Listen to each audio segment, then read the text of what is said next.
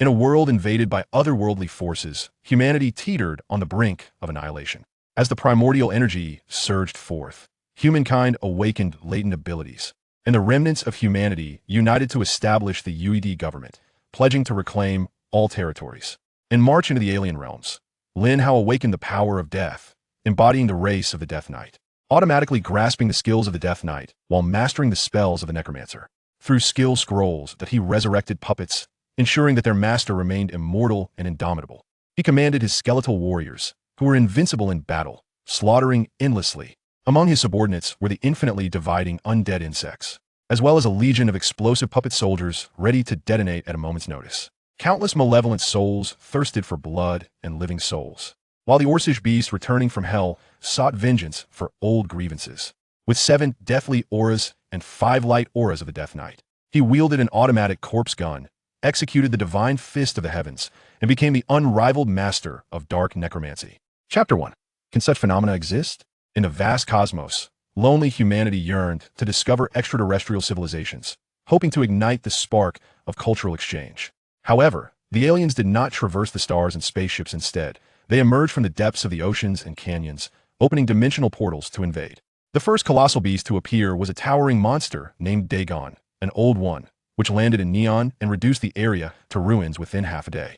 The world's armies bombarded it with planes, tanks, artillery, and missiles for 6 days and nights, ultimately slaying it only after unleashing 100 fifth-generation nuclear weapons, costing billions of lives in the process. The second giant, Leviathan, laid waste to half of Europa and a significant portion of Africa before it was vanquished. The third beast, Scylla, emerged in Australia. The fourth, Quetzalcoatl, appeared in South America. The final monster, Shub-Niggurath, manifested in the Middle East. At this juncture, humanity had exhausted all means of warfare, yet the dimensional portals continued to spew forth smaller monsters, leading to a relentless retreat in the threat of extinction. To end this moment of despair, hope emerged. After the demise of the 5 old ones, their blood seeped into the land, rivers, and seas, triggering a wondrous reaction that ultimately awakened the primordial energy, enabling humanity to gradually unlock their extraordinary powers and enhance them through training and external influences. Thus began the era of primordial energy, with the establishment of the UED World Council, concentrating all human resources to develop primordial technology and implement a nationwide awakening and training program for extraordinary abilities, vowing to reclaim all lands and oceans and march toward the other side of the dimensional portal. Students, this is the content from page 142 of your textbook, which is essential. It wasn't tested in the first 2 years, but it will be this year, worth 15 points. Memorize it if you wish. The homeroom teacher swayed at the podium, expounding on various topics, yet only a handful of students below seemed attentive. Teacher, I have heard that the force is to be renamed as spirit power. If that is the case, should we write force or spirit power on the exam? Lin Hao raised his hand to inquire. Since arriving in this world 6 years ago, Lin Hao had diligently pursued his studies. This realm does not emphasize mathematics and science, but rather focuses on force technology with a 12-year compulsory education aimed at the nationwide awakening initiative. As long as the textbooks remain unchanged, write force, the teacher replied. Sir, I have another question, Lin Hao continued, raising his hand once more. All right, save your questions for later. The awakening registration team in the adjacent class is concluding their ceremony. We are next, so please prepare yourselves. Oh yes, it's finally our class 3's turn. Shall we go to class 2 to see? Let's go. The one-stall classroom instantly buzzed with energy as students surged out, eager to observe the awakening proceedings of their peers in class 2. That Li Zan is so big, I thought he would awaken a strengthening ability, but he turned out to be a special elemental healer? He must be a jinx. Jack Ma, who usually enjoys practicing ancient martial arts, surprisingly awakened a clever prophetic ability. Isn't that perfect? Before he even strikes, others can foresee where he intends to attack. He won't even be able to approach. The most outrageous is the school bell, Li Yunqi, who awakened 3 abilities, wind, fire, and water, and all of them are S level. How on earth did fire and water awaken together? Isn't it said that water and fire cannot coexist? What's so strange about that? There have been instances of light and darkness awakening simultaneously before. I'm going to confess to Li Yunqi after school. Then we shall go watch your antics after school. The awakenings in class 2 concluded swiftly, and students returned one after another, buzzing with discussions, especially about the school bell Li Yunqi, who had awakened 3 abilities, all at S level. Lin Hao was not particularly surprised. This is the prestigious first middle school of Magic City, a veritable aristocratic institution, where attendees are either affluent or noble. As the saying goes, the impoverished excel in literature, while the wealthy excel in martial prowess. Students here are nurtured by family resources from birth, ensuring that by the age of 18, no student has ever awakened below a level ability in the school's history. Moreover, unlike ordinary schools where awakenings occur en masse on the playground, here, arrangements are made for groups to progress class by class. Such is the distinction enjoyed by the wealthy. Of course, Lin Hao does not hail from a noble family. His admission here is solely due to his parents being distinguished war heroes, granted special approval by the government. Everyone, please take your seats. Point 2 registrars in distinctive uniforms approach the podium, holding instruments, connecting them to their handheld devices, and calibrating the database. Today marks the 4th of April, in the year 444 of the Force Era. Remember this date from this day forth. You are no longer mere mortals, but awakeners, the hope of humanity, the pillars of UED. To summarize, abilities are categorized into 5 main types: enhancement, telekinesis, traits, natural elements, and special elements, with strength levels calculated separately. F level is the lowest, while SS or level is the highest. Now, when your name is called, please step up to the podium. Zhang Yang, the most audacious troublemaker in the class, was the first to step forward. He placed his hand upon the instrument, and the array beneath him illuminated in response. Soon, the primordial energy coursed through the formation, enveloping his entire being and awakening his extraordinary abilities. Moments later, a phenomenon resembling lightning manifested from his left hand. Indeed, impressive natural elemental lightning ability, classified as Kraid. Yes, Zhang Yang bellowed, for the lightning ability was a rare gift, and its Kraid offensive power could rival that of other great abilities. As he returned to his seat, he deliberately brushed past Lin Hao, unleashing a jolt of his newly awakened lightning ability, shocking Lin Hao in the process. Ah! Lin Hao cried out, startled by the electric shock.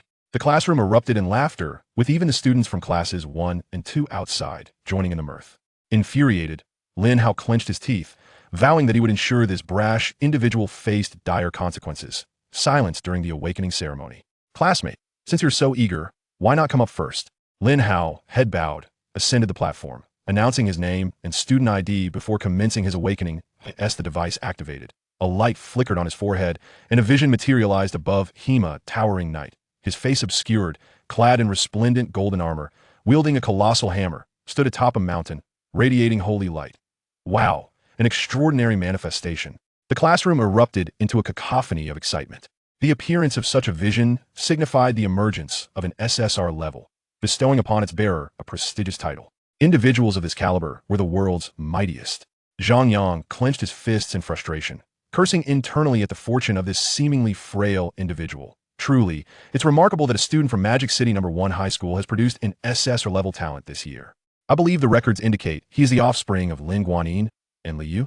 That would explain it. He must have inherited his father's holy knight abilities. The two registrars conversed, their eyes brimming with admiration for Lin Hao.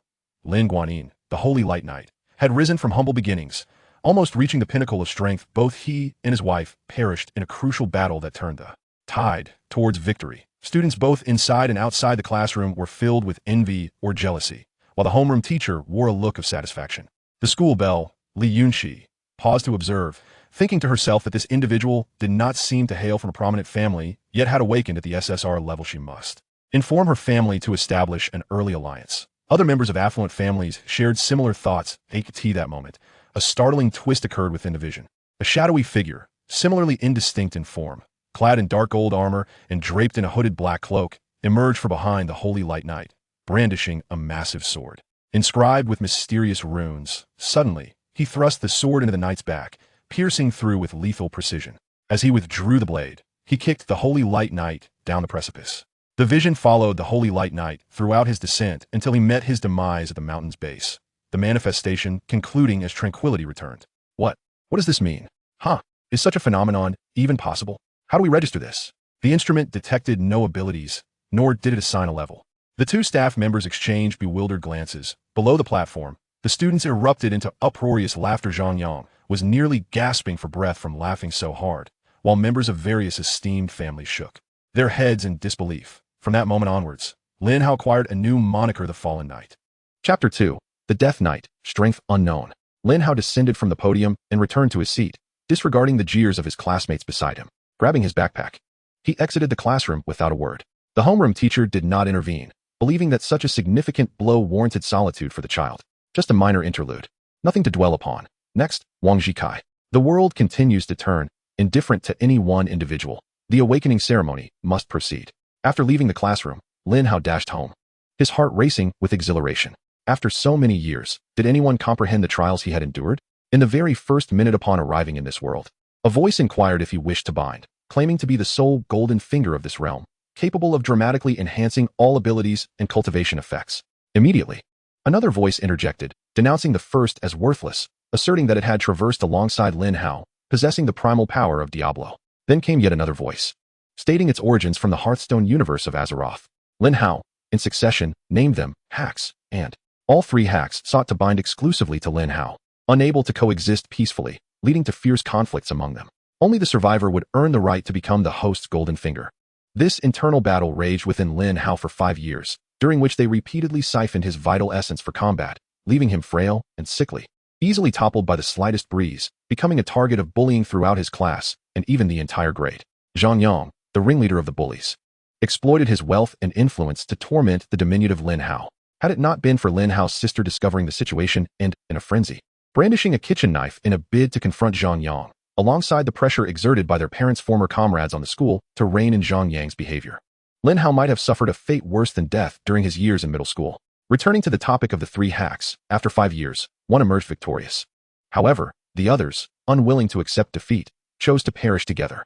Ultimately, the three hacks fused into a singular entity, yet their consciousness had entirely dissipated. Acting on their last vestiges of instinct, they bound themselves to Lin Hao. From that moment, his health began to gradually improve, restoring him to normalcy. Upon arriving home, he slammed the door shut and locked it. Lin Hao tossed his backpack onto the sofa and picked up a photograph of himself with his sister, gently caressing it. His sister, Lin Yaowang, was a girl adopted by Lin Hao's parents, for years his senior. Since their parents' sacrifice, the siblings had relied on one another, surviving on the inheritance left behind. However, Lin Hao's health had severely deteriorated due to the three hacks draining his essence. Lin Yaowang, determined to restore him, spent the majority of their inheritance on his treatment, and the siblings endured great hardship over those 5 years. To care for Lin Hao, Lin Yaowang postponed her college entrance examinations by 2 years, only participating once Lin Hao was well enough to fend for himself, ultimately gaining admission to the Third War Academy of Magic City the year before last. Setting the photograph aside, Lin Hao returned to the present. He opened the status interface. A dialogue window, akin to a holographic interface, materialized, visible only to Lin Hao, an echo of the fallen hack. Host, Lin Hao. Race, Death Knight. Level, 1, Awakened Ability. Ability Strength. Strength, 23. Agility, 12. Intelligence, 17. Stamina, 20. Magic Power, 255. Movement Speed, 320, plus 64. Skills, Death Entanglement, 1. 10. A single target skill, consuming 75 mana, with a range of 160, dealing 200 points of damage or restoring 400 health to an undead unit. Death Pact, 1.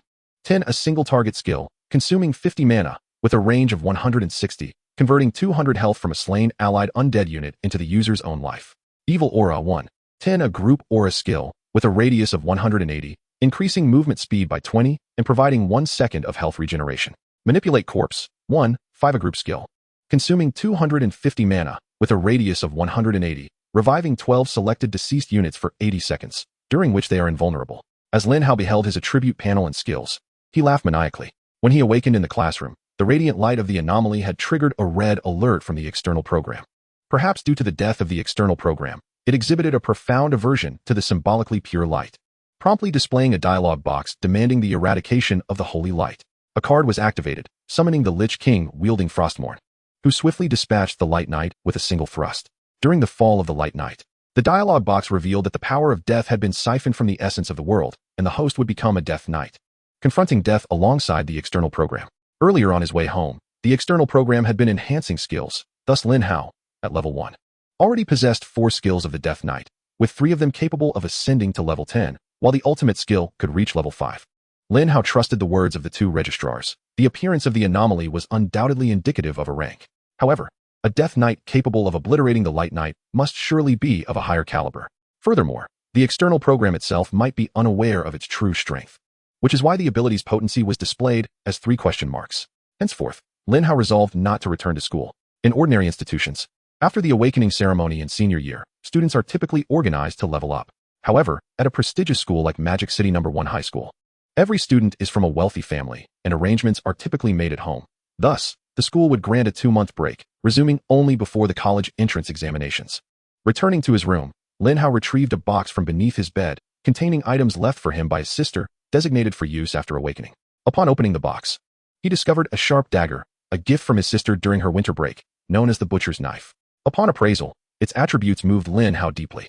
With no level or attribute restrictions, it boasted an attack power of 22 to 26, inflicting an additional 30 damage to monsters and humans alike.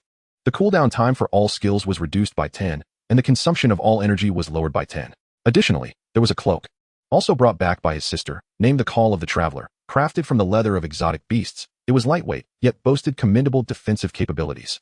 Further enhanced by a high-level rune effect. Upon receiving fatal damage, the cloak would automatically deploy a smoke bomb, instantly restoring 25 health, with a cooldown of 120 seconds, capable of activating 5 times. This effectively granted the user 5 lives, making it the optimal equipment for expert dungeon raiders. Finally, there remains a round-trip ticket to the Neon District, a gift from his sister.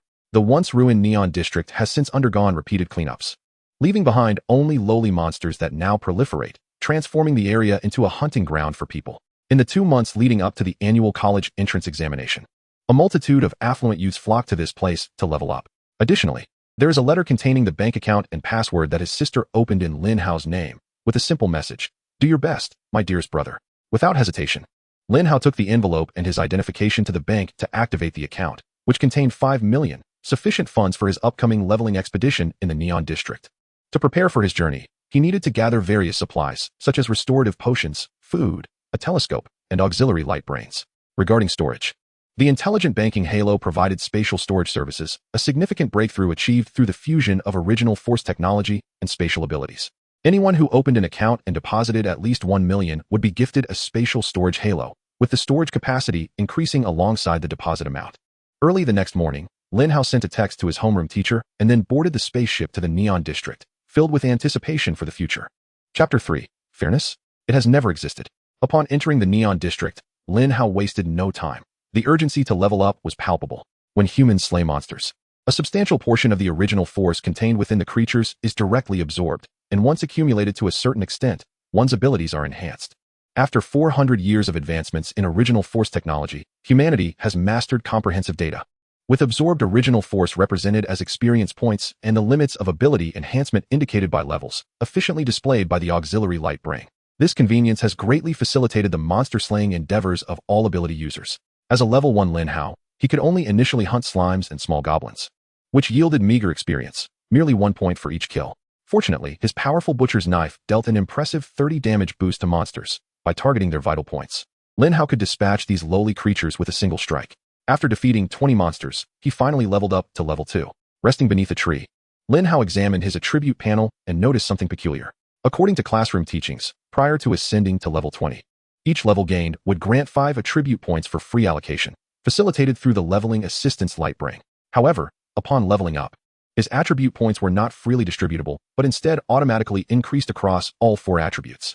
Current attributes read as follows: Strength, 284, Agility, 15, Intelligence, 206, Stamina, 248. Lin Hao pondered this anomaly. What were these decimal points? He had never encountered attributes with decimal values, neither in school textbooks nor in popular literature. Upon calculation, he found that strength had increased by 54, agility by 3, intelligence by 36, and stamina by 48.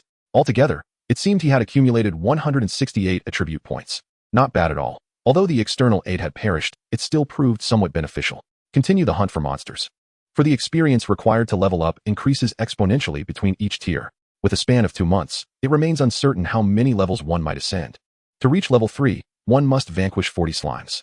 However, once past level 3, slaying slimes yields no further experience. Observing the multitude of slimes crawling about, Lin Hao let out a sigh, realizing it was time to seek out more formidable foes.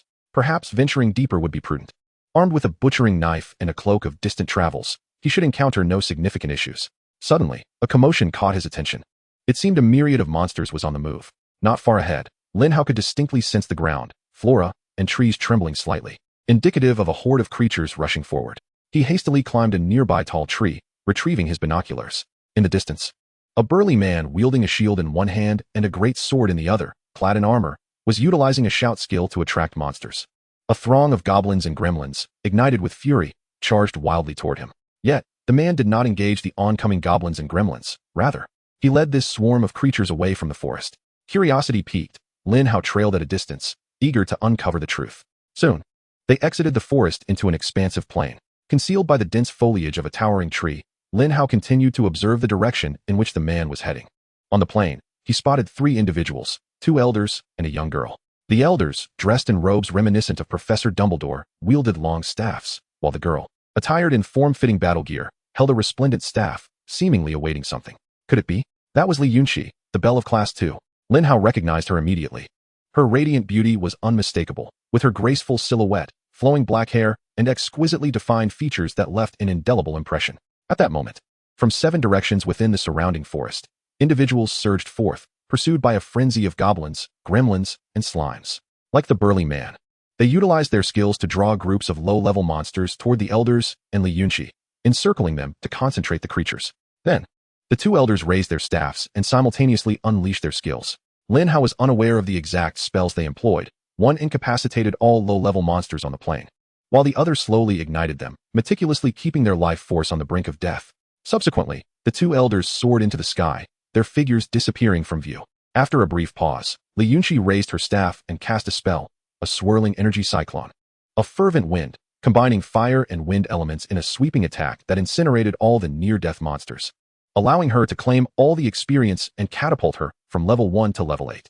Impressive, Lin Hao mused, but as he shifted his weight, a dry branch beneath him cracked under the strain.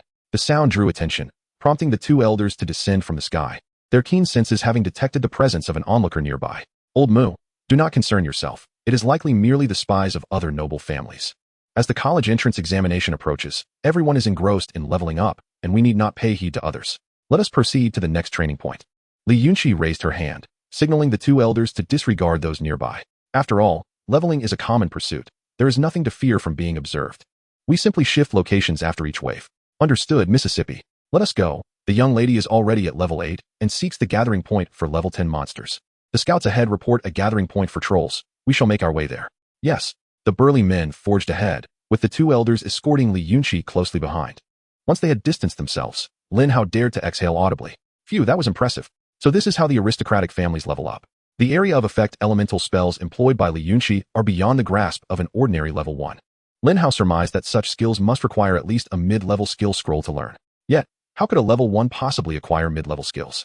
The answer, surprisingly, is yes. There exists a potion crafted from the essence of monster spinal, cerebral, and cardiac marrow, combined with a soft mineral known as the Stone of Creation, which emerged post the awakening of primal forces, resulting in what is called the creation fruit. This fruit is categorized into 4 attributes: strength, agility, intelligence, and stamina, each affording the consumer an increase of 1 to 3 points in the corresponding attribute. The creation fruit is further divided into 4 tiers: beginner, intermediate, advanced, and exceptional, corresponding to the levels of 20, 40, 60, and 80. Before level 20, one may consume up to 50 beginner creation fruits, yielding a maximum increase of 150 points and a minimum of 50, with the extent of augmentation influenced by talent, comprehension, perseverance, and fortune, rendering it a highly intricate matter. The cost of a beginner creation fruit is 5 million, an amount far beyond the means of common folk. Previously, Li Yunxi had utilized 50 intelligence fruits and subsequently employed numerous intermediate skill scrolls to refresh her abilities until she mastered area of effect skills unrestricted by level, provided they merely required intelligence. It is no wonder that the top scorers in the annual examinations are invariably offspring of noble families. The disparity is undeniable. While you may cast a fireball in the exam, others unleash thunderstorms. How can one compete? Not to mention, even the basic skill scrolls are not easily expendable for the common populace. Furthermore, high-quality equipment and weapons remain unattainable for ordinary citizens. For instance, the staff held by Li Yunxi is likely crafted from fine steel, possessing no level restrictions, reducing resource consumption, and even regenerating mana. Thus, despite both being at level 20, what can commoners use to rival the scions of noble families? Fairness? That only exists among those of the same tier. Different classes have never known true equity. However, now that I possess an extraordinary advantage, albeit one that has perished, I wield the unparalleled power of death. Perhaps I can contend with these aristocratic heirs after all. Regaining my composure, I shall seek monsters to level up. Chapter 4. The Training Method of the Death Knight. From observing Li Yunxi's approach to leveling, Lin Hao began to contemplate. Perhaps it is time for me to alter my own method of training. His method of leveling up was firmly rooted in the mindset he had cultivated during his previous life while engaging in gaming. At level 1, he ventured forth to train, relying solely on melee combat to vanquish foes, slaying 1 or 2 at a time, then meditating to recuperate. He amassed experience and gold at a painstakingly slow pace, driven solely by sheer determination. Now, however, he possessed 4 skills as a Death Knight, each augmented by external enhancements. Examining these skills, it became evident that they were designed for commanding troops rather than charging into battle alone. Thus, the proper method for a Death Knight to level up should involve sending forth the undead to engage enemies while he lingered behind to collect the spoils. In moments of peril, he could sacrifice the undead to replenish his own vitality, ensuring his survival. The skills of a Death Knight resembled those of a supportive commander. Presently, his resurrection ability required a corpse, as he could not conjure one from thin air. The question arose, where could he find a location abundant with corpses while also teeming with monsters? As Lin Hao walked, he pondered this dilemma. It seemed that the nearby creatures had been drawn away, rendering the area remarkably safe. As he strolled, a small mound of earth appeared before him. What a towering mound. Wait, is that a mutated ant nest? Lin Hao scrutinized it closely, cross-referencing with the data from his auxiliary light brain, and confirmed that it was indeed the lair of mutated fire ants. These mutated fire ants typically range from levels 3 to 10, with worker ants at level 3, soldier ants at levels 5 and 8, and a queen at level 10, alongside a handful of elite guard ants surpassing level 10. While their overall levels were not particularly high, their numbers were astonishingly overwhelming. Moreover, even the smallest worker ants were as large as an adult's palm. For reasons unknown, the mutated fire ants within the nest had not emerged to forage. Lin Hao had approached the nest's vicinity without encountering any of them. The auxiliary light brain began scanning the underground life forms. Soon, it completed its scan, revealing that 30 meters below ground, the mutated fire ants were busy organizing a substantial haul of food. The surface remained tranquil, yet beneath, a cacophony of activity thrived. The sheer density of the mutated fire ants detected by the light brain sent shivers down Lin Hao's spine. Yet, a thought struck him suddenly. If he commanded such a vast legion of undead, leveling up would be a breeze. This world was not one where lone heroes could recklessly flaunt their prowess. It was a realm of warfare. Much like Li Yunk, whom Lin Hao suspected followed the path of a sorceress, a so-called artillery mage, whose elemental affinity made her immensely powerful, provided she had sufficient allies to shield her. As she chanted her potent spells, countless monsters would fall before her might. Prominent families had a dire need for such war machines. Lin Hao contemplated whether he too could serve as a type of war machine, one that provided auras of support. Uncertain of his potential, he resolved to focus on leveling up first. The ominous aura around him remained active, devoid of any apparent cost, yet he was oblivious to how it might evolve. He decided to employ his corpse manipulation skill, probing the underground for any suitable targets among the fallen. At the moment of skill activation, Lin Hao found himself within a circle of 180 meters in diameter, capable of sensing all the corpses therein. Within these lifeless forms resided an enigmatic essence, possessing an attribute antithetical to life, unseen and ineffable, yet the force of death was unmistakably palpable. Approximately 80 meters beneath the surface, there lay a chamber housing the remains of several mutated fire ants, each significantly more formidable than their ordinary counterparts, boasting a level of 13. Lin Hao quickly deduced that the corpses of these mutated fire ants must have been the elite guards of the Queen Ant, the most powerful soldier class of their kind. They were precisely what he needed. As he activated his skill, it felt as though something vital was amiss. In a moment of dramatic fervor, he cried out, "Arise, my warriors, and obliterate all living beings within the ant nest." At a depth of 81 meters, where the corpses of the Queen's guards lay, the antennae of 12 cadavers twitched momentarily before their eyes opened, glowing with an eerie blue-white luminescence. These resurrected Queen Ant guards surged forth from their storage chamber, splitting into 12 separate paths of assault. Upon encountering any form of life, be it worker ants, soldier ants, or even male ants, they executed their lethal pincers without hesitation, cleaving them in two. During their resurrection, the Queen Ant guards were rendered invulnerable and untargetable, impervious to damage even as they attacked the mutated fire ants. Within the labyrinthine passages of the nest, a relentless massacre ensued, with the ants unable to comprehend the chaos that had befallen them. They were bewildered by the sudden onslaught of the Queen's guards. Had they committed some grievous error? Yet, no orders had been issued from the Queen. With no time to ponder or escape, the mutated fire ants met their demise, severed in half upon contact. Soon, the entire nest descended into pandemonium.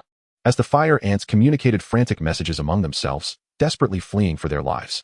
News of the insurrection among the Queen's guards reached her swiftly, prompting her to release pheromones commanding all worker, soldier, and male ants to converge and protect her. In the Queen's eyes, she embodied the very essence of her colony. As long as she drew breath, the tribe would inevitably be reborn. Thus, the pheromones compelled every mutated fire ant to safeguard their queen with utmost fervor.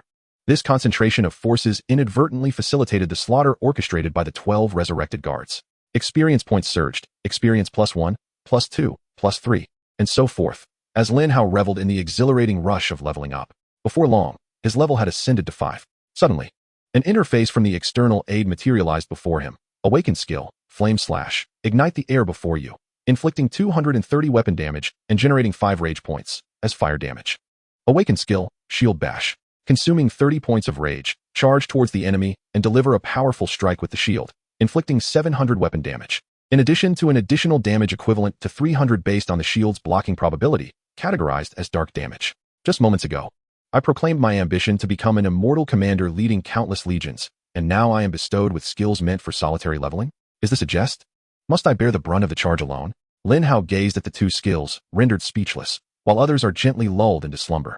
I find myself beset by the very opposite of my desires. Yet, upon deeper reflection, even if I were to one day command an undead army, there will inevitably be foes capable of breaching our ranks, advancing upon me in an instant. Should I lack the means for self-preservation or the strength to fight, I would become the target, my head claimed amidst the throng. Nevertheless, since these skills have been awakened by an external force, there must be a rationale behind it. Even in death, this force retains its instinct to protect its host and to empower them, a drive that persists even beyond its own demise. The 80 seconds of corpse manipulation elapsed swiftly. During this time, the 12 Ant Queen Guardians wreaked havoc, capturing 2 or 3 foes with each strike, a most gratifying endeavor. Once the time concluded, the 12 corpses trembled and dissipated into black mist, vanishing entirely from existence. Had it not been for the numerous mutated fire ant corpses they left in their wake, the ant swarm might have believed these guardians never existed at all. At this moment, Lin Hao had achieved level 7 and savored the fruits of his labor. Now, he awaited the conclusion of the corpse manipulation time, which would take 180 seconds. Chapter 5, A Narrow Path for Enemies. 3 minutes, an ostensibly brief span. However, during his previous ascent to level 5, his attribute panel underwent a transformation. Mana had vanished, replaced by rage, and the effect of intelligence was altered to enhance the upper limit and recovery speed of rage. 1 point of intelligence now increased the rage limit by 15 points and the recovery speed by 0.01. Currently, Lin Hao possessed 386 intelligence, granting him a rage limit of 579 and a recovery speed of 0.386 per second. This recovery rate seemed excessively sluggish. Meditative practices yielded no results, and consuming mana recovery potions proved utterly futile, rendering his purchases of such potions a waste. Staring blankly at the skill panel, Lin Hao pondered how to resolve this predicament. According to the natural recovery rate, he would have to wait 583 seconds, equivalent to nearly 10 minutes, before using corpse manipulation again. This revelation vexed him greatly. 10 minutes was too long. Lin Hao was eager to elevate his level swiftly and discover lucrative avenues for profit, perhaps acquiring skill scrolls or consumables before the upcoming examinations. Wait a moment. There seemed to be a peculiar issue with the 2 newly acquired skills, Flame Slash and Shield Strike. Both skills were only at level 1. Flame Slash generated 5 points of rage upon use, while Shield Strike consumed 30 points. Did this imply that with each swing of Flame Slash, I could recover 5 points of rage? Lin Hao hurriedly set out to test this hypothesis.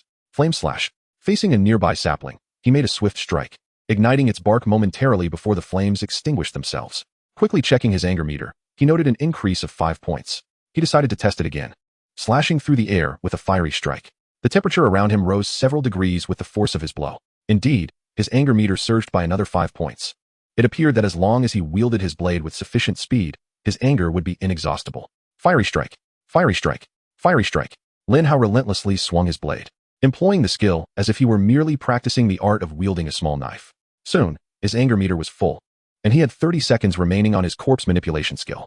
This time, he was eager to see how many levels he could ascend by returning to the ant nest. Upon arriving near the ant nest once more, Lin Hao activated his scanner. The underground was in disarray, and the pheromones protecting the ant queen seemed not to have dissipated.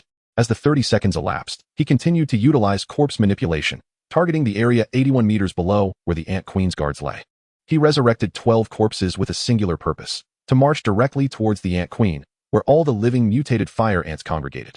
The 12 revived guards became merciless killing machines, their eyes gleaming with an eerie blue-white light as they charged towards the Queen's location, slaughtering everything in their path. The reduction in the number of mutated fire ants was rapid. These guards, in an invulnerable state, were untargetable and faced no resistance, relentlessly wielding their massive pincers to crush any living being before them. 80 seconds swiftly passed, and Lin Hao sensed a slight deceleration in his experience gain. This time, he leveled up to 10. He awakened the skill, Passion, Passive, which increased his attack speed by 15 when wielding a one-handed weapon and reduced all skill cooldowns by 15%. He also awakened the skill, Hell S Power, Passive, allowing him to equip a two-handed weapon in his main hand while holding a shield in his offhand. However, these two skills conflicted and could not be activated simultaneously. Currently, he wielded a cleaver, a one-handed weapon, which activated passion automatically, extending the cooldown of his skills by 15 seconds. He examined the cleaver's attributes. At level 10, the passive skills effect was now 15. These two effects did not simply add together, but were calculated according to a specific formula. Lin Hao deduced that the formula was likely original duration minus percentage reduction, minus seconds of skill cooldown. Thus, his corpse manipulation skill had diminished from 180 seconds to 135 seconds, a commendable improvement. With time reduced, his leveling speed increased. He swiftly employed Fiery Strike to replenish his anger, waiting for the corpse manipulation to conclude before resuming his previous actions. He continued this endeavor until nightfall, systematically exterminating the entire mutated fire ant colony and ascending to level 13. Though experience gains became scarce, Lin Hao could not resist continuing to resurrect corpses, pursuing the remaining mutated fire ants, leaving only the ant queen alive. Glancing at the time, he realized it was prudent to find a place to eat and rest well for the night. Within a short span of time, I have ascended to level 13, a feat that brings me considerable satisfaction. I cannot help but wonder if those from the prominent noble families have already reached level 20 and are preparing to depart. At level 20, every individual must face a pivotal advancement challenge. Without successfully completing this ascension, one cannot progress to level 21, rendering all efforts to defeat monsters utterly futile in terms of experience gain. To maintain fairness, the materials required for this level 20 ascension are strictly confined within the various academic institutions, necessitating the exchange of points for access. Consequently, during the examination period, one can only advance to level 20. Any individual surpassing this threshold would be deemed a cheater, resulting in the forfeiture of their examination eligibility, with no leniency afforded. Even the illustrious noble families adhere to this regulation. However, one must not be deceived into believing that equality prevails merely because all are capped at level 20. As previously mentioned, true fairness is a myth. Thus, the noble families remain unaffected by such constraints, as displaying their might to the common folk is sometimes essential, allowing them to perceive the stark disparities that exist beneath the guise of fairness, ultimately leading to despair and acceptance of their exploitation. Regaining my composure, I hope that those noble families have vacated the vicinity, allowing me to freely resurrect corpses and level up. I found a spot by the riverside, climbed a tree, and while indulging in a piece of bread, I surveyed the surroundings with my binoculars. Initially, the area was shrouded in darkness, but the night vision feature of my binoculars revealed no anomalies. Suddenly, in the distance, a fire was ignited. I quickly focused my gaze. The fire was encircled by 5 individuals, one of whom I recognized even in the ashes, Zhang Yang, the very one who had bullied me. Zhang Yang is the youngest son of the president of the Golden Spike Guild, an organization that has flourished in recent years, forging strong alliances with numerous major corporations. As the favored child, he exhibits an arrogance befitting his status, yet such arrogance is often warranted. Observing the 4 companions by his side, I surmised they were each at least level 40 or 50, having undergone 2 ascensions. However, compared to the 2 elderly figures accompanying Li Yunxi, they clearly fell short in caliber. At present, the 5 of them had removed their armor and weapons, applying salves to each other, seemingly nursing injuries. Upon examining the ground around them, I noted a multitude of fallen corpses, Naga water serpents, at least level 40 creatures. Curiously, wasn't it stated that no monsters exceeding level 30 resided in the Neon District? How could there be Naga water serpents here? Moreover, there appeared to be no fewer than a dozen or 20 of them. Utilizing my necromantic abilities, I sensed that these creatures had indeed just been slain, their lingering souls imbued with resentment. However, the distance was too great for me to activate my resurrection skill on these bodies. Suddenly, a bold idea struck me. Chapter 6.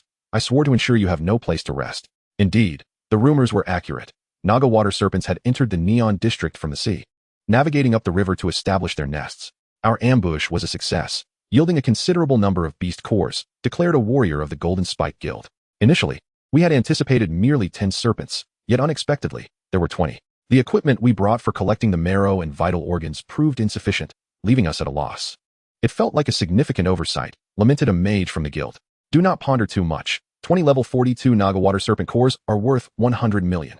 Coupled with the collection of 12 spinal, cerebral, and cardiac essences, their minimum value is 36 million. Upon our return, after deducting handling and information fees, each of us can at least receive 25 million. Is that not a substantial profit? It has only been a day, remarked the team leader. Indeed. We also brought Zhang Yang along to broaden his horizons, added the warrior from the. Zhang Yang addressed the 4 others. The information is undoubtedly accurate. I procured it from the black market for several million. Do you think money comes easily? As soon as he finished speaking, a sudden splash echoed, as if something had plunged into the water. The group immediately grasped their weapons, on high alert. having just battled 20 Naga water serpents, despite successfully laying traps. They had suffered injuries from the desperate counterattack of the numerous creatures. They were now at their most vulnerable, even having to remove their armor to apply medicinal treatments. Do not act rashly. I am not a monster. A voice emerged from the shadows, followed by the appearance of a figure. The team leader picked up a torch from the fire to illuminate the area, revealing a young man, seemingly a student. Huh, to think I would encounter you here. You frail one. Zhang Yang instantly recognized the figure emerging from the darkness as Lin Hao, the knight who had supposedly perished. The nickname Frail One was bestowed upon Lin Hao by Zhang Yang himself, given his sickly appearance that seemed as if a gust of wind could sweep him away. Yet, Lin Hao had shown remarkable improvement over the past year, no longer the delicate figure he once was. He had gained some weight and grown taller. Notably, today, after leveling up, Lin Hao felt a transformation within his body. Have you grown taller in just a short time? Has your face filled out? What have you been consuming? Introduce me to it. I wish to grow taller as well. Zhang Yang teased Lin Hao, who had clearly changed since their awakening ceremony at school. He was certainly not as sturdy as he was now, although he remained somewhat lean compared to Zhang Yang. Nevertheless, his physique was a far cry from what it had been. Lin Hao feigned retreat, stating, I did not know you were here. I merely saw a fire and thought to warm myself. I will leave now. With that, he turned to depart. Zhang Yang threw his sword, which lodged itself before Lin Hao, blocking his path. Who permitted your departure? You startled us and now wish to leave. Who allowed this? I ask you. Did you allow it? The members of the laughed in response. How could we allow it? You just frightened us. You must compensate for that. Lin Hao turned back, questioning. What do you truly want? Zhang Yang replied. It is simple. Remove your clothing, dance around the fire for us. If we are satisfied, we will let you go. 5 grown men wishing to see me, a man dance? What are you all thinking? Lin Hao scoffed. Had it not been for this task against the level 42 monsters, I would have brought a girl along with me. It's merely the Neon District. At present, there are no women around. Observing your pathetic antics, it hardly matters. Your physique is so slender that it hardly differs from that of a girl. Lin Hao sighed and said, what if I refuse? Quickly remove your clothes. Do not waste my time.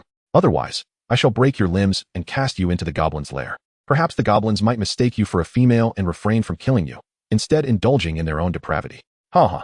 Zhang Yang's expression was one of utter arrogance, as if Lin Hao were merely a piece of meat on a chopping board, subject to his whims. Zhang Yang, I should have let my sister take that knife to school to finish you. Lin Hao sighed. What?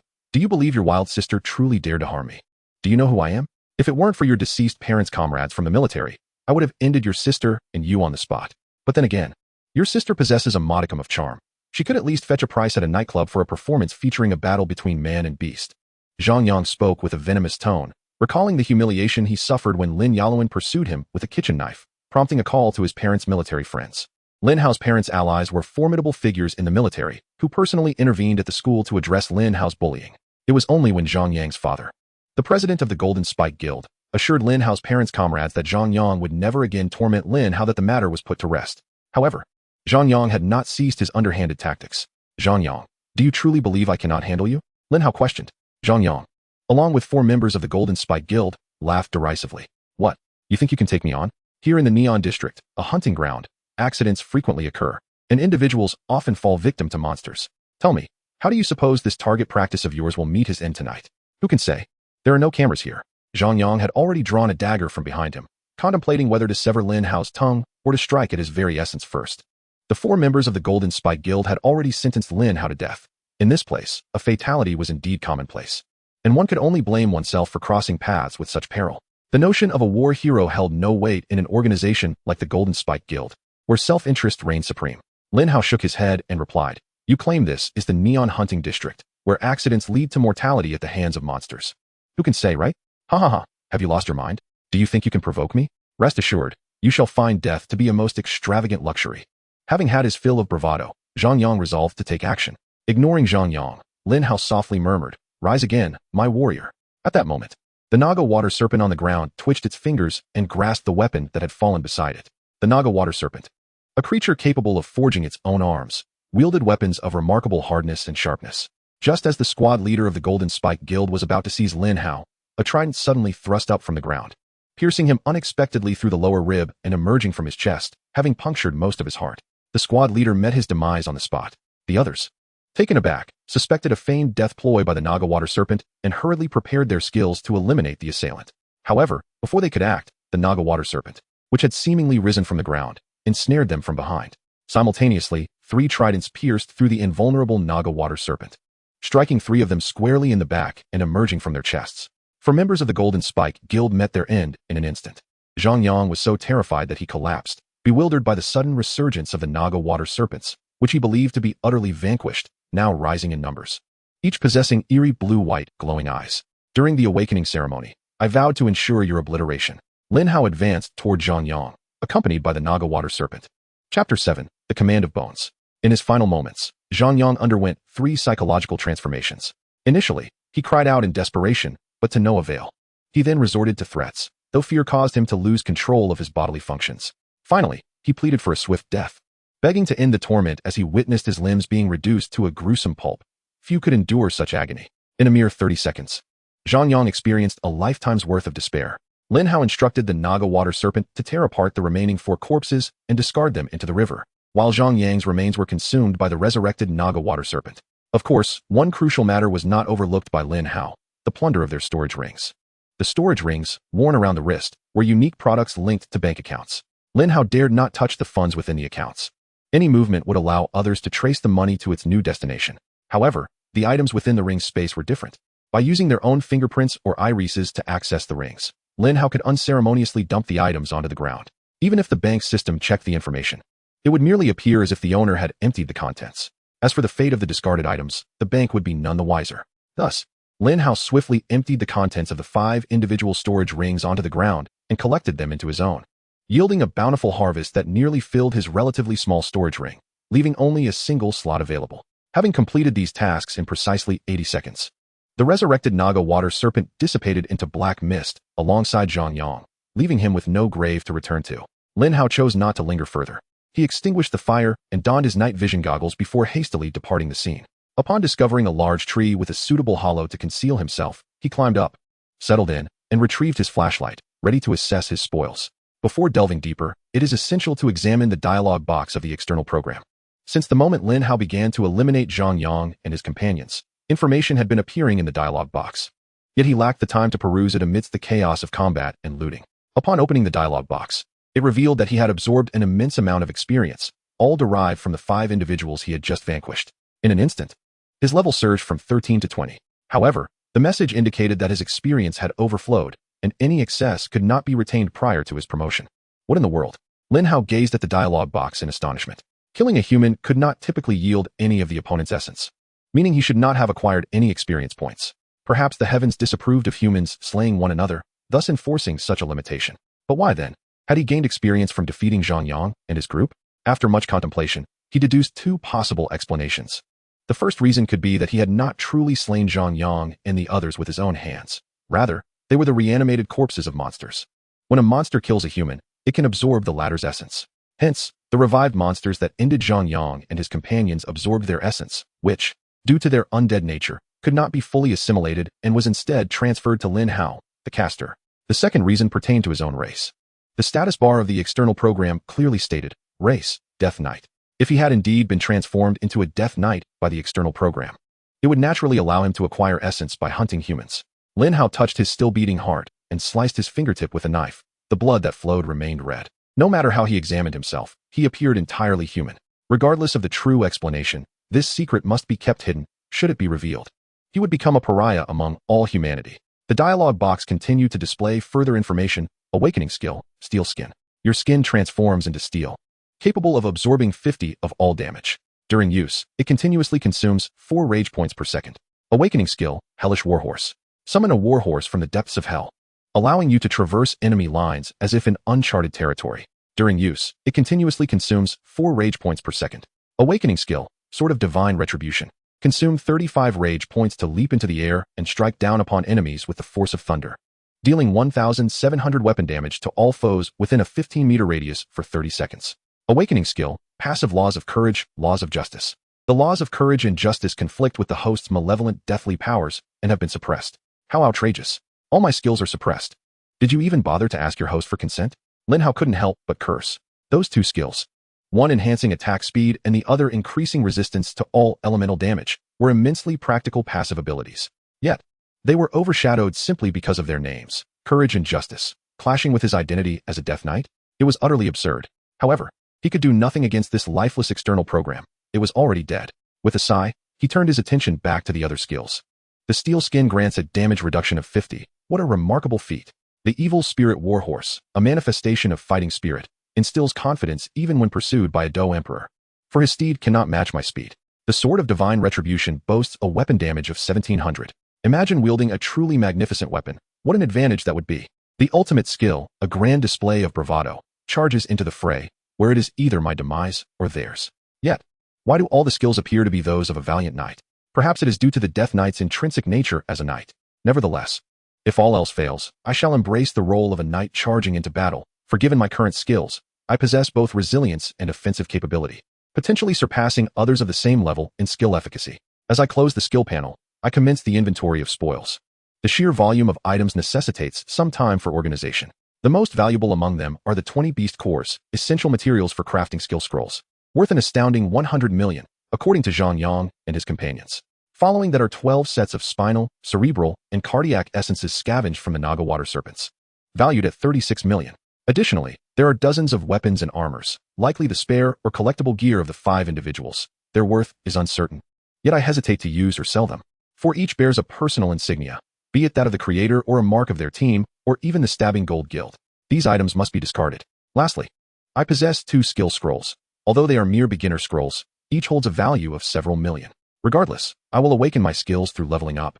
Unlike others who rely on scrolls to obtain 1 or 2 minor skills upon awakening their extraordinary abilities, just as I prepare to stow away the 2 scrolls, my finger grazes them, and in that instant, blood touches the scrolls, causing them to illuminate. At that moment, the external program reacted, presenting a dialog box. You have activated the skill scrolls. You can only acquire skills related to death. You have obtained the skill, Command Skeletons. Every 2 seconds, resurrect a skeleton from the ground, with a maximum of 7 skeletons existing simultaneously. Each skeleton servant can inflict 100 weapon damage with each attack. You have acquired the skill, Necroblast. In a designated area within a 15-meter radius, summon up to 5 souls of the deceased and trigger an explosion, dealing 1050 weapon damage to enemies within a 20-meter radius. I was taken aback. What is happening? After leveling up, the external program granted me skills akin to those of a charging knight. Now, however, I have learned mage skills from the scrolls. This seems promising. Chapter 8. Hidden Skills. Force Calm. The sudden acquisition of so many skills left me exhilarated. Yet, with an abundance of skills comes the challenge of familiarization. I must discern which skills I can wield adeptly for frequent use. The recently acquired skills lack the upgrade indicators that my initial 4 skills possessed. However, these skills share a common trait. Their damage is calculated as a percentage of the weapon's damage. In other words, the more formidable the weapon one wields, the more potent the skills become. As dawn broke the following morning, Lin Hao eagerly descended from the great tree, eager to seek out monsters to test his skills. Now at level 20, he could not ascend further until he had advanced, so he intended to spend the remaining time experimenting with his abilities, familiarizing himself with each one. He retrieved his only 2-handed sword from the storage aura, its blade extending the length of his entire leg, forged from cast iron. The holographic display indicated a weight of 40 kilograms, an attack power of 80 and 92, with a minimum strength requirement of 80 points. Yet, as Lin Hao grasped the hilt, the passive skill Hell's Might activated instantly, enabling him to lift the sword with one hand. As he swung it, he felt no difference compared to wielding a butcher's knife. Incredible. This is the power of Hell. It was as if he were lifting a featherweight. He then took out a shield and equipped it, with the shield in his left hand and the sword in his right. Lin Hao felt as though he were a Spartan warrior. Suddenly, from the void appeared an infernal warhorse, its entire body shrouded in flames, its eyes flickering with an eerie fire, which promptly bore Lin Hao upon its back. Gripping the reins, Lin Hao willed the warhorse to gallop in the direction of his thoughts, and it surged forth with astonishing speed. Before he could fully grasp his surroundings, the warhorse had carried him several kilometers away. Ahead lay a large settlement of level 22 lizard men, a perfect opportunity to test his skills. Riding the infernal warhorse, Lin Hao accelerated towards them, leaping from the horse just before impact. Judgment Sword. He soared through the air like a cannonball, executing a graceful arc before crashing heavily into the midst of the lizard men. Upon landing, he knelt on one knee with the great sword embedded in the ground, surrounding him in a dazzling display of lightning. The power surged forth, instantly obliterating any lizard man within a 15-meter radius. The remaining lizard men, enraged by the sudden assault, charged towards Lin Hao, intent on surrounding him. Shield Bash. Lin Hao raised his shield and unleashed the skill, propelling himself forward to collide with the foremost lizard man. With a resounding crash, he sent 4 nearby lizard men flying. 2 suffered broken spines and exploded, while the other 2 collapsed, succumbing to internal bleeding. In quick succession, the lizard men closed in around him. Lin Hao swung his great sword, activating the skill Iron Skin, enduring all their assaults while executing Flame Slash, cleaving through the encircling foes. The scene turned increasingly bloody. Fortunately, the flame attribute of flame slash cauterized the lizardman's wounds before too much blood could flow. The combination of flame slash and iron skin provided a continuous 50 damage reduction, and his rage meter remained nearly full, showing little sign of depletion. These two skills were indeed a perfect match. As more lizardmen joined the fray, Lin Hao sensed that despite the 50 damage reduction, his lack of robust armor would ultimately prove insufficient. Relying solely on the meager recovery rate of 1 point per second from the evil aura was hardly substantial. The corpses of the lizardmen had accumulated to a staggering height, providing an opportune moment to experiment with the next skill, Evil Explosion. A peculiar azure light emanated from 5 of the lizardmen's lifeless bodies, swiftly coalescing into a luminous sphere. In an instant, it detonated with a resounding bang, causing all lizardmen within a 20-meter radius to collapse. Lin Hao was astonished to discover that the evil explosion did not deplete his anger points. He had believed he misread the skill description the previous night. The skill consumed the essence within the corpses, though Lin Hao was uncertain about the nature of this essence. He could sense its presence distinctly. It was absent in vibrant life, serving as an antithesis to the vitality of living beings. As long as a breath remained, this essence would not manifest. The essence of a single corpse could trigger an explosion, with a maximum of 5 corpses igniting simultaneously, each explosion inflicting 1,050 points of weapon damage. As the lizardmen surged forward relentlessly, each detonation of evil explosion felled a multitude, and the fallen corpses released their essence, enabling further explosions in a continuous cycle, an incessant barrage akin to fireworks, with blood, flesh, and entrails strewn about in gruesome disarray. The scene was ostensibly revolting in its brutality.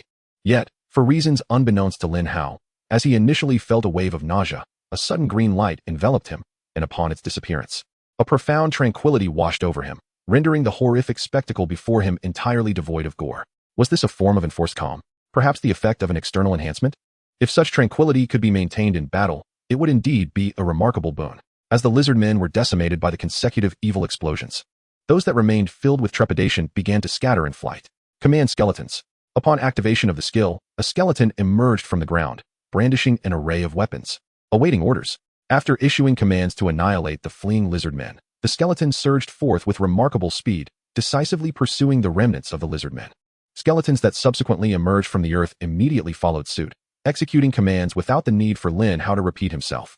Within 12 seconds, 7 skeletons had fully risen from the ground, frantically hunting down the lizardmen. Lin Hao could distinctly perceive the state of each skeleton, feeling that with merely a thought, he could direct any one of them to undertake any task. As the lizardmen fled further afield, some even submerging themselves in water, the pursuit extended beyond Lin Hao's line of sight. Nevertheless, the skeletons continued to execute their orders. It was truly remarkable how these skeletons persisted in their chase even at such a distance, seemingly relentless until every lizardman they encountered was either slain or out of sight. Intrigued, Lin Hao wished to see just how far these skeletons could pursue, curious about the extent of their operational range. Ultimately, one skeleton halted its pursuit upon reaching its maximum operational range of 5,000 meters, returning swiftly to Lin Hao's side. It did not return step by step, but rather seamlessly re-entered the earth at the 5,000-meter mark, then emerged once more beside Lin Hao. This was entirely unexpected for Lin Hao, who had anticipated a lengthy return.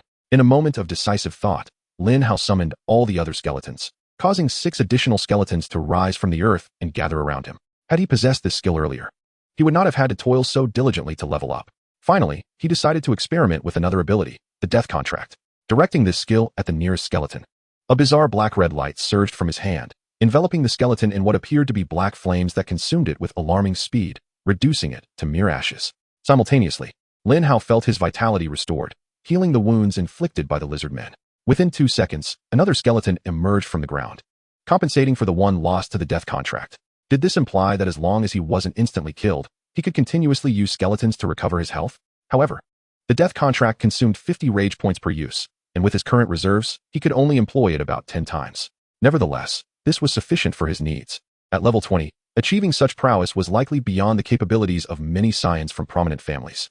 Surveying the blood-soaked surroundings, Lin Hao stowed his equipment and summoned his spectral warhorse, galloping toward the riverbank. After cleaning the blood from his attire and changing into fresh garments, it was time to return. In Chapter 9, he mused about how he had unexpectedly completed his training in the Neon District at least a month ahead of schedule. Initially, he had believed reaching level 20 would take at least a month.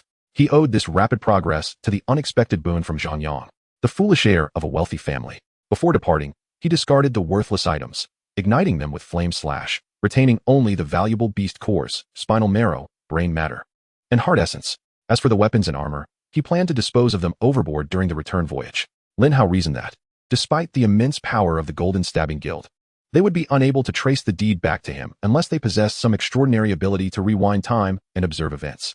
Even if such a power existed, one would first need to locate where the last scene had unfolded in order to utilize it. Upon reaching a secluded area near the port, he dismounted his spectral warhorse and proceeded to the harbor to rest. After adjusting the return ticket at the self-service machine, Lin Hao boarded the flight back to the magic capital. In the cabin, he examined his attributes. Strength, 1256. Agility, 69. Intelligence, 854. Stamina, 1112. His strength and stamina were commendably high, showcasing a typical knightly growth. His intelligence was also impressive, indicating that the Death Knight was a master of both melee and magical arts. However, his agility was rather low, directly impacting his movement speed, attack speed, and evasion. Should he consider acquiring agility-enhancing fruits to bolster this attribute? Lin Hao pondered, recognizing that his 4 core attributes had only agility lagging behind. Fortunately, there were extraordinary items like the creation fruits available. He could consume up to 50 before reaching level 20, each valued at 5 million, totaling a staggering 2.5 billion. The thought of needing such an exorbitant sum filled him with a sense of helplessness. Even if I were to sell all the spoils in my possession, I would only amass 136 million, still falling short by 11.4 billion. Where might I find a plump target like Zhang Yang to seize? Perhaps it is best to quell such thoughts for the time being. Despite the FA-odd of strength I project, I remain fundamentally vulnerable, and capture would spell disaster. I should first return home and dispose of my current possessions. Upon my arrival at the port of Magic City, night had already fallen. I hailed a taxi to return home, intending to rest well for the night. The following afternoon, after rising and having lunch, I tidied my belongings and made my way to the Psychic Traders Center, a government-established intermediary service platform dedicated to the needs of psychics, where one can buy and sell goods tailored to their demands. I approached the front desk to register a service request, paying a service fee of 1 million. This entitles me to a dedicated service experience. The 1 million represents the entirety of my cash reserves, yet utilizing the specialized service seems prudent, especially considering that I am trading items acquired from my recent ventures. After waiting approximately 10 minutes in the personal service room, a charming young lady entered, carrying tea. Esteemed guest, I am your service representative for this occasion, employee ID 9394. You may call me Xiao Na. Once inside, Xiao Na closed the door and knelt gracefully before me to provide her services. I observed Xiao Na as sweet visage, clad in a semi-transparent purple strapless mini dress that accentuated her curves. This was indeed a service one pays for, at a cost of 1 million. I wondered what could be arranged. Such thoughts began to surface, as they do for any normal man, and I was no exception.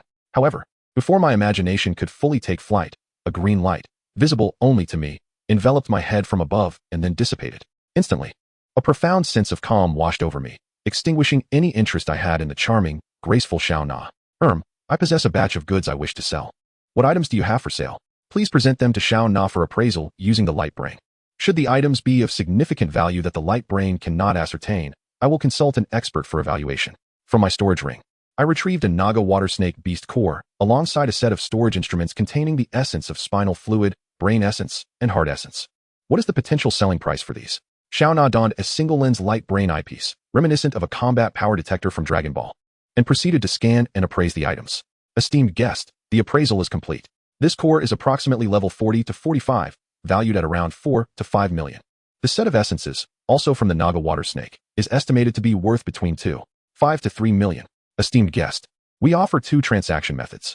One is to sell directly to our trading center, completing the transaction immediately. The other allows you to list your items for sale, where other clients may select them, with our center charging a 5 fee.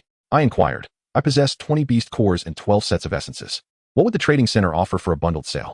Xiao Na swiftly acquired the price from the holographic interface and relayed it to Lin Hao. Esteemed guest, the total package amounts to 100 million.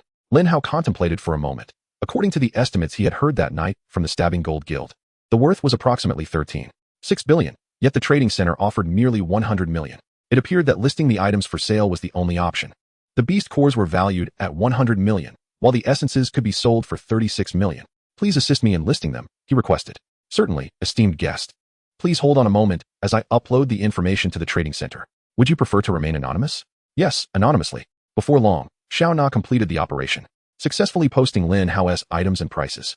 Lin Hao mused that it might take a while. He would return home to await news. Once the transaction was completed, the funds, after deducting fees, would be directly deposited into his account. With money in hand, he could then purchase other items. There was plenty of time.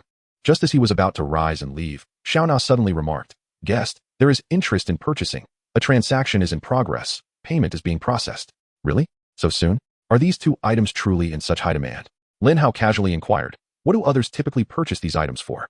Xiao Na replied, esteemed guest. The level 40 and 45 Naga Water Snake Beast cores can be utilized to craft basic skill scrolls for targeted water-based skills.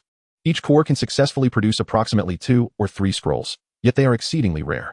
The essences serve as additives in the crafting of various items. For instance, they are among the best additives for waterproof equipment and are quite sought after. Ah, I see. Lin Hao was hearing this for the first time. It was fascinating to learn that one could specifically craft attribute skill scrolls. Previously, he had only learned in school that the core material for crafting skill scrolls was beast cores, while the intricate processes were part of advanced studies in force technology. Before long, the transaction was complete, and Lin Hao's account reflected a staggering 12.92 billion. Suddenly possessing such wealth, he pondered what to purchase. Weapons? Equipment? No. Perhaps it would be wiser to acquire creation fruits. Does the trading hall have creation fruits that enhance agility? Indeed, each one is priced at 5 million. Then I shall take 4. Very well, please hold on. Lin Hao presented his bank hologram, and after Xiao Na deducted 20 million. A robot promptly delivered 4 agility-enhancing creation fruits. Upon opening the box, he found 4 yellow fruits, each the size of a 10-year-old girl's fist, adorned with soft spines. I shall consume these at home. He closed the box, stored it within his holographic ring, and stood to leave. Xiao Na looked at Lin Hao with a sense of wonder. Is he really leaving just like that? Wouldn't he inquire about my working hours, or perhaps join me for dinner? Just like that? I've lowered my collar so much. At least he could have left a tip. Chapter 10, on the consumption of creation fruits. Upon returning home, Lin Hao immediately retrieved the creation fruits. With my advantages. Surely each one grants a boost of 3 attribute points. I shall simply swallow them whole. They have no flavor? No, there is a slight taste. Tangy, yet not quite. Perhaps there is a hint of sweetness. A grape flavor? Not quite. An apple? Not really either. It was certainly peculiar. The fruits were juicy yet viscous, requiring him to swallow them entirely. In the end, a bittersweet aftertaste lingered. Upon consuming the creation fruit, aside from its initial flavor, there was little sensation to be felt. Opening the attributes panel, he observed no change in agility, which remained at 69. Must he wait a while? After all, it had yet to settle in his stomach. Perhaps it required complete digestion before any effects manifested. Thus, he decided to bide his time. The school had imparted no knowledge on the proper consumption of the creation fruit. It merely acknowledged its existence and hinted at potential effects and factors influencing those effects. Unbeknownst to him, Lin Hao succumbed to boredom and drifted into slumber. Awakening to find it was already 3 p.m., he checked the attributes panel once more, but it remained unchanged. Was his aptitude truly so lacking? Had the consumption of the creation fruit yielded no increase in attributes whatsoever? He quickly sought information. According to the textbook, as long as one had not exhausted the consumption limit of the creation fruit, even in the most unfavorable circumstances, every fruit would yield a minimum increase of 1 attribute point. No matter how poor his aptitude, this was a guaranteed outcome. What could be the cause of his predicament? Was his method of consumption incorrect? He hastened to the internet to discover the proper way to ingest the creation fruit. Should it be cooked, peeled and sliced, or merely swallowed whole? A plethora of tutorials and videos flooded the web, each more dubious than the last, leaving him with an impression that these influencers were merely deceiving the masses. But whom could he consult? His old teacher? He dismissed the notion. Reluctant to pose such a question, fearing it would lead to inquiries about the origin of his creation fruit, for which he would have to fabricate a vague story. Lin Hao activated his holographic device and surveyed his contacts, realizing his social connections were woefully inadequate. The only person who might assist him was his elder sister, Lin Yaring. He pondered whether she was in class or engaged in a mission. He decided to send her a message and awaited her response. Expecting a long wait, he was taken aback when she replied merely 5 minutes later. Just wash it and swallow. The incredulity of her response left Lin Hao questioning his very existence. Suddenly, a troubling possibility struck him. Could it be that he was incapable of acquiring any attributes through the consumption of the creation fruit, as the power of death was fundamentally incompatible with the life-infused essence of these fruits? If so, had he squandered 5 million for merely a fleeting taste of sweet and sour with a hint of bitterness? Such a realization felt like the ultimate folly. Gazing at the remaining 3 creation fruits in the box, he felt an overwhelming urge to discard them.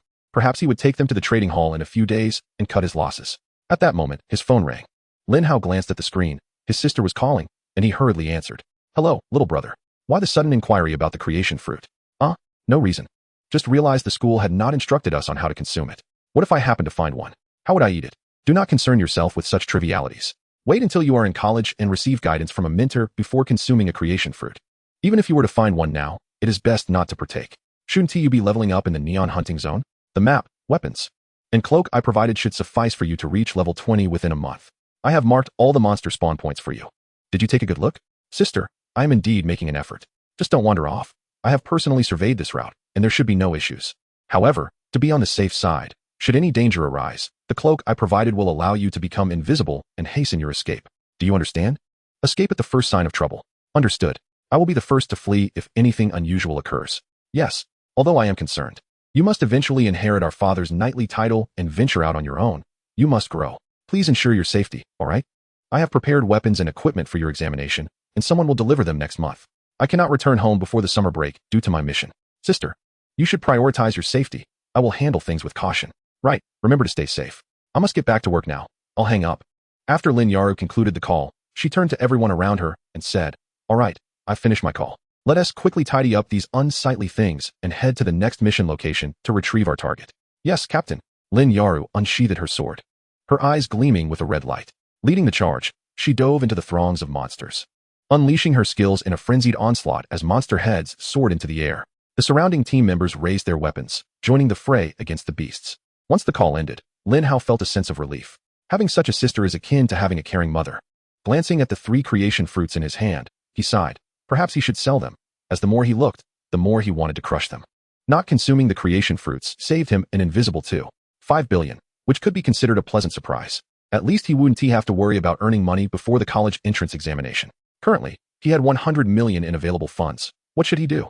His sister had already prepared his weapons and equipment, set to be delivered next month. Therefore, the only way to enhance his strength was through skill scrolls. No one can ever have too many skills. As the saying goes, a skill is never a burden. You may choose not to use them, but you must not be without them. A skill might sit idle in your skill bar for an extended period, yet in certain extraordinary circumstances, it could prove invaluable. Looking at his skill bar, he noticed several hundred empty slots, ready for the taking. Even if he learned a subpar skill that occupied a slot, he had forgetfulness scrolls at his disposal to erase any unwanted skills. It was decided he would procure a few skill scrolls and see what new abilities he could acquire. Lin Hao did not wait for tomorrow. It was still afternoon, and plenty of time remained. He changed his clothes and made his way to the trading hall, seeking the service of Xiao Na once again. Upon hearing that her morning client had returned and specifically requested her, Xiao Na hurriedly touched up her makeup before heading over. It must be noted that after her makeup and a touch of embellishment, she appeared even more alluring. However, as soon as Lin Hao felt any thought stirring, he was once again subdued by a forceful green light, compelling him to remain calm. Never mind. He immediately placed the 3 creation fruits on the table. I would like to return these. I no longer want them. Huh. Are you here to cause trouble? You just bought them this morning, and now you wish to return them? It appears that after consuming a fruit that only augmented his attributes by a mere point, Lin Hao felt a surge of frustration. Noticing that Xiao Na remained silent, he inquired, I have come to realize that I no longer require this item. How much are you willing to offer for its return? Esteemed guest, our trading center acquires creation fruits for 4 million each, she replied. Goodness, why not simply seize it? A mere transfer, and its value has depreciated by 1 million without any effort. Please list it for sale at 4.8 million each, he instructed. Certainly, please hold on for a moment. Before long, all 3 creation fruits had been sold, resulting in a loss of 6.32 million and a recovery of 13.68 million. Lin Hao felt a pang of regret. It was a bitter lesson learned. Is there anything else the guest requires? What is the price for a basic skill scroll? The targeted skill scroll is 10 million each, while the random skill scroll is priced at 4 million. Lin Hao recalled that the previous auxiliary system had indicated that he could only obtain skills related to death. I will take 10 random skill scrolls. Skill scrolls were in high demand, often vanishing the moment they appeared in the listing hall, necessitating direct purchases from the official source. After deducting the funds, Xiao Na had a robot deliver the 10 skill scrolls to Lin Hao. He swiftly placed them into his storage ring and departed. Xiao Na was left bewildered. You spent 1 million in service fees just to sell 3 creation fruits and buy 10 skill scrolls. Not even a glance in my direction? Chapter 11. Do you truly believe that the arts are inferior? With the 10 skill scrolls in hand, Lin Hao hurried home, eager to utilize them all that very night. He pricked his finger with a needle, allowing his blood to drip onto the first skill scroll. A radiant glow flashed forth, only to dissipate almost immediately. Nothing had occurred. Could it be? No reaction again. He quickly accessed his skill menu, only to confirm that no new skills had been acquired. Just as Lin Hao was about to erupt in anger, a dialog box from the auxiliary system appeared, stating, Skill acquisition failed. The level of existing random scroll skills has increased by 1. He quickly checked. To his surprise, beside the name of the skill Evil Blast, the notation 1.10 had appeared, indicating that it could be upgraded. Eagerly, he opened the skill's details. Evil Blast 1.10 summons a maximum of 5 spectral corpses within a designated 16-meter radius and triggers an explosion, inflicting 1,200 weapon damage to enemies within a 22-meter range. The radius had increased by 1 meter, and damage had risen by 150. Excellent. The evil blast could be considered one of the most effective means of mass destruction. As long as there were sufficient corpses on the ground, it could unleash devastation endlessly.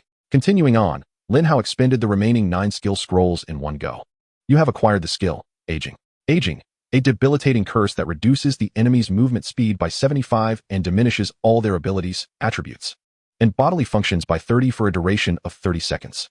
A new skill has been acquired. This time, it is a curse skill, capable of lowering all abilities and bodily functions by 30. If 2 individuals possess similar attributes, a single curse can create a significant disparity of 30. The superiority is instantly evident. This skill is formidable. The remaining 8 skill scrolls include 3 upgraded versions of Evil Explosion and 5 of Summoned Skeletons. Lin Hao examined them closely. Evil Explosion, 10 summons up to 5 spectral corpses within a designated area of a 19-meter radius, triggering an explosion that inflicts 50 weapon damage on enemies within a 28-meter range. Summoned Skeletons, 10 revives 1 skeleton from the ground every 2 seconds, with a maximum of 17 skeletons existing simultaneously. Each skeletal minion deals 150 weapon damage with every attack. The enhancement of these 2 skills is substantial. Having 17 skeletons at 1's command, along with the increased range and damage of Evil Explosion, significantly bolsters Lin Hao's prowess. He felt empowered, believing that even someone of Li Yunqi's esteemed lineage would not stand a chance against him. Perhaps those individuals were no longer a concern. With this thought, Lin Hao sensed a swell of confidence within him. That night, he slept exceptionally well. With 2 months remaining until the college entrance examination, Lin Hao planned to frequently visit the ability training facility for physical skill training and to purchase supplements to bolster his physique. He felt somewhat slight in stature, his waist measuring a mere 21 inches, reminiscent of a young girl, which he found rather embarrassing. The following morning, Lin Hao woke early, completed his morning routine, and had breakfast before preparing to head to the training facility. Physical conditioning was paramount, as it pertained to his reflexes, speed, and various combat maneuvers. The conditioning ingrained in muscle memory and reflexes could not be compensated for by mere attribute points. Thus, some individuals, despite lower attributes, possessed remarkable evasion skills, enhancing their survival rates in battle compared to those who never trained but had higher attribute levels. Lin Hao reflected that even if he could one day summon an army of the undead, if his combat abilities were lacking, he would be vulnerable should a skilled opponent breach his defenses. No matter how formidable the summoned army, it could not protect him if he were weak. True strength came from within, and the summoned entities were merely embellishments. As he was about to leave, Lin Hao received a call from his homeroom teacher, requesting that he return to the school within the next couple of days. Lin Hao wondered if the Golden Needle Guild had approached the school. Shaking his head, he dismissed the thought, believing that if they had indeed uncovered something, it would have caused a significant uproar. Curiosity piqued. He decided to find out what his teacher wished to discuss later that day. In the afternoon, Lin Hao returned to school and located his homeroom teacher. "You're here. Please close the door and take a seat," the teacher said, indicating a desire for a private conversation.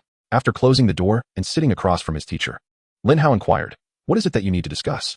The teacher retrieved a form from his desk drawer and handed it to Lin Hao. "This is the application form for the literary examination. You may want to take a look." "A literary examination application form? I hadn't considered applying for that," Lin Hao replied.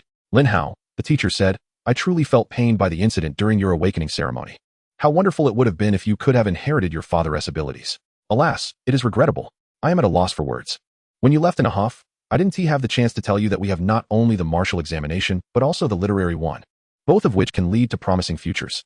It is indeed enlightening. The old teacher genuinely cares." Lin Hao recalled how, throughout the years, the homeroom teacher never discriminated against him for his frail health. Whenever he complained about being bullied, the teacher would invariably confront the perpetrators. However, he could not entirely eradicate such bullying incidents, as this institution was far from ordinary. It was a prestigious academy, predominantly populated by the offspring of affluent families, and the faculty held little fear. Now, the homeroom teacher believed his awakening had faltered but had not yet abandoned hope, reminding himself that besides the martial examinations, there remained the path of academic assessments.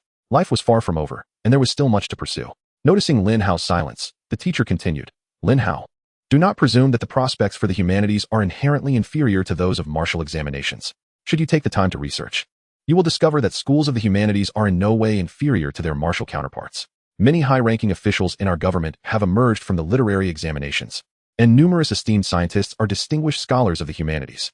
Lin Hao inquired, "Teacher, honestly, history tells us that since the emergence of the ancient dominators from the dimensional portal, society has collapsed, and the rules and order have been reshuffled repeatedly.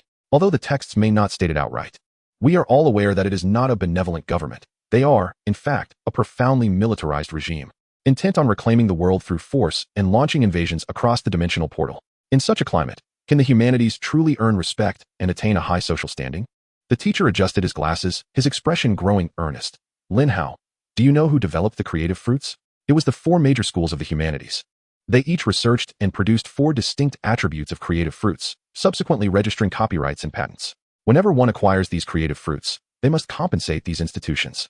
Students at the schools of the humanities learn to produce creative fruits themselves and can manufacture and sell them, provided they pay a licensing fee to the school. Do you have any idea how many students from the Martial Universities scramble to curry favor with those from the schools of the humanities just to obtain creative fruits at a lower price?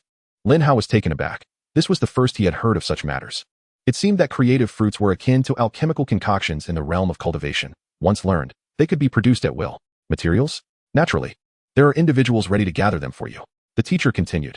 As for the creation of skill scrolls, do you think it was invented by anyone else? Who holds the copyrights? Furthermore, do not assume that those in the humanities lack combat prowess.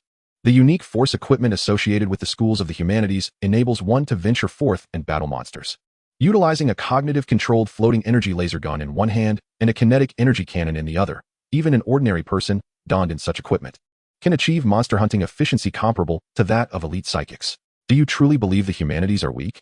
Lin Hao was once again astonished. He had forgotten about force equipment. What had caused him to selectively forget? Who was responsible? It was these force technologies that enabled the reclamation of vast territories from countless monsters and the stable defense of such lands. Half of the credit belonged to the psychics, while the other half was due to the advancements in force equipment. Finally, the teacher concluded, in the realm of martial studies, one may not necessarily fare better than in the humanities if they are below a certain level. Below that threshold, they are ultimately expendable. Lin Hao swallowed hard, grateful to attend the final class taught by the old teacher. He learned something valuable. Chapter 12. The Harmonious Examination of Humanities and Martial Arts.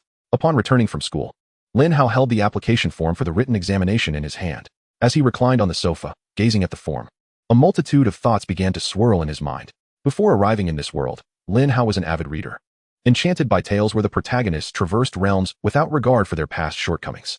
Whether facing college entrance exams or sect trials, they boldly declared, "My fate is dictated by me, not by the heavens," charging forth with unyielding determination, wielding their extraordinary abilities to conquer all challenges, effortlessly showcasing their prowess.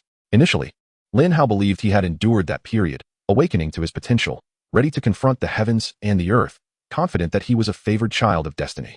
However, he now realized that reality diverged sharply from those narratives. Had he truly awakened as a holy light knight, inheriting his father's profession and powers under the watchful eyes of the supervisory committee, achieving commendable scores in the martial examination would have seemed reasonable, perhaps even attracting the interest of influential figures or factions willing to invest in him. Yet, having witnessed the demise of the Holy Light Knight in a recent phenomenon, and with no evidence of his awakening, how could he possibly convince others of his newfound deathly powers? For centuries, no such abilities had ever surfaced. The skills he possessed were imbued with an aura of malevolence, ominous and peculiar, leaving him vulnerable to being branded as a heretic or believed to be possessed by ancient malevolent forces. The consequences of such a fate were too terrifying to contemplate. The notion of possessing deathly powers was utterly bizarre, resurrecting a corpse, evading attacks before vanishing, conjuring skeletons from nothing, traits characteristic of ancient deities. His strategy was to participate in the written examination, retreating to cultivate his abilities in seclusion. There was a chance that the development in the humanities might not lag behind that of martial arts, and by the time he had matured, he might even ascend to high ranks within that realm. This conclusion stemmed from Lin Hao's reflection after listening to his homeroom teacher's words. The idea to pursue the written examination arose suddenly during his return journey, prompted by a pressing concern: what prerequisites and materials were necessary for advancement beyond level 20? If he could not ascertain these requirements, would he be condemned to remain stagnant at level 20 indefinitely? The slight advantage offered by the Humanities Academy was particularly enticing to Lin Hao, as the conditions and materials for advancement at levels 20, 40, and 60 had been meticulously researched by current ability users. Advancement to level 80 required specialized study, with some individuals failing to break through for over a decade due to lack of fortune. Moreover, many materials for advancement required processing before they could be utilized, and only the Humanities Academy possessed the methods for such processing. One might wonder why the Martial Academy lacked such techniques. The answer lay in their specialization, focused on combat strategies, optimizing skills, and maximizing damage output. The muscular individuals in the Martial Academy had little interest in scientific endeavors. They sought only to revel in battling monsters and leveling up. The Humanities Academy, in contrast, could be succinctly described as a research base. Lin Hao searched online for information about the 4 esteemed liberal arts academies. They are engaged in a plethora of research topics, frequently embarking on expeditions to collect diverse samples of monsters, plants, and minerals for study. Their advancements in primal technology are limited only by the imagination. Lin Hao pondered the necessity of concealing his power over death, for he was uncertain of society's perception of such an eerie force. The shadows cast by the old ones loomed large in the hearts of the people. If he were to find himself within a liberal arts academy, he could conduct research on how to ascend in power, thereby effectively obscuring his deathly abilities. As for leveling up, he could simply join any research project and use sample collection as an excuse to venture outside daily, ensuring ample opportunity for growth. He had no need for the fruits of creation or the guidance of a martial arts instructor on how to allocate his points. Regardless of how skill scrolls were utilized, they either granted him necromantic abilities or enhanced his existing ones, without necessitating guidance on skill combinations from different disciplines. Upon reviewing the materials, Lin Hao discovered that others who employed skill scrolls acquired an eclectic array of abilities, with most requiring the mentorship of an instructor. Thus, it seemed the martial academy held little allure for him. If that were the case, why apply to the martial academy at all? He resolved to apply to the liberal arts program instead. Consequently, Lin Hao completed the application form and returned to school the following morning to meet with his homeroom teacher. Seeing Lin Hao had swiftly filled out the application for the liberal arts program, the teacher felt a sense of relief. What I appreciate most about you, my child, is your ability to avoid getting bogged down in minutiae, and your willingness to listen to others' opinions and deliberate thoughtfully. Lin Hao replied, "Old teacher, I have indeed considered this seriously. Could you estimate my chances of admission to one of the 4 liberal arts academies?" The teacher adjusted his glasses and responded, "You are quite close, Lin Hao, merely a hair's breadth away. Extraordinary performance could secure your entry, but life is rarely as one wishes. Let us maximize that gap. There appears to be a 70-point difference." A 70-point deficit to gain admission to the 4 liberal arts academies posed a significant challenge. Lin Hao believed that without admittance, his efforts would be rendered meaningless. "Old teacher, are there any policies for bonus points? Perhaps for having parents who are war heroes?" The teacher replied, "I have already accounted for that. You still lack 70 points. There are numerous bonus opportunities, such as gaining points for discovering new monsters and acquiring samples, inventing new potion formulas, or improving equipment, among many others. Here is a list of bonus policies for your review." The teacher retrieved a document from the bookshelf and handed it to Lin Hao. He examined it closely. While there were many bonus policies, none suited his situation, as they were primarily tailored for the elite and noble families. Only the last item piqued his interest. Liberal arts candidates who also participated in the concurrent martial examination and achieved a notable rank would receive significant bonus points. For instance, scoring within the top 1,000 in the city would yield 50 points, while placing in the top 500 would grant 80 points. The specifics for the top 10 were not listed, but if one could achieve such a high score, the martial academy would likely be vying for them. This sparked a glimmer of hope. "Old teacher, then I shall enroll in the martial examination as well." Lin Hao returned the policy document. The teacher, taken aback, replied, "Pardon? Did I hear you correctly? You wish to take the martial examination as well? You intend to pursue both fields?" The homeroom teacher sought to confirm whether he had misheard. Lin Hao stated, "Old class, on that day, I inherited some traits from my father, perhaps the physique of a knight or something akin to it. You can see that I am now significantly stronger than before, and I have also awakened some fundamental combat skills. I wish to strive for greater heights, transforming a bicycle into a motorcycle." The teacher pondered for a moment and replied, "That sounds feasible. I have heard that your sister has gained a commendable reputation in the university circles. Remember to procure some decent equipment from her. Additionally, I will assist you in finding a teammate who has the potential to excel, making it easier for you to achieve good scores." The teacher then informed Lin Hao that this year's examination had undergone reforms, utilizing the Nephilim obelisk, which would allow participants to assess their abilities in a secret realm. The assessment method had been established as a cooperative model for teams of 5, where the final score would be determined by metrics such as damage output, damage taken, and healing among the team members. This was deemed the fairest method, as the Nephilim obelisk is a divine artifact bestowed upon humanity, rendering any attempts to manipulate it through extraordinary abilities or technological forces futile. As conflicts grew increasingly frequent, the notion of solitary combat had fallen out of favor. The tactical theories of combat teams received unanimous approval from the Supreme Council, and the 55 tactical system was officially implemented. Lin Hao mused to himself, "This is quite splendid." Chapter 13, Legendary Equipment. Initially, Lin Hao found it perplexing how the teacher could assist him in finding teammates. On his way home, the teacher handed him a photograph, a snapshot from his youth alongside some friends, which also included Lin Hao's parents. The teacher's gaze upon his mother was rather telling. "So, that's how it is," Lin Hao thought, realizing he need not dwell on it further. He began to devise a plan for his final push. He adjusted his previous schedule, reviewing humanities in the morning when his mind was most alert, followed by training at the gym after a midday rest. In the evenings, after a leisurely walk post-dinner, he would continue his studies. In this world, the humanities examinations did not focus on mathematics or science, but rather on the fundamental knowledge of energy technology. This foundational understanding of energy technology diverged significantly from the mathematics and science of his past life, akin to relearning an entirely different system of technology. This disparity explained why, despite his earnest efforts, Lin Hao struggled to meet the standards for admission into the 4 prestigious academies. Fortunately, the years of illness had kept him mostly indoors, where his only companion was his books. Thus, he managed to keep pace with his humanities studies. The days leading up to the examination felt like washing clothes in the dark. One could never be sure if they were truly clean, necessitating repeated attempts. Yet, upon entering the examination hall, when the lights illuminated the space, one would realize that if they had indeed washed diligently, the garments would shine as if brand new. In his earnest preparation, Lin Hao completely lost track of time, each day proving to be both fulfilling and intense. It was not until half a month before the examination that he recalled his sister's promise. She had sent 4 pieces of equipment: a sword, a shield, leather armor, and a pair of boots. Lin Hao carefully laid out the equipment, assessing each piece's attributes with his holographic device: sword, severance, quality, legendary one-handed sword, level, 20 attack, 612, 753. Damage to elite enemies is increased by 6. Damage to demons is augmented by 10. There is a 27 chance to inflict a bleeding effect within 5 seconds, dealing 300 weapon damage. Legendary effect ensures enemies meet a gruesome fate. This is simply outrageous. The sword is indeed remarkable, yet the notion of enemies being left in disarray is rather peculiar. This weapon is an antithesis to controlling corpses and unleashing sinister forces. Should I inform my sister that I have awakened the power of death? She still believes she has inherited our father's holy knight abilities. Let us examine the other 3 pieces of equipment. Gothic shield. Quality, legendary shield. Level, 20. Defense, 200, 223. Vitality bonus, 36. Legendary effect. Damage from blocked attacks is reduced by 45. This is quite impressive. The defense offered by this level 20 shield is notably exceptional, complemented by an additional 36 points in vitality. When a successful block occurs, if the attack carries residual impact, the damage will be mitigated by 45. Steelheart armor. Quality, legendary armor. Level, 20.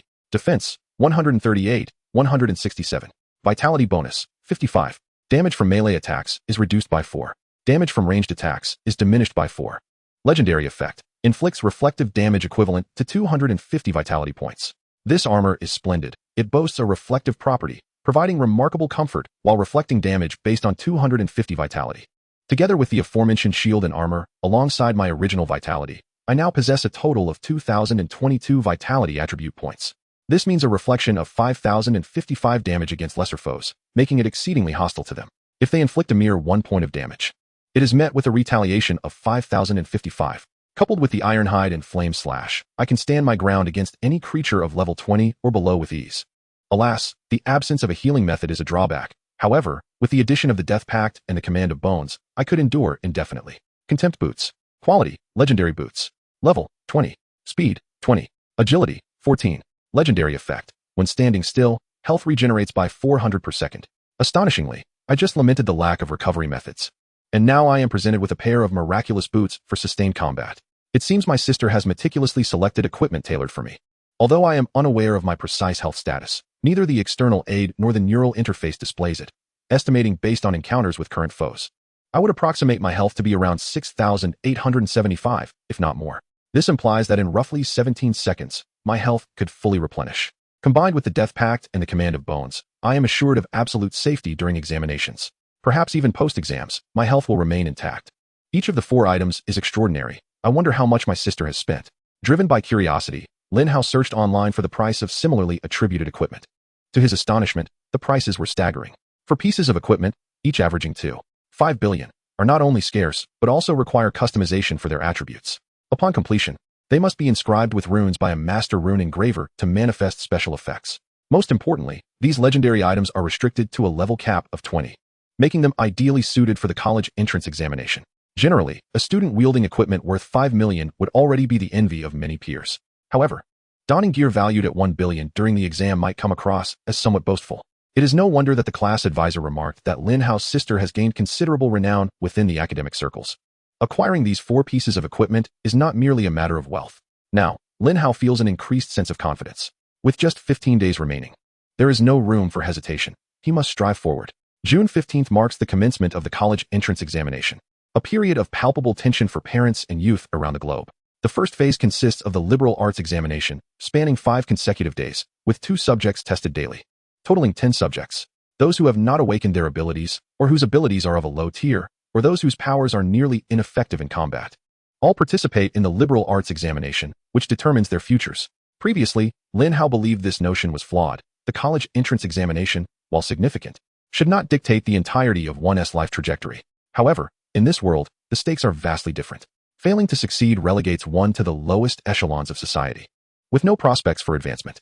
The chasm between social classes is more profound than one might imagine. Without abilities, without knowledge of primal force science, relying solely on wit and the so-called virtue of hard work makes it nearly impossible to rise, let alone thrive. Every individual is granted a singular opportunity, a benevolence of the government, allowing free access to 12 years of compulsory education. This opportunity culminates in the college entrance examination. Seizing it can propel one to great heights, while failing to do so leaves aspirations resting on the shoulders of the next generation. Nevertheless, Lin Hao remains unaffected by the tense and serious atmosphere of the examination hall. With the support of his martial examination preparation, he approaches the liberal arts tests with remarkable ease, navigating the questions with proficiency. He suspects this may be an extraordinary performance. During the examination, Lin Hao observes that several scions from prestigious families who have awakened high-tier abilities are also participating in the liberal arts examination, including Lin Hao. He makes a point to inquire with his class advisor, who explains that these elite individuals pursue the ultimate goal, to achieve excellence in both academics and martial prowess. This exemplifies the disparity between noble families and ordinary households. Chapter 14. To achieve satisfactory scores, one must possess commendable equipment. June 21st. The liberal arts examination concluded yesterday, and without a day's respite, the martial examination is set for today. Unlike the liberal arts exam, the martial examination does not require students to gather in a single location. Each candidate returns to their respective schools. This examination employs the artifact known as the Nephilim obelisk, which can transport all students into the Nephilim realm, distributing them across hundreds of thousands of distinct realms for assessment. Dear students, today marks one of the most pivotal days of your lives. Your awakened abilities are for the benefit of all humanity, for the government, for your families, and for yourselves. Today marks the moment when you must exert every ounce of your strength to demonstrate to everyone that you are the strongest. In the grand auditorium, the principal offered just a few words of encouragement to uplift the spirits of the students. Now, each class is distributing data collectors. Every individual must ensure they have their own device. Once you enter the Nephilim obelisk, all monitoring methods will become obsolete, and your data will solely be gathered through the data collector, which will ultimately determine your examination results. The homeroom teacher distributed the data collectors to each student individually, emphasizing that these devices must not be exchanged. Otherwise, they would record another's data under your name. If someone else performs better than you, that is fortuitous. But should the opposite occur, you would find yourself in dire straits. The data collector should be held at chest level. It will gather all combat data while you slay monsters, including healing statistics, damage taken, damage per second, total output, and so forth. After distributing all the data collectors, the homeroom teacher noticed that Zhang Yang was absent. Those closest to him shook their heads. It was as if he had vanished entirely, with no one having heard from him or being able to reach him. At that moment, Lin Hao recalled that he had completely forgotten about Zhang Yang. Surely, the president of the Golden Spike Guild would not neglect to investigate the disappearance of his son? It felt eerily silent. The teacher attempted to contact the president of the guild, but was equally unsuccessful, ultimately deciding not to pursue the matter further. If parents did not prioritize such an important examination, what was there left to say? Next came the arrangement of teams. Magic City No. 1 high school had preemptively organized teams based on student preferences, coordinated by the educational department. Lin Hao was uncertain which team he had been assigned to. The homeroom teacher instructed him to wait in place, assuring him that the team leader would come to find him. After a considerable wait, the teleportation gate to the Nephilim obelisk opened, and teams that had gathered their members early began to register and step into the teleportation, entering the secret realm within the obelisk. Would the team leader forget about me? Lin Hao pondered, contemplating whether he should approach the homeroom teacher to inquire about the identity of the leader, thinking it would be simpler to seek him out directly. Are you Lin Hao? A voice called from behind. Lin Hao quickly turned around. Li Yunqi? You are Lin Hao, correct? Come over here. You have been assigned to my team.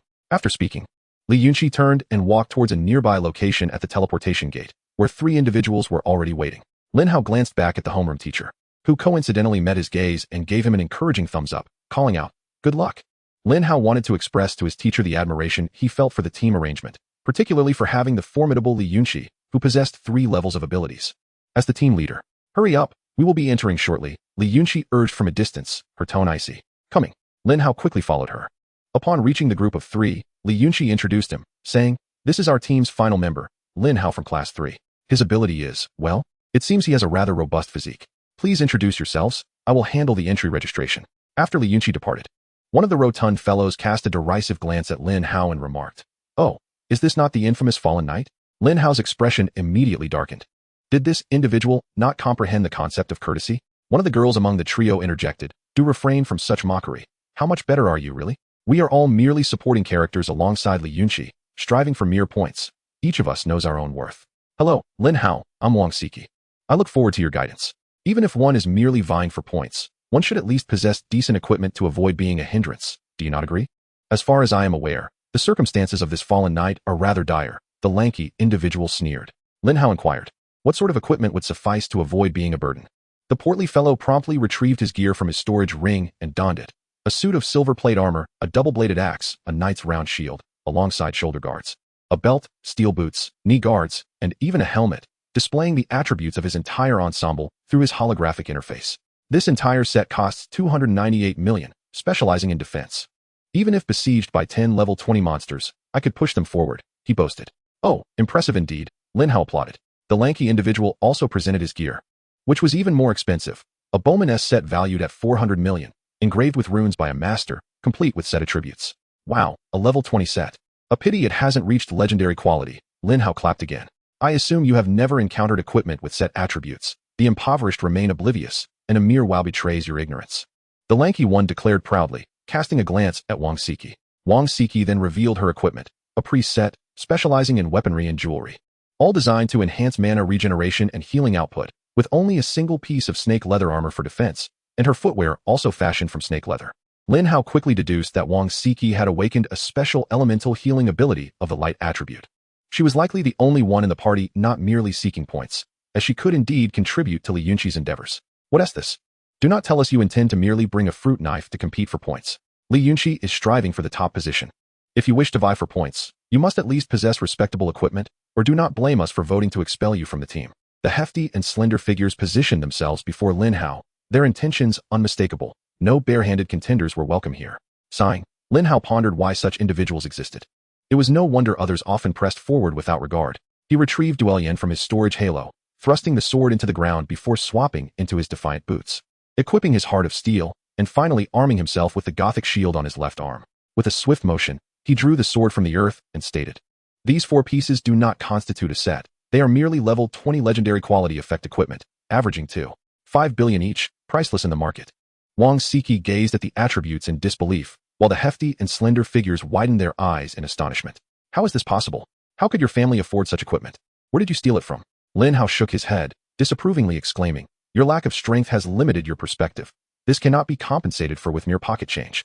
It requires an immense fortune." Just then, 2 individuals, one stout and the other slender, appeared ready to confront him. "What are you doing?" came the commanding voice of Li Yunqi, reminiscent of a queen. The duo immediately turned to report, "Miss Li, this fellow Lin Hao is flaunting a set of equipment worth 10 billion that he must have stolen." Li Yunqi glanced at Lin Hao's gear and replied, "Are you not aware of who his sister is?" The stout and slender figures inquired, "Huh? Who is his sister?" With a dismissive shake of her head, Li Yunqi remarked, "It's futile to discuss matters with those of such a different caliber. They simply won't comprehend. Let us move. Our team is entering." Leading the way, Li Yunqi was closely followed by the stout and slender duo, with Lin Hao and Wang Siki trailing behind. Wang Siki quietly asked Lin Hao, "Which deity is your sister?" Chapter 15, The Nephilim Monolith. Following the team, Lin Hao stepped through the teleportation gate, a flash of light enveloping him, and he felt as though he had traversed vast distances in an instant. Moments later, the entire group found themselves in a peculiar space. The area, though modest in size, featured a sharply pointed monolith at its center, upon which intricate black and white runes danced with vibrant energy. It was unmistakably the projection of the Nephilim monolith, albeit considerably reduced in scale, now standing at a mere 2 meters tall. Li Yunqi approached the Nephilim monolith and checked the time, noting that there were still 20 minutes before the official assessment began. "Allow me to clarify why you are in my team. You are all aware of the circumstances, and my demands are simple. Do not hinder my progress." "Yes, Miss Li, rest assured, we shall not be a burden," the stout and slender duo promptly affirmed. "Good." Li Yunqi instructed Wang Siki, "Stay closely behind me. Your unique skill, the Tranquility spell, restores 100 points of magic to the target, correct?" "Indeed, Miss Li," Wang Siki confirmed. "Remember to follow my commands precisely. The rest of you, stay close. I am under no obligation to turn back for anyone. Should you fall to a monster, you will be teleported back here, and your performance will be recorded as 0. With that, Li Yunqi retrieved her equipment from the storage ring, a brilliant white light enveloping her as the gear seamlessly donned her form. reminiscent of a magical girl transformation from a cartoon. Lin Hao noticed that her outfit was also of level 20 legendary quality, complete with set bonuses enhancing wind, water, and fire attributes, along with reductions in consumption and mana recovery. However, the true focus was the staff in her hand, embedded with a primordial fire gem, capable of amplifying the range and intensity of fire magic. It was said that even a minor fireball spell wielded with this staff could transform into a vast conflagration. 20 minutes later, an emotionless voice, gender indistinguishable, announced, "The trial of the small secret realm begins." Li Yunqi placed her palm upon the Nephilim monolith, triggering a dialogue box that selected the trial. The entire space shifted, as if they were being transported to another realm. And soon the five found themselves at the entrance of a brand new secret realm map. This is the dreamscape of the secretive sorcerer. Brave warrior, summon your strength to eradicate all evil within this realm. The emotionless voice resounded once more. Li Yunqi paid no heed to the voice, issuing her command, "Stay close to me." With that, she burst through the door, dashing outside at an astonishing speed, her boots significantly enhancing her mobility. Lin Hao estimated that she could cover 100 meters in merely 2 to 3 seconds. Wang Siki followed closely, her serpent skin shoes also augmenting her speed, allowing her to barely keep pace with Li Yunqi. The two others, one stout and the other slender, struggled to match their speed, desperately chasing after them. Lin Hao, wishing to conceal his own strength for the moment, was nonetheless eager to observe how Li Yunqi engaged the monsters, activating an evil aura that affected only himself. He refused to extend its benefits to anyone else, maintaining a safe distance while closely trailing Wang Siki. As they raced onward, Li Yunqi exhibited no hesitation. Upon spotting a shadow, she would hurl a burning sphere towards it. This fire-based skill launched a blazing energy orb that left a trail of flames in its wake and exploded upon contact with its target. Thanks to the enhancements from her equipped gear, even monsters of level 20 succumbed instantly to this attack. Even if the initial strike did not kill, the ensuing explosion would continue to scorch, ensuring that no ordinary creature could survive its wrath. Li Yunqi seemed intimately familiar with the terrain, opting for the main thoroughfare while skillfully circumventing all winding paths. Wherever monsters congregated, that was where she headed, each movement imbued with a singular purpose. No ordinary monster could halt her advance. She only lingered slightly longer on the fortified and elite foes. The reinforced monsters, glowing with a blue hue, despite being of the same level, boasted double the vitality, attack power, defense, and magical resistance compared to their ordinary counterparts. Some even possessed enhanced magical resistances, dramatically reducing damage from specific spells, while others exhibited remarkable physical resilience. Yet, even when fire damage was significantly mitigated, it made little difference to Li Yunqi. Take, for instance, the group of blue-tinged reinforced monsters she had just encountered. She paused for merely 2 seconds, utilizing that time to cast her spell, the energy cyclone of tempestuous force. The scorching miniature tornado swept up several reinforced monsters, incinerating them mid-air. Faced with such formidable power, the damage reduction proved utterly inadequate. The residual damage was beyond their capacity to withstand. Once the tornado dissipated, Li Yunqi did not falter. She pressed onward. Lin Hao glanced at the ground where the tornado had passed, noting that its temperature had risen sufficiently to soften the earth. It was far more potent than what he had observed in the Neon District previously. However, with levels increased and equipment upgraded, it would be strange if she were not stronger. Comparing his current self to his former level 1 self was futile. Thus, Lin Hao cast aside such thoughts and hastened to keep up with Li Yunqi. The trial of the obelisk in the realm of Nephilim is not merely about vanquishing all the creatures within. Rather, it is a race against time. A progress bar hovers above, indicating your advancement, which increases with each foe you defeat. Once the bar reaches 100, a guardian will emerge, and defeating this entity will complete the trial. Eliminating ordinary monsters contributes to progress at a painfully slow rate. Often, 10 such creatures may yield less than a single point. In contrast, the blue enhanced monsters are a different story, as each one defeated increments the progress by 1. Typically, they appear in groups of 4 or 5, allowing for a substantial leap in progress. However, the blue enhanced monsters are not the primary targets for Li Yunqi. Instead, she is on the lookout for a particular elite creature, entirely adorned in gold, which she humorously refers to as the Golden Sparkle. This 20-level elite monster possesses strength exceeding that of the blue enhanced creatures by more than 2-fold, embodying the true essence of a 20-level elite. Often equipped with shields, fiery chains, blasphemy, strong life, teleportation, freezing abilities, and molten fire, they are both formidable and grotesque. A single Golden Sparkle typically commands a retinue of 5 minions, and defeating them can advance progress by at least 10 points. Of course, while progress is one aspect, the real prize lies in the bonus points awarded for defeating the Golden Sparkle. When Li Yunqi encountered her first Golden Sparkle, the battle unfolded with less ferocity than Lin Hao had anticipated. Li Yunqi unleashed her fire-based melee skills, executing a chain reaction of energy explosions that coalesced into a fiery vortex, propelling her directly into the midst of the Golden Sparkle and its minions. As the Golden Sparkle attacked her, it suffered considerable damage from the cascading explosions. Simultaneously, Li Yunqi invoked her fiery barrier skill, unleashing a barrage of fire projectiles that relentlessly bombarded the foes. Meanwhile, Wang Siki stood at the rear, employing healing spells to restore Li Yunqi's vitality. In a mere 6 seconds, the battle concluded, with the Golden Sparkle and its 5 minions obliterated by a multitude of fiery missiles. Lin Hao could not help but internally exclaim, "Impressive." Chapter 16, Stronger, Faster, A Dance of Attack and Retreat. In the Magic City's Education Bureau, the College Entrance Examination Supervision Committee, Monitoring Center. Ha. The mastermind behind this year's examination reform proposal is truly a genius among geniuses.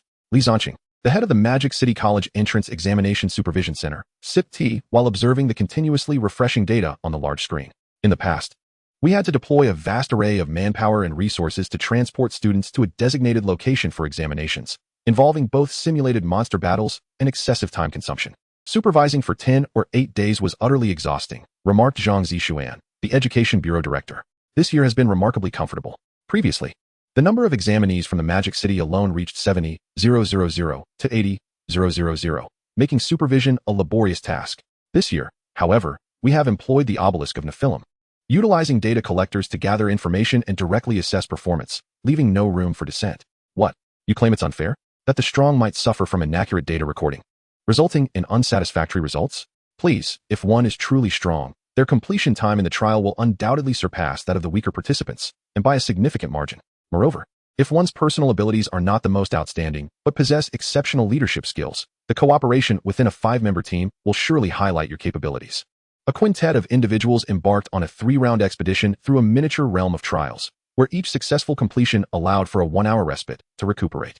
However, should one falter in their performance, no excuse would suffice. The government would merely perceive it as the lament of the weak, unworthy of attention.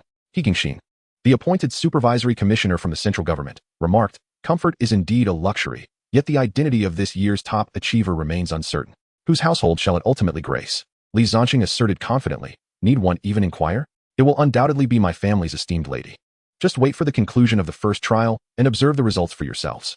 Zhang Zixuan glanced at the clock and stated, "Each speed trial requires a completion time of 15 minutes to be deemed acceptable. Those exceeding this threshold are practically irrelevant. With merely 30 seconds left until the 15-minute mark, data transmission has already commenced. Let us await the results." He Gengxin proposed, "Let us display the teams that completed the trial within 10 minutes. Li Zonqing countered, "There's no need for such complexity. Simply reveal the times of the top 100 teams from the first round." The staff below, upon receiving the directive, swiftly executed the command, presenting the top 100 teams from the initial round. First place, Jigus Magus, time 3 minutes 37 seconds. Second place, Zhang Wufei, time 3 minutes 38 seconds. Third place, Li Yunqi, time 3 minutes 39 seconds. Fourth place, He Xiaoning, time 3 minutes 40 seconds. Fifth place, Li Tian, time 3 minutes 42 seconds. Sixth place, Ta Alisai, time 4 minutes 21 seconds. The remaining competitors continued until the 100th position, which clocked in at 6 minutes 47 seconds. From the 6th position onward, the attention of the 3 high-ranking officials waned, as these results no longer contended for the top spot. Surprisingly, the first place belonged to the eldest scion of the Magus family. As Li Zonqing spoke, he made subtle gestures to direct his subordinates to relay the first round's results to the esteemed lady of his household. Zhang Zixuan remarked, "It appears that my Wufei outperformed your lady by a slender margin of 1 or 2 seconds. I concede." He, too, instructed his subordinates to communicate the results to their kin. He Gingxin interjected, "This is merely the first round. The ultimate victor remains to be seen." All 3 were orchestrating their subordinates to discreetly relay information, a shared understanding lingering unspoken among them. Within the unique confines of the Neophician Obelisk's special space, all teams of candidates rested and regained their strength in their respective independent realms. Having completed the first round, Li Yunqi was somewhat dissatisfied with her time. During the final battle, she had miscalculated her positioning, causing a significant delay. She incessantly replayed the entirety of the encounter in her mind. There had been no missteps in her traversal or in vanquishing the blue sprites, save for a singular error made while defending. Before long, she received a message from the outside, confirming her placement in third. The frontrunner, Jigus, had bested her by a mere 2 seconds. Had she not faltered, she could have easily compensated for that time. Next round, I must exercise greater caution to avoid any mistakes, she resolved. The final score is calculated based on the average time of the 3 trials, requiring the second round to be completed 5 seconds faster than the first to compensate for any mistakes made earlier. Li Yunqi retrieved a stamina-replenishing potion from her storage ring, quickly revitalizing herself, before producing a pill, which she held in her hand. This was the Sifang Liexing pill, a product of collaboration between the Sifang Group and the Modu Modern Academy, with its quantity being exceedingly limited. It temporarily enhances the intellect of the user by 120 points for a duration of 1800 seconds. This item cannot be taken consecutively. An interval of 1 hour is required between uses, and its effects do not stack. The Sifang Group is a wholly owned subsidiary of the Li family, and this particular pill was specifically developed by professors from Modern Academy at the behest of the Li family, making it a unique asset to them. Li Yunqi held the pill in her mouth without swallowing it, as it was encased in a protective layer that needed to be bitten through for it to be effective. She planned to consume it upon encountering the first monster. All right, I am fully restored. I shall now proceed to the second round of the secret trial, she declared to the other four after preparing herself. Young miss, could we rest a little longer? I feel utterly exhausted, one overweight and one thin individual lamented. Sprawled on the ground, having consumed 3 energy drinks with little effect. You may remain here. Missing a round will make no difference for you. Li Yunqi dismissed their complaints. Those who aspired to achieve the highest honors, like her, often took on the challenge alone, monopolizing all damage output and statistics to secure high overall scores. Upon hearing that they could skip a trial, the two immediately sprang to their feet. Li Yunqi glanced at Wang Siki, who appeared stable, and then at Lin Hao, frowning slightly as he seemed unaffected. Perhaps he possessed superior stamina? Regardless, she resolved to move forward. Li Yunqi concluded her rest 20 minutes early and initiated the second round of assessment. Upon entry, she gritted her teeth and surged forward at full speed. Though the map had changed, it remained familiar to her, as she had undergone countless simulations at home over the past 2 months, repeatedly familiarizing herself with the minor secret maps that had emerged within the Nephilim obelisk. This time, she did not wait for Wang Siki, whose contribution was only useful at the very end during confrontations. At other times, she was of little assistance. Li Yunqi's non-specialized, flashy attacks could not penetrate defenses. Wang Siki struggled to keep pace with Li Yunqi, while the 2 others opted out entirely, hiding around a corner in feigned lethargy. Lin Hao, however, followed Li Yunqi at a leisurely pace, observing her as she dispatched monsters. The blue sprites fell under her onslaught, while ordinary creatures, upon hearing the sound, simply retaliated with a skill, and she moved on without a backward glance. Lin Hao felt a modicum of respect for Li Yunqi. In his experience, wealthy young ladies tended to be pampered and afflicted with princess syndrome. Yet, her determination was undeniable. How could anyone compete with those who, despite possessing greater wealth, exerted even more effort? Time passed steadily, and at 3 minutes and 1 second, the Guardian appeared. Li Yunqi, this time, did not misjudge. She awaited the Guardian's emergence with precision. As soon as it appeared, she immediately unleashed her combination skills. With her left hand, she cast the water-based skill, Frost Ray, unleashing a frigid beam that inflicted significant damage while drastically reducing both movement and attack speed. Simultaneously, her right hand, gripping her staff, invoked the fire-based skill, Disintegration Ray, gathering thermal energy that pierced through the foe, delivering a lethal blow. Both skills were continuous casting abilities. As long as Li Yunqi's mana was not depleted, she could sustain their release. Struggling to keep pace, Wang Siki cast a soothing spell on Li Yunqi, rejuvenating her health and mana, thereby enhancing her endurance. Lin Hao exclaimed in admiration, impressed by the display of skill. Chapter 17, The Great Secret Realm, Monsters Siege the City. In the Education Bureau of the Magic City, the Examination Supervision Committee and the Monitoring Center were abuzz. The second round should be commencing soon, right? There are still 10 minutes left. Shall we play a couple of rounds of Landlord in the meantime? The results for the second round 1T refresh for at least another 15 minutes. Li Zanqing, Zhang Zixuan, and He Gengxin found themselves dreadfully bored. During previous examinations, they had been inundated with tasks, constantly on the move, unable to rest during the 10-day period. However, with the reform of examination methods, there was little to do aside from monitoring data, and candidates were now safe without the worry of injury. Sir, data has been refreshed, someone from the control center reported. The trio glanced over, puzzled as to how data could refresh before the second round had even begun. Could someone have prematurely ended their break to commence the assessment? At 3 minutes and 12 seconds, it was confirmed that Li Yunqi, the eldest daughter of the Li family, had shattered the record. This was the latest record for the level 20 Nephilim Secret Realm, surpassing the previous record by a full 15 seconds. Upon hearing this, Li Zanqing leaped up in joyous laughter. Our esteemed young lady is truly remarkable. The first round was merely a courtesy to you all. Zhang Zixuan remarked, indeed. The eldest daughter of the Li family is extraordinary. My family's Wu Fei is under considerable pressure this time. He Gengxin added, the Li family is undeniably affluent. It seems my family shall not contend for the top scholar this year. Li Zanqing chuckled, you flatter us.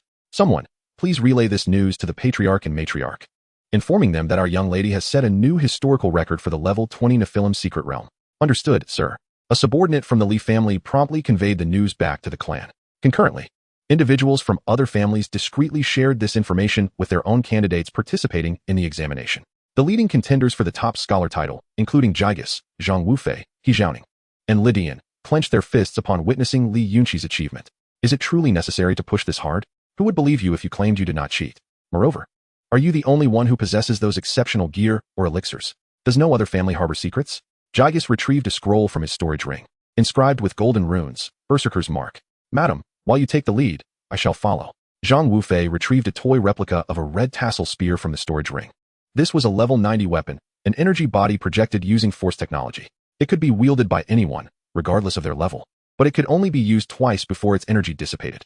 He Xiaoning produced a lotus fruit, which, when consumed, would temporarily enhance his agility by 120 points, significantly boosting both his movement and attack speed.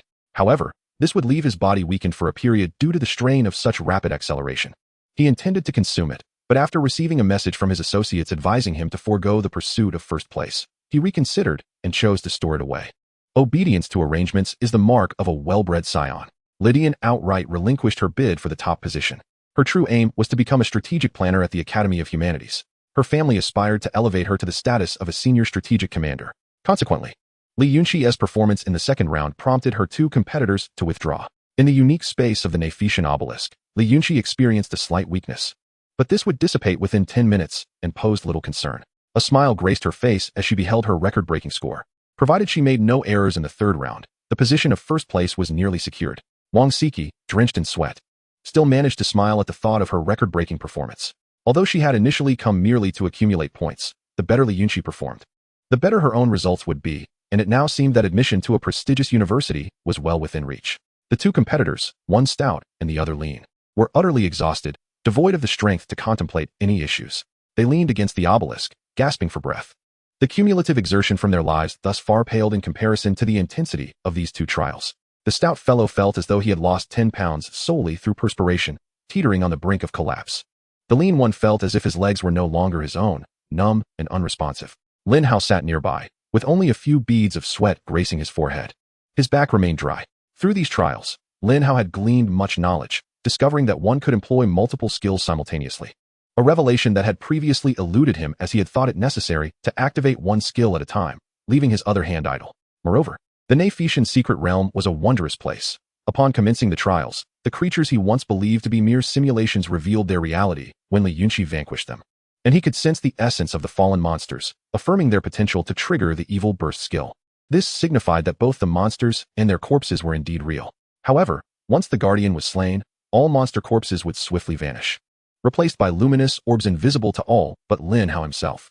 He collected 2 orbs and stored them in his storage ring, intending to study them thoroughly after the examinations concluded. Before the second round of trials officially commenced, Lin Hao had already entered a state of rest. He believed that at least 1 hour and 15 minutes would suffice for a complete recovery. The stout and lean competitors also felt a sense of relief, and after 5 minutes of sitting, the lean one attempted to stand, only to find his legs had fallen asleep from the prolonged position. This is indeed a fortunate turn of events. At least my legs have regained some sensation. Do not press down on me. Your weight is rather burdensome.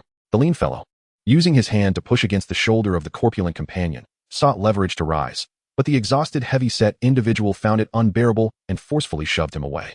This push caused the lean man to lose his balance, and in a moment of panic, he grasped at something to steady himself. In his frantic attempt, his hand fortuitously latched onto a protruding rune of the Nephilim obelisk, thereby activating it. Please select a secret realm.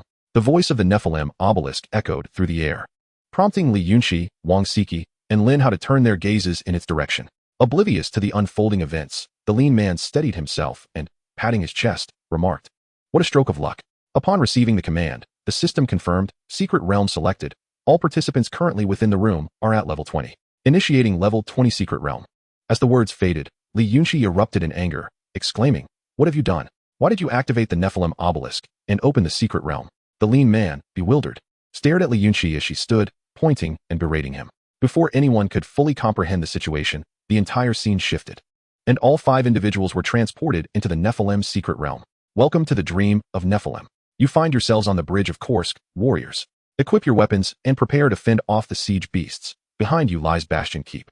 Once the voice of the Nephilim obelisk concluded, the group finally gathered their wits and surveyed their surroundings. A colossal bridge stretched endlessly before them, with Lin Hao and the others positioned at its fortress. In the distance, an enormous creature loomed, urging countless monsters to charge across the bridge toward the fortress. Within the fortress, human soldiers were organizing their defense, yet the situation appeared dire. You two have caused quite the calamity. Why activate the secret realm? We stand no chance of clearing it, and we will squander this trial, resulting in a score of 0 for our third attempt. I assure you, once we exit, I will wield the power of the Li family to ensure your families meet a grim fate. Li Yunqi's furious tirade spilled forth, her composure wholly abandoned in her agitation. The lean and corpulent individuals, gripped by terror at the sea of monstrous figures beyond the fortress, clung to one another, paralyzed with fear. Li Yunqi was poised to continue her reprimand when suddenly, Wang Siki shouted, "Miss Li, watch out." The colossal beast in the distance smashed through a section of the bridge's railing, hoisting a massive fragment of stone and hurling it toward the fortress. Wang Siki dashed forward, seizing Li Yunqi from behind in a desperate bid to escape. A thunderous crash resounded as the boulder obliterated half of the fortress. The lean and corpulent men plummeted, losing consciousness upon impact. Though Li Yunqi and Wang Siki narrowly evaded direct harm, they were nonetheless thrown against the wall by the shockwave, succumbing to unconsciousness. The assault of the monsters had officially commenced. Chapter 18. A display of skill, unseen by an audience. Having anticipated the falling debris, Lin Hao activated his iron skin and sheltered himself behind a wall, successfully avoiding the fate of being knocked unconscious or killed. Yet now, he found himself the sole survivor, standing amongst his group. Li Yunqi, initially weakened, had been rendered unconscious by the force of the shockwave, and it would be some time before she regained consciousness. According to what Li Yunqi just stated, this is considered the third assessment. Failure to pass will result in a score of 0 in accounting. No excuses or unforeseen circumstances will be taken into account. A failure to succeed equates to a score of 0. Who cares if you were unable to select the designated secret realm according to the examination regulations? What? The Li family can alter the rules. Please, the Li family does not hold absolute power. There are other formidable families of equal standing, such as the Magus, Zhang, He, and in families, others would relish the opportunity for you to err, facilitating the emergence of a top scorer. As Lin Hao beheld the monstrous horde rapidly approaching the stronghold, an idea struck him. With all team members currently incapacitated, it was the perfect moment for him to demonstrate his capabilities. He was eager to test the limits of his own power and ascertain just how formidable his death energy was compared to the three-tiered abilities of the artillery mage. However, should he intervene directly, the data collector would record his output, critical damage, and other metrics, revealing numerous vulnerabilities. Do not be deluded into believing that others will regard you as a prodigious genius or a deity. Those noble families would merely seek to confine you and interrogate how you became so powerful in the span of just 2 months. Lin Hao approached Li Yunqi and removed the data collector from her chest, exchanging it for his own. By donning Li Yunqi's device, all damage he inflicted would be attributed to her, allowing him to distance himself from any inquiries. Should Li Yunqi secure the top score, he could calculate her score as 10. In the humanities category, this could potentially add at least 100 points. Do not underestimate Li Yunqi's 10 points.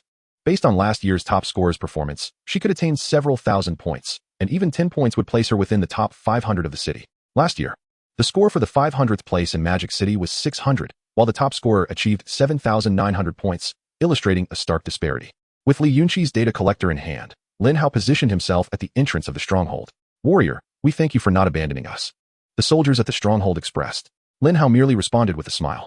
The first creature sprinted ahead of the main force, darting towards the stronghold and lunging at Lin Hao, who stood at the entrance.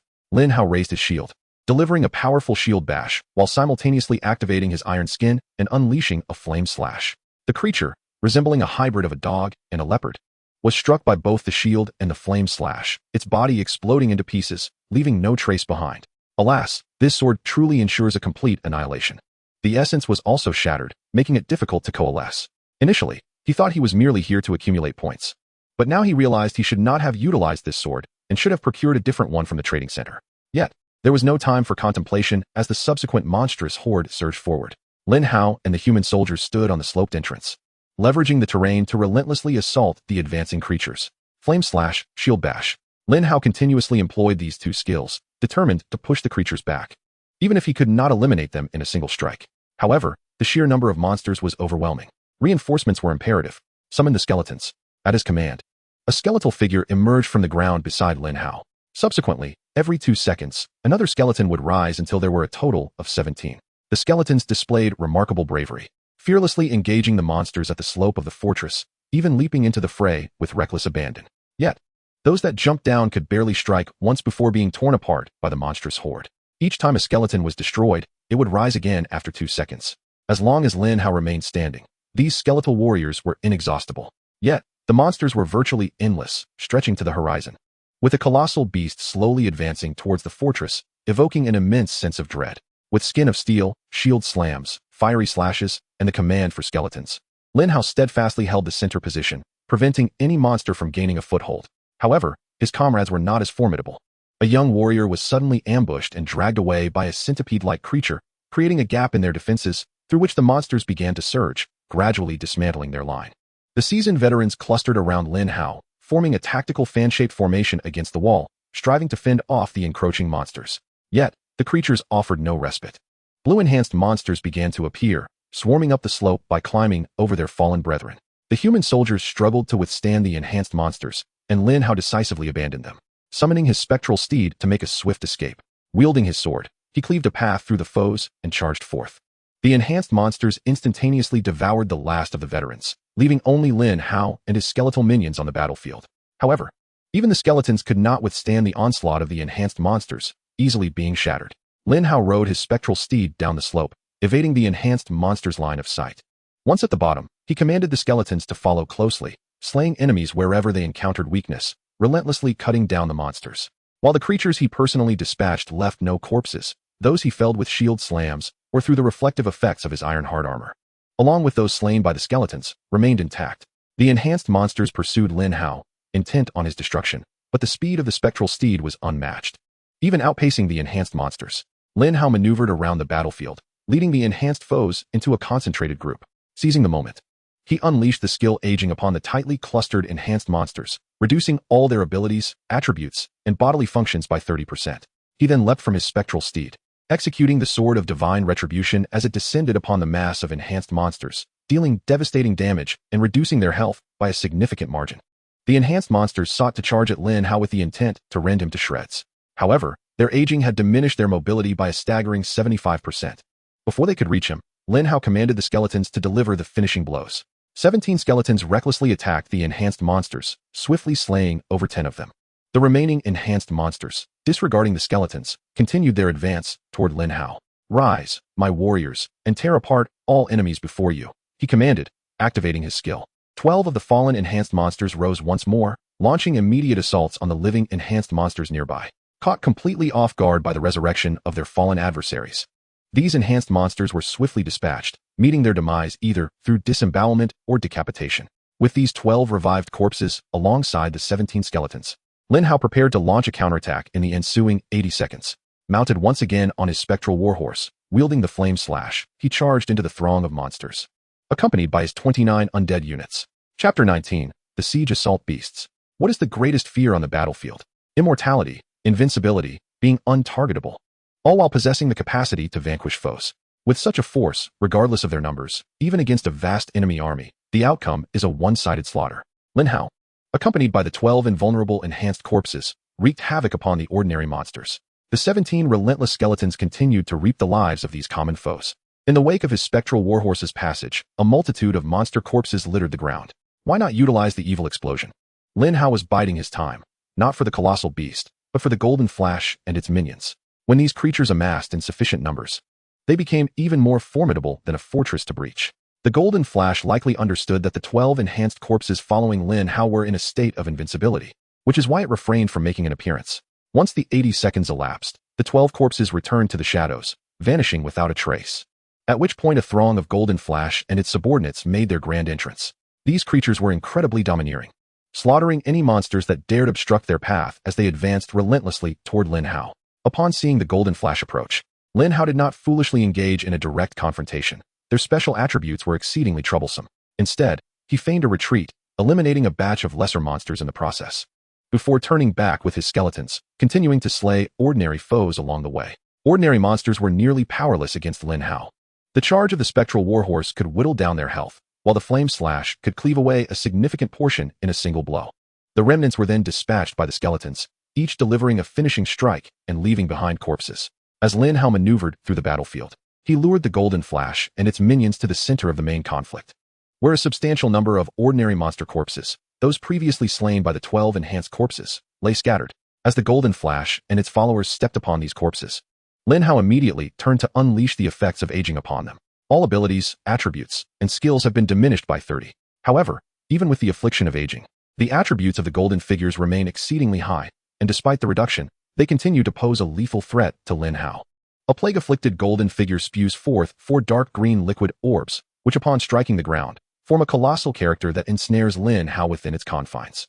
The highly toxic dark green liquid instantly corrodes any monster or corpse it comes into contact with. A frost-afflicted golden figure conjures 6 ice orbs that soar towards Lin Hao, each orb detonating after 4 seconds. The skeletons struck by the explosions are immediately encased in ice, shattering upon the slightest touch.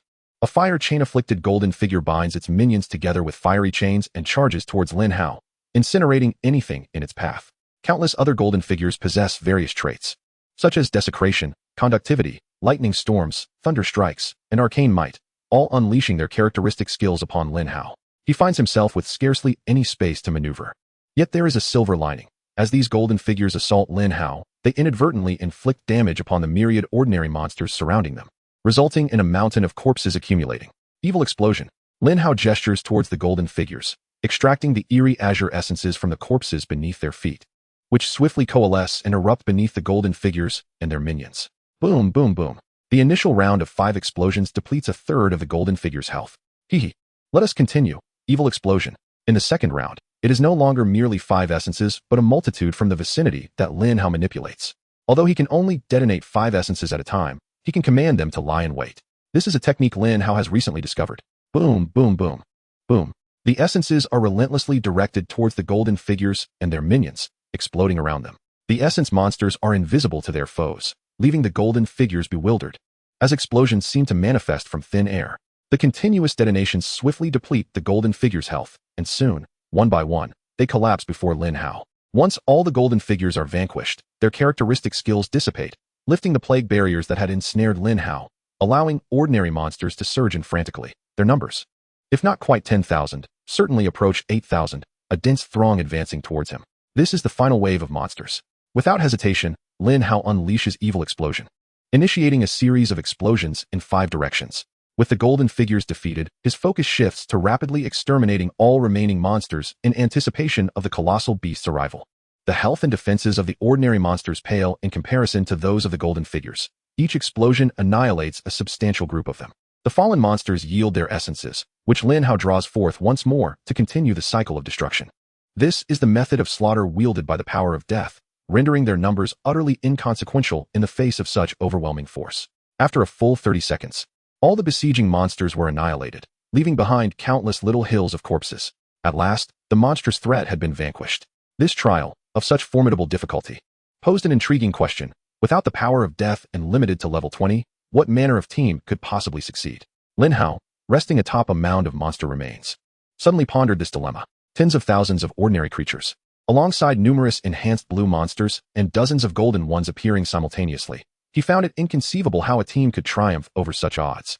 Perhaps assembling 5 individuals of exceptional abilities, each adorned in the most fitting level 20 legendary gear, might render them capable of exterminating the countless foes.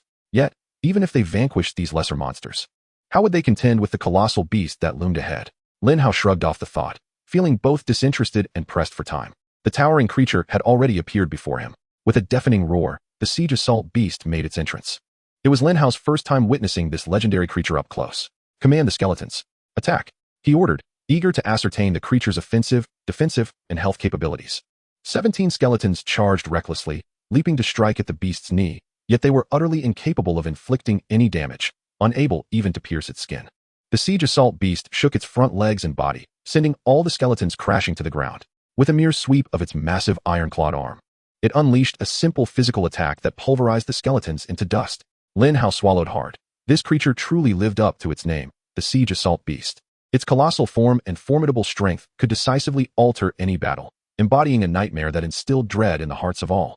With a fierce roar, the beast raised its arms, invigorated, and charged toward Lin Hao.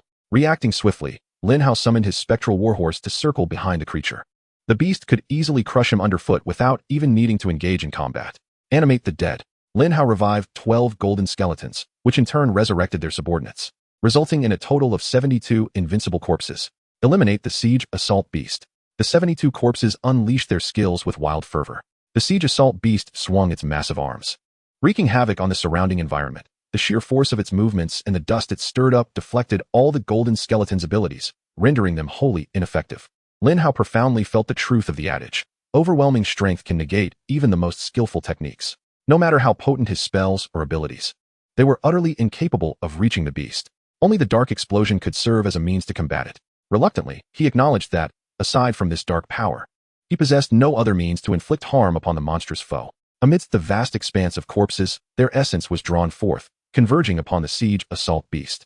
Chapter 20. The most powerful genius in history. The alarm at the monitoring center blared incessantly, with warning lights flashing ominously. What in the world is happening? Li Zanqing inquired of his subordinates. Report to Lord Li. The monitoring center has detected that someone has activated the Nephethin Great Secret Realm and initiated a challenge. The staff responded. Hasn't the temple administration already issued a notice prohibiting anyone from using the Nephethin obelisk today? Who possesses the audacity to embark on such a challenge at this moment? There's no need to rush for the heavenly ladder rankings, Zhang Zishuan remarked. He Gingxin suggested. Could it be that it wasn't someone else triggering the challenge, but rather a student participating in the martial examination who inadvertently activated it? Li Zanqing stated.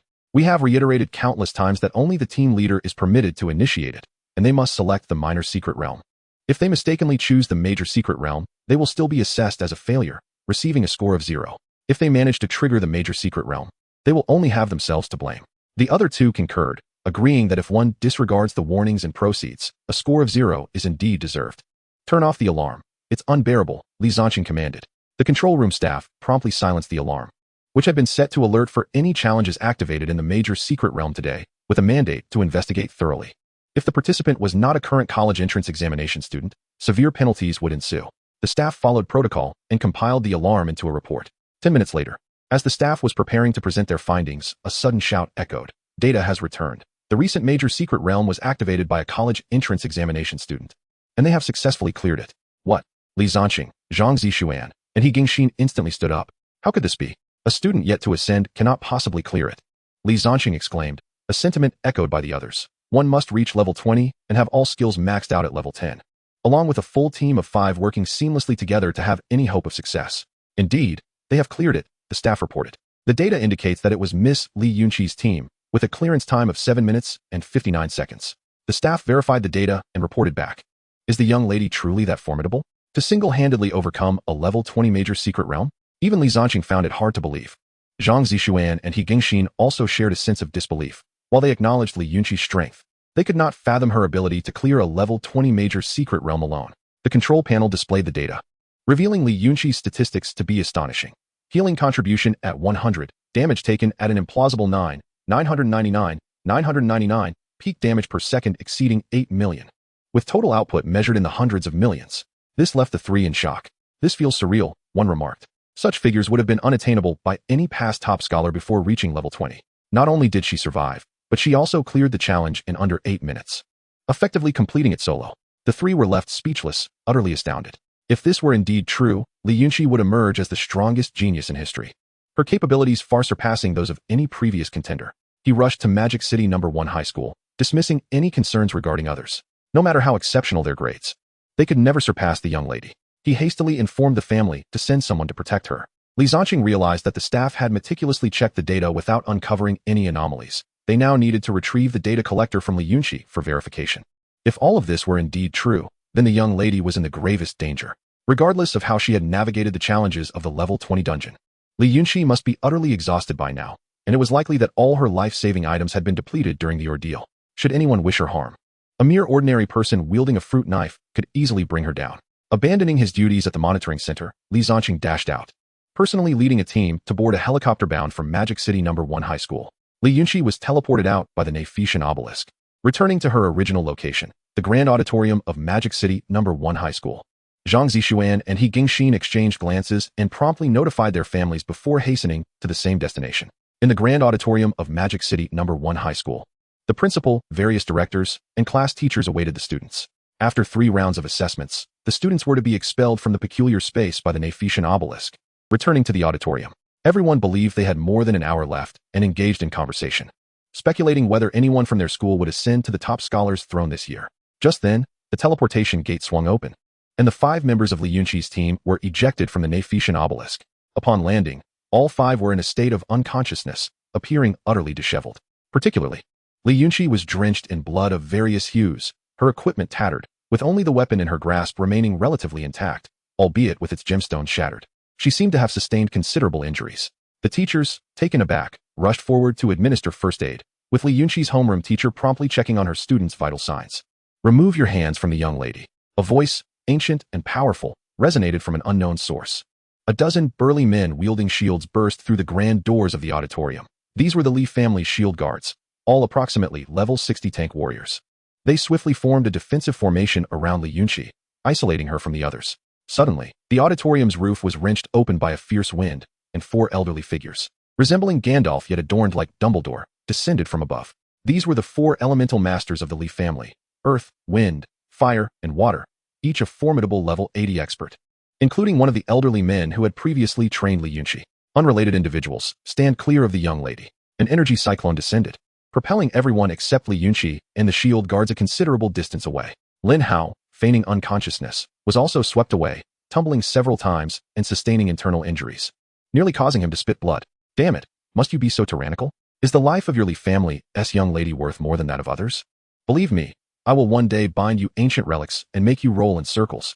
Lin Hao inwardly cursed, yet his body remained paralyzed with fear. Initially, he had merely intended to feign unconsciousness for a brief moment, hoping that the old instructor would provide assistance and revive him. However, it now appeared that he might require several days of hospitalization.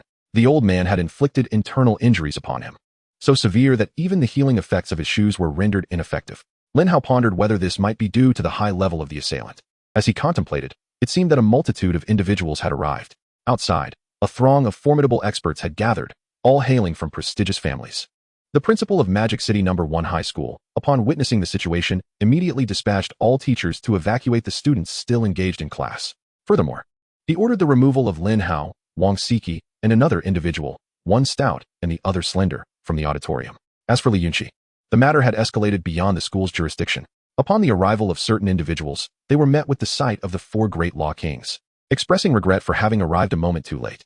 Others arrived with smiles plastered on their faces, offering congratulations, yet their minds were calculating the potential opportunities for malice. A few pretended to offer assistance in assessing injuries, adopting a faade of compassion while harboring their own sinister intentions. The opportunity for harm was fleeting, and government officials would likely arrive imminently. From the government's perspective, it was imperative to safeguard any prodigy, as each genius represented a weapon in their arsenal, a machine of war. The families, however, viewed things differently. Those who were not part of their own clan ultimately posed a threat. If everyone maintained a semblance of parity, conflict could be avoided. Yet, Li Yunqi has outshone her peers by several tiers, leaving the younger generation of other families struggling to hold their heads high, a situation that would be intolerable. Should an opportunity arise, they would not hesitate to eliminate the threat. Chapter 21. Tensions mount when Li Zanqing's helicopter arrived at Magic City No. 1 High School. Nearly all the elite from the prominent families had already assembled. The four law kings of the Li family stood in confrontation with the other experts, the atmosphere palpably tense, teetering on the brink of conflict. Anyone who dares to advance a single step further, I shall unleash my ultimate power, and we shall perish together. The Fire Law King, brimming with fury, could not abide the feigned concern of these individuals, who were merely seeking an opportunity to harm the Li family's prodigy. Do not be enraged, trust me. I merely wish to assist in assessing the injuries, nothing more, the elderly Tang San from the Tang family said, concealing a sinister purple energy in the palm of his left hand, yet wearing a benevolent smile. Old poisoner, you wish to aid in examining injuries? Perhaps the wounded individual has grown too fond of life. The Water Law King interjected, dare to move another step, and I shall flood this place. And we shall all meet our demise. A surge of water sliced through the ground before Tang San, marking a boundary he would not cross. Patience. We have merely come to ascertain whether your Li family prodigy has resorted to any underhanded tactics, considering the commotion has escalated significantly. The elder from the Lu family, Lu Zhong, squinted as he approached Li Yunqi's position, calculating that he was but a step away from his goal. Suddenly, a stone protrusion from the Earth Law King blocked Lu Zhong's path. What schemes do you harbor? I am well aware of your intentions. Dare to take another half step, and you shall find out. The Wind Sovereign, lacking in patience, summoned 6 colossal tornadoes to envelop his side, declaring, whether my lady has cheated is a matter for the Government Oversight Committee. You have no right to inquire. He further warned, if you wish to harm the genius of the Li family, you must first reckon with my staff. The elders from the other noble families, upon witnessing this, hesitated to advance any further. Each of them harbored intentions to act discreetly. None would openly confront and tear the facade. How audacious of the Lee family to brazenly employ large-scale destructive magic at Magic City High School, disregarding the safety and lives of other students. A voice resounded from behind, as a group flocked around a formidable middle-aged man.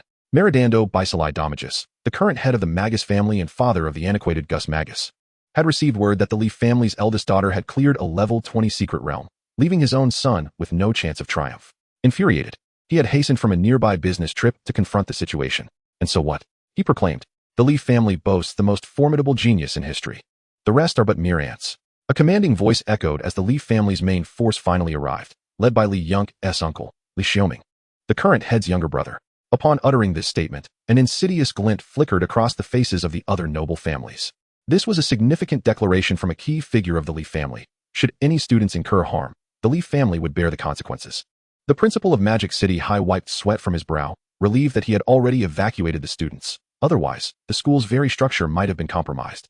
Lin Hao was also among those retreating, being carried on a stretcher to an awaiting ambulance. As he was being loaded into the vehicle, Lin Hao cast a furtive glance towards the direction of the school auditorium, where the forces were beginning to clash, and a colossal spell could erupt at any moment. He thought to himself that they needed to hurry.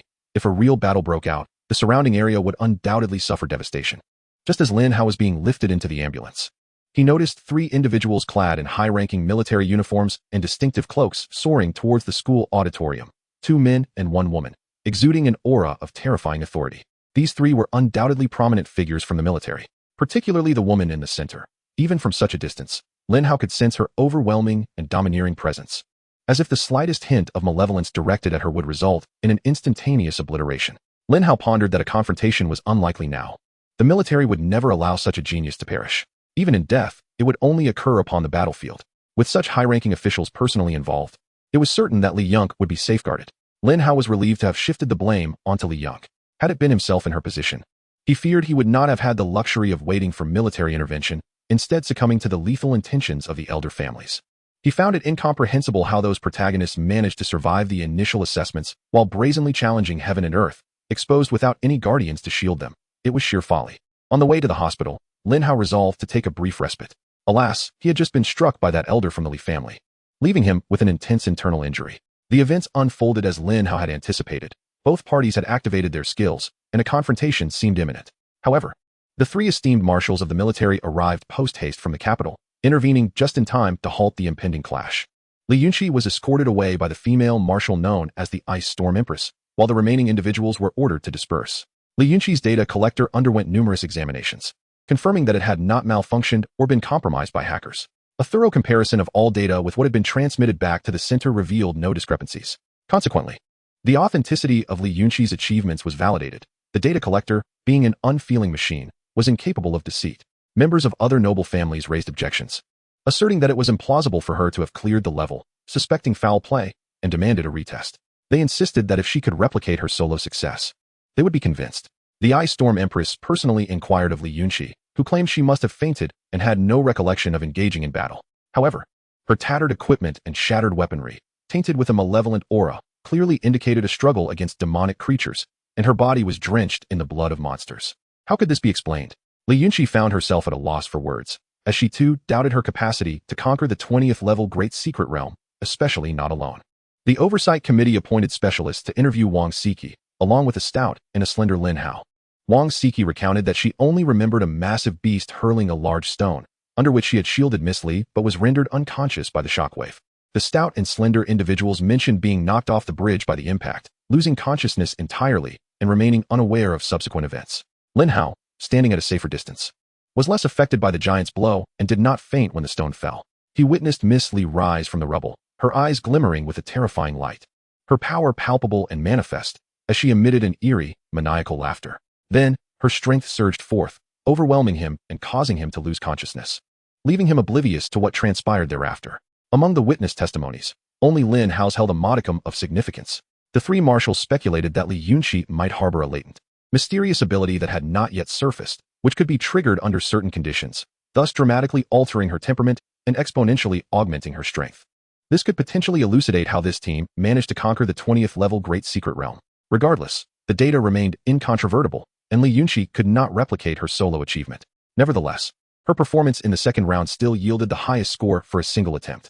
Ultimately, the Oversight Committee decreed that Li Yunqi would be the top scholar, with Ji Gus as the second and Zhang Wufei as the third.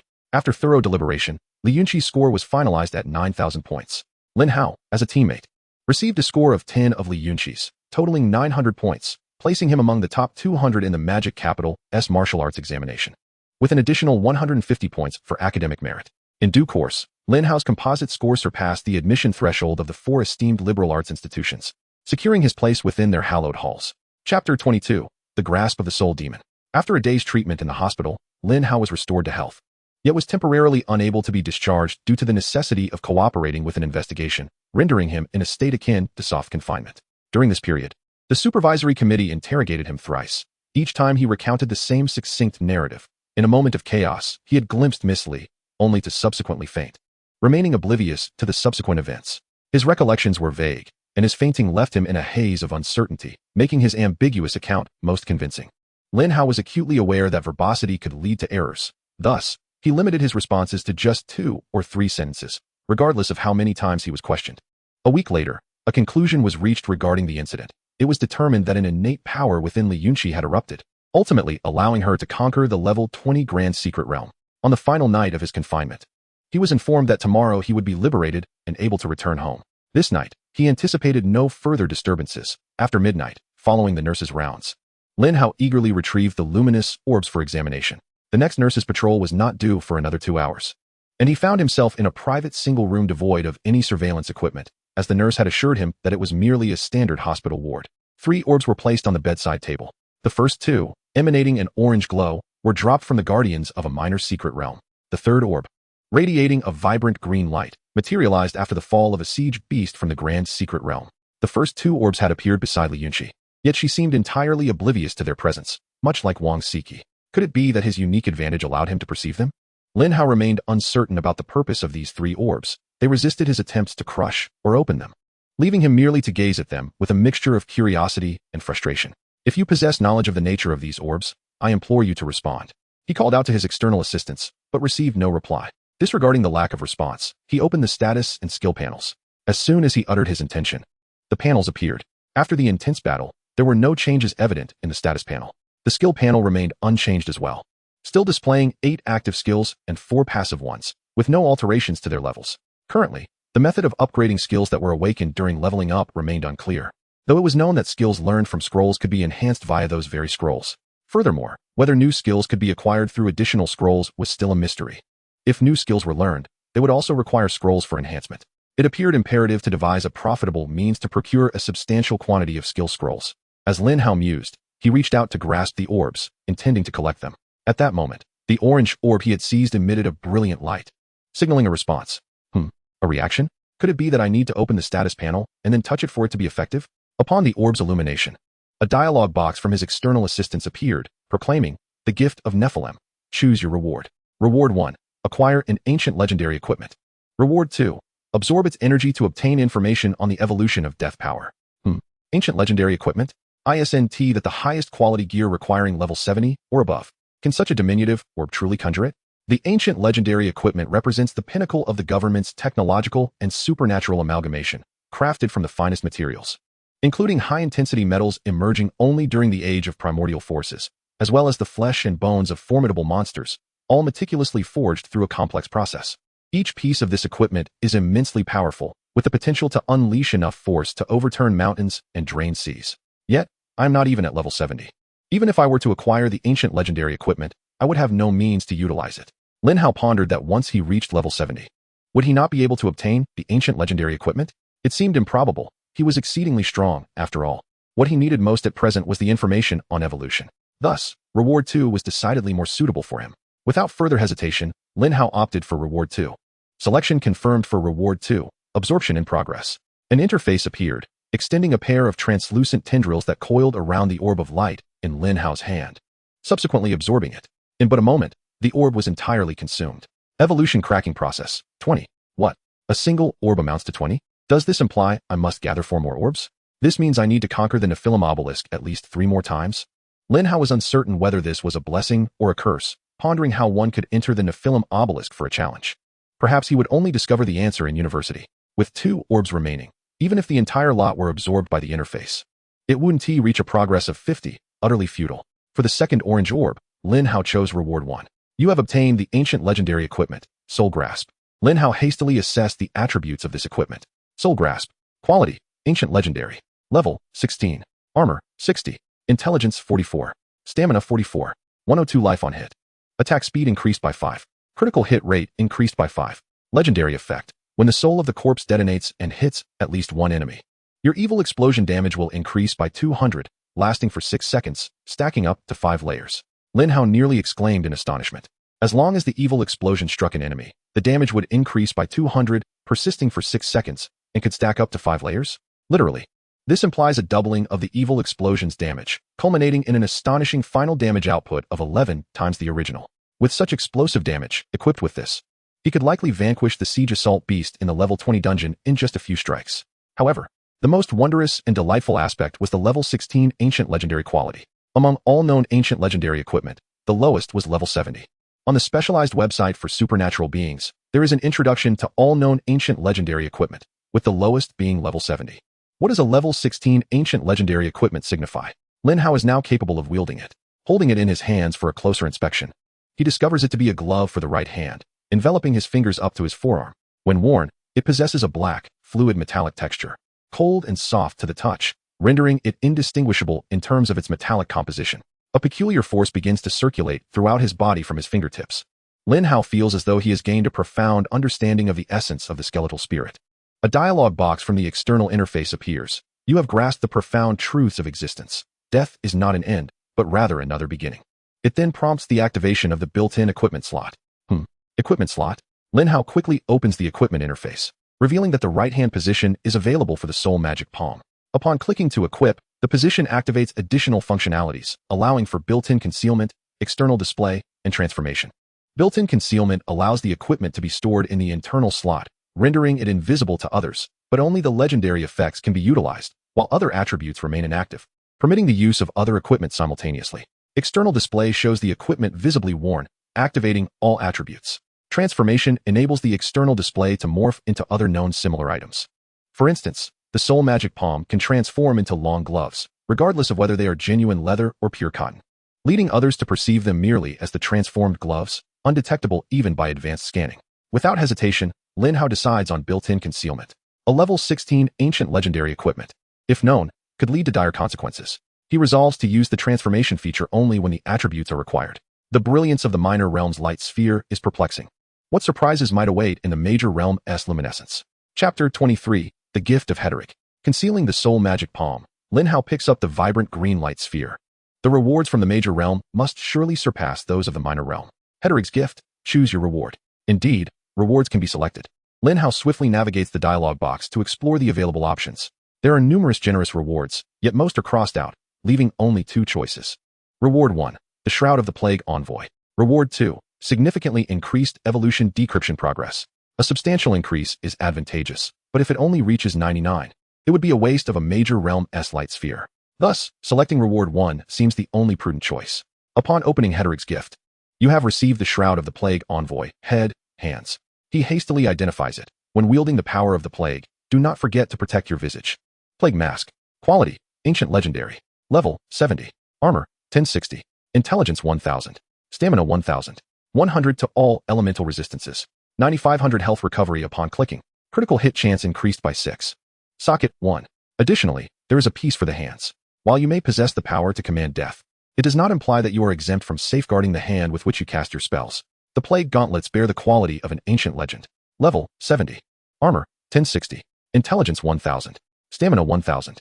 Critical hit chance increased by 10. Critical hit damage augmented by 50. Grants an additional 100 points of all elemental resistance. Attack speed enhanced by 8. Due to your insufficient strength, you are unable to equip the Plague Mask and the Plague Gauntlets, though you may place them in the built-in equipment slot. The level 70 mask and gauntlets are maddening, and Lin Hao felt an urge to curse. Had he known, he could have let the cheat program consume them to hasten the progress. What if it had directly reached level 100? Now here he was, with a level 70 ancient legend, whose attributes were remarkable yet ultimately futile if he could not utilize them. Even placing them in the built-in equipment slot would only allow him to gaze upon them, merely for show, devoid of practical use. With a countenance of frustration, Lin Hao deposited these 2 pieces of equipment into the built-in equipment slot, equipping the Plague Gauntlets on his left hand, alongside the soul manipulator on his right. As soon as he placed the two items into the slot, the cheat program promptly generated a new dialog box. You have activated the attributes of the Plague Envoy's wrappings. 2. Set effect. For each soul consumed from a corpse, the corpse will launch a Spear of the Dead at nearby enemies. You have additionally acquired the skill Spear of the Dead. Spear of the Dead summons a bone spear from the corpse to attack the target, inflicting 1750 weapon damage. What? Set attributes. Skill Spear of the Dead, 1750 weapon damage. Is this not superior to the Sword of Divine Punishment? Lin Hao hastily opened the skill panel to investigate. The Spear of the Dead required no fury points for activation. Merely the presence of a corpse would suffice. The set effect consumed the soul essence from the corpse, causing it to automatically launch a Spear of the Dead at enemies. This meant that if he extracted the soul essence and employed Dark Eruption, the corpse would simultaneously strike the enemy with the Spear of the Dead. This constituted a double blow. Exclamations of awe had become insufficient to express his astonishment. Fortunately, he had heeded the advice of the cheat program and placed these two pieces of equipment in the built-in equipment slot. Although he could not utilize their inherent attributes, he could activate the set effect, much like the soul manipulator, which could not be employed for its attributes while in the built-in equipment slot, yet still activated its legendary effect. It seemed to follow the same principle. Lin Hao clicked on the set attributes, noticing that there were additional properties for a 4-piece and a 6-piece set, yet these remained concealed until activated. Regardless, he resolved to seek the opportunity to challenge the Abyssal Spire in the future. Closing all dialogue boxes, he noted that there were 3 light orbs, which had already been consumed. Now, he intended to explore online resources to discern how to access the trials within the Abyssal Spire. Numerous documents pertaining to the Abyssal Spire were available online, all officially released. The Abyssal Spire was a treasure bestowed upon humanity, having descended suddenly from the void following the onset of the Era of Force. Towering at 200 meters, with a base occupying 40 square meters, its material remains a mystery. Impervious to any level of supernatural abilities and weaponry, immovable and unable to be relocated. The first individuals to touch the Nephilim obelisk received profound insights, uncovering the means to harness its power. Within it lie 2 types of secret realms, great and small, available for humanity's trials. Regardless of size, these realms present all the creatures previously encountered by humankind, alongside countless others never before seen. Should humanity encounter new monsters outside, these too will manifest within the secret realms. While slaying monsters within these domains does not yield experience points, it facilitates rapid practice to enhance skill proficiency and levels. During trials, true death is averted. However, injuries may still occur. Upon commencing a trial, all monsters are rendered as lifelike as possible, yet upon completion, their remains vanish, leaving no spoils behind. Remarkably, the blood of the monsters clings to those who exit, and scientists have verified its authenticity as genuine monster blood. The government has erected a temple at the site of the Nephilim obelisk, establishing annexes at various universities, war academies, and military training centers, where the obelisk's projection can be utilized. Students from these institutions, alongside military personnel, may reserve time to engage in trials using the Nephilim obelisk. Access to the small secret realm is unrestricted, with a chance to drop keys for the great secret realm upon successful completion, the probability of which increases with one's level. Though the small realms cap at level 40. All participants in the Great Secret Realm's initial entry require no key. However, subsequent attempts necessitate one to proceed. The Great Realm caps at level 60, beyond which further trials at the Nephilim obelisk are prohibited. Records indicate that those who have undergone trials at the Nephilim obelisk possess a 79 higher survival rate in warfare compared to those who have never participated, demonstrating a marked increase in strength. Within the temple, a stone tablet displays a leaderboard, chronicling the completion times for the level 60 Great Secret Realm. It is rumored that merely ascending this leaderboard bestows mysterious rewards from the Nephilim obelisk. The nature of these rewards remains a closely guarded secret among the top contenders, who are believed to view them as strategic advantages not to be easily revealed. After extensive research, Lin Hao has solidified his thoughts. It seems that as long as he successfully enrolls, he may challenge the trials of the Nephilim obelisk. The sole obstacle lies in the regulations of the universities and war academies, which stipulate that one must advance in rank to partake in such trials. Currently, Lin Hao must reach a threshold of 100 to unlock the information for the evolution into the power of death. Achieving this requires participation in the small secret realm trials, where upon completion he must allow a luminous orb to be consumed by an external entity. Yet, without an advancement in rank, he is prohibited from undertaking the trials. This creates a vicious cycle, leaving Lin Hao with a sense of entrapment. He resolves to consult his elder sister upon her return, hopeful she may possess a solution. Chapter 24, The Alien Cockroach. Magic City Hospital, Room 101. The sound of clattering echoes as all the manhole covers of the hospital's drainage system are pushed open from within, and towering alien cockroaches emerge from the depths of the sewers. They are silent and swift, scuttling in all directions throughout the hospital. It is now 2 a.m., and the night watchman has long secured the hospital's entrance, dozing in his guardroom. Two cockroaches have ascended to the door and window of the guardroom, fixating on the two watchmen within. Food, delicious food. Though incapable of speech, the cockroaches communicate through their antennae, perceiving humans as the most delectable sustenance. These creatures are not the common cockroaches of the blue planet. They bear no resemblance whatsoever, having traversed through the dimensional rift opened by the elders of old. Each measures 2 to 3 meters in length, their heads grotesque, capable of standing upright like a human. In terms of strength, agility, and overall prowess, they surpass ordinary humans. Indeed, even a typical level 20 unascended ability user would be utterly outmatched. Unable to contain their hunger, these extraordinary cockroaches begin to salivate profusely. With a crash, one of them shatters the glass window and lunges inside, sinking its fangs into the neck of a sleeping watchman, who is given no chance to awaken before being fatally bitten. The other watchman, roused from slumber, is met with the horrifying sight of his colleague being attacked and screams in terror, attempting to flee the room to sound the alarm. Yet, as he scrambles from his bed, he barely manages to move 2 meters before encountering another monstrous cockroach blocking his path, drooling voraciously. You are still awake? At 2:05 a.m., a nurse conducts her rounds and approaches Lin Hao's room, only to hear peculiar, lewd sounds emanating from within. She hastily enters, concerned that the student might be in distress. To her surprise, she discovers Lin Hao flailing about in a frenzy. No, nothing's wrong. I'm just thrilled that I can be discharged tomorrow, Lin Hao exclaims, feeling a mix of embarrassment and excitement, having forgotten that it was already 2 o'clock and time for the nurse's rounds. The nurse shakes her head, slapping her clipboard against Lin Hao's head. Get to bed this instant. If you wish to act mad, do so after you've returned home post-discharge tomorrow. Lin Hao, one hand on his head, protests, Nurse, be gentle. If you make me foolish, you shall be responsible. The nurse scoffs. So, you're starting to flirt with me now? Lin Hao had intended to compliment her on her admirable physique and beauty, expressing a willingness to endure her reprimands if it meant she would take responsibility. However, before he could utter a single word, a green light enveloped his head, and what escaped his lips was, I warn you not to think of an old cow eating tender grass. You.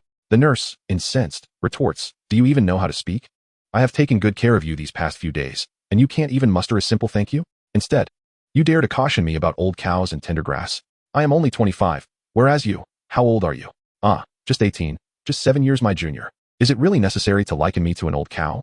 Veins protruding from her neck in anger, her once beautiful face now marred by irritation.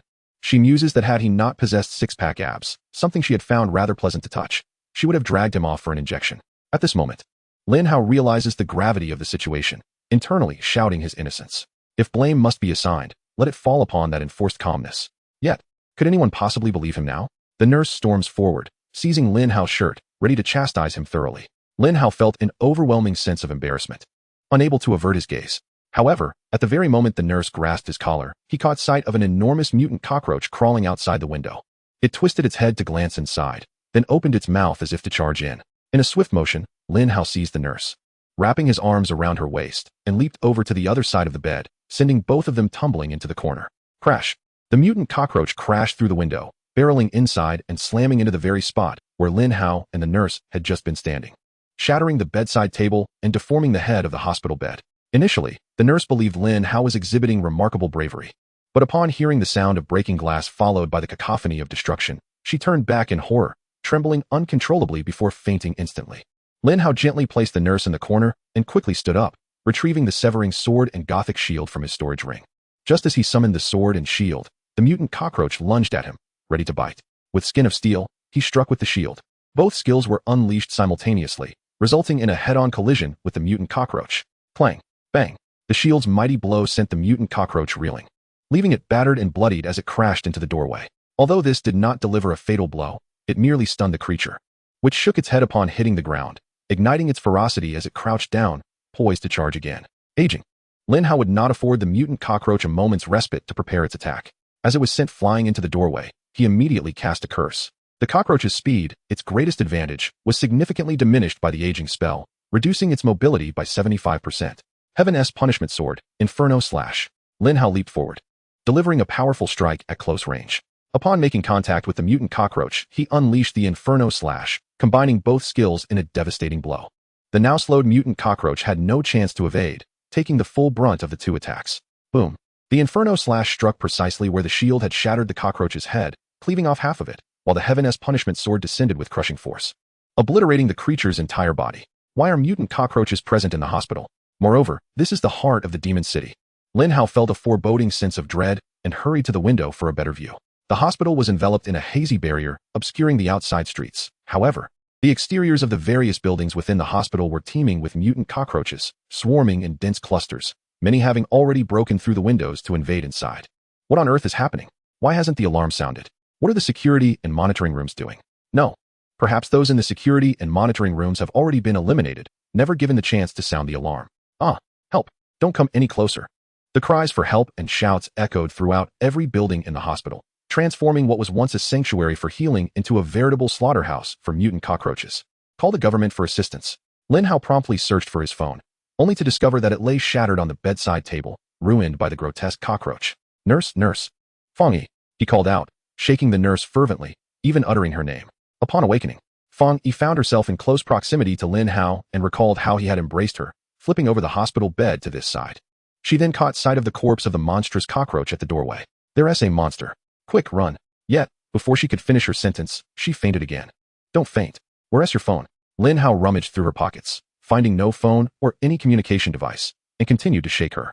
I'm sorry. He raised his hand and playfully slapped her delicate, apple-like face, causing her to stir awake, her cheeks reddened and slightly swollen. Chapter 25. The Order of Dagon in a laboratory atop a certain experimental building in the hospital. A man clad in formal attire and wearing a grotesque mask was packing vials of serum into a briefcase. Who are you? Why are you stealing the serum? Doctor. Ling gritted his teeth, unable to move due to his injuries. Who am I? No, you've asked the wrong question. I am not merely an individual. You should inquire instead, who are you? The man in the formal wear continued to gather the serum in his bag. A bunch of lunatics, Dr. Ling thought. Secretly biting down on the miniature communicator embedded in his tooth, dialing the government ACE secret line to relay the dire situation, hoping for a swift response to reclaim the serum. No, you do not comprehend. You ought to ask. It is a matter of courtesy. No need. I already know, Doctor. Ling replied. Do you think by refraining from asking, you can evade us? We are the rightful dominators of this world, the messengers of the divine, the followers of the deity. Remember our name. We are the Order of Dagon, the man declared excitedly, spreading his arms wide and tilting his head back as if uttering the name was a sacred act. A bunch of lunatics, madmen. Dagon perished over 444 years ago, slain by the hands of ancient science. And you dare call him a god? Ancient science can make him bleed. What right does he have to be called a god? Dr. Ling discerned that this individual was a notorious cultist, part of an organization that emerged after the arrival of Dagon, known as the Order of Dagon.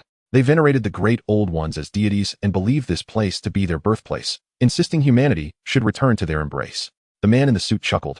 How can mere ants comprehend the will of the divine? If the gods do not wish it, how can you harm them?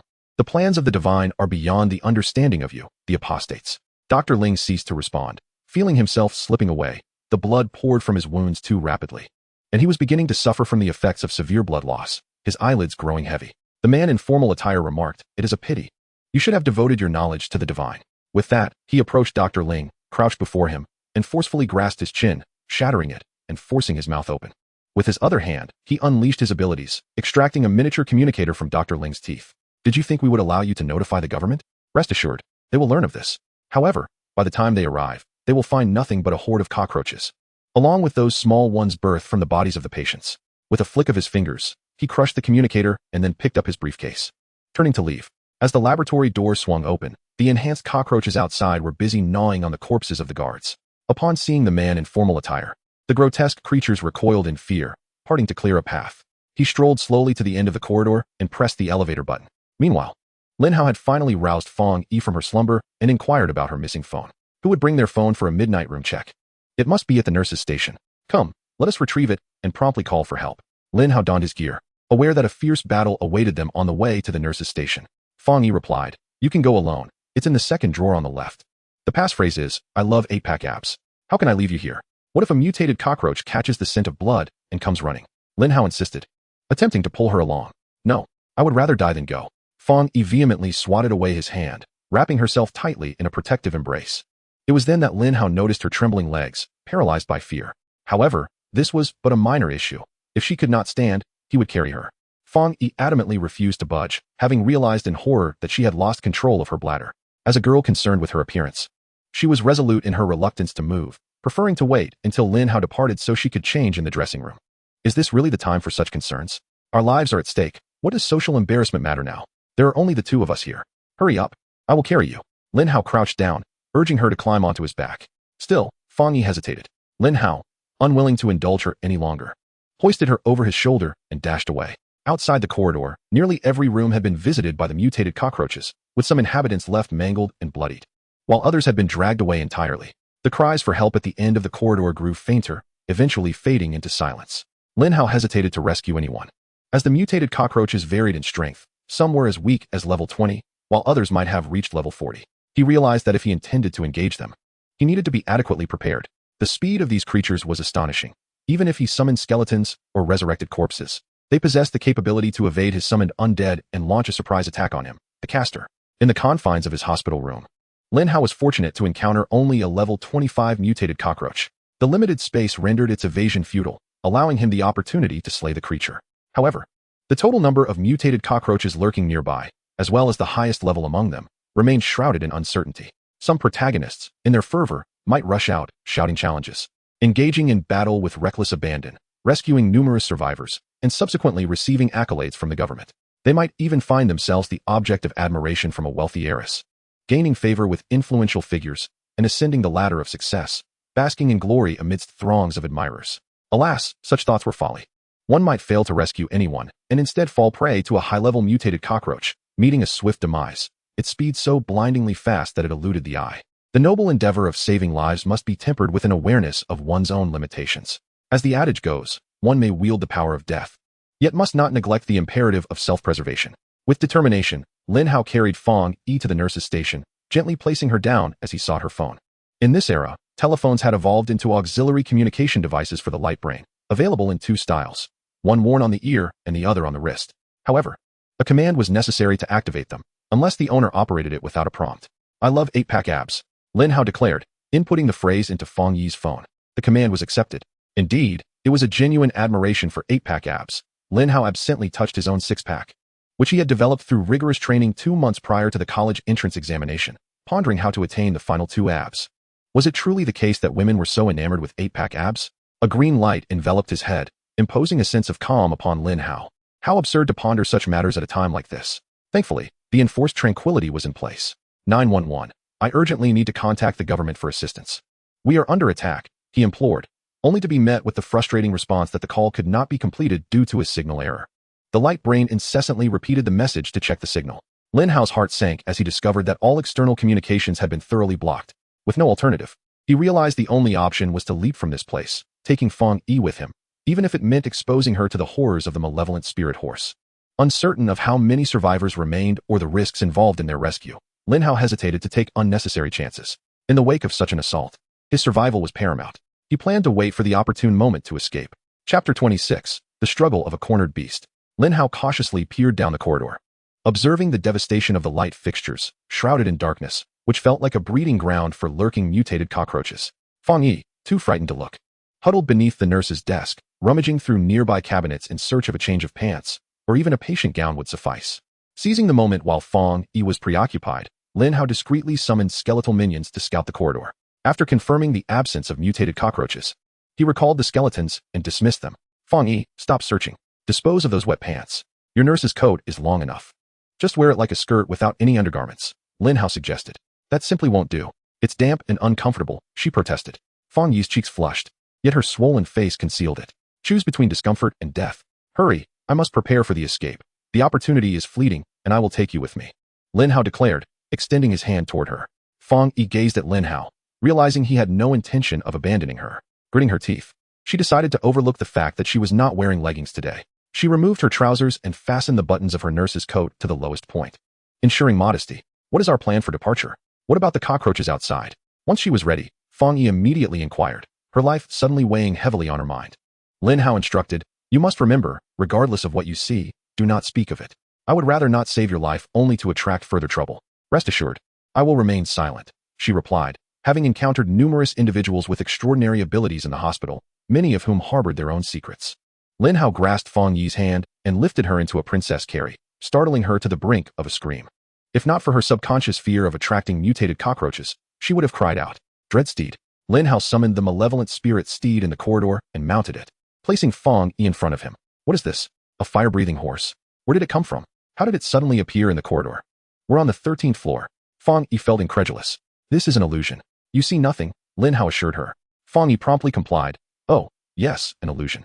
Let us go. With a flick of the reins, the dread steed charged toward the corridor with windows, and Fong Yi clung tightly to Lin Hao's waist. Her head nestled against his chest. The steed galloped swiftly, its hooves echoing in the corridor, drawing the attention of numerous mutated cockroaches. They hastily scurried toward the sound. Spotting Lin Hao and Fong Yi, their claws outstretched, ready to pounce. However, the dread steed was swifter than the mutated cockroaches.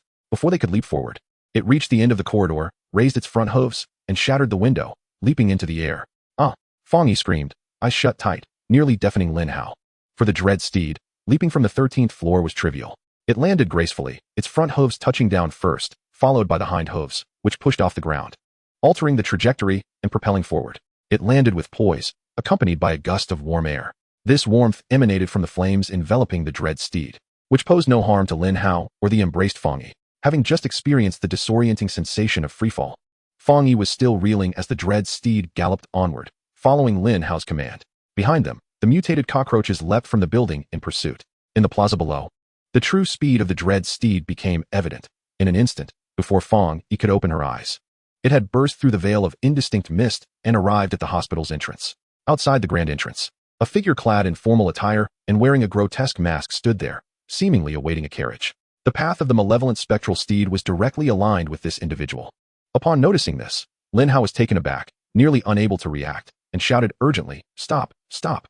The spectral steed also wished to halt immediately, however, having just accelerated. It required at least 2 seconds to come to a stop, precisely 1 second too long to avoid a collision. With a resounding crash, the spectral steed suddenly struck what seemed like an invisible barrier at the entrance, its head twisting grotesquely as the entire creature vanished into the void, causing Lin Hao and Fong Yi to tumble to the ground. Fortunately, in the instant of falling, Lin Hao managed to embrace Fong Yi, preventing her from injury upon impact.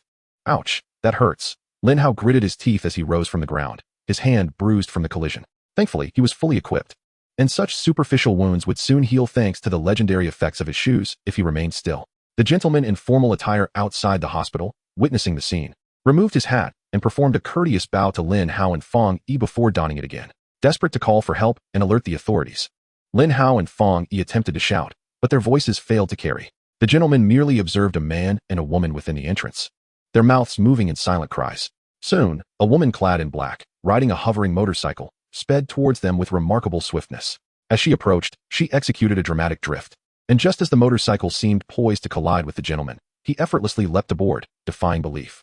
The woman then twisted the throttle, and in an instant, they vanished from sight. Why did he leave? What is happening? How can we not escape? Fong Yi shouted in distress. Lin Hao restrained her, saying, "This is a barrier, as described in many texts, designed to confine enemies and prevent their escape. That man in formal attire is likely the mastermind behind this assault. It seems we are trapped." Fong Yi, upon hearing this, was rendered speechless, having believed that reaching the entrance would lead to safety, only to find herself ensnared within the confines of the hospital. What do we do now? What are we going to do? Panic began to set in for Fong Yi. "Stand behind me. The mutated cockroaches are closing in," Lin Hao instructed. With the path ahead sealed by the barrier and the monstrous cockroaches pursuing from behind, despair enveloped Fong Yi. Lin Hao, a mere student who had just completed his college entrance examination, felt utterly outmatched against these aberrant creatures. Only a fully equipped top student could hope to repel such foes. But was Lin Hao that student? No. Fong Yi knew that their captain, a girl named Li Yunqi, was the true top scorer of this year's examination. "Stay here and do not move," Lin Hao commanded, raising his sword as he locked onto the fastest of the mutated cockroaches lurking in the mist. With a leap, he unleashed the sword of divine retribution upon it. With a resounding thud, the sword missed its mark, and in the split second of impact, the cockroach adeptly recoiled, evading the attack. Damn it, Lin Hao cursed. In this vast expanse, confronting these mutant cockroaches proves exceedingly challenging. Their speed is utterly astonishing, barely perceptible to the naked eye. I promptly retreated to the entrance, lifting Fong Yi once more. We cannot remain idle here. The area is far too expansive to contend with these aberrant creatures. We must find a more suitable position for combat. Thus, Lin Hao summoned the spectral war steed once again, taking Fong Yi with him as they charged back into the mist, making their way towards the side of the hospital building. Chapter 27, Counterattack. Utilizing the speed of the spectral steed, Lin Hao managed to shake off the pursuing mutant cockroaches. Upon returning to the building where he was hospitalized, the spectral steed leaped into the second-floor lobby. Dismounting, Lin Hao immediately hoisted Fong Yi and dashed away. "I recall there are superpowered guards in the hospital. If we reach the experimental building, we should be safe," Fong Yi remarked. "Don't be foolish. The attack has persisted for quite some time, and there has been no sign of battle. Those superpowered guards have likely been taken out. I am merely concerned about the presence of high-level mutant cockroaches, which is why I hesitate to engage recklessly, fearing ambush, Lin Hao replied as he ran. It is truly uncertain whether those mutant cockroaches possess tracking abilities. As they relentlessly pursued him. Now, they had already climbed to the second floor, searching for Lin Hao and Feng Yi. Lin Hao, not being foolish, knew that remaining on the second floor would inevitably lead to capture. He leaped from the window, climbing upward from the exterior. With his enhanced abilities, his physique was entirely extraordinary. Ascending from the second to the third floor, even while carrying a girl, was a trivial feat. He entered through a shattered window on the third floor, creating a cacophony to lure the mutant cockroaches. Subsequently, he jumped down to the first floor, utilizing the emergency staircase to reach the basement while the cockroaches ascended to the third floor. What are you doing in the basement? Feng Yi inquired. The morgue. Lin Hao replied, the first location that sprang to mind for eradicating a multitude of mutant cockroaches. The morgue door was securely locked. No mutant cockroaches had breached it, likely due to the presence of numerous patients, nurses, and on-duty doctors, who would dare to disturb the dead. Lin Hao kicked open the morgue door and rushed inside.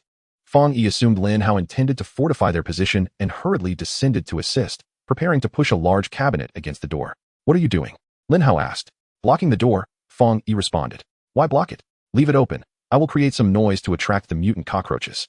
Lin Hao had already sensed the vital essence within the corpses in the morgue, which he could extract without issue. Are you insane?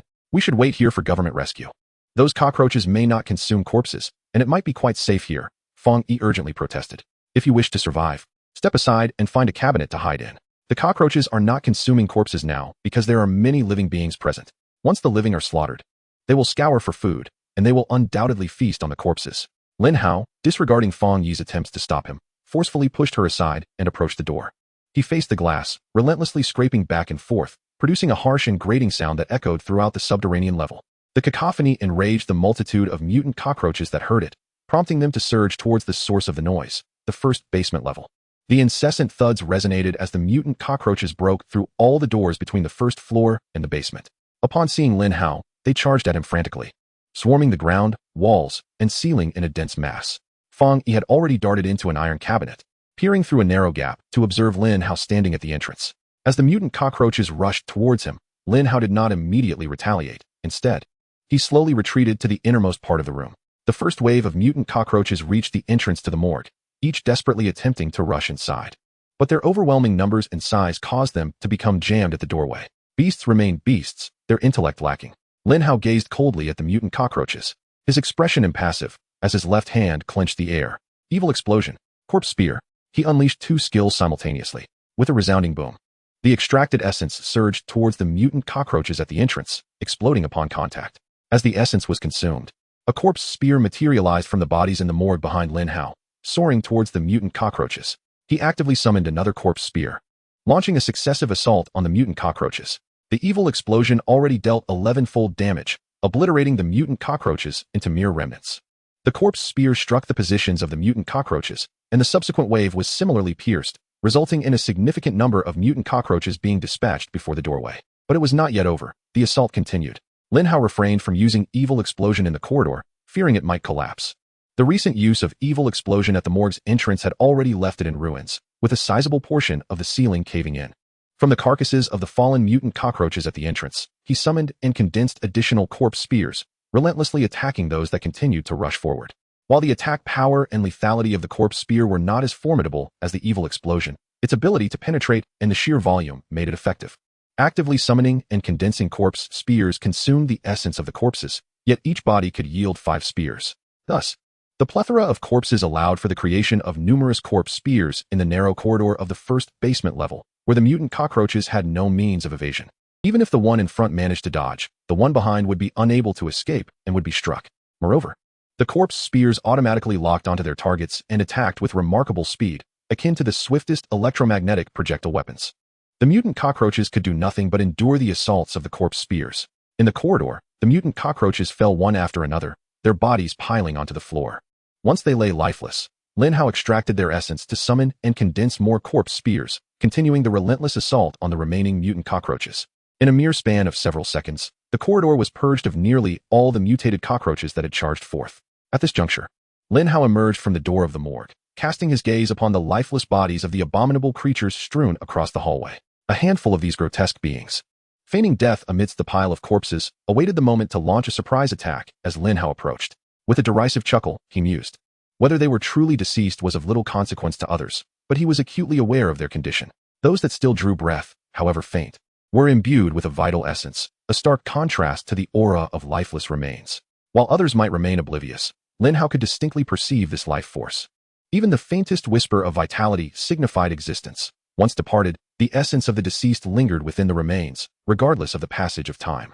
Such a potent life force dared to ambush him? Lin Hao refrained from approaching the pretenders, instead extracting the essence from the nearby corpses, conjuring a spear of death to pin them to the floor. From the moment he unleashed the initial dark explosion to the final strike against the impostors, scarcely 2 minutes had elapsed. Clenching his left fist, Lin Hao reflected on the power of death. The annihilation of these mutated cockroaches had not elicited even a bead of sweat from him. In the theater of war, such power would render him a sovereign presence, capable of swaying the tide of battle single-handedly. Suddenly, a quivering voice emerged from behind him. Lin Hao turned to find Fong Yi, bewildered and seemingly having ventured out from her hiding place. Hadn't he instructed her to remain concealed within the cabinet? Although she could not perceive the essence, the corporeal manifestation of the death spear was unmistakable. Once conjured, it existed as a tangible entity, only to shatter into countless fragments after its purpose was fulfilled. Lin Hao approached her, but she instinctively recoiled a couple of steps in trepidation. Chapter 28, The Survivor. I didn't see anything, Fong Yi stammered, genuinely oblivious to the events that had transpired. Lin Hao reassured her. Indeed, there was nothing to behold, hence you saw nothing. Yet, what are these cockroaches? She queried, her thoughts veering towards the notion of a wandering hero who might have vanquished the creatures and then departed, shrouded in anonymity. It was I who vanquished them. Lin Hao disclosed, I concealed my strength. Why? Fong Yi inquired, her understanding faltering in a world dominated by those with extraordinary powers, where strength reigns supreme. I struck a bargain with the Li family to secure this year's top scholar, he explained. Thus, I must now keep my capabilities hidden. Should you divulge this matter, you may find yourself targeted by the Li family, with dire consequences for your very life. Understand that such powerful clans could extinguish you as effortlessly as one crushes an ant, and no one would advocate for your plight. Lin Hao wove a fabrication, hoping to intimidate Fong Yi into silence. She was aware of the controversy surrounding this year's top scholar being associated with the Li family, and after days of investigation, Lin Hao, along with 3 other students, had been confined to the hospital for questioning, their release not due until the following day. Thus, she found herself believing his deception. As a mere citizen, how could she dare to provoke the ire of a prominent family? 10 lives would not suffice for death, the entire family would suffer alongside. Fong Yi nodded hastily, affirming, yes, I understand. I will certainly refrain from speaking recklessly. Let us ascend and search for any other survivors. We must rescue them if possible. Lin Hao extracted all the spectral essences from the surrounding corpses, gathering them closely around himself before making his way to the first floor. Fong Yi quickly followed suit, realizing that her survival depended on staying close to Lin Hao. With the spectral essences in hand, Lin Hao felt emboldened to actively seek out survivors. The entire hospital was encased in a barrier, and the government was yet to respond. It was likely that rescue would not arrive in the near future. While he could survive here, if only he and Fong Yi were to remain alive without any other survivors, it would spell impending doom. Based on his earlier encounter with the masked gentleman in a tuxedo at the hospital entrance, it was evident that the box he carried contained what he sought to obtain during the attack. Since that individual had successfully departed, it was inevitable that someone would bear the blame. Certain officials, in a bid to evade responsibility, would undoubtedly slander him as a traitor, alleging collusion with foreign adversaries. And the justification? A mere baseless accusation sufficed. Therefore, it was imperative to find additional survivors. An increase in survivors would mitigate the risk of unfounded allegations. Command the skeletons. Rise from the ground. Lin Hao commanded, as skeletons began to emerge incessantly. Go, seek out human survivors. At his order, the skeletons promptly sped away with remarkable agility. Fong Yi, who had barely caught up from the basement, glimpsed the last skeleton darting out. However, in the absence of light, she could not discern its true nature, mistaking it for a mutated cockroach fleeing from Lin Hao. So, this young man possesses such formidable strength that even the mutated cockroaches fear him. Fong Yi contemplated speaking to Lin Hao, hoping to exchange contact information, as it might spark a connection in the future. Suddenly, a breakthrough. We have found survivors in the kitchen of the nearby cafeteria. The first skeleton to locate human survivors relayed the information and promptly dashed towards the cafeteria kitchen. Time was of the essence. The spectral essences could linger for only 10 minutes after extraction, beyond which they would dissipate into nothingness. Currently, Lin Hao had no means to preserve the extracted essences. Before Fong Yi could articulate her thoughts, Lin Hao had already bolted ahead. With a frustrated stomp, she could only trail behind him. Lin Hao's speed outpaced Fong Yi significantly, allowing him to reach the cafeteria first, where he discovered 3 mutated cockroaches besieging the kitchen door, striking it with fervor. One cockroach had managed to create a hole in the door, peering inside for its coveted delicacies, human beings. Lin Hao could distinctly sense the vibrant essence of human life emanating from within the kitchen cabinets, confirming the presence of two individuals. Without greeting the mutated cockroaches, Lin Hao promptly commanded a skeletal spirit to fly forth, unleashing a malevolent explosion directly at the location of the three mutated cockroaches by the main entrance, instantly obliterating them. The kitchen door was also blown off its hinges. He pressed on to the next location of survivors. The skeletons gradually detected the unique life force emanating from the humans, distinctly different from that of the mutated cockroaches, which they could sense even through the heavy door and walls.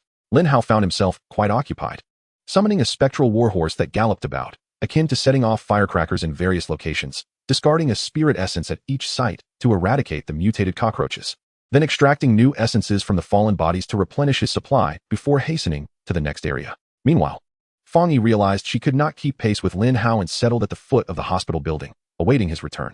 Approximately 10 minutes later, he had located nearly all the survivors on the first floor and eliminated the voracious mutated cockroaches that sought to prey upon them.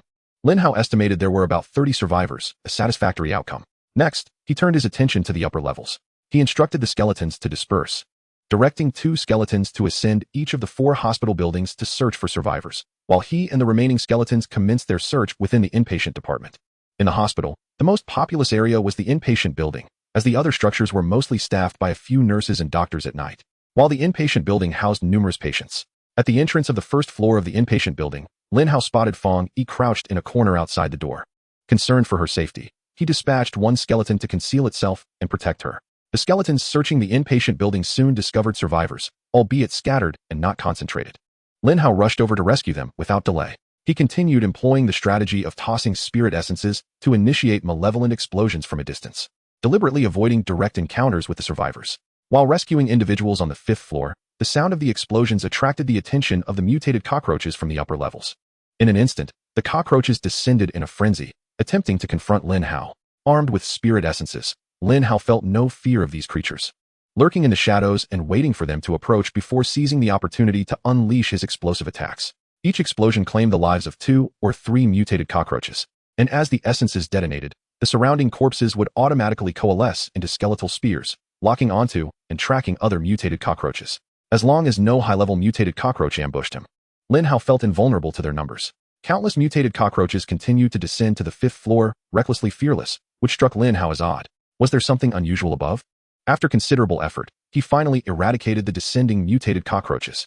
At that moment, a skeleton previously dispatched to scout the situation reported back that there were survivors above, but they were mingled among the mutated cockroaches. Mingled among them? Lin Hao found this perplexing. Shouldn't the mutated cockroaches regard humans as food? How could they be mixed in with humans? Hasten forth to ascertain the situation. Chapter 29, The Command of Puppets. Ascending the staircase. I encountered no aberrant cockroaches on the 6th and 9th floors, nor did I find any survivors. The aberrant cockroaches had recently descended, completely eradicated by Lin Hao. The skeletal figure conveyed that the 10th floor was where the essence of life lingered. As Lin Hao approached, he proceeded with utmost caution, for the air was thick with the faint yet numerous presence of living aberrant cockroaches. The 10th floor comprised standard hospital wards, primarily accommodating patients who would be observed for a day or 2 before discharge. To conserve space, the wards were largely designed as large rooms, each containing 8 to 10 beds. Summoning the skeletons back, Lin Hao, under their vigilant protection, carefully advanced towards the largest room. The faint yet palpable essence of living humans, coupled with the weak presence of aberrant cockroaches, emanated from within. With shield raised, ready to invoke his iron skin, Lin Hao prepared his ethereal essence as one of the skeletons stepped forward to push the door open. The door creaked ajar, yet nothing transpired. No survivors rushed forth to plead for aid, nor did any aberrant cockroaches leap out to attack. Nevertheless, the life essence persisted, human and fragile, akin to a flickering candle in the wind, refusing to extinguish. Determined to uncover the truth, Lin Hao stepped inside, only to be met with a scene that rendered him utterly aghast. There lay several young women, pinned to the beds, their limbs grotesquely broken, their bodies ensnared by viscous secretions, rendering them immobile. The most repugnant sight was their abdomens, eviscerated yet devoid of blood. Within their cavities, numerous translucent eggs clung, voraciously siphoning their lifeblood. The semi-transparent eggs revealed the writhing forms of tiny cockroaches within. Each young woman still clung to life, likely injected with a potent hormone or venom to sustain their existence. Their faces took on a pallid hue, yet they remained conscious, gazing in horror at their ruptured bellies, where the eggs feasted upon them. Should these eggs hatch, these women would undoubtedly serve as the newly birthed cockroaches' sustenance, were they to bear witness to their own parasitism, and subsequently, their own consumption? In an instant, Lin Hao was consumed by a righteous fury, an eruption of dark, deathly power emanating from his being, as if countless specters had materialized around him. Yet, swiftly, a green light descended, enveloping Lin Hao's head, restoring his composure. Lin Hao. A faint voice emerged from within. Lin Hao turned his gaze, hurrying towards the source of the sound, which emanated from the third bed on the left. Is it you, Wang Siki? He exclaimed, astonished. What transpired? Were you not in a solitary room on the 13th floor, not far from mine? Upon seeing Lin Hao, Wang Siki exhibited no fear of the skeletons behind him. Indeed, she was past the point of fear, where even death had become a luxury. Kill me, please. She gasped, summoning all her strength to utter these desperate words. She no longer wished to live, nor to use her own body and blood to nurture those repugnant alien cockroaches, and she certainly did not want to endure the sight of being devoured by those very creatures. Before encountering Lin Hao, death had seemed a luxury to her. Lin Hao's hand, poised to lift the sword, hesitated, torn by compassion, fully aware that such an act would truly liberate Wang Siki. This girl, whom he had known for less than a day, had come to his aid during their shared trials. Her radiant smile, now a distant memory, still shone brightly in his mind. In that moment of doubt, a forced calm enveloped Lin Hao. His eyes, once uncertain, now reflected clarity. He realized that every second of hesitation meant further suffering for Wang Siki. Grant her release, he commanded the skeleton at his side. Lin Hao refrained from striking the blow himself. He could not bear to slay a friend, even one with whom he had shared but a fleeting acquaintance. The skeleton obeyed, advancing with the sword, prepared to pierce her throat. To his astonishment, as Wang Siki faced her impending demise, a faint smile graced her lips. Perhaps it was a fleeting moment of clarity. Before her end, she uttered, I knew it, you cleared the level 20 secret realm alone. At that time, Li Yunqi was with me and fainted even before I did. You must have awakened your powers. Lin Hao regarded her with a stoic nod, acknowledging her words. She was departing this world, and revealing the truth seemed inconsequential. His expression remained impassive. The skeleton, devoid of emotion, drove the sword directly into Wang Siki's throat, the blade thicker than her neck. When withdrawn, her neck lay severed. Lin Hao stepped forward, gently brushing his fingers over her eyes, yet they refused to close, brimming with resentment and unfulfilled desires. After the initial calm, anger surged within him once more, the power of death erupting around him, summoning even more restless spirits. Amidst the eerie phantoms, Lin Hao thought he discerned Wang Siki among them. The notion that death is not an end but a beginning was nonsense. Death is simply death, leaving behind only a cold shell, incapable of anything but decay.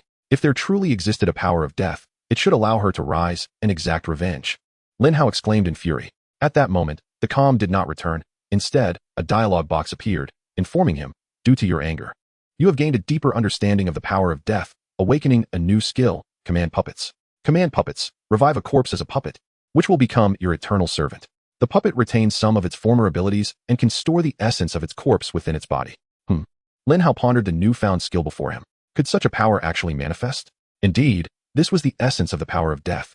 It is not an end, but a beginning. Wang Siki, rise. Become my servant, and I grant you the chance for revenge. He invoked the skill, command puppets. The corpse of Wang Siki underwent a profound transformation, enveloped in darkness, with the insect eggs contained within it. They broke free from the viscous substance, coalescing into a large, black sphere. This sphere extended black tendrils that ensnared Wang Siki's head, drawing it into the depths of the obsidian mass.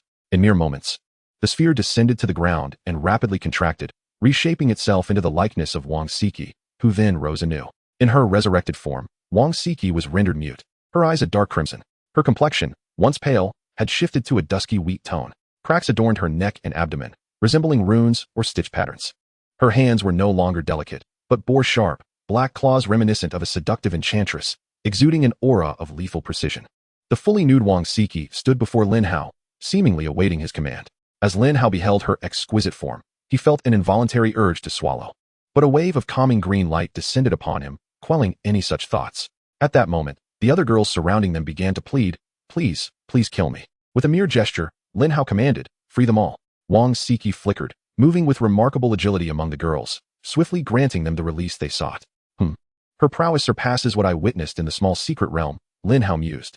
Hadn't it been said she retained some abilities from her former life? He struggled to comprehend.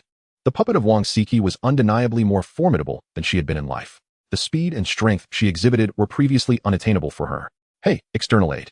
Provide an explanation, he demanded. A skill description would suffice to enlighten me. But the external aid remained unresponsive.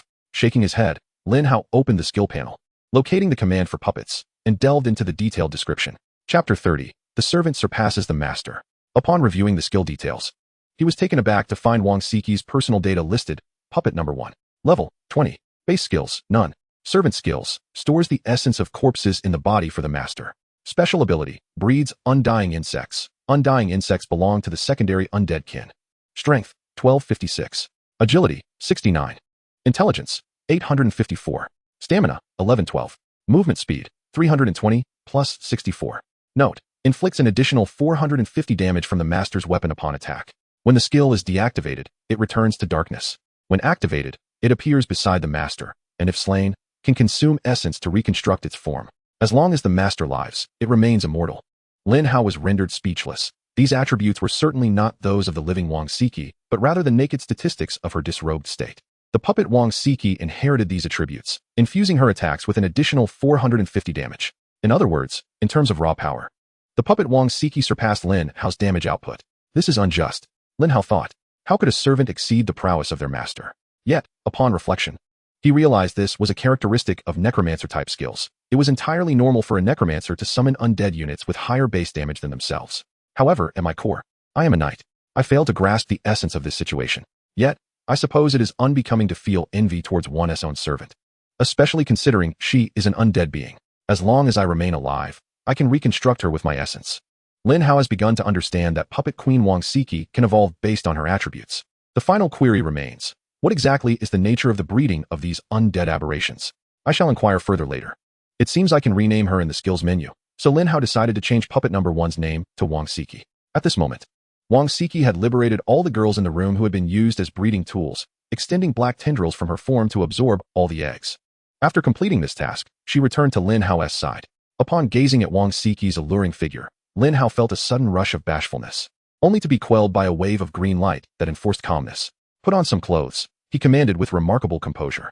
Instantly, a shroud of black mist enveloped Wang Siki, coalescing into garments that mirrored the attire she wore when they first met, albeit in a striking crimson and black ensemble. Fortunately, she knew how to dress. Otherwise, in future battles, being seen in such a state would undoubtedly lead to misunderstandings. By the way, what is the nature of that undead aberration? Lin Hao inquired. Wang Siki remained silent, perhaps unable to speak, and instead raised her hands, releasing a multitude of small, aberrant larvae from her sleeves. These larvae appeared as inert cocoons, seemingly devoid of purpose. Yet, when a flash of red light flickered in Wang Siki's eyes, the larvae swiftly began to metamorphose, emerging mere moments later as a new breed of creature, the undead cockroach. Lin Hao hastily accessed the skills menu, locating Wang Siki's profile before clicking on her special abilities, which revealed a detailed description, once fashioned into a tool for breeding aberrant creatures in life. She inherited this capacity upon resurrection.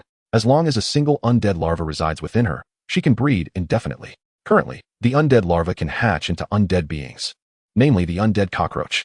The abilities of the undead cockroach include corpse consumption, capable of healing damaged or incomplete bodily tissues by devouring any remains. In the realm of the undead or while in a subterranean state, it possesses the ability to swiftly recover from even the most grievous wounds. Heavy armor. By consuming corpses and absorbing their strength, it can grow an exceptionally thick shell, rendering small arms ineffective against it, with near immunity to flames. High-density claws. When forced into close combat, the undead cockroach can extend scythe-like blades from its back, striking terror into its foes. These blades are remarkably resilient, capable of effortlessly shredding armor and synthetic steel. Frenzied assault. Increases the undead cockroach's attack speed by 25 and base movement speed by 80.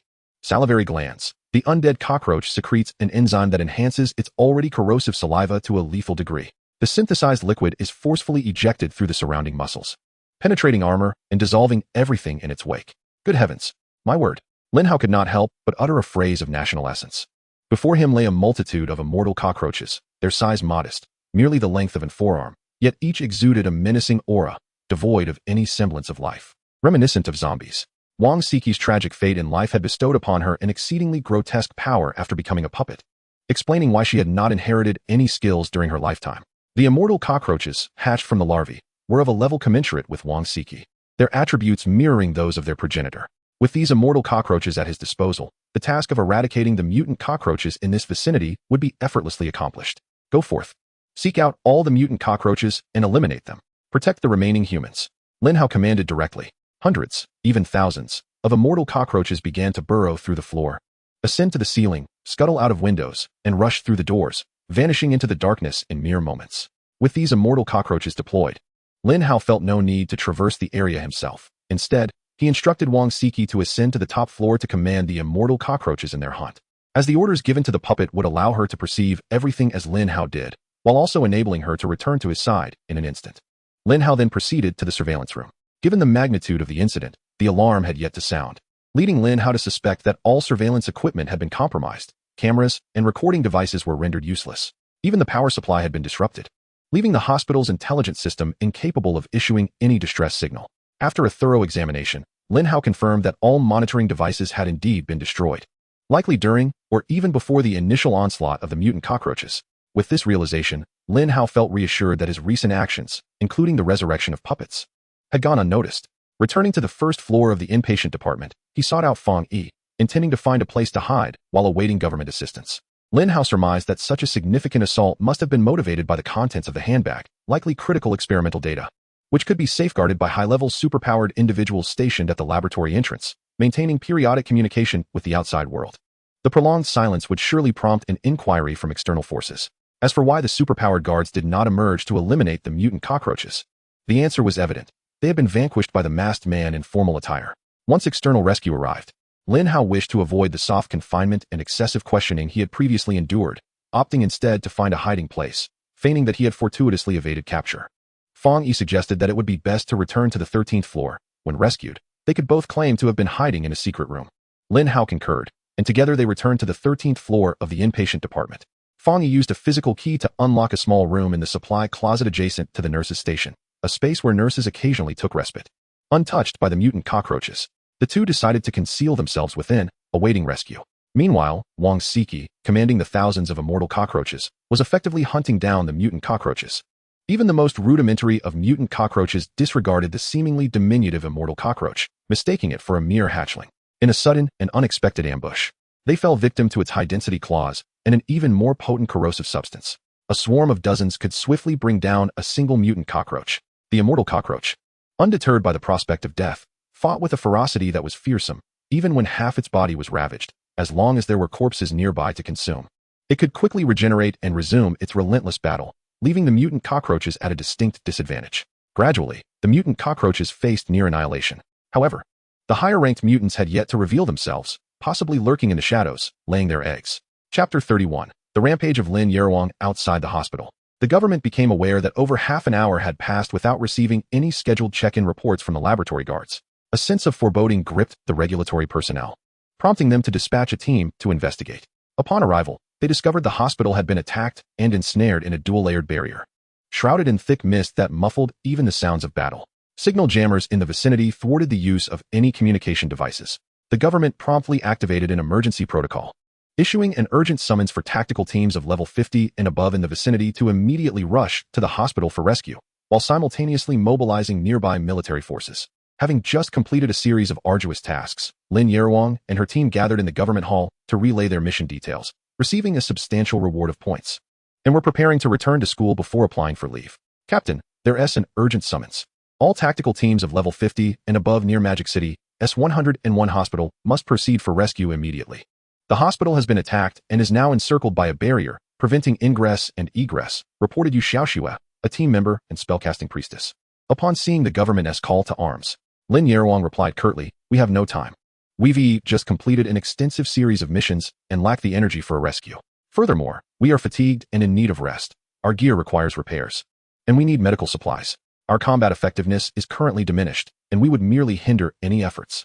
Let us return to school and report to our mentor." "Very well." Yu Xiaoxue concurred, recognizing the necessity for the team to recuperate. However, Li Shugong, another team member and main tank warrior, suddenly recalled, "Captain, isn't this the very hospital where your brother is staying? Didn't you mention that you just returned tonight, planning to pick him up tomorrow?" As soon as the words left his lips, Lin Hao's eyes ignited with a fierce glow, an overwhelming surge of power erupting from within her, entirely contradicting her earlier claims of exhaustion. With a resounding thud, Lin Hao vanished from her spot, leaving a small crater in the ground where she had stood, causing the four surrounding team members to nearly lose their footing. "Captain, wait for me," called out Murong Shi, the vice captain and elemental archer, hastily following suit. Li Chunfeng, the ice mage, immediately followed his goddess without a second thought as she dashed forward. Yu Xiaoxue and Li Shugong exchanged a glance before hastily pursuing after them. Lin Yar's tactical team, boasting an average level of 50, met the requirements for the urgent summons.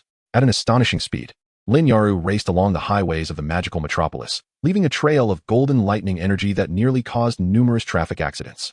A multitude of drivers disembarked from their vehicles, cursing at the already vanished Lin Hao, exclaiming, "So, you're an extraordinary ability user? How audacious!" The four teammates trailing closely behind paid no heed to the irate onlookers, refusing to shoulder the blame for their captain's provocations. Arriving at the hospital entrance ahead of any rescue, Lin Hao was analyzing the barrier before her using her light brain. This barrier was not a forbidden technique, nor particularly sophisticated. However, the energy support points required to dismantle it were located outside. To breach the barrier from within would necessitate a combat power exceeding level 70. Unfortunately, the strongest guard within the hospital was merely in their 40s, rendering any hope of shattering the barrier from inside futile. "Captain, allow me to break the barrier," Yu Xiaoxue asserted upon her arrival, instantly recognizing the predicament. As a spell-casting priestess, dismantling barriers was her forte. However, Lin Hao retorted, "It will take you at least 10 minutes to break it. And my brother may encounter peril within that very time frame. We cannot wait." With a flash, her storage ring illuminated, revealing a jade-white sword sheath in Lin Hao's hand. Gripping the sheath with her left hand and the hilt with her right, she concentrated her energy, golden lightning crackling around her. That's the dragon-tooth sword, the legendary artifact left behind by the captain's mother. Murong, she exclaimed upon her arrival, instantly recognizing the blade. The 90-level ancient legendary weapon, the dragon-tooth sword, was theoretically unyielding to anyone below level 90. Yet, the sword recognized its master. When Lin Hao first grasped it, she earned its acknowledgement, allowing her to wield it even before reaching level 90. Though delivering a full-powered strike was already her limit, the impact was monumental. "Captain, do not act rashly. While your strike will breach the barrier, it may also collapse the hospital," Li Shugong shouted, wary of standing too close as the golden lightning sword energy was indiscriminate, capable of inflicting harm within a 2-meter radius.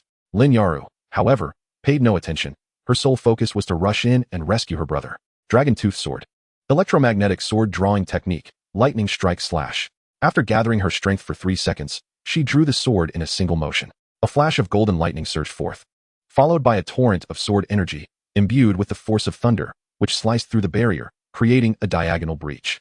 The edges of the rupture flickered ominously with searing golden lightning, preventing the barrier from healing. Lin Hao meticulously controlled the angle and force of her strike, ensuring that the entire barrier was not obliterated, nor did she harm the structures within. She merely opened a gap through which she could directly enter to save her brother. As Lin Hao carved a breach in the barrier, a figure surged forth from the mist, eager to escape. With a swift leap, she swung the dragon-tooth sword towards the silhouette. It seemed to be fleeing for its life, heedless of its surroundings, and collided directly with her blade, which cleaved it in two with ease. Lin Hao approached to discern what had crashed into her. It was a mutated cockroach, at least level 40. Li Chunfeng was the first to identify it. The other three soon recognized the creature, which was repulsive beyond measure, particularly distasteful to women. Lin Hao's expression darkened. These creatures regarded humans as mere food. Champion Squad, stand guard here. Any non-human entities attempting to flee must be eliminated without hesitation. Understood, Chief. The 4 team members responded solemnly. Subsequently, Lin Hao, sword in hand, charged into the fray. With the dragon-tooth sword, she could effortlessly dispatch the mutated cockroaches. Shortly after entering the mist, she spotted a figure in the distance, its eyes glowing red, commanding a swarm of peculiar insects, accompanied by several mutated cockroaches of level 40 or more. Lin Hao surmised that this woman was one of the perpetrators. She must have realized the breach in the barrier was open and sought to escape with the mutated cockroaches and the strange insects. "You shall not leave this place," she declared. Thunder Prison. Golden lightning erupted around her, and with a flourish of her wrist, she thrust her sword into the ground. In that instant, the golden lightning radiated outward, forming a cage that ensnared the fleeing mutated cockroaches and peculiar insects. The figure glanced at Lin Hao and halted, seemingly awaiting orders. Lin Hao rushed into the Thunder Prison, swiftly dispatching all the mutated cockroaches with a series of precise strikes. Just as she was about to attack the peculiar insects, they suddenly burrowed into the ground with astonishing speed, excavating a tunnel to escape the Thunder Prison. They quickly scuttled towards the location of the red-eyed figure, vanishing into the shadows. "Do not flee." Lin Hao revoked the Thunder Prison and pursued, but when she turned the corner, the figure and hundreds of insects had completely disappeared. "Forget it, I must find my brother. He seems to be on the 13th floor of the hospital." Lin Hao abandoned the chase and turned towards the hospital building. Chapter 32, A Sense of Foreboding. Lin Hao swiftly located the hospital building and dashed inside. Although the structure was devoid of power, and even the backup generators had failed, plunging the interior into darkness, this posed no challenge for her. With golden lightning coursing around her, she became a radiant beacon, illuminating her path and extending the reach of her power to see even further into the gloom. As Lin Hao ascended to the 13th floor, a gruesome sight met her gaze. Mangled limbs and severed arms littered the ground, blood splattered across every surface. Tables, chairs, counters, and all decor in the corridor lay in ruins. Even the walls and windows had been ravaged beyond recognition. A heavy stench of blood hung in the air. Please, let him be safe, he must be hiding. Lin Hao chanted fervently, a peculiar sense of dread gnawing at her heart. Upon reaching the 13th floor, she released her voice in a desperate call. Little brother, Lin Hao, where are you? Your sister has come to rescue you. After several shouts met with silence, she swiftly activated her auxiliary holographic device, scanning for signs of life. Though she held on to the belief that her brother was still alive, an ominous premonition loomed over her. She felt with certainty that he was nearby, hiding in some nook, awaiting rescue. Suddenly, a loud crash reverberated from a room behind her, as if an object had collapsed against the wall. Without hesitation, Lin Hao dashed towards it, her sword slicing through the door with a swift motion. Xiao Hao, is that you? Xiao Hao, big sister? Is that really you? Lin Hao emerged from a hidden chamber, his face a portrait of panic. Upon seeing Lin Hao, relief washed over him. He attempted to exit, but a nearby shelf had toppled, blocking his escape. Before he could muster the strength to push it away, Lin Hao had already cleaved the shelf into pieces and used her elemental force to clear a path. Rushing to open the door, to her surprise, as the door swung open, Fang Yi tumbled out, colliding with Lin Hao, who had also fallen. The cramped confines of the hidden chamber had left them in such proximity that they might as well have been entwined in an embrace. With her long legs stretched out, Fang Yi occupied a considerable portion of the already limited space. She longed for comfort in the wake of such terror, desiring the sturdy embrace of someone strong. Lin Hao, though willing to offer solace, was thwarted by the intrusive, calm-inducing green light that had manifested, almost compelling him to push Fang Yi away. However, as the door burst open, the two fell together, finding themselves in a tight embrace. What are you two doing? Lin Hao suddenly realized her foreboding had materialized. Her brother was entangled with another woman. Her expression darkened, though she masked it for Fang Yi's sake. Lin Hao quickly pushed Fang Yi aside, scrambling to his feet and brushing himself off. Sister, let me explain. Nothing happened. We were merely seeking refuge here. Fang Yi chimed in hastily. Yes. We did nothing but hide. Oh, really? Truly? I find that hard to believe. Lin Hao skepticism was palpable. Then why is there a tear in your pants, precisely at your most vulnerable spot? And why is your shirt torn in such an indecent manner? Her intuition, always reliable, had led her to this conclusion. Yet she had never anticipated that her ominous feelings would manifest in such a manner. Glancing down, Lin Hao was mortified to discover a gaping hole in his trousers, positioned most inconveniently. The trousers are part of the hospital's patient attire, mandatory for those admitted. The quality is rather mediocre, and they might have been torn during the initial scuffle, without my awareness. It is only now that Fang Yi notices her own top, with one shoulder partially exposed and several rips at the chest, revealing much more than intended, including her strapless undergarment. Alas, the dimness obscured her vision. She had no idea of the suggestive state of her clothing. If it weren't for Lin Hao's presence, radiating like a beacon, she would have remained oblivious. After all, amidst such a terrifying incident, merely maintaining composure is commendable. Who would pay heed to such trivial details? Lin Hao quickly interjects, affirming the chaos of the situation and the darkness that prevented them from noticing their attire had become so disheveled. Lin Hao's gaze flits between the two, her disbelief palpable. I ask you both, what were you doing before this occurred? How did you end up hiding here? Fang Yi is at a loss for words, looking to Lin Hao for guidance. Lin Hao, realizing the predicament, is solely focused on addressing the authorities and hasn't considered how to manage his sister's inquiries. In this moment, revealing his newfound power of death to his sister is out of the question, especially since Fang Yi would overhear. Given the magnitude of the situation, his sister, who was the first to rush in, would undoubtedly face scrutiny. Fang Yi perceives Lin Hao struggle to fabricate a plausible excuse. Gritting her teeth, she resolves to embrace Lin Hao, adopting a familiar demeanor as she addresses Lin Hao. Lin Hao and I are a couple. We were secretly engaging in intimate contact here when we stumbled upon this horrific attack, and thus we managed to evade disaster. Is she speaking the truth? Lin Hao turns to Lin Hao. His mind races, yet he realizes that Fang Yi's narrative is indeed the most seamless explanation. Following a brief internal struggle, he considers various possibilities, his anxiety nearly manifesting as perspiration, when suddenly, a wave of forced calm envelopes him, cloaking his mind in a serene green light. Indeed, sister. Though it is difficult to articulate, this is the reality. During my hospitalization, Fang Yi and I developed feelings for each other, and we found ourselves meeting clandestinely in this very room at night. Ironically, this very circumstance allowed us to avoid this calamity, Lin Hao states with an impassive expression. Seeing this, Fang Yi acknowledges Lin Hao's cleverness, quickly adding, exactly, it was precisely because of this that we escaped this disaster. Lin Hao looks at Fang Yi with disapproval, stating, My brother has been confined by the government for questioning, and you dare to entice him in defiance of their orders? I could have you arrested on the spot. Fang Yi hastily defends herself. I did not. I absolutely did not violate any government orders. The mandate expired yesterday, which means after midnight tonight. His restrictions have been lifted. I only came to this place with him after the rounds around 1 or 2 o'clock. Lin Yaru turns to Lin Hao, who concurs. That is indeed the case, sister. You just claimed that you did nothing, even asserting that pearls aren't as genuine. Yet now you tell me it is indeed so? You will come home with me, and I shall gradually set you straight. Have you truly learned the art of deceit? Lin Yaruang sheathed her sword, firmly grasping Lin Hao by the ear and dragging him away. Ouch, sister, that hurts. I'm going to break. Lin Hao exclaimed as he was pulled along. Fang Yi was momentarily taken aback, but she quickly regained her composure and hurried to follow the two siblings. Outside, numerous tactical teams had arrived, along with the government's military forces. Under the command of the military officer, the troops encircled the entire hospital, dismantling the barrier and dispersing the mist, allowing the tactical teams to enter the hospital in an orderly manner for rescue and search operations. The first survivors discovered were Lin Hao, still being tugged by Lin Yaruang, along with Fang Yi trailing behind. Chapter 33. Confession brings leniency. Resistance invites severity. With the arrival of government rescue teams, the survivors hiding within the hospital were gradually rescued. This incident incited great outrage among high-ranking government officials, as it was reported that a newly developed enhancement serum had been stolen. This serum possessed the remarkable ability to transform ordinary individuals into formidable warriors, akin to Captain America, without any adverse side effects. It was a project heavily supported by the government, aimed at empowering ordinary citizens to become combatants. Furthermore, even those with extremely low-level abilities, whose powers were non-combat oriented, could be transformed into valuable assets in battle. However, this serum was a double-edged sword. While it could enhance allies, it could equally bolster the monsters of the enemy. The government had exercised utmost caution in this research, with only a handful of individuals aware of it. Moreover, the project was divided across 5 locations, with each site focusing on a specific aspect of the research, consolidating all data into a secret government database for serum production.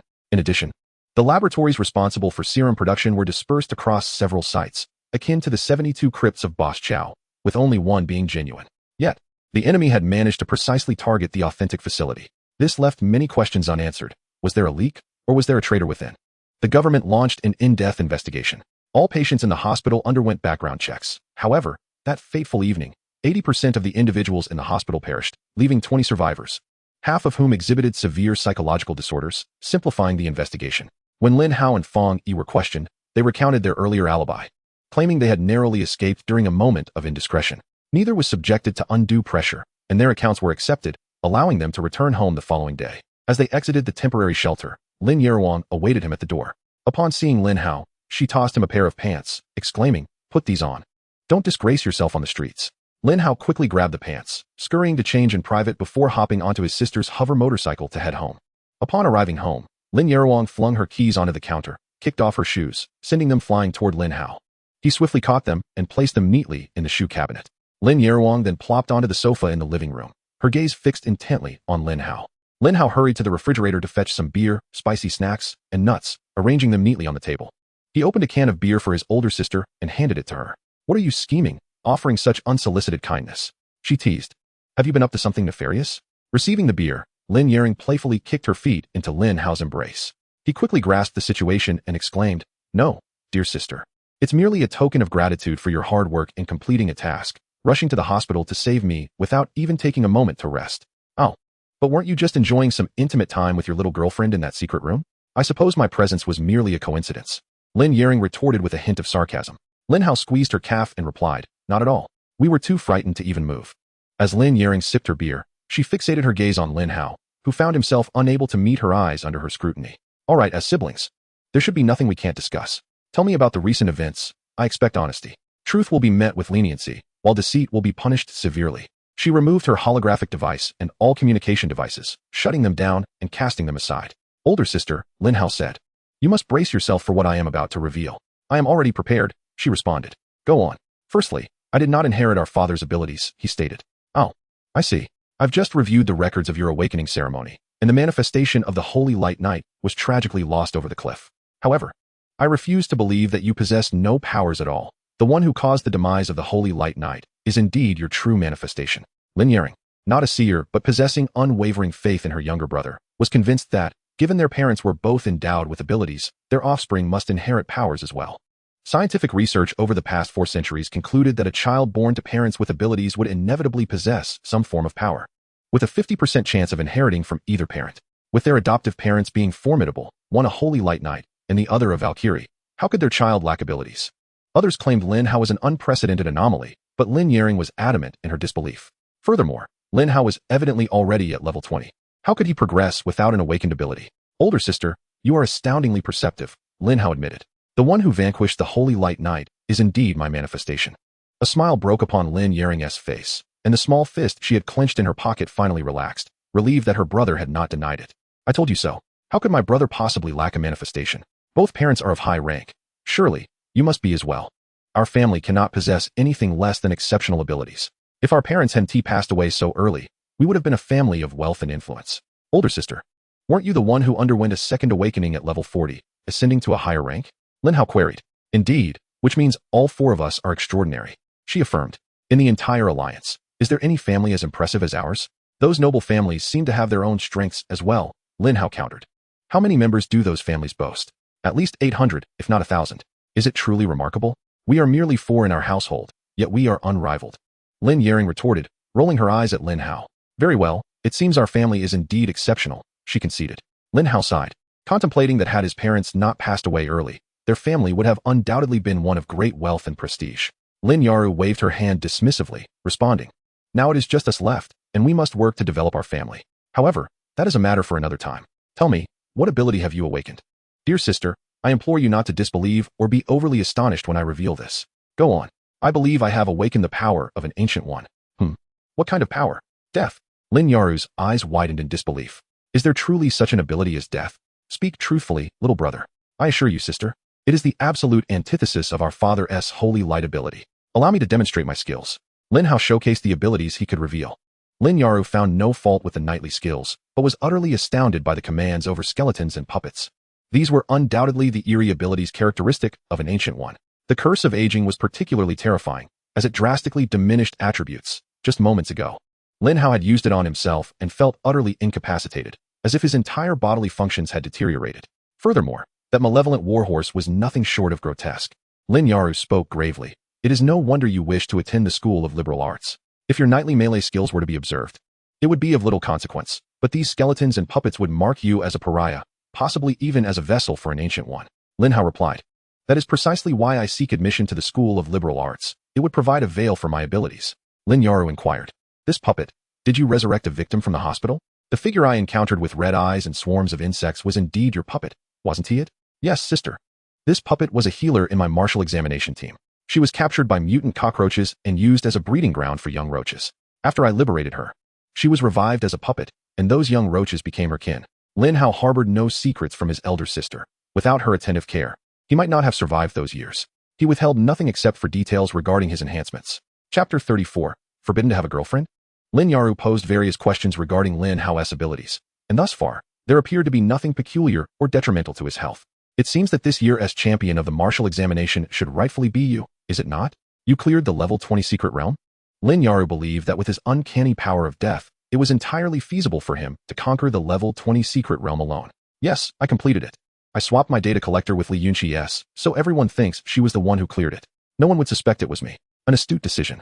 For now, it is prudent to remain inconspicuous and exercise caution. Lin Yaru wholeheartedly endorsed Lin Hao's approach. Sometimes, when one is vulnerable, lacking protection or a guardian, even the most talented must remain discreet. Quietly cultivating one's abilities is the soundest strategy. Sister, I assure you, my connection with Fong Yi is utterly superficial. She merely assisted me in concealing the truth of my descent from the 13th floor to the hospital entrance, and subsequently, my return to the 13th floor while awaiting rescue. Lin Hao elucidated the situation regarding Fong Yi. Lin Yalong remarked, what I wish to address is precisely this matter. Your interaction with Fong Yi was fleeting, devoid of any substantial engagement. What motive could she possibly have to aid in your concealment and obfuscation? Merely because you saved her? Theoretically, that could be a possibility. Yet I cannot shake the feeling that the situation is more intricate than it appears. Can you confirm she did not witness your use of the power of death? Lin Hao replied, she likely did not see anything. My malevolent explosion is formless and invisible. Aside from myself, none can perceive the remnants of the deceased's essence. Even if she emerged from the cupboard prematurely, she would not comprehend the significance of what transpired. Lin Yalong inquired, what of the corpse spear? Could she have seen that? Lin Hao reflected, the corpse spear?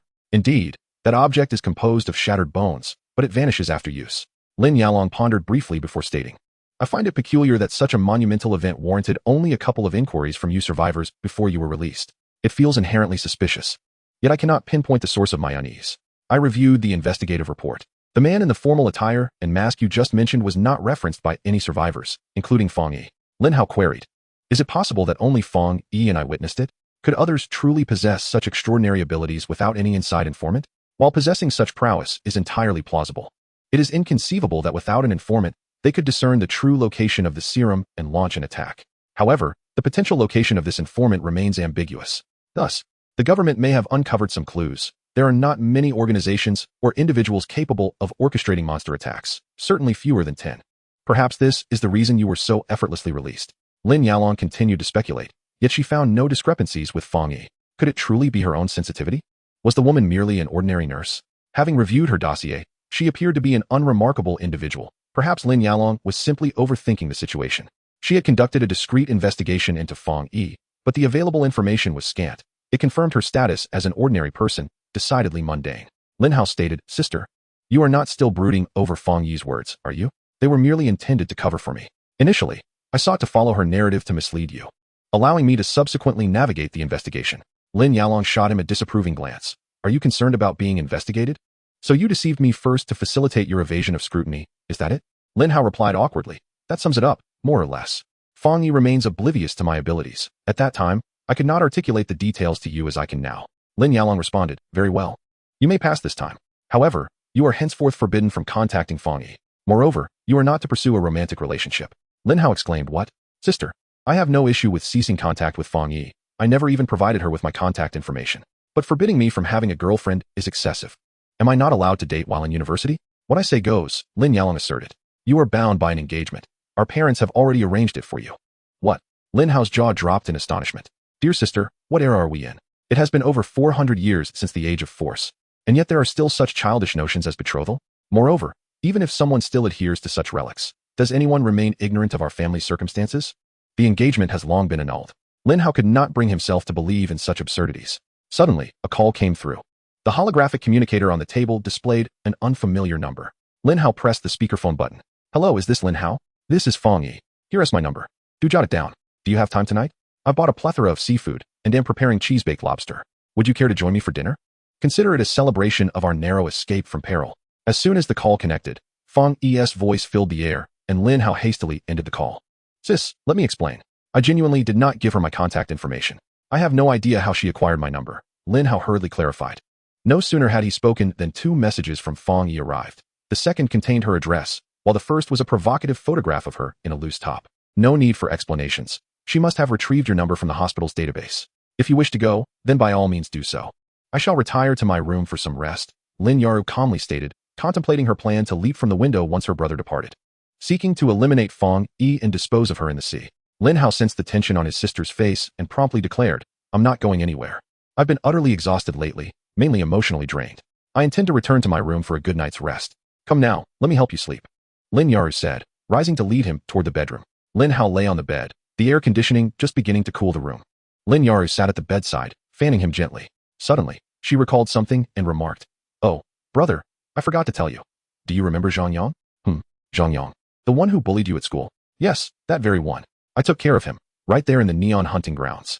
So it was you who eliminated him. Lin Yaru laughed. Did you know he was dead? Lin Hao inquired. Of course.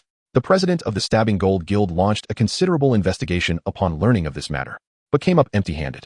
During that time, the area was swarming with people, many of whom were scions of prominent families training for the upcoming college entrance exams.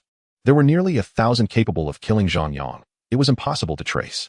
But I feel he was so tranquil, as if nothing had ever transpired. Lin Hao remarked. How could nothing have happened? It caused quite a stir within the guild alliance. The guild president's youngest son and a newly formed elite team went missing. Do you truly think nothing occurred? Lin Yaru responded. You are merely a recent high school graduate. It is understandable that you are unaware of the happenings within the guild alliance. Should we not take precautions against them? Lin Hao asked. Lin Yaru replied resolutely, Precautions? Remember this. If you encounter any members of the Stabbing Gold Guild alone in the future, do not hesitate to eliminate them. Their entire family deserves to perish for allowing their son to bully you. Joining a guild devoid of moral integrity is indeed a grave misstep. Lin Hao swallowed hard. His sister seemed intent on eradicating the entire families of their adversaries. The cursed Gold Guild had yet to locate Zhang Yang's remains, and no leads had surfaced. Thus, there was no need to dwell on them. They would address the matter once Zhang Yang's body was discovered. In future encounters with members of the cursed Gold Guild, they would seize any opportunity to strike. This was to be remembered. Understood, he replied. Now, close your eyes and rest. I shall fan you to sleep, Lin Yaowang gently prompted. With his eyes closed, Lin Yaowang resembled a nurturing mother, soothing Lin Hao into slumber. Chapter 35. The Kill of the Underworld Doll. Farewell. Fang Yi had awaited Lin Hao's return for an extended period, and by 7:30 p.m., he had neither responded to her messages nor answered her calls. Look at that. He truly has rejected me. He shouldn't presume he can evade my grasp. Since he was absent that evening, she resolved to indulge herself. It was late, and her hunger had grown. Dinner is quite sumptuous. Would you mind sharing it with an extra pair of chopsticks? By the window sat a woman, though she had appeared unnoticed until that moment. The one she awaited had not arrived, yet an unwanted guest had come instead. Well, do sit down. I cannot possibly finish this alone. Fang Yi invited the woman at the window to join her. A breeze swept through, and suddenly, the figure at the window had vanished, replaced by the woman who now sat at the dining table. Quite a feast, yet your charming suitor does not grace it with his presence? I cannot fathom why. The heavens above show no signs of storm. Yet, my suitor remains absent. What can I do? Continue with your poetic musings. I shall begin my meal, the woman declared. Disregarding formalities, she tore a large lobster in half with her hands, placing half into her bowl. Fang Yi felt a twinge of irritation. Her meticulously prepared meal had gone uneaten by Lin Hao, now savored by this bothersome intruder. The woman was none other than the one who had arrived on a hovering motorcycle to collect the masked man that evening. Had she known then to release them, perhaps he would now be sitting beside her, relishing the fruits of her labor. Futile. His sister could still arrive and slay me. My powers are sealed, and I cannot break the bindings. The artifacts bestowed upon me by the high priest are utterly inadequate against her. Should we consider eliminating his sister? Perhaps that could present an opportunity.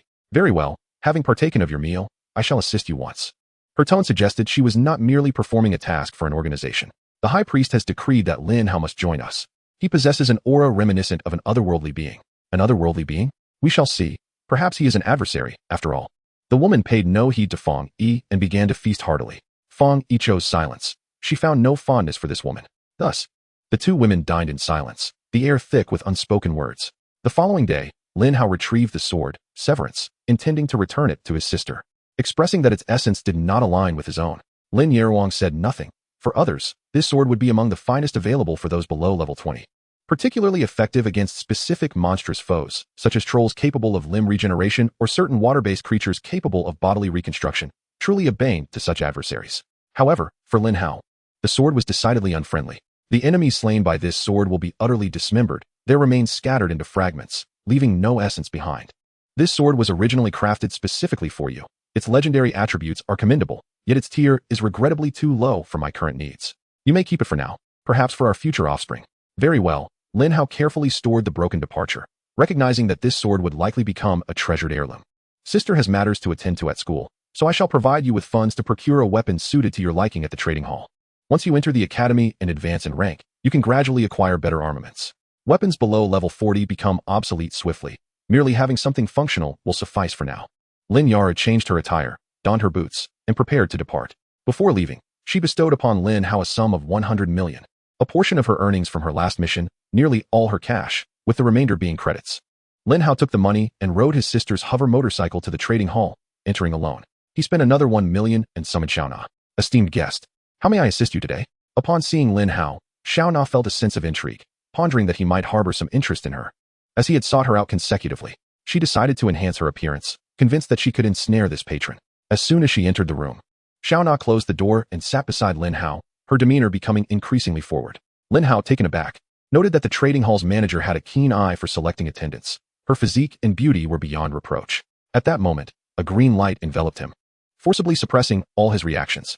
I wish to purchase a weapon, Lin Hao stated calmly, harboring no thoughts for the enchanting figure beside him. Not even wishing to lift a finger, Xiao Na, having noticed a flicker of response from him, presumed he wanted to make a purchase before discussing further matters. Certainly, esteemed guest. What kind of weapon are you interested in?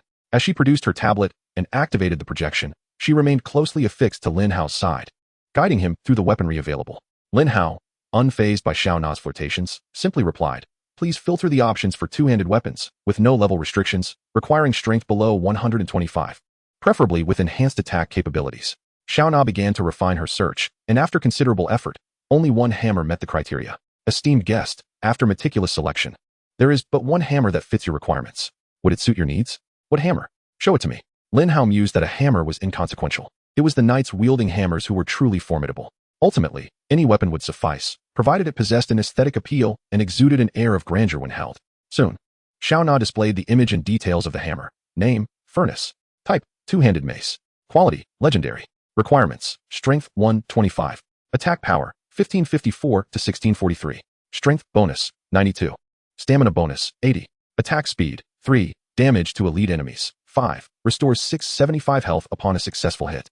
Legendary effect, increases damage to elite enemies by 40. Lin Hao was utterly captivated by the weapon before him, his mouth nearly watering as he examined its attributes. It was essential to note that all enhancements from legendary effects on equipment could be entirely inherited by skeletons, puppets, and even the lower-tier minions of those puppets. With a staggering 40 increase in damage dealt to elite foes, this attribute was remarkably potent. How much for this hammer? Lin Hao inquired, maintaining a stoic expression despite his evident excitement, as the effects of his recent enhancement had yet to wear off. Xiao Na glanced at the price and replied, "Esteemed guest, this hammer is listed for sale by another customer, and there are certain stipulations for purchase. In addition to the requirement of 100 million in cash, you must also hunt a specified monster and bring its corpse back to him." Lin Hao considered this for a moment. His account boasted 18.2 billion, with an additional 880,000 reserved for living expenses. The requirement of 100 million in cash posed no issue. However, the hunt for the designated monster was the crux of the matter. "The cash is not a problem," Lin Hao stated. Upon hearing this, Xiao Na was taken aback. "You wouldn't even blink at 100 million? This client must be quite the catch." Yet she was curious about the monster he required to be hunted. If it were too high in level, too dangerous, or located too far away, it would be unmanageable. Lin Hao continued, "Please check the requirements." Xiao Na quickly looked up the details. "Esteemed guest, the seller requires the hunting of a creature known as the Nether River Doll." "What? The Nether River Doll? No way. Tell him that I might consider it if he were to pay me 100 million, and that would only be a mere consideration. I absolutely will not proceed." "Understood. I shall inform the seller immediately," Xiao Na responded. Lin Hao mused to himself, convinced that the seller must have lost his senses. The weapon was indeed impressive, yet its level was likely around 31, and a typical ability user could wield it by level 25 with sufficient strength. It was merely the legendary effect that was noteworthy. To hunt the Nether River Doll and return with its corpse in exchange for this weapon? Absurd. Even elementary school students would know that the Nether River Doll topped the charts for the most elusive corpses in monster compendiums. These creatures varied in strength. Some were feeble, while others were formidable. Their notoriety stemmed from the fact that upon their death, their corpses would explode just before hitting the ground, leaving no trace behind. Freezing them was futile, as even the ice would shatter. The last recorded instance of someone acquiring a corpse was a fluke, resulting in a sky-high price at sale. Chapter 36, Designated Bounty Task. Aside from the hammer, there were scarcely any suitable weapons available. Encountering a seller with exorbitant demands was unfortunate. Never mind. I shall simply purchase a standard two-handed weapon for the time being. His sister was right. Early weapons became obsolete swiftly, and even the finest low-tier weapons had a short lifespan and were exorbitantly priced. Just as he was about to ask Xiao Na to retrieve a list of standard weapons, the seller of the hammer surprisingly responded with a message. "You, lacking both funds and capability, dare to say that you would consider 100 million? Do you think you can even obtain the corpse?" Lin Hao was incensed upon seeing the message that popped up, and he took it upon himself to type a response. To his surprise, the hammer salesman was also present in the trading hall. It was merely a broken hammer, hardly worth a few coins. Yet he expected to exchange it for the corpse of a Hell River Doll? "Why not let me sell you a legendary weapon without charge? And you can trade the Hell River Doll's corpse for it instead?" After composing his message, Lin Hao sent the information and images of the severed connection. Before long, a reply came. "I wouldn't want your trashy level 20 weapon. Mine is exquisite." "Do you know what exquisite means?" "It can be utilized up to level 40. Lin Hao quickly responded. "Haha, yours is the trash. It requires full strength to level 25 just to wield it. What about the other attributes? And that design, haha. Even a child's doodle is more stylish than yours." After sending his message, it took less than 2 seconds for the other party to reply again. Thus, the two engaged in a verbal sparring match through the private anonymous messages in the trading hall. Xiao Na, observing from the sidelines, felt speechless. What was there to argue about when neither party even knew who the other was?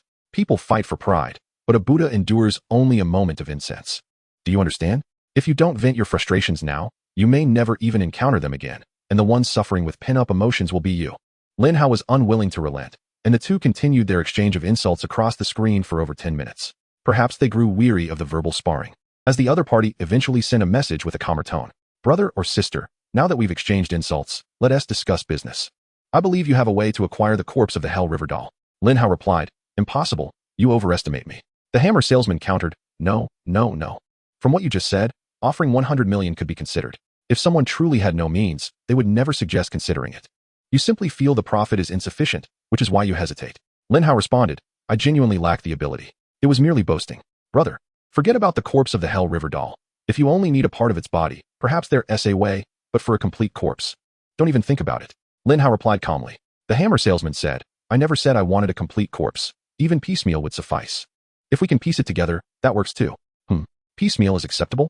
Lin Hao hesitated before immediately sending a text to inquire with his sister if there were any locations to farm low-level Hell River dolls. After 5 minutes, Lin Yaru responded, indicating there was a place that had been conquered, with the surrounding area developed into a tourist site, showcasing unique scenery. Within the core area, Hell River dolls could be found, likely around level 20, though they were scarce and not many knew about it. Even if they did, they were too lazy to capture them, as it was a laborious endeavor with little reward. Oh, it seems this business is feasible. However, Lin Hao still needed to confirm the level of the Hell River dolls the other party desired. The hammer salesman quickly replied that he only required Hell River dolls, with no restrictions on level. If possible, he even hoped for a newly born level 1 Hell River doll. A level 1 Hell River doll? Lin Hao speculated that the seller of the hammer might be a researcher or perhaps a student of the humanities, while it was unlikely that a teacher or professor would be involved, as a professor could merely instruct a student to procure such an item. Instructing a student to handle it, and the student would then come to the trading hall. Could this be the truth? Lin Hao replied to the hammer seller, I can capture the River of Souls doll, though I cannot guarantee the integrity of the body, and I will strive to keep the level as low as possible. However, I do not intend to trade these for your hammer. I will only offer 100 million for it. If you refuse, so be it. The price for the River of Souls doll's remains will be negotiated separately. After a moment, the hammer seller responded, here's the deal. I will issue a specific bounty, you accept it, and then I will sell you the hammer. Agreed. Let us first discuss the bounty's compensation. Lin Hao replied promptly. What do you desire? Do not be overly greedy, the seller cautioned. I want low-level skill scrolls. 30 or 50 of them, Lin Hao mused, realizing that skill scrolls were what he needed most. Should they be targeted or random? Random will suffice. Very well. The hammer seller quickly issued the designated bounty, specifying that the owner of Lin Hao's account accept the task, with the bounty calling for complete reconstruction of the fragments of the River of Souls doll's body. The rewards were categorized into 4 tiers. 1. For achieving 70 completeness. 30 random low-level skill scrolls. 2. For achieving 80 completeness. 40 random low-level skill scrolls. 3. For achieving 90 completeness. 50 random low-level skill scrolls. 4. For achieving 100 completeness. 50 random low-level skill scrolls, plus an additional charm as a bonus. If the requirements were not met, rewards of 10 or 20 random low-level skill scrolls would be granted based on the actual completeness as a minimum compensation for completing the task. The hammer seller then sent the information and image of the charm, blessing of the ancestors. Quality, legendary. No attributes. Legendary effect. When you receive fatal damage, you will restore 100 of your health and energy limits. This item will be destroyed simultaneously. Upon seeing this, Lin Hao was astounded. It was akin to gaining an extra life. Initially, he only intended to jest and was uncertain about accepting the bounty. However, the temptation was overwhelming, and he felt compelled to accept. With this charm, his future excursions into the wilderness for training would be far more secure. Lin Hao promptly clicked to accept the bounty, and the trading hall generated a certificate for both parties. The hammer seller had also entrusted the highest reward to the trading hall for safekeeping, with a task duration of 1 month. Simultaneously, the hammer seller modified the purchasing conditions for the furnace, designating Lin Hao as the buyer and eliminating any additional trading prerequisites. Xiao Na deducted 100 million from Lin Hao's account, and after the payment was processed, a robot promptly delivered the furnace. Lin Hao held the furnace in his hands, while Xiao Na's eyes widened in astonishment. The item information clearly indicated that it was a two-handed hammer, implying that the weapon was inherently heavy and could not be wielded with one hand. In other words, the young man before her possesses a strength in one hand that surpasses the combined might of others too. Xiao Na began to envision the two of them tonight in an upscale hotel, being swept away in the embrace of a powerful arm, indulging in uninhibited passion. Such an escapade would afford her the opportunity to boast among the service staff in the trading hall for an entire year. Seizing the moment while Xiao Na was lost in thought, Lin Hao proceeded to organize his equipment within the built-in gear slots. Currently, among the 13 available slots, 7 were occupied by equipment, specifically, weapon, flame furnace, shield, gothic shield, chest armor, heart of steel, boots, boots of contempt, right arm guard, spirit grasp, left arm guard, plague gauntlet, helmet, plague mask. The last 2 items could not yet utilize their attributes, but only their set effects. Feeling utterly formidable, he rose and departed. When Xiao Na regained her senses, she was astonished to find Lin Hao had vanished. Was she truly so unappealing? Chapter 37, The River of the Underworld. After leaving the trading hall, Lin Hao sought refuge in a nearby safe to peruse information online. A text from his sister contained the address of the low-level river dolls, which she had stumbled upon during one of her sample collection excursions. However, she had no desire to confront those river dolls, as capturing them proved to be quite troublesome. There exists a place in the world, shunned by the living since the advent of the Force Era, known as the River of the Underworld. This locale, situated in the ancient Central Asian region, was once home to a vast chasm, where a dimensional rift had opened in the previous era, releasing a mysterious river that flowed with a blood-red hue, forming a massive lake beyond the chasm. Any being, even monsters, that inadvertently fell into this crimson water would be petrified if they failed to escape promptly, becoming a statue frozen in their final pose, enduring for millennia, uncorrupted and unyielding. The petrified forms would shatter into dust upon any external force, returning to the earth as mere soil. Few creatures dared approach the river, which earned the name River of the Underworld, while the expansive lake was dubbed the Lake of the Underworld. Among the monsters birthed from this river, one type starkly contrasted with the terrifying appearances of other fearsome creatures. These were diminutive and inconspicuous, perfectly blending with the dark hues surrounding the river, making them difficult to recall. These creatures, born from the River of the Underworld, were known as river dolls. Despite their seemingly frail stature, standing only to the height of an adult's knee, they understood the insignificance of individual strength, thus always appearing in swarms, uniting to hunt down all. Small in size, swift in motion, completely immune to ice attribute attacks, they would awaken special attribute skills at higher levels, often launching surprise assaults from unknown corners. Even if one were fortunate enough to withstand their ambush and counterattack, upon their demise, they would self-detonate, inflicting catastrophic damage to everything in proximity. This is precisely why many individuals are reluctant to provoke the River Styx dolls. They are elusive, exceedingly difficult to eliminate, and even after a strenuous battle to vanquish them, one might still fall victim to their self-detonation. Even if one manages to escape the blast radius or possesses unique defensive equipment that mitigates the explosion's impact, leaving them unscathed, the aftermath of the doll's self-destruction yields no remnants. Any remains, if there are any, are rendered utterly unrecognizable, making it impossible to collect any essence from them. Engaging with them is truly a laborious endeavor that bears no fruit, deterring anyone from attempting their extermination. Consequently, over the past few centuries, the River Styx dolls have ventured beyond the Great Rift, establishing numerous tribes in the outside world, where both humans and monsters alike are generally disinclined to provoke them. A century ago, the government mobilized substantial military forces to assault the Great Rift, successfully capturing the River Styx and eradicating the remaining dolls, thereby seizing control of the dimensional rift. Unfortunately, the opposite side of this rift revealed an expansive nether sea, devoid of any life forms, monsters, or exploitable minerals. The government was left to rue its misfortune, deploying sorcerers to seal the dimensional rift, resulting in a significant reduction of the River Styx's flow. Consequently, the Nether Lake was developed into a tourist attraction, yielding considerable profits over the past few decades. The preceding information was gleaned by Lin Hao from online sources, all of which have received official validation. The Nether Lake remains a popular tourist area, particularly among the youth. However, the message sent by his sister indicated that although the Nether Lake is now a tourist zone, only the periphery is accessible. The inner region, which includes the source of the River Styx near the dimensional rift, remains off-limits, accessible solely to those with extraordinary abilities. This area still nurtures the River Styx dolls. Although due to the minuscule flow of the River Styx, these dolls rarely exceed level 20, with the vast majority remaining below that threshold. In the past, attempts to capture these dolls ended in failure, as they would self-destruct without any cooperation. Forget about using tranquilizers. The River Styx dolls are undead creatures, rendering such measures ineffective. Over time, interest in capturing them waned. In recent years, no reports of attacks by the River Styx dolls have surfaced, leading many to forget about their existence, with numerous individuals believing that the dolls have vanished from that location. Lin Yaru's certainty about their continued presence stems from her mission to that area last year, where she witnessed the existence of the dolls, albeit at a low level. That evening, Lin Yaru prepared a meal for Lin Hao upon returning home, during which he seized the opportunity to inquire further about the River Styx and the Nether Lake. "Are you certain you wish to venture into the River Styx to hunt the dolls?" she asked, while serving him meat. "Indeed, sister.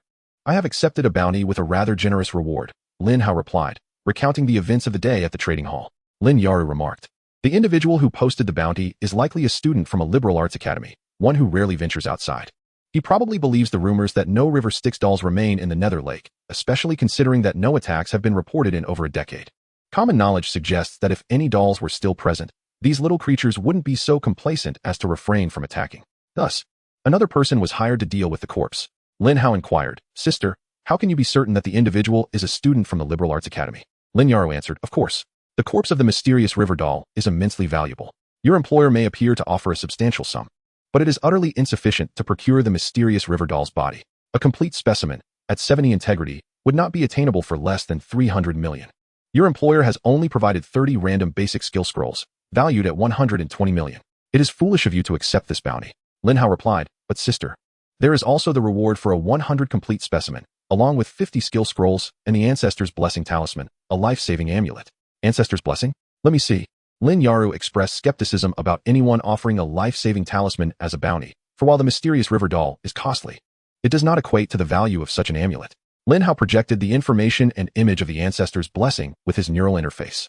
After reviewing it, Lin Hao remarked, your employer must undoubtedly be an exceptional student from one of the 4 major liberal arts academies, likely a protégé of a prominent professor. The professor directed him to seek assistance, and he secured funding to find you. If you manage to acquire a 100 complete mysterious river doll, the Ancestor's Blessing is certainly worth that price. However, obtaining a 100 complete specimen is no easy feat. Do you have confidence? Lin Hao asked. Of course I do. Others may falter, but I am certain I can succeed, Lin Hao declared with unwavering confidence. Confidence is admirable. You possess the capability to traverse a level 20 solo dungeon, specifically a siege type, which should suffice against the mysterious river dolls in the mysterious lake. Just be cautious not to falter. Consider it a pre-college excursion. The scenery there is truly splendid. Lin Hao added a helping of vegetables to Lin Hao's bowl. Rest assured, sister, I am very cautious. Even when dealing with a mere insect, I exert my utmost effort. As the saying goes, even a tiger uses its full strength to catch a rabbit. I shall not lower my guard simply because the mysterious river doll appears diminutive. Lin Hao replied, it's good you understand. I will book you a plane ticket and reserve a decent hotel. Sister, I still have funds, Lin Hao protested. Aren't you currently adjusting your skills and enhancing your proficiency? Such expenditures are significant.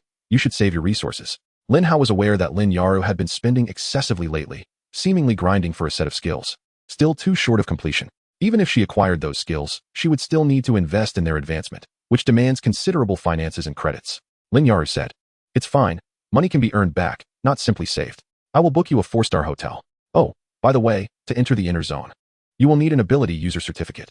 Since you have yet to enroll in university, you do not possess one. I will assist you in obtaining it tomorrow. Lin Hao thought to himself, the adage that an elder sister is like a mother is indeed true. Chapter 38. Departure to the enigmatic beauty of the mysterious lake. The following day, Lin Hao took Lin Hao to the ability user registration office for his enrollment. Typically, first-time college students register after reporting to their universities, which then inform the government. Once the government completes the record, certificates are uniformly issued. As long as one is an ability user, there is no scenario where they fail to gain admission to university, as the government mandates that anyone who awakens their abilities must enroll in college following their senior year of high school. Those with commendable academic achievements, capable of gaining admission to prestigious institutions, whether they be esteemed liberal arts academies or military academies dedicated to warfare, continue to pursue higher education or indulge in elite resources. Conversely, those with poor academic performance, often referred to as underachievers, who cannot possibly secure a place in either a liberal arts academy or a military college, are invariably directed to vocational schools for practitioners of supernatural abilities. In the parlance of Lin Hao's previous life, these would be akin to community colleges. Upon graduation, these individuals are mandated to enlist in the military, relegated to the ranks of the lowest tier of soldiers, derisively dubbed cannon fodder by the high achievers. In the eyes of the government, every practitioner of supernatural abilities represents a potential combat force. Even those deemed cannon fodder are counted as such. Even for the high achievers, upon graduation, one may join a conglomerate as an employee with supernatural abilities, affiliate with a guild, or even form a hunting team. However, once war erupts, all registered practitioners of supernatural abilities are compelled to heed government orders and take to the battlefield. This obligation is intrinsic to their status, and the primary function of the registry for practitioners is to remind and oversee their fulfillment of this duty. In times of war, regardless of one's rank or identity, those summoned must respond, unless they have already made the ultimate sacrifice. Lin Hao, having been accepted into the prestigious Magic City Pentagonal Academy of the 4 esteemed liberal arts colleges, is merely awaiting the arrival of his acceptance letter at his secondary school. Consequently, the registry for practitioners has only issued him a temporary certificate of supernatural ability, accompanied by proof of his status as a first-year university student. Flights and accommodations have been arranged for his departure in 3 days. Lin Hao, occupied with matters at her school, has advised Lin Hao to explore for the next couple of days and assured him that she would join him once she has completed her commitments. As she accompanied Lin Hao to the airport, Lin Hao persistently reminded him that if he intended to hunt the Nether River dolls, he must don the traveling cloak to shield himself from potential ambushes. Alternatively, he could engage in peripheral activities until she was able to arrive and guide him through the experience. Lin Hao readily agreed. even displaying the cloak in front of his sister before stowing it away as soon as he boarded the plane. This cloak is a precious artifact meant for safeguarding his life. He had learned about its exorbitant value from his sister, who had painstakingly gathered materials and had the runes inscribed by a seasoned runesmith at her school, who had assumed it was for her own use. Instead, she gifted it to her brother. After completing his current bounty mission and securing the favor of his ancestors, he must return the cloak to his sister. Given the nature of his frequent missions, mistakes are inevitable, and it is essential to possess life-saving gear. The flight, once airborne, is set to reach its destination in approximately 3 hours. The aircraft is not an ordinary passenger plane, but rather a fully armed transport fighter capable of fending off assaults from monsters of level 60. During the journey, should they encounter any airborne creatures, a single shot would obliterate those below level 60, while those between levels 60 and 70 would be wounded and likely to flee. Therefore, air routes within controlled territories are generally regarded as secure. Upon arriving at the exclusive airport serving the tourist area, Lin Hao first proceeded to register at the hotel. This establishment, built alongside the enigmatic Blood Lake, serves as a vast resort, replete with a myriad of comprehensive tourist facilities. Furthermore, it employs guardians from the Paranormal Guild on its periphery, ensuring a high level of security that has been steadfast for decades. Once the check-in process was completed, Lin Hao ventured alone to stroll by the shores of Blood Lake. Renowned for its distinctive crimson waters, Blood Lake's allure extends beyond its color. It encapsulates an aura of mystery and the uncanny. The expansive lake, with its profound blood-red waters, casts a hue upon the sky, merging the two into a breathtaking tableau. The water, scalding hot and at the brink of boiling, astonishingly emits no steam, and its corrosive nature is such that it can dissolve nearly all forms of life. Only the enigmatic river dolls can endure its depths. No other creatures can survive within Blood Lake's confines. In the distance, cliffs composed of mineral deposits rise like a realm of flames, radiating an eerie glow under the sun's gaze, evoking the sensation of a portal to the underworld, embodying a strange yet terrifying beauty. Additionally, the lake harbors numerous mysterious islands, each home to unique flora that has resiliently adapted to this extreme environment, showcasing the tenacity and endurance of life. Against the backdrop of the red waters, these plants appear even more exquisite and enigmatic. Standing at the lake's edge, Lin Hao found himself inexplicably immersed in a sensation akin to that of a celestial paradise. No, it should not be termed a paradise. Rather, it profoundly embodies the aesthetic of death. Closing his eyes and inhaling the air, he experienced an indescribable sense of tranquility. "Handsome, are you here alone on vacation?" A youthful voice called from behind him, prompting Lin Hao to open his eyes and glance back. "Why is it you?" Lin Hao exclaimed, taken aback. The young woman was none other than Fong Yi. "I knew it was you. I recognized your silhouette from afar, though I feared I might be mistaken," Fong Yi replied, a playful smile gracing her lips as she twirled her fingers nervously. Lin Hao felt a sense of disbelief. He had come here for leisure and to undertake a bounty mission, and yet he encountered her? Although the government-controlled territory was not extensive, spanning over 20 million square kilometers, the odds of running into her during his travels seemed improbable. To suggest she was stalking him lacked evidence, while the notion that their meeting was purely coincidental felt equally far-fetched. "Don't overthink it. It's fate," Fong Yi remarked as she approached him. "I resigned from the hospital after that incident left me with psychological scars. I can't bear to work night shifts anymore. I thought a vacation might help me clear my mind. I've heard that witnessing strange yet beautiful sights is the best remedy for such shadows, so here I am. It's a blend of tourism and healing." Lin Hao gazed at Fong Yi and inquired, "You're not staying at the same hotel as I am, are you?" "Certainly not," she replied. "I booked a 4-star hotel this time, preparing to indulge a bit. As a student, one might typically reside in a 3-star hotel or a guest house, certainly not in the same establishment as others." Lin Hao swallowed nervously, contemplating the need to discreetly change hotels. He couldn't shake the feeling that she was somewhat attracted to him. "You stay here by the lake for your recovery. I suddenly remember something urgent and must leave," Lin Hao declared, not waiting for Fong Yi's response before hastily departing. To his relief, she did not pursue him, allowing him to return to the hotel without delay. Without further ado, he grabbed his room card and promptly switched to a more upscale hotel. With over 80 million at his disposal, he could certainly afford a 5-star experience. Upon completing the check-in process, Lin Hao returned to his room, standing on the balcony. The view of the mysterious lake from the 5-star hotel was undeniably exquisite. After enjoying a refreshing shower and changing into fresh attire, he learned that guests at the 5-star hotel could indulge in a complimentary buffet renowned for its delectable offerings, something he absolutely could not miss.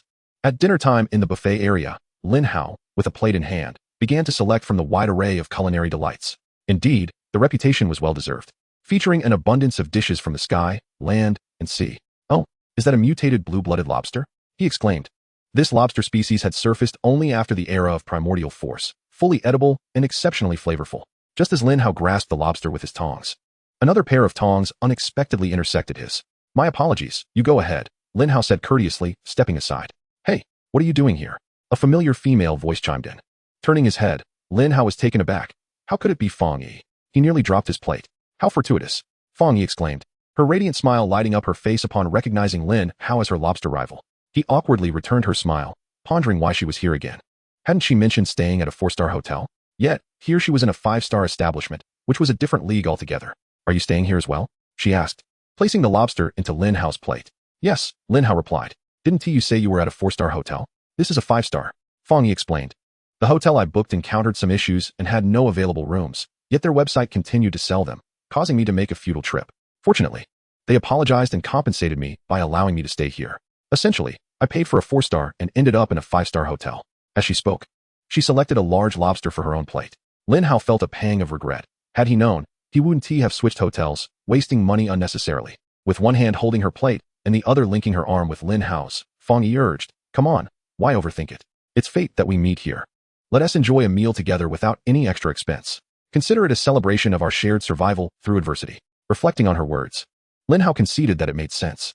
After all, he wasn't incurring any additional costs, and perhaps Fong Yi had no ulterior motives. Why should he react as if haunted by ghosts?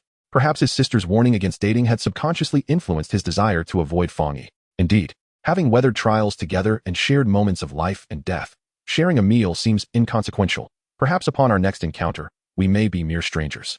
Very well. Let us dine together. Where shall you sit? I have yet to find a place. With so many seats available, I plan to secure some food first and then select a comfortable spot. Should we choose a few more items? It would save us from having to return later. Agreed. Like a young couple, the two of them navigated the food area, selecting an abundance of dishes. Lin Hao balanced 2 plates in one hand, following closely behind Fong Yi, who held a plate in each hand. They arrived at a vacant table by the window, perfectly suited for 4, ideal for the considerable amount of food they had gathered.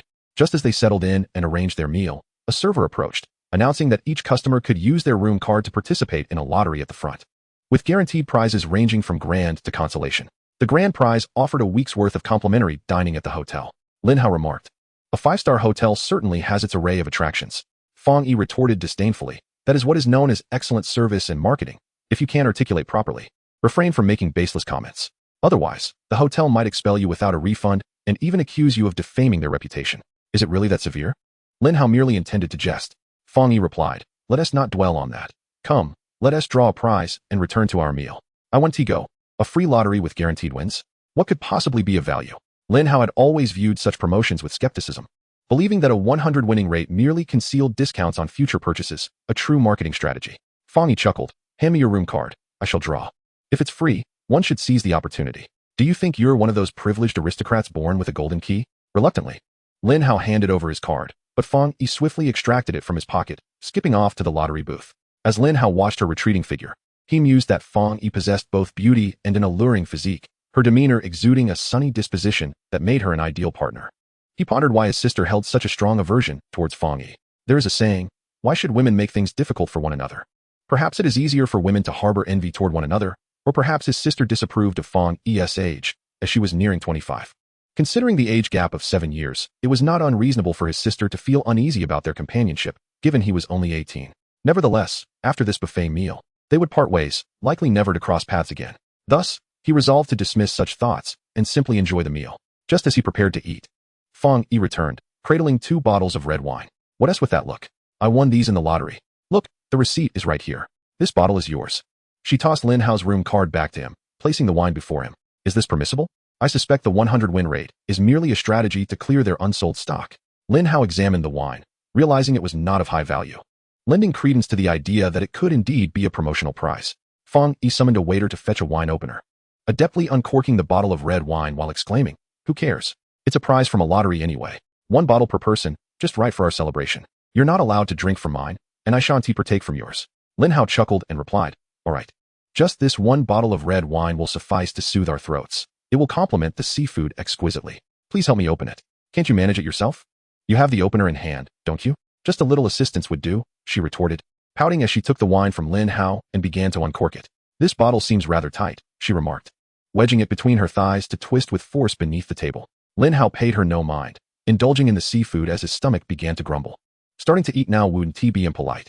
In the moment Fong Yi uncorked the wine, a ring on her thumb shifted, causing a fine powder to cascade into the wine. dissolving seamlessly without a trace of bubbles or peculiar odor.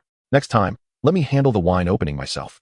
If you wish to assist, you should do it properly. That would demonstrate your gentlemanly grace, she said, passing the wine to Lin Hao, who was eager to take a sip. Wait a moment. The wine has just been opened. We should let it breathe a little to interact with the air. This is called aeration, do you understand? Fang Yi quickly interjected, halting Lin Hao from drinking too soon. Lin Hao replied, there are so many rules. It's just a bottle of ordinary red wine. Whether aerated or not, the taste won't differ much. The difference is, indeed, significant. If you don't believe me, try taking a sip now, then let it sit for 10 minutes and taste it again, followed by another sip after 20 minutes.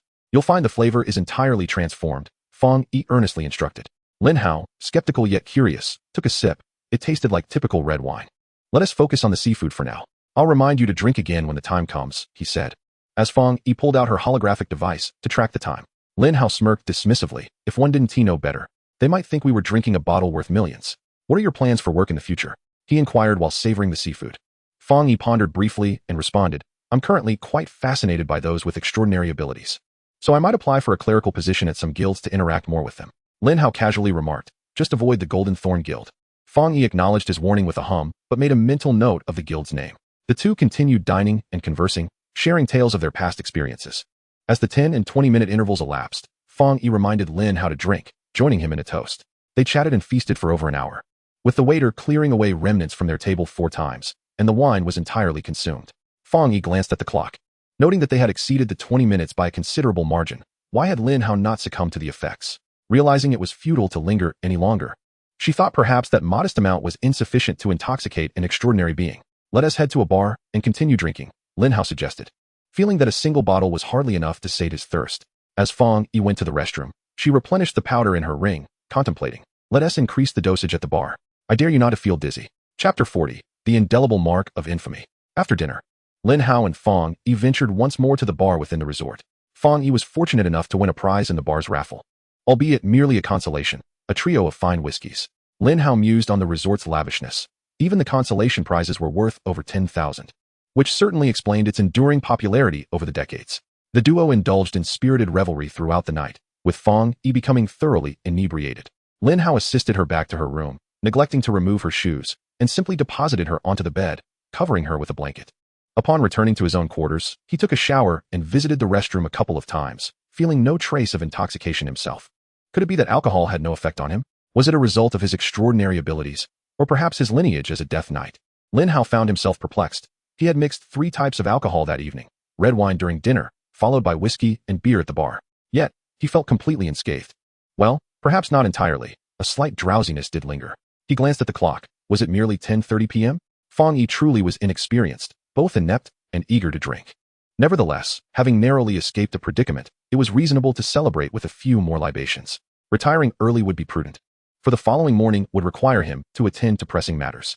He set his alarm for 7:30 a.m., planning to enjoy breakfast, prepare water and provisions, and then rent a hover motorcycle, setting off for the inner realms before the tourists emerged to commence their activities. The next day, around 10 a.m., Fang Yi finally roused from her slumber. She still felt somewhat dazed, the effects of her excessive drinking the previous night evident. In 2.5 hours, she had consumed 2 bottles of red wine, 3 whiskeys, and 2 dozen beers. While not an excessive amount, the issue lay in the fact that all the drinks had been tampered with. How was it that Lin Hao remained completely unaffected, able to return her to her room without so much as a touch? Did she possess no allure? The sting of humiliation was palpable. You brought this upon yourself. You made your intentions clear, yet he disregarded you completely. By the window stood the same woman, observing Fang Yi's predicament with amusement. You witnessed the entire affair last night, did you? Fang Yi shot a cold glare at the woman, fully aware of the embarrassment she had suffered. You must have seen a good portion of it. I initially thought that once he carried you back to your room, with the 2 of you being alone, something passionate might transpire after such copious drinking. Instead, I arrived this morning to find you alone in an empty room. How comical. The woman could not suppress her laughter. What kind of useless drug did you provide? He remains completely unaffected. Fang Yi retorted, you supplied the drug, yet you dare mock me for its ineffectiveness? The woman replied, do not misplace blame. The drug is undoubtedly potent. Did you not begin to doubt its effects last night?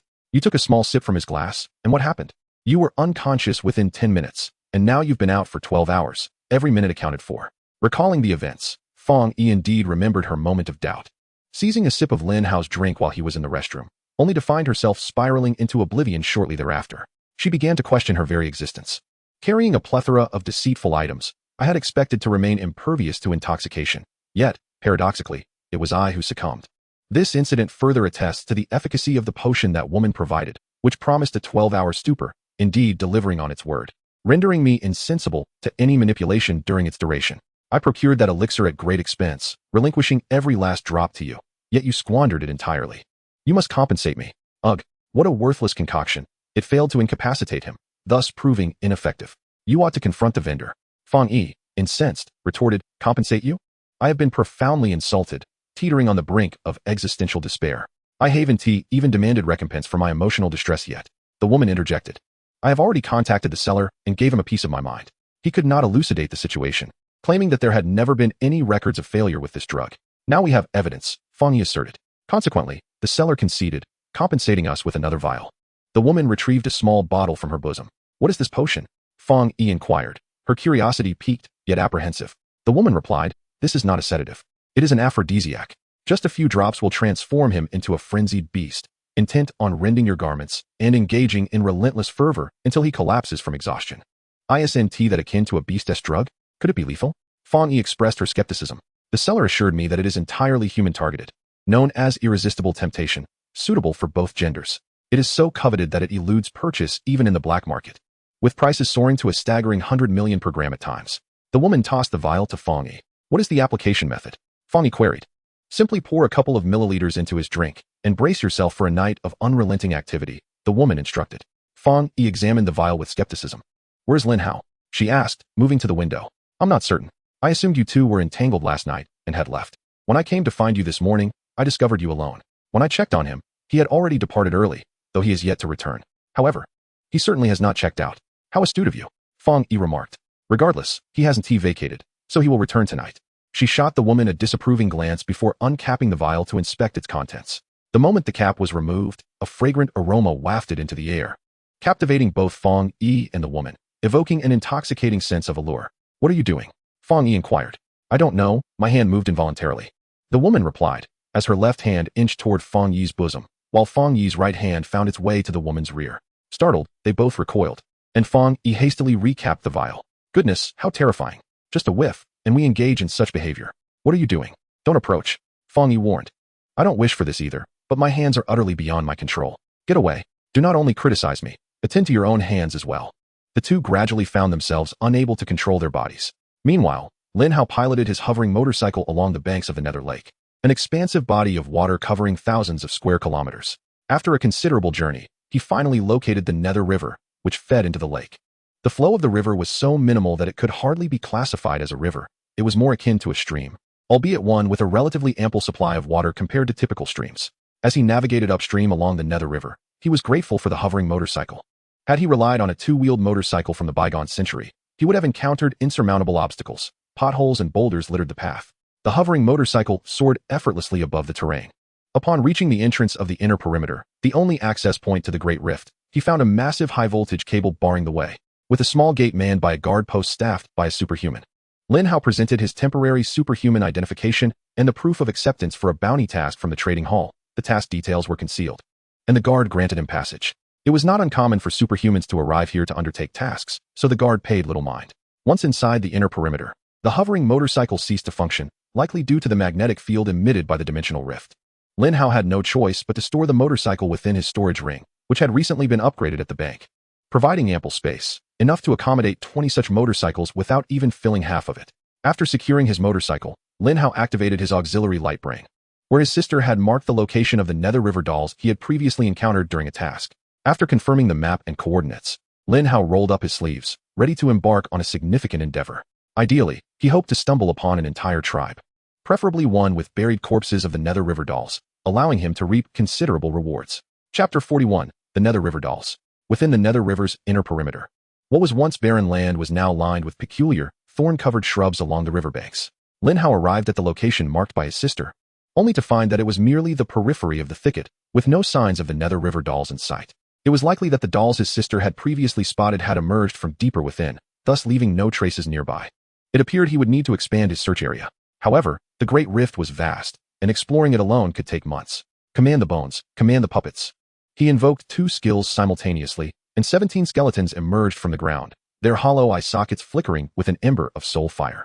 The puppeteer, Wang Siki, manifested not by rising from the earth, but by coalescing the surrounding dark elements, merging with the death energy emanating from Lin Hao, taking on the same appearance as when he had encountered her in the hospital, clad in the attire formed on that day. Wang Siki, release the undead cockroaches to scout ahead. Report any monsters or creatures encountered immediately, and only attack after I have confirmed the target. The Puppet King, Siki, raised her hands, and from her sleeves emerged a multitude of insects. This time, they were not mere larvae, but rather immortal cockroaches that took flight.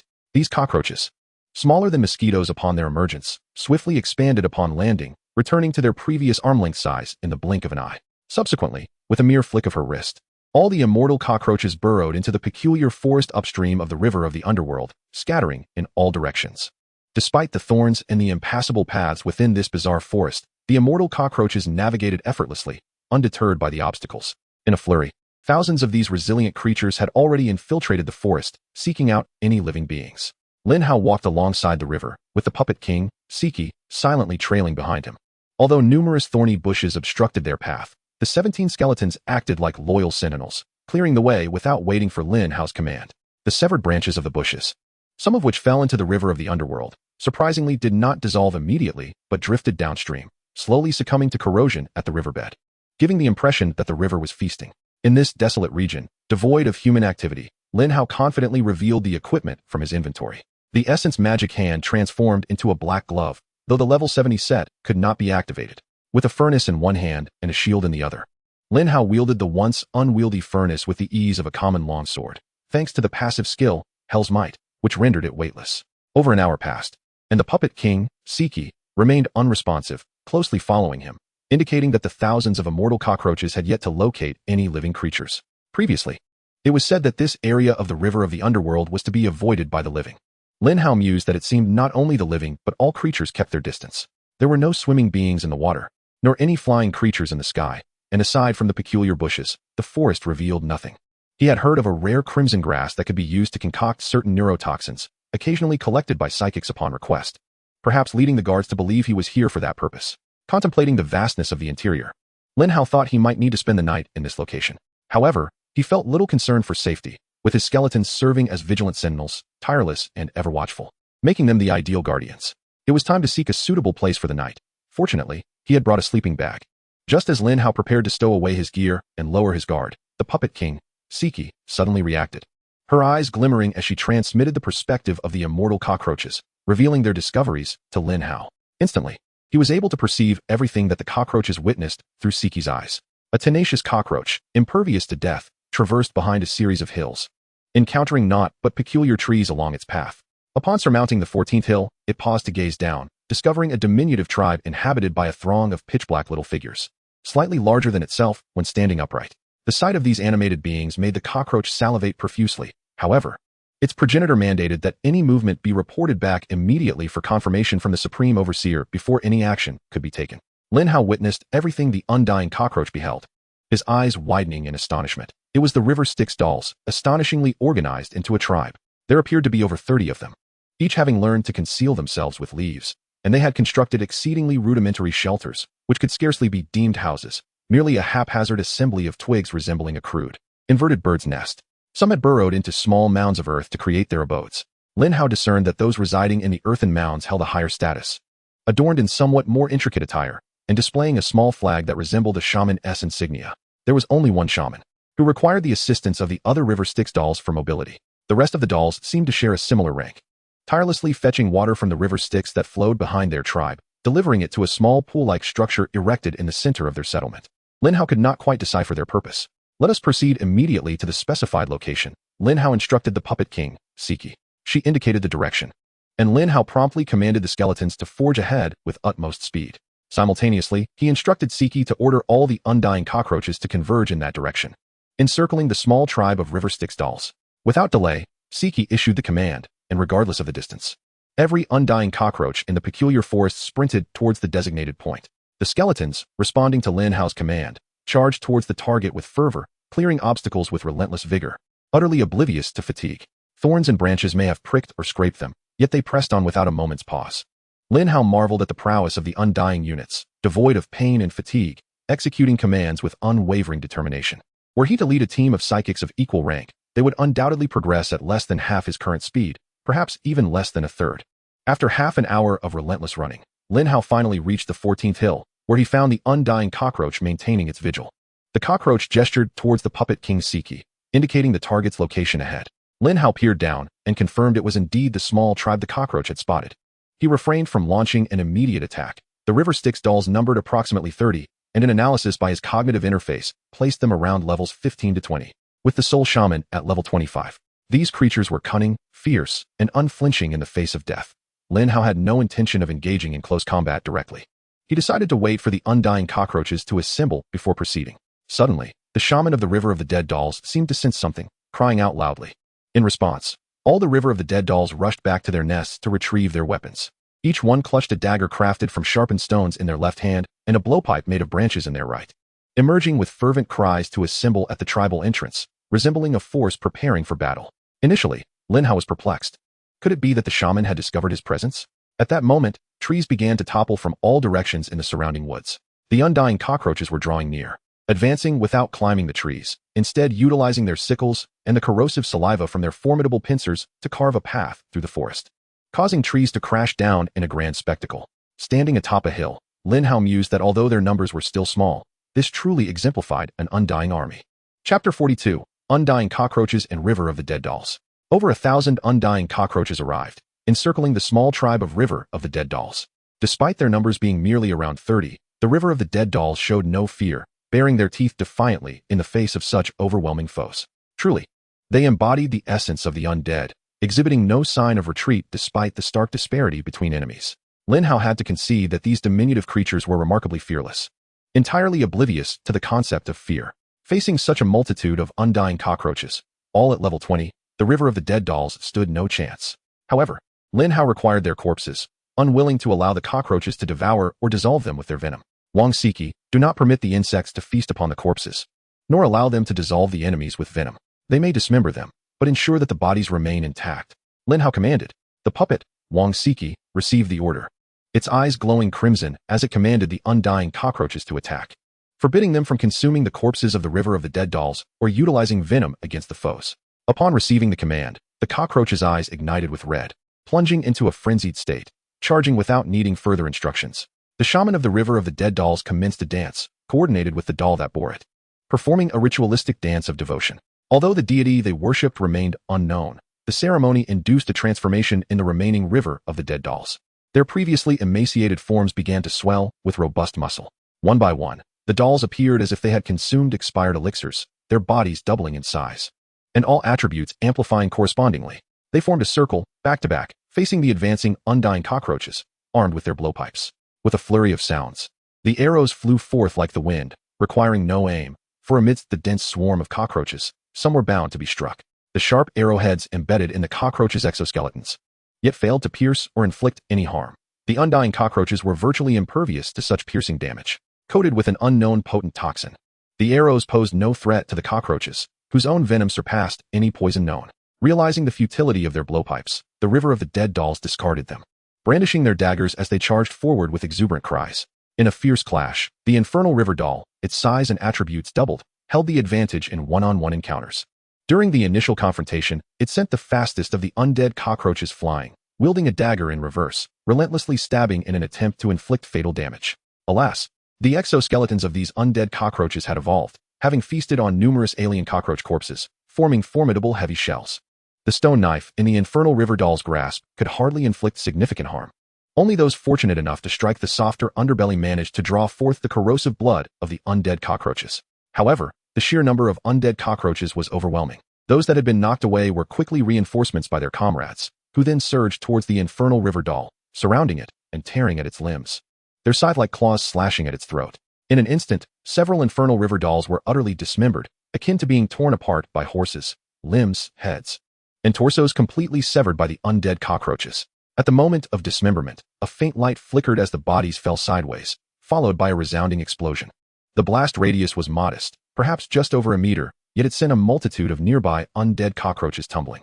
Within that confined space, every undead cockroach was obliterated, their bodies reduced to mere fragments, rendering even the most potent regenerative abilities futile. Lin Hao sensed that the destroyed undead cockroaches left no remains, signifying true death.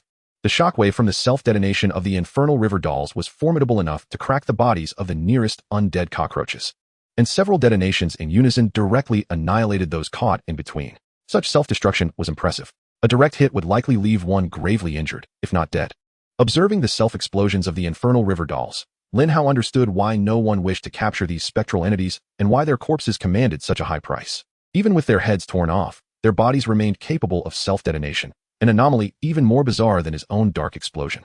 Truly, they were the undead beings birthed by the infernal river. On the battlefield, the numbers of the infernal river dolls were woefully insufficient, despite their individual prowess. They were of little consequence. The undead cockroaches had ceased to devour them or employ venom, essentially allowing them a significant reprieve, yet even so, the infernal river dolls were no match. In a single onslaught, 30 infernal river dolls were dismembered, and while their explosions claimed around 100 undead cockroaches, the infernal river dolls faced near total annihilation. What remained were merely the shaman of the infernal river dolls, performing their dark rites from the rear, along with one that bore it upon its back. The puppet king, Siki, commanded the undead cockroaches to surround the infernal river doll shaman without delivering a fatal blow, then sought Lin Hao's counsel on whether to eliminate or spare it. Observing the surrounded infernal river doll shaman, which displayed neither fear nor intent to surrender, perhaps a trait inherent to undead creatures, which would fight to the last unit, Lin Hao was poised to issue the order to attempt to capture the infernal river doll shaman alive, while dispatching the one carrying it. At this moment, the dance of the river Styx doll shaman underwent a transformation, accompanied by a cacophony of cries. The movements were entirely different from before. What was happening? Lin Hao observed that the fragmented remains of the undead cockroaches, which had just been obliterated, began to reassemble on their own. However, they did not return to their original form. Instead, they morphed into a creature resembling a canine, with gaping holes and missing flesh. They bore an uncanny resemblance to the zombie dogs from a horror game. About 10 zombie dogs were pieced together, and as they rose, they immediately launched an assault on the undead cockroaches. Their larger stature allowed them to knock the cockroaches aside with great force. Eliminate those zombie dogs, Lin Hao commanded. The puppet king, Siki, glimmered with determination, and the undead cockroaches launched another attack. This time, they could feast upon their prey. As these creatures were not born from the remains of the river Styx dolls, the undead cockroaches swarmed over the zombie dogs, biting with fervor. In no time, all 10 zombie dogs were annihilated. Their towering forms proved no match for the relentless onslaught of the cockroaches. Once the zombie dogs were vanquished, Lin Hao presumed that the river Styx doll shaman had exhausted its abilities. Little did he know, it had already transitioned into a different dance when the zombie dogs appeared. This new dance animated the recently slain river Styx dolls, causing their fragmented bodies to gather as if imbued with life. The corpses, having been replenished by the water of the river Styx, were reborn. The fallen dolls rose once more, fully revitalized, and resumed their battle with the undead cockroaches. Now Lin Hao understood why they had prepared the water of the river Styx. It was poison and lifeless to other beings. Yet it served as a source of life for the river Styx dolls. Destroy that pool containing the river Styx water, Lin Hao ordered immediately. If the river Styx dolls could revive indefinitely, no amount of cockroaches would suffice to counter them. The puppet king, Siki, glinted with resolve, and several undead cockroaches surged forward, biting, slashing with their sickles, and spraying corrosive venom in an effort to collapse the small pool. Seeing this, the river Styx doll shaman grew frantic, urgently calling for the dolls to protect the pool. However, the undead cockroaches were relentless, blocking the path completely. The river Styx dolls found themselves unable to advance. Even if they attempted a leap, the cockroaches would intercept them midair. In a short span, the 30 freshly revived river Styx dolls were once again torn apart, their bodies self-destructing and taking down 100 or so undead cockroaches in the process. Lin Hao's expression darkened. It was evident that the shaman of the river Styx dolls must be eliminated. If it continued this cycle of reviving zombie dogs, and then the river Styx dolls, his undead cockroaches would eventually be worn down. I never intended to kill you. This is of your own making. At that moment, the puppet king, Siki, suddenly sprang into action, leaping down the small hill and racing toward the tribe of river Styx dolls. Chapter 43, Submit or Die. The undead cockroaches cleared a path, and Siki strode forward until she stood before the river Styx doll shaman, making an array of frantic sounds.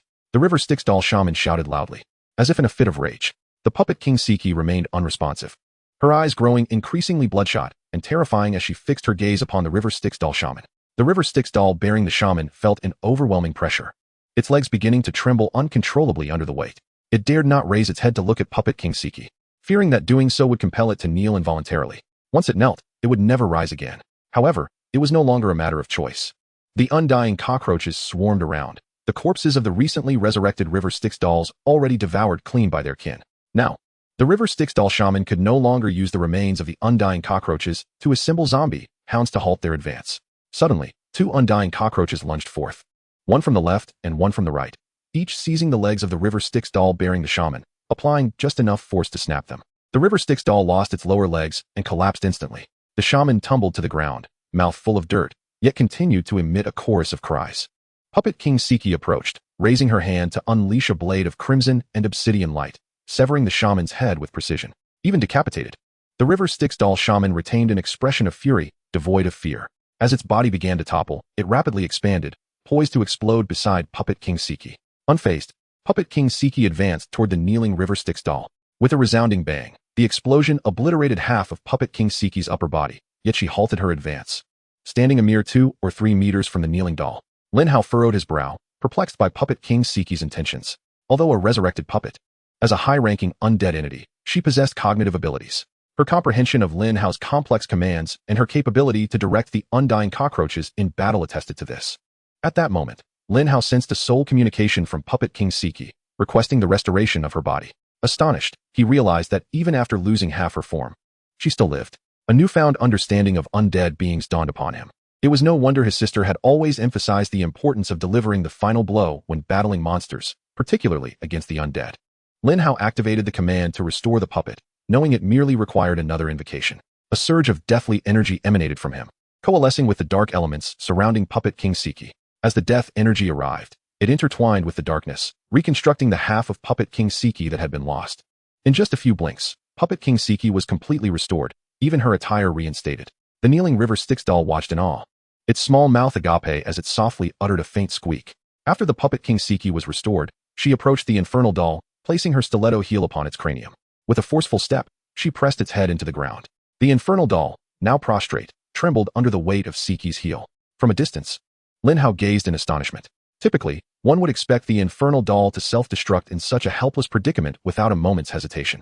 Yet, this particular infernal doll, with its head pinned to the ground and its legs shattered, astonishingly refrained from self-detonation. Was it possible that the overwhelming aura of the Puppet King Siki had rendered it utterly cowed? In this moment, the scene resembled that of a queen standing triumphantly over a vanquished foe, demanding submission or death. However, would the infernal doll ever yield? Such a notion was unheard of. Why then did Puppet King Siki persist in this display? Lin Hao, unable to fathom the reasoning, continued to observe intently from his hillside perch, accompanied by the immortal cockroach that had initially discovered this place. Curiously, the cockroach did not engage in the assault but instead remained at Lin Hao's feet, nuzzling against him. Below, Puppet King Siki's eyes blazed with a crimson glow, her surroundings suffused with dark elements, while the aura of death emanated from her being. The other immortal cockroaches, sensing the ominous energy, lay motionless on the ground. After a prolonged tremor, the infernal doll ceased its quaking, extending its arms forward, palms down, as if surrendering. Puppet King Siki's fingernails elongated in an instant, piercing the palms of the infernal doll. Blood, the hue of the river of the underworld, oozed from its hands. Subsequently, the dark elements and the essence of death surged through her outstretched nails into the infernal doll's palms. The doll offered no resistance, welcoming the invasion of darkness and death, experiencing not pain but an eerie sense of pleasure. To Lin Hao, this was an intricate ritual, akin to an infection or contamination. The sinister essence of death and darkness infused the infernal doll, enhancing its vitality. After approximately a quarter of an hour, the ritual reached its conclusion, and the infernal doll had been entirely assimilated by the dark and deathly energies, transforming it into a being recognized by the immortal cockroaches as kin, imbued with the same essence as its progenitor. Its once gray-brown form morphed into one shrouded in darkness. Puppet King Siki retracted her nails, returning to her previous state and lowering her stiletto. The infernal doll, now attempting to rise, found its legs still unhealed, managing only to sit upright. An immortal cockroach approached, lifting the infernal doll onto its back, accommodating her petite frame perfectly. With these proceedings complete, Puppet King Siki led the newly acquired infernal doll to the foot of the hill where Lin Hao stood, kneeling on one knee, followed by the legion of immortal cockroaches that prostrated themselves behind her. Lin Hao remained silent, as several dialogue boxes emerged before him. From the outer realms, an immortal being, long serving as a shaman's steed, has mastered all the sacred dances of shamanic invocation. As a devotee of the outer god, it yearns to perform for its deity. However, having been forsaken by the very god it worshipped, it succumbs to despair and resolves to serve death instead. Wang Siki harnesses the power of death derived from its host to corrupt the immortal creature, transforming it into a lesser undead minion. Lin Hao begins to comprehend that the River Styx doll hails from the outer realms, having once venerated an outer god, aspiring to become a shaman and dance in prayer. For reasons unknown, it fell into despair and was subsequently tainted by the power of death. Regardless, this creature now stands as a subordinate to the puppet master Wang Siki. It is surprising to discover such capabilities within Wang Siki. The skill information panel does not reflect this. It appears that the undead units he has summoned possess significant potential for further development. Perhaps the skeletal minions summoned from the bones could also be enhanced. Casting a glance at the skeletal guardians that have been dutifully following him, he is uncertain of the direction for their development. Nevertheless, he decides to explore this matter further at a later time, recognizing that many things flourish unexpectedly while others, despite earnest efforts, fail to blossom. With a newly acquired minion from the River Styx at hand, he chooses to investigate its abilities. What powers do you possess? Show me. Lin Hao commands the River Styx doll. Wang Siki also turns to the doll, seemingly urging it to demonstrate its capabilities immediately. The River Styx doll beckons a nearby undead cockroach to approach Lin Hao, then uses the blood from its own wound to paint a design upon its face. What peculiar spell is this intended to invoke? Upon completing its face paint, the River Styx doll begins to dance, uttering strange sounds while gesturing with its hands in bizarre poses. The remains of the self-destructed River Styx dolls begin to coalesce. This time, no River Styx water is required. Only the elemental earth drawn from below, reconstructed and infused with dark elements as death's essence entwines. Two River Styx dolls resurrect, their forms taking on a shadowy hue. One doll stands taller while the other, though shorter, is notably stockier. The two little beings approach the painted doll and form a human pyramid. With the taller one at the base, the stockier one perched tightly on its neck, and the painted doll sitting atop it, gripping even more tightly. Together, the trio reaches a height comparable to that of the puppet master Wang Siki. At this moment, the sacred dance of invocation officially commences. The three River Styx dolls perform in unison. The one at the base executes an odd rhythm. The middle one contorts its hands into various peculiar shapes, while the topmost doll wields two elongated staffs forged from dark elements, exuding an aura of death, swinging them as it emits a haunting chant. After several moments of this performance, the earth begins to tremble as death, chaos, and darkness coalesce beneath the surface, swiftly gestating something that soon erupts forth from the soil. Emerging from the earth were diminutive creatures, their skin akin to that of the ghastly river dolls, their visages twisted and menacing. Reminiscent of the terrifying dolls found in horror films, Lin Hao counted precisely 10 of these river dolls that had surfaced, each brandishing a dagger in their left hand and a blowgun in their right, all forged from dark elemental matter, exuding an aura of death. Any adversary harmed by them would be tainted by darkness and mortality. As the divine dance concluded, the river dolls knelt in unison, as if presenting themselves for inspection. Astonished, Lin Hao marveled at the notion of resurrecting river dolls without the need for river water. The puppet king Siki was indeed playing a clever game, capable of breeding bizarre insects while possessing a shaman who could revive these dolls. Opening his skill menu, Lin Hao sought the command for puppets and delved into its details, discovering information about the river dolls. Lesser undead minions, extra-normal undead beings. Lesser minions request their master to bestow a name. After a moment of contemplation, he concluded that although these creatures bore the outline of river dolls, their skin tone, physique, and grotesque appearance made them ideal actors for a horror film.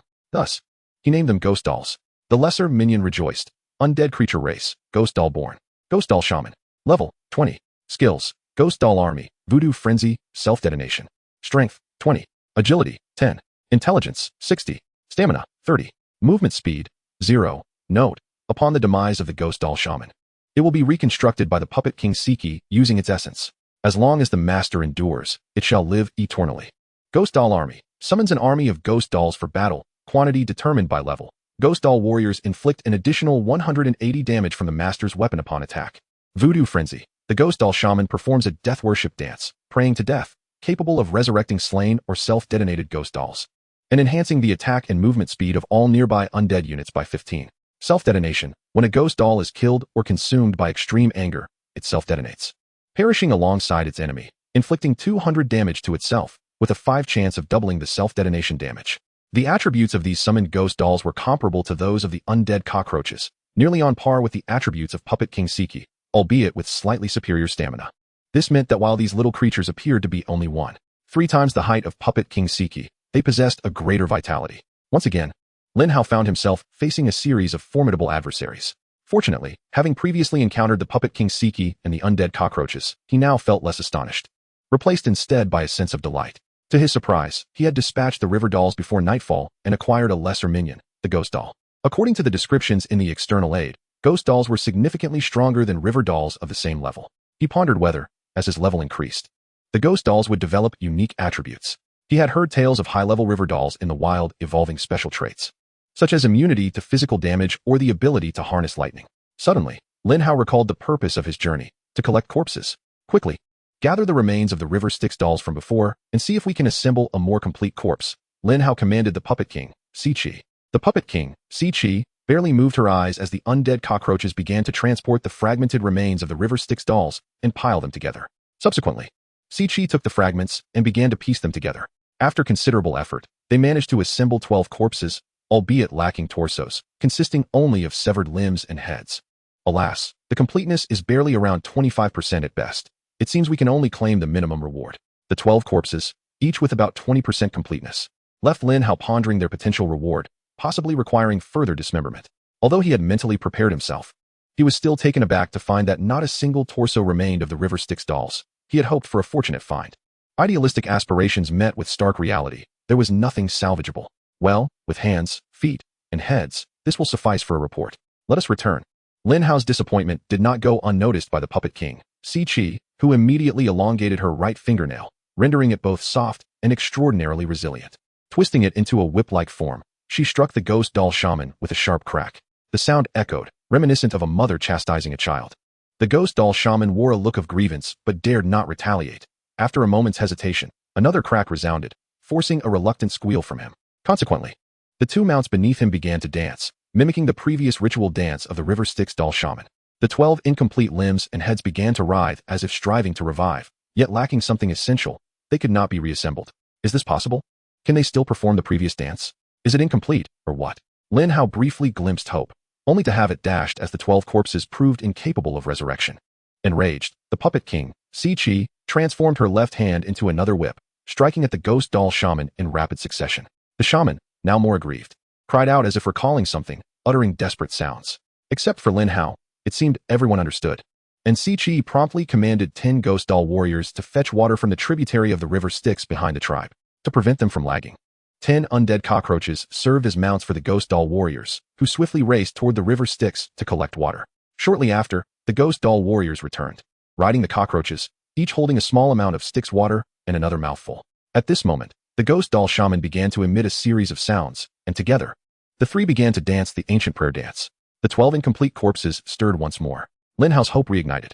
Chapter 45, The Souls in the Lake of the Dead. Through the prayer dance and the Styx water, the 12 river Styx doll corpses successfully reconstructed their bodies and revived to full health on the spot. Upon resurrection, the first action of the River of Souls dolls was to brandish their reconstructed stone knives with the intent to slay the surrounding undead cockroaches and the puppet king, Si Chi. However, the ghost doll shaman abruptly commanded the 12 River of Souls dolls to halt, emanating a unique aura that intimidated them into submission. Instantly, they dropped their stone knives and knelt in fervent worship, as if pledging allegiance to a new leader. Yet, the ghost doll shaman appeared to reject their homage, performing a mesmerizing dance that rendered the River of Souls dolls motionless, as if their very souls had been siphoned away. With a sharp call, the ghost doll shaman commanded 10 ghost doll warriors to charge forth and strike at the heart-like regions of the River of Souls dolls. Without any resistance, the 12 dolls were dispatched by the warriors, collapsing lifelessly without self-detonation. The ghost doll warriors, devoid of compassion, perceived these dolls as aberrations and heretics. Lin Hao observed the spectacle with admiration, giving a thumbs up to the puppet king Si Chi and commending, "Well done. Keep it up." He then praised the ghost doll shaman. Very impressive. Si Chi, however, remained stoic, as if her actions were simply to be expected, while the ghost doll shaman reveled in the exaltation of death. Sensing the essence within the 12 fallen River of Souls dolls, the shaman extracted their spirits and entrusted them to puppet king Si Chi for safekeeping, confirming their irrevocable demise. Lin Hao produced a pre-prepared container for the dolls, not initially anticipating the capture of intact specimens. Hence the container was not particularly large. The 10 ghost doll warriors crudely shoved the dolls' corpses into the vessel, filling it to the brim, and assisted in securing the lid. With the container stowed away, Lin Hao had no intention of lingering, opting instead to return to the resort. Retracing their route, the path cleared by the skeletons allowed for the use of a hover motorcycle on the return journey. Lin Hao rode the motorcycle, carrying puppet king Si Chi, while the ghost doll shaman stood at the rear, racing forward with 17 skeletons, 10 ghost doll warriors, and a throng of 800 or 900 undead cockroaches in pursuit. To his surprise, these creatures managed to keep pace with the motorcycle, which, while not overly fast, still reached speeds of 100 kilometers per hour. As they sped towards the high-voltage perimeter, Lin Hao paused momentarily to retract his commands over the skeletons and puppets, gathering Siki and the skeletal warriors. The undead cockroaches returned to Siki's form, while the ghost doll shaman and the ghost doll warriors, akin to Siki, melded back into the earth. Everything reverted to a state as if they had never existed. At this moment, Lin Hao profoundly appreciated the exhilaration of being a necromancer, orchestrating the battle from the shadows, reaping abundant rewards without ever engaging in combat himself. Departing from the confines of the river of Hades, Lin Hao hastened back, the sun having just dipped below the horizon. If he quickened his pace, he could reach the resort by around 10 or 11 p.m., just in time for a late-night snack. Today, overwhelmed by excitement, he had consumed nothing but a few sips of water throughout the day. The night at the underworld lake was shrouded in shadows, with the water's surface shimmering under the faint moonlight. The moon struggled to pierce the dense darkness, leaving only scattered starlight flickering upon the lake, as if each fragile glimmer encased a restless soul clinging to its obsessions. In truth, the underworld lake harbored a multitude of souls, all of whom had inadvertently wandered into its depths, petrified by its waters, and perished therein. Humans, beasts, and creatures from other realms alike. These souls endured relentless torment, subjected to the lake's searing heat, unable to escape their fated dissolution. Only those with insatiable attachments could transform into ethereal flames, lingering in an interminable wait. Lin Hao discovered that he could sense the multitude of souls within the underworld lake, having been steeped in its waters for centuries. Their power had grown far beyond that of their former lives, yet they remained firmly imprisoned at the lake's bottom. He perceived that if he could draw these souls forth and, through the power of death, reshape them to inhabit skeletal forms, he could resurrect these beings. This would forge a formidable undead legion. Regrettably, his current strength was woefully inadequate to summon them. The souls in the lake seemed to sense the potent aura of death emanating from him, yearning to rise to the surface, a primal instinct, the last vestige of their existence. Alas, the lake had confined them for over 4 centuries, and no matter how fervently they struggled, they could not escape their watery prison. With a sigh, Lin Hao vowed, "When my strength is sufficient, I shall return to liberate you. You will become the mightiest warriors under my command." As he gradually distanced himself from the underworld lake, he entered the resort. He first made his way to the car rental area to return the hovering motorcycle. It was not a matter of affordability, rather. This particular vehicle had been in use for an indeterminate time, having racked up a staggering 500,000 kilometers. The model was outdated, and the horn was inoperative, leaving Lin Hao anxious about its potential disintegration on the way back. Once he returned to the magical metropolis and completed his tasks, he planned to sell the surplus corpses of the River of Hades dolls and acquire 2 of the latest models of hovering motorcycles, one for use and one as a spare. He calculated that he could submit 2 corpses for the bounty task, hoping to negotiate for additional rewards. The remaining 10 corpses would be sent to the trading hall for auction, and the thought of the ensuing commotion filled him with excitement. Upon returning to the hotel lobby, he ordered a late-night snack from the front desk to be delivered to his room. Ding! The elevator announced the arrival at the 24th floor with a melodious chime that sounded delightfully sweet. Just as Lin Hao stepped out of the elevator, he collided with another person. The voice was unmistakably that of a beautiful woman. Glancing at her figure on the ground, he noted she was indeed strikingly attractive. "Apologies. I was lost in thought and failed to pay attention." Lin Hao hurriedly reached out to assist the fallen beauty. She looked up, and their gazes locked. "How could it be you?" It was none other than Fong Yi. Lin Hao quickly helped her to her feet. "I'm sorry, I wasn't paying attention. Are you injured anywhere?" "My ankle is sprained. It hurts so much," Fong Yi said, tears welling in her eyes, presenting a pitiful sight. Lin Hao replied, "Allow me to assist you." However, as he extended his hand to help, Fong Yi suddenly wrapped her arms around his neck and leapt onto his back. "No, it hurts too much. I want to walk. You must carry me back to your room." Left with no choice, Lin Hao obliged and carried her back to the room. Once inside, Fong Yi refused to let go, demanding that Lin Hao apply medicine to her injury. "No medicine? Have the hotel send some up. A 5-star resort like this should have a stock of first aid supplies for common ailments. I ordered a late-night snack. Can't you just apply the medicine yourself? I haven't eaten anything all day." Lin Hao attempted to decline. "What? You carry me back after injuring me, and now you want to neglect me? Being an extraordinary person means you can evade responsibility?" Fong Yi chided him, leaving Lin Hao feeling somewhat embarrassed. "How about this? You apply the medicine, and I'll feed you the late-night snack. Would that suffice?" Fong Yi appeared to make a significant concession, and Lin Hao felt it would be impolite to refuse. Chapter 46, The Great Date Operation. Lin Hao called the hotel front desk, requesting a bottle of ointment for bruises. Soon, a hotel staff member delivered both the late-night snack and the medicine. Before Lin Hao could even open the package, Fong Yi had already extended her foot toward him. He wore a look of distaste, almost pinching his nose. "I'm a girl, and I'm willing to let you touch my foot. How can you be so disdainful?" Fong Yi retorted, clearly displeased. No, it's just that I feel a bit what? Nothing, just a misperception." Fong Yi, sensing Lin Hao's hesitation, said, "Do you know where most of my monthly income goes?" "How would I know where your money goes?" "Every month, I purchase a plethora of skincare products." from head to toe, to maintain myself in the best possible condition. This is driven not only by a desire for beauty, but also by the wish to always present my finest self should I encounter him. Fang Yi gazed at Lin Hao with earnest eyes, a hint of vulnerability in her expression. Upon hearing her words, Lin Hao felt a twinge of admiration for her outlook on life. Yet a thought crossed his mind. Did Fang Yi truly regard him as the one she spoke of? Suddenly, he felt parched, a craving for something soft to soothe his thirst. A wave of forced calmness enveloped him without warning, a green light shrouding his mind, extinguishing the thoughts that had just emerged. No longer feeling thirsty or desirous of anything, his focus shifted solely to the late-night snack. I want to eat. I'm genuinely hungry, Lin Hao stated impassively, which Fang Yi perceived as an attempt to appear aloof. Fang Yi smiled as she picked up the fruit platter, using a fork to spear a piece of succulent flesh. She leaned closer to Lin Hao, gently offering it to his lips. Lin Hao took a bite, savoring the delightful combination of crispness, sweetness, and juiciness. How is it?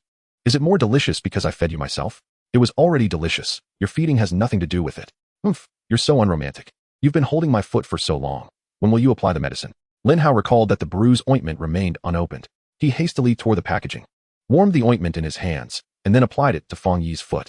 As the bottle opened, a hint of a smile appeared at the corner of Fang Yi's mouth.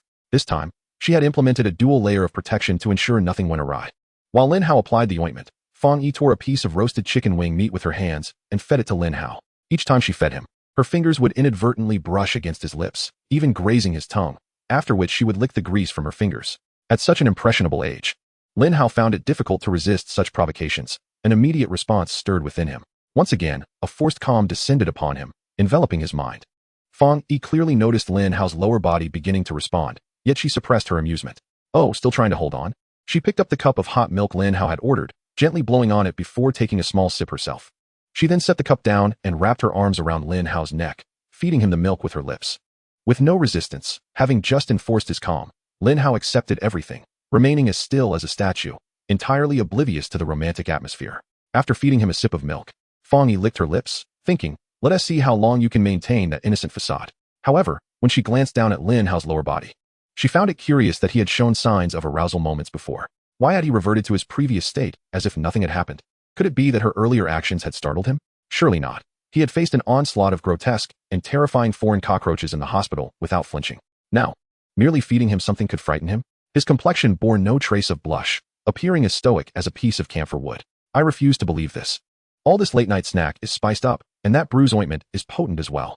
Under this dual safeguard, I've exerted all my efforts. Surely the effects of the medicine had yet to take hold. Determined, Fang Yi picked up a piece of grilled meat, biting off a small morsel before straddling Lin Hao's thigh. She spread her legs wide, one hand resting on his shoulder while the other tightly embraced his neck. Her feet entwined around his waist. She then brought the morsel to Lin Hao's lips. This was not merely feeding him. It was an invitation to share, to chew together, blending the juices and flavors in an intimate dance. Fang Yi realized the medicine was indeed taking effect. Just as at noon, all her actions were driven by instinct. With even the slightest thought, she was compelled to act. Lin Hao believed that claiming to have no thoughts whatsoever was a deceit. Even a monk would have long since broken his vows. However, subjected to an incessant and forced calm, he found himself forcibly tranquilized 50 times within the span of 10 minutes. The green light pouring down like it was free. Barely 30 seconds had elapsed since the last enforcement of calm when Fang Yi entered the room, and the green light descended upon him once more. He no longer possessed the inclination to admire the moment, let alone to relish it. This was truly excessive. Even chewing on chunks of meat felt devoid of flavor, akin to gnawing on wax. Fang Yi assumed that since Lin Hao had not rejected this, he must have entirely surrendered his resistance. Yet, why did his hands remain so still? Perhaps it was due to his lack of experience with women during his school years. The first encounter with such a stunning beauty must have left him too bashful to move. This seemed plausible, as it was said that most innocent young men were similarly constrained during their first experiences. Just as Fang Yi believed, she had successfully ensnared Lin Hao.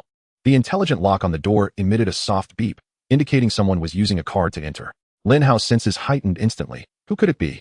At nearly 11:30, it certainly could not be the cleaning lady. Fang Yi, lost in her desires and under the influence of the drug, felt her mind go blank. Yet, before succumbing entirely to oblivion, she was elated, having at least secured Lin Hao's attention. I arrived 2 days early. Look at what I've stumbled upon. Once the door closed, a familiar figure appeared at the entrance, coldly observing Lin Hao and Fang Yi entwined in an embrace that was nothing short of scandalous. Oblivious to the presence of another, Fang Yi continued her flirtatious antics, attempting to remove Lin Hao's shirt. The figure at the door was none other than Lin Hao's older sister, Lin Yaring. Upon recognizing her, Lin Hao was taken aback, instinctively pushing Fang Yi away. She tumbled to the ground but quickly regained her footing, grasping Lin Hao's shirt, her hands seeking to explore, incessantly muttering, "Give it to me, I want it." Lin Yaring's gaze was lethal, her pupils flashing with golden lightning. Lin Hao, alarmed, feared his sister might indeed resort to violence, which would spell trouble. In a swift motion, he struck Fang Yi, rendering her unconscious. Chapter 47. An ambush, a hidden threat. "Sister, please let me explain. Truly, I am also a victim." Lin Hao disregarded Fang Yi's fallen form and hastened to clarify to Lin Yaring. She responded by kicking him to the ground, saying, "I thought you were here to sincerely complete your bounty task, having arranged everything in advance to come help you. Yet here you are, on a clandestine meeting with this little harlot." Sitting up and nursing his bruised cheek, Lin Hao replied, "Sister, I can't even articulate what happened. Fang Yi happened to be here on vacation. We merely ran into each other. It's not a clandestine rendezvous. Besides, I've already completed my bounty task. The alliance is vast, spanning millions of square kilometers, and yet you coincidentally meet here? You dare assert this isn't a secret rendezvous?" Lin Yaring was utterly unconvinced. "This is indeed true. Yesterday, upon my arrival, I happened to encounter her while strolling by the Lake of the Dead. Later that evening, we dined at a buffet and shared a few drinks at the bar. We returned to our respective rooms by around 10 o'clock, each seeking rest. This morning, I set out early to complete a task within the inner circle, returning just before sunset, around 11 o'clock at night, and ordered a late-night snack. As I exited the elevator, I inadvertently bumped into Fang Yi, who sprained her ankle. I merely assisted her in applying some ointment. Look, sister, this is the very medicine that the hotel staff just delivered." Lin Hao rambled on, producing the medicinal ointment from the bed to show Lin Yaru, deeming it crucial evidence. Lin Yaru remarked, "So, you applied ointment to her foot, and as she fed you your late-night snack, the two of you ended up embracing, correct? Are you implying that a man and a woman alone in a room, with sparks flying, succumbed to temptation, and thus found themselves entwined? But we are innocent, right?" Lin Hao nodded in agreement, but the next moment, he quickly shook his head, exclaiming, "Sister, that is not the case. Absolutely not." Yet, it appeared that events had unfolded in such a manner, though he firmly denied any such intention. Lin Yaru was about to continue speaking when she suddenly felt parched. A peculiar impulse surging within her. Who is scheming and administering drugs covertly? Lin Yaru swiftly deduced that someone had indeed spiked their food, and a surge of golden lightning erupted around her, engulfing the peculiar fragrance that permeated the air. Is this a drug? A potent one at that? After scanning with her neural interface, she concluded that it was indeed a strong substance, absent from the government's list of approved medications. Lin Hao, upon hearing this, was equally astonished. No wonder the green light had been appearing so frequently. Someone had indeed administered drugs. Just moments ago, he had been cursing the incessant arrival of the green light, which had disrupted his enjoyment of the evening. Now, he felt fortunate. Without the green light, he could only imagine the dire consequences. Perhaps he and Fang Yi would have crossed a line, and his sister would have caught them in the act, leaving him no chance for explanation. Wait, why was he concerned about being caught by his sister? He dismissed that thought. The pressing question at hand was, who had spiked their food? As Lin Hao pondered this, Lin Yaru had already completed her analysis and traced the source of the fragrance back to the late-night snack and the bottle of ointment. Upon examining the late-night meal, her interface revealed that nearly all the food contained trace amounts of the drug. The ointment had a significantly higher concentration, its odor effectively masking the noxious scent of the drug. Was this ointment intact when you received it? Lin Yaru inquired, holding the bottle. Lin Hao replied, "Yes. I'm certain it was intact. The packaging was untouched. Whom have you offended?" Lin Yaru collected the drug, preparing to investigate further. Lin Hao pondered for a moment before responding. Aside from the Golden Thorn Guild, I don't believe I've wronged anyone else. The conflicts during the college entrance examinations were redirected towards Li Yunxi. I was scrutinized for 7 days and emerged unscathed. Golden Thorn Guild? Lin Yaru echoed. If my dear brother, the entire process you described holds no errors, I harbor doubts regarding their capability to unearth any evidence. Nonetheless, many matters remain ambiguous. It is not the fear of the improbable that troubles me, but rather the anxiety of the unforeseen. Lin Hao inquired, "Sister, I assure you I am wronged. How could Fang Yi and I possibly find ourselves entwined if not for someone administering a drug? Just observe Fang Yi. She lies there, utterly unconscious, her face still flushed." Lin Yalong fixed her gaze upon Lin Hao, causing an unsettling sensation to creep into his heart. In truth, he had briefly contemplated attempting that particular pose, yet the verdant glow forbade it. Curiously, while it is entirely understandable that Fang Yi fell victim to the effects, how is it that you remain unaffected? This substance is exceedingly potent. Had I not been wearing the necklace bestowed upon me by my mentor, which possesses a legendary effect to dispel some negative influences, I too might have succumbed. What is it that allows you to maintain your clarity? Lin Yalong had touched upon the crux of the matter, leaving Lin Hao momentarily at a loss for words. The ability to enforce calmness is either a cheat skill or a trait inherent to the Death Knight race. For now, Lin Hao remained uncertain and had yet to disclose this matter to Lin Yalong. Good grief, I feel nothing at all, not even a fleeting thought or notion. In response to inquiries I cannot elucidate, I resort to claiming ignorance, attributing everything to an enigmatic power. After all, if beings akin to the old ones can manifest, what else is beyond the realm of possibility? Lin Yalong fell into contemplation. At this moment, she found herself believing her brother's words. The perpetrator may emerge in the dead of night, seizing the opportunity when you both are utterly exhausted and succumb to slumber. Their objective could very well be to abduct the two of you together. We shall conceal ourselves nearby, awaiting the target's appearance, and then enact our ambush. At that point, we shall discern who the culprit is. What a splendid idea. Where shall we lay in wait? Lin Yalong tapped Lin Hao lightly on the head. This is a suite. Spacious enough. We can conceal ourselves in the bathroom, the shower area, or even within the confines of the room. Must I even ask? Lin Hao rubbed his head. The pain akin to a crushing blow. Even the golden figures in the level 20 dungeon had not inflicted such discomfort. His sister, without a doubt, had taken the opportunity to strike with force. Helplessly, Lin Hao felt a twinge of guilt and refrained from protesting.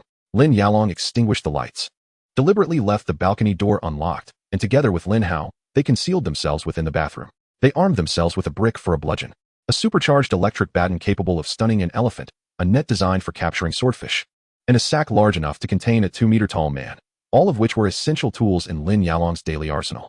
Lin Hao, clutching these items, struggled to fathom what his sister had studied during her university years. Commanding the skeletal minions, Lin Hao instructed them to crouch in the corners of the room, hidden in the shadows cast by the faint moonlight filtering through the window, rendering their presence virtually undetectable. Fong Yi lay sprawled on the living room sofa. Lin Yalong gave her another jolt to ensure her slumber remained undisturbed. With all preparations complete, the siblings braced themselves to ambush the drug administrator. Lin Yalong mused. Should she capture the culprit, the male would be rendered asunder, transformed into a pig, while the female would be subjected to a concoction until she dissolved into molecules. Lin Yaru cursed through gritted teeth, vowing to make the perpetrator who dared to drug her younger brother understand the true meaning of hell on earth. Chapter 48. I shall reduce that despicable merchant to ashes. The siblings lay in ambush throughout the night, their eyes heavy with fatigue, murmuring anxiously about their inability to proceed. As dawn broke, it became evident that their adversaries were aware of their presence and dared not approach. Clearly, they had encountered a formidable opponent, as it seemed the enemy had been monitoring their every move. But how could they have known of their ambush? Perhaps the moment Lin Hao entered the room last night. The enemy had already been alerted, and they had grown complacent. What should they do now? Withdraw, for remaining here would mean being perpetually observed by the enemy. Let us return home first. Thus, the siblings promptly decided to check out and make their escape. Lin Hao carried Fong Yi back to her room, unceremoniously tossing her onto the bed without even covering her with a blanket, for he sensed her body was burning with fever. Meanwhile, Lin Yaru proceeded to the hotel front desk to check out. When Lin Hao had switched hotels earlier, he had sent a text to Lin Yaru, also registering her name at check-in, as she had assured him she would arrive within 3 days at the latest. Concerned that he might still be occupied and she would be unable to access her room, he had taken this precaution. Fortunately, she arrived early, acquiring the key and opening the door, nearly leading to a serious misunderstanding. Yet, it was indeed fortunate that she had come ahead of time, sparing him from falling into a trap. After checking out, the siblings headed straight to the airport, boarding a flight that was set to depart immediately for a southern city before transferring back to the metropolis. Based on Lin Hao's current situation, Lin Yaru concluded that the one who had drugged him was undoubtedly from the Golden Spike Guild. They likely had uncovered some clues, but were uncertain, prompting them to attempt to abduct her brother for interrogation. Lin Yaru's eyes glinted with murderous intent. The son of the guild had previously bullied her brother, and she had yet to settle the score. Now, they dared to plot against him again. Initially, she had considered dealing with them gradually, but now she resolved to take the initiative, creating chaos for them so that they could not attend to both ends. As Lin Yaru traveled back to the metropolis, her mind raced with plans to confront the Golden Spike Guild, starting by dismantling their wings, systematically eliminating all underlings below level 60. Let us see how they can still find the manpower to drug her brother. Seated beside her, Lin Hao was calculating how to fulfill his mission upon returning, hoping to secure more resources. The remaining 10 corpses would be auctioned off, with half of the proceeds given to his sister, enabling her to swiftly acquire the desired set of skills. It was said that once she collected the complete set and reached level 60, she would instantly attain a prestigious title upon promotion. Over the past year, she had been tirelessly completing tasks for the academy and the government, striving to accumulate points for mid-level skill scrolls and forgetfulness scrolls. Although she was just 2 skills short of completion, her luck could falter, leaving her uncertain of the costs involved. This was her future, and any investment was justified. Lin Hao deemed it worthwhile if all available funds could help her gather the necessary skills. Return to complete the task first. The subsequent matters can be addressed gradually. At that moment, in a hotel room, Fong Yi slowly awakened. Her last memory was of sitting atop Lin Hao before her mind went blank. Upon opening her eyes, She realized that her attire was entirely absent, leaving only a blanket draped over her. A smile graced her lips as she reveled in her conquest of Lin Hao. He must have been marked by the soul imprint taught to her by the high priest, destined to become her fervent admirer, and with further guidance, he would become her devoted servant, willing to die for her love without a second thought. However, the high priest had advised her to first take him back before focusing on further training. Wait, this doesn't seem to be Lin Hao's room. As Fang Yi sat up, she noticed that the room was filled with her belongings. Even her suitcase was present. This was undoubtedly not Lin Hao's room. It was hers. A woman emerged from the bathroom, wrapped only in a towel. What are you doing here? Where's Lin Hao? Fang Yi felt a wave of displeasure at the sight of this woman. Your pretty boy has left, the woman replied nonchalantly, drying her hair with a towel. He dropped you off early this morning and then checked out with his sister. What? He ran away? You didn't stop him? Fang Yi's anger flared. This woman seemed intent on letting him escape. Conquered? Please, she scoffed. This morning, I happened to see Lin Hao checking out with his sister. He didn't look like someone who had spent the night in vigorous activity. I rushed up to see, and guess what I found? What did you see?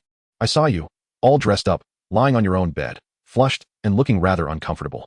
What? Did something happen last night? Fang Yi seethed with rage.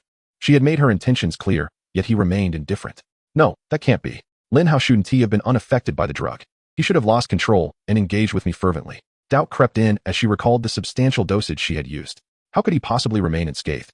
I don't know why either, but I retrieved the camera and checked the footage. He truly showed no signs of influence. His sister entered the room and discovered that we had used drugs. The woman sent the video to Fang Yi. As Fang Yi watched, her disbelief grew. How could this be? Just the previous morning, she had casually tested the drug, and it was indeed effective. He had shown no defenses, and she had explored every inch of him. Wait, why do you have this video? Fang Yi suddenly questioned.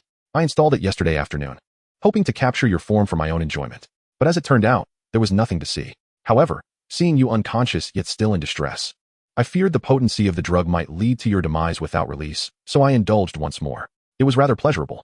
Fang Yi realized that her lack of clothing had nothing to do with Lin Hao. She felt as though she had been toyed with, deceived by a charlatan selling fake drugs, leading to her repeated humiliation, compounded by Lin Hao's utter apathy towards her. A deep sense of insult washed over her. In a fit of rage, her composed demeanor as a lady vanished entirely, revealing a woman consumed by a desire for destruction, akin to a sorceress bent on annihilation. In the throes of her unbridled fury, Fang Yi's seal began to weaken, threatening to shatter completely. In that instant, the woman rushed forward, disregarding the slipping of her towel, and struck Fang Yi, rendering her unconscious to prevent her from spiraling out of control due to the seal's rupture. Shaking her head, she reflected on her futile attempts to entice an innocent young man, realizing that anyone in her position would be incensed. She lifted Fang Yi and tossed her into the bathroom, dousing her with cold water. Upon regaining consciousness, Fang Yi was revitalized. After bathing and changing her clothes, she packed her belongings and declared to the woman, "Let us seek retribution." Who are we targeting? The woman inquired. The charlatan selling counterfeit medicine. What kind of nonsense is he peddling? It has no effect on Lin Hao whatsoever. I shall grind him to dust. Fang Yi exclaimed as she pulled her suitcase toward the door. The woman hurried to catch up, asking, "And what about Lin Hao?" Lin Hao? I shall deal with him later. I want him to suffer eternally. But for now, we must confront that swindler. Fang Yi was resolute in her quest for vengeance, leaving the unfortunate merchant to face her wrath. Chapter 49. The task's remuneration requires further negotiation. After a prolonged day of travel, Lin Hao and Lin Yaring finally returned home. Lin Hao presented his recent acquisitions to Lin Yaring, who was genuinely astonished by the 12 complete corpses of the Underworld dolls. Little brother, how did you manage this? To capture the Underworld dolls, Lin Yaring had made preparations and consulted her mentor, who revealed that only a divine skill known as natural harmony could counteract the doll's self-destruction. Another unverified method purportedly involved using lightning-based skills to completely incapacitate the dolls, preventing them from triggering their explosions. Lin Yaring intended to personally test this method to ascertain its effectiveness. Dear sister, you may find this hard to believe, but the truth is. Lin Hao recounted the events to Lin Yaring, leaving her in profound shock. The concepts of attribute corruption, mental pollution, and bodily control were traits typically associated with ancient deities. How could her brother possess such abilities? Little brother, be honest with me. You're still my brother, right? You haven't transformed into a monster, have you? Lin Yaring was deeply concerned about this possibility. Lin Hao lifted his shirt, turning to show her, "Sister, take a good look. I have not sprouted tentacles or scales. I am entirely human, just like everyone else." Lin Yaring seized Lin Hao, pulling off his shirt. You appear normal, though you've certainly become more robust. You ought to consume more meat. Let me check below. Wait, Lin Hao protested, but Lin Yaring ignored his objections, pulling down his trousers for a thorough examination. You are indeed a normal human, with no signs of monstrosity. Lin Hao quickly pulled up his trousers, exclaiming, "Sister, I am an 18-year-old young man now. Could we refrain from treating me like a child? Lin Hao rolled her eyes and scoffed. Humph. Is there a single part of your body that I haven't seen? During your most severe illness, it was I who bathed you every day. That was an exceptional circumstance. Lin Hao quickly interjected, and besides, I was just a child then. Only 12 or 13 years old. Eager to shift the conversation, Lin Hao asked, Sister, I'm going to submit the mission now. There won't be any issues, will there? Lin Hao pondered for a moment before responding. Be cautious when submitting the task. If anyone inquires how you acquired the complete corpses, simply state that you found them long ago. Also, make sure to inflate the price significantly. Never disclose where you obtained them. Understood. What should we do with the extra corpses of the River of the Dead dolls? Lin Hao inquired. I'll anonymously take them to the auction house and sell them, 10 at once. However, you must wait until after your submission is complete. Remember, if they propose a face-to-face meeting during the submission, absolutely do not agree, Lin Hao instructed firmly. Got it. I'm heading to the trading hall now? Yes. First leave a message for the employer and arrange a time to discuss further. Lin Hao selected 2 corpses of the River of the Dead dolls, took photographs, recorded a video, placed the bodies into new containers, and stored them in a spatial ring before heading out to the trading hall. Meanwhile, Lin Hao gathered the remaining 10 corpses and made her way to the auction house. Lin Hao took a taxi to the trading hall, this time opting not to summon Xiaona, as he was merely leaving a message and not engaging in a transaction.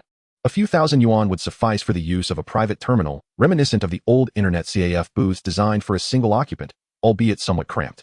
Upon logging into the terminal, he located the bounty task, clicked to contact the employer, and wrote, The mission has been completed, but the reward exceeds your reserved amount and requires further negotiation. He also uploaded the photos he had just taken and sent the message.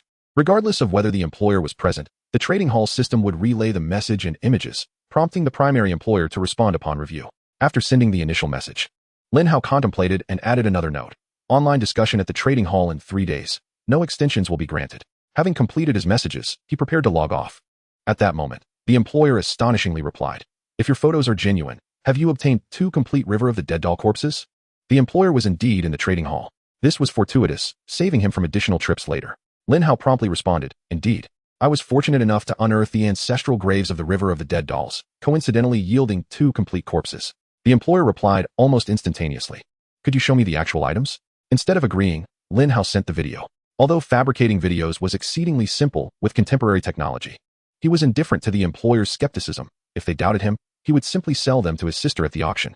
After a short while, the employer had presumably finished viewing the video and, after some deliberation, replied, The basic skill scroll can be doubled, but I lack a second ancestor's favor necklace in terms of equipment. Could we negotiate with other items as compensation? Lin Hao inquired, What items? I need to see if I have any use for them.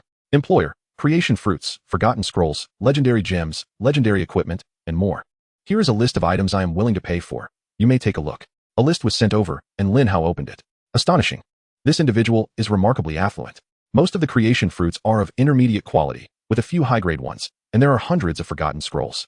Lin Hao suspected that these items were likely crafted by the employer himself. It seems his sister's intuition was correct. This fellow might indeed be a top student from the Humanities Academy. The list of legendary equipment contained dozens of items, but upon a cursory glance, Lin Hao found nothing he needed. He took a snapshot of the list and sent it to his sister, inquiring if there was anything she desired. After sending the list, he called her to urge her to review it promptly, as they needed to respond to the employer.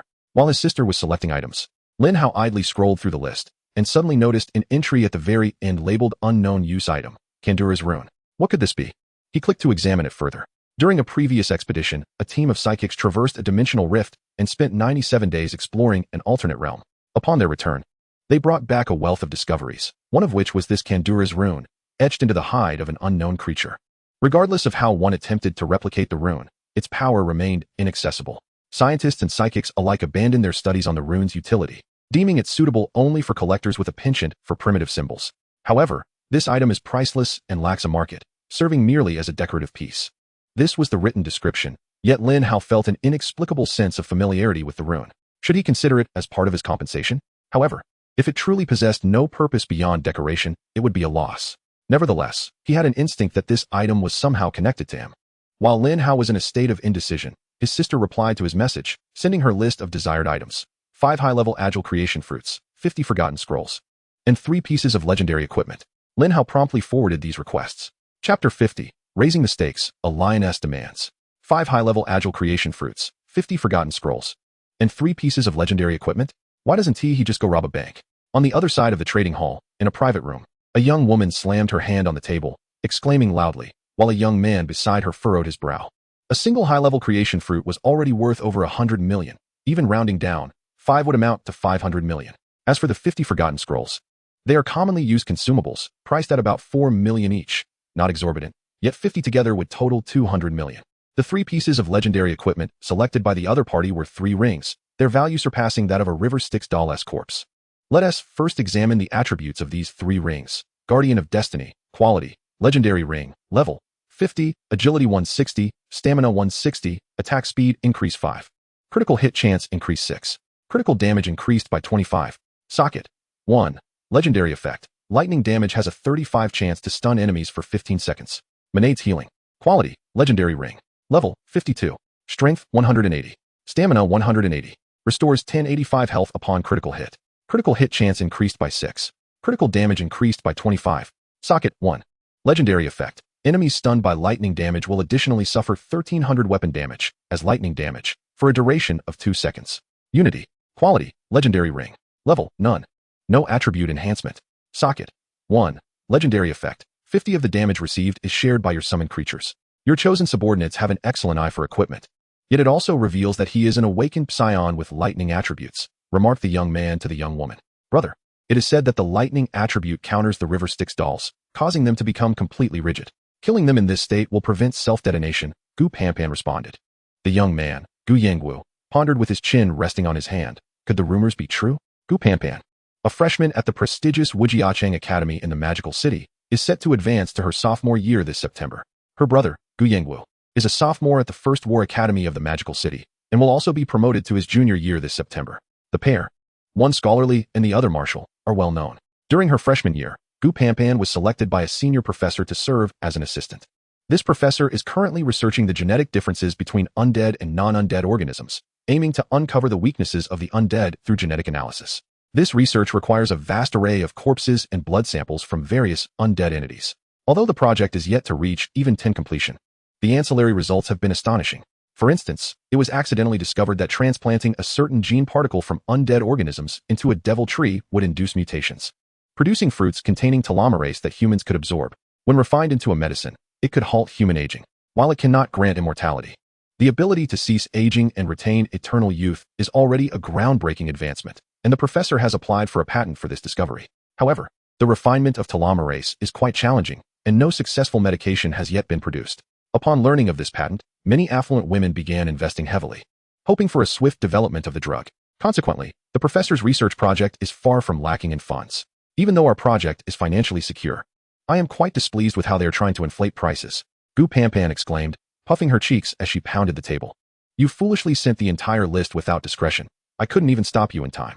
You should have sent only a portion, Gu Yangwu replied. I was worried he might turn around and sell these 2 corpses to someone else. With so many ancillary results from the professor's research, many are envious. And other academies have already begun to follow suit. Among the multitude of undead creatures, the River Styx dolls are the most precious, being the only supernatural bred undead. Now, putting them up for sale guarantees there will be no shortage of buyers. Gu Panpan realized her mistake. Fundamentally, it stemmed from her youth and impatience, yearning to swiftly conclude the transaction and acquire the corpse of the underworld doll. Gu Yangwu remarked, be more cautious next time. Maintain your composure. I have advised you numerous times against haste, and even your professor has echoed this sentiment. Gu Panpan retorted, isn't it because your ability is of the fire element? These 2 rings are of no use to you. I intended to exchange them for a pair suited to your fire attribute, but I have yet to find rings of the same level with special effects, which is why they have remained untouched in the storage halo. Let us consider it from a different perspective. Lightning attribute abilities are relatively rare. Perhaps we know this individual. Gu Yangwu quickly diverted the topic, thinking it absurd to shoulder the blame. This fellow had completed the bounty within a week of accepting it. Although rumors suggested that lightning attributes countered the underworld doll, it was certainly not something an ability user below a certain level could accomplish. Currently, in various academies, formidable lightning ability users were scarce. With only a handful of those above a certain level, Gu Panpan surmised that this individual must be one of them. The siblings promptly inquired within their respective circles about any lightning attribute ability users above a certain level who had undertaken the bounty for hunting the underworld doll, or if any were gathering related equipment. Soon, their ubiquitous social networks provided an answer. Lin Hao from the Third War Academy was in the process of collecting gear in preparation for the University League tournament scheduled for October. Lin Hao? Brother, do you know this woman? Gu Panpan asked. You don't know her? She's a prominent figure from my cohort. Though her scores in the college entrance examination weren't exceptional, she gained admission to the Third War Academy, originally a level lightning ability user.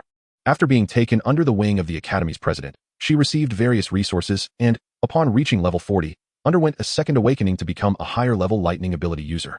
Earning the title of Goddess of Radiance, Gu Yangwu was indeed aware of Lin Hao during last year's University League individual competition, limited to users below level 60. She had astonishingly won 28 consecutive matches at level 45, briefly claiming the top individual score and astonishing everyone. Unfortunately, she lost in the final to the student council president of the Imperial Capital Martial Arts Academy, finishing in second place. Gu Yangwu had watched that final match. The council president, boasting a level of 55, had superior equipment compared to Lin Hao. He believed that if they had been of the same level and equipped with similar quality gear, she would undoubtedly have triumphed. The offensive prowess of lightning attributes was exceedingly formidable, with only earth attributes capable of countering them, and those were predominantly tanks, which disadvantaged individual combat. Gu Panpan fixed her gaze upon her brother, merely inquiring if he recognized the woman, yet he pondered for a full 10 minutes. "Brother, do you have feelings for her?" Gu Yangwu suddenly flushed, hastily replying, "What? Where would that be? All right, I see you like her. I have a hunch that the person I hired is indeed her. Quickly make a call to inquire. Do not say I did not warn you. Such an illustrious goddess-like figure attracts suitors by the multitude. Grasp any opportunity to connect with her tightly, and do not let it slip away." Guianwu listened intently and promptly opened his contact list, locating Lin Yao's number. Even before dialing, he began to mentally rehearse the opening line he would use. Gu Panpan could no longer bear to watch. Who would have thought that her brother, who usually paraded himself as the most dashing figure in the world, harbored a heart of a devoted admirer? If he were to make this call, it was likely that 3 rings would be given away for free, with the underworld doll needing to pay additionally. Snatching the device away, she declared that this call must be made by her. Chapter 51, It's Time to Move. Lin Hao had been waiting at the terminal for quite some time, growing increasingly bored to the point of browsing the internet for anime, having already watched 5 episodes while awaiting a response from his employer. What the heck? If they think the price is too high, they can negotiate. Business is a two-way street. I make an offer, they counter, and through such exchanges, a deal can be struck. Ignoring my messages entirely, what does that signify? My stomach is rumbling in protest. The anime had lost its allure. The character known as San Xiao had sacrificed his rabbit wife. What a scoundrel. A single rabbit can produce numerous offspring in a year, after 100,000 years. The numbers would be staggering. Is that the grim truth behind the sacrificial act? Deciding to stop watching, he checked the current price of the underworld doll. To his astonishment, the prices for various undead creatures' corpses and blood were extraordinarily high, with many eager buyers. The underworld doll was the most coveted item within this market. Its price had surged by over 30% compared to before, yet it remained a seller's market. It seemed there was no worry about selling. After waiting another 10 minutes for the employer, Lin Hao resolved not to blame himself for seeking other buyers if he received no reply. Feeling that he had already waited long enough, he decided to grab a bite before returning. Just as he was about to leave, his sister called. "Brother, your employer has agreed. Let us proceed with the transaction immediately." "What? My employer has agreed. But how do you know this, sis?" "Your employer contacted me directly. Others presumed I was the one handling the task. I neither confirmed nor denied, leaving it ambiguous for her to speculate." Lin Hao was taken aback. Could they really trace his sister? Did that mean they could find him too? No, typically. People would not assume they had the capability to complete such a task, so most would likely attribute it solely to his sister's efforts. Will they spread the word? Could that affect our auction? Lin Yara laughed. Not at all. I've already submitted our application to the auction house. The 10 corpses have been verified and collected by them. We're handling everything through a full commission. We just collect our payment. Quickly finalize the transaction. And let us go house hunting. It's about time we moved. After hanging up, a message arrived from the employer. Confirming what his sister had said, the employer agreed to the transaction. Lin Hao followed the procedures of the trading hall, which were somewhat complex and unfamiliar. He reminisced about Xiaona. Had he known, he would have sought her assistance. After a few missteps, he restarted the process and ultimately completed all the necessary steps. Following this, an intelligent robot entered to collect the underworld doll's corpse, and another robot delivered the payment from the other party. A journey to the lake of the underworld yielded an impressive bounty: 50 random basic skill scrolls, 5 advanced agility fruits, 50 scrolls of forgetfulness, and 4 legendary pieces of equipment. The speed at which wealth was amassed here eclipsed even the most audacious bank heist. Furthermore, there were still 10 corpses of the underworld dolls awaiting auction, poised to fetch astronomical prices given the current market trends. It appeared that the 2 siblings would not be burdened by financial concerns for the foreseeable future, having stored their gains within the confines of a storage halo. Lin Hao logged off and exited the trading hall, whistling a cheerful tune. Meanwhile, Gu Panpan, despite having been threatened by Lin Yaru, her face flushed with indignation, hurriedly returned to school, escorted by her brother, clutching the complete corpse of the underworld doll to present to their professor. Initially, she had anticipated reaping a significant profit from the transaction, Yet now she found herself facing substantial losses, her budget utterly exceeded.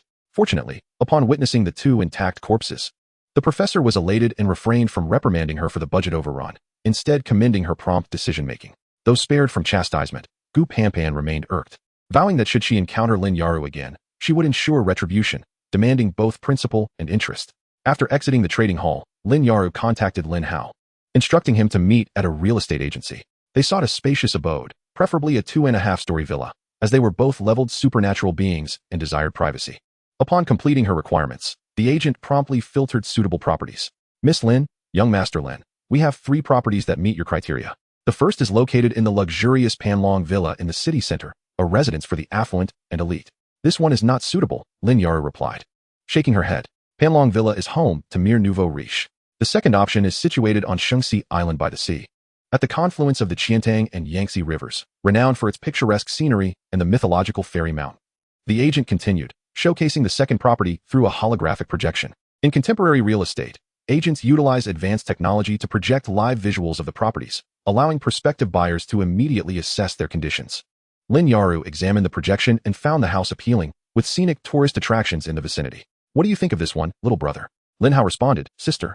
While the surroundings are quite lovely, there are 2 drawbacks. Firstly, the house is rather small, encompassing only a few hundred square meters. Secondly, its location is somewhat inconvenient, being a fair distance from the Third War Academy. The agent interjected, young Master Lin, Shengxi Island is limited in size, necessitating smaller constructions to accommodate both residential and tourist developments. However, many clients have remarked that despite the modest size, they appreciate the warmth of the community, with the nearby tourist area enhancing its vibrancy. Lin Hao added, indeed, little brother, this place is quite pleasant.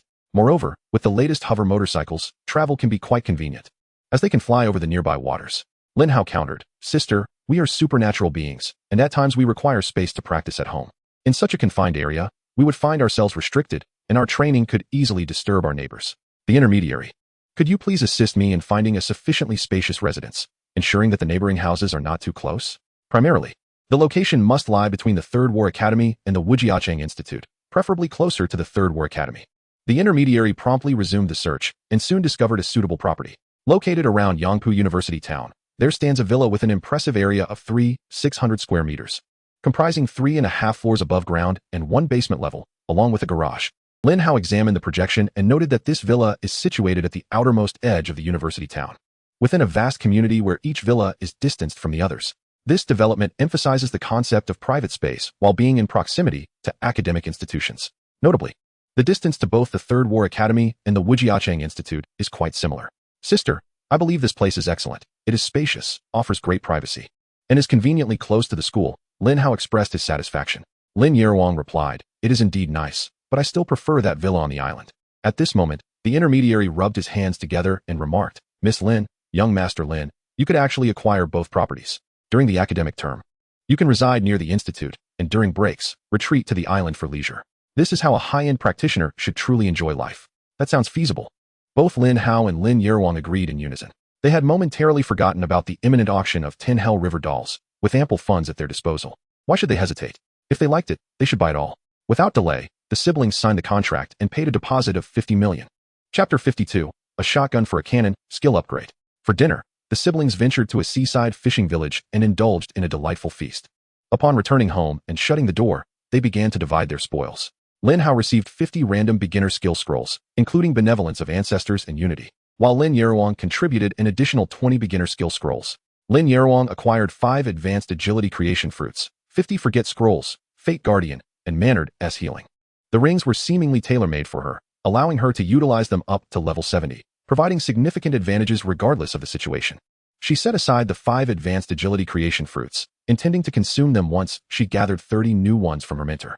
As for the 50 forget scrolls, they were mere consumables, likely insufficient to fill the gaps while brushing up on the remaining 2 skills. Lin Hao returned the Traveler's summoning cloak to Lin Hao, stating that he had already acquired the Benevolence of Ancestors.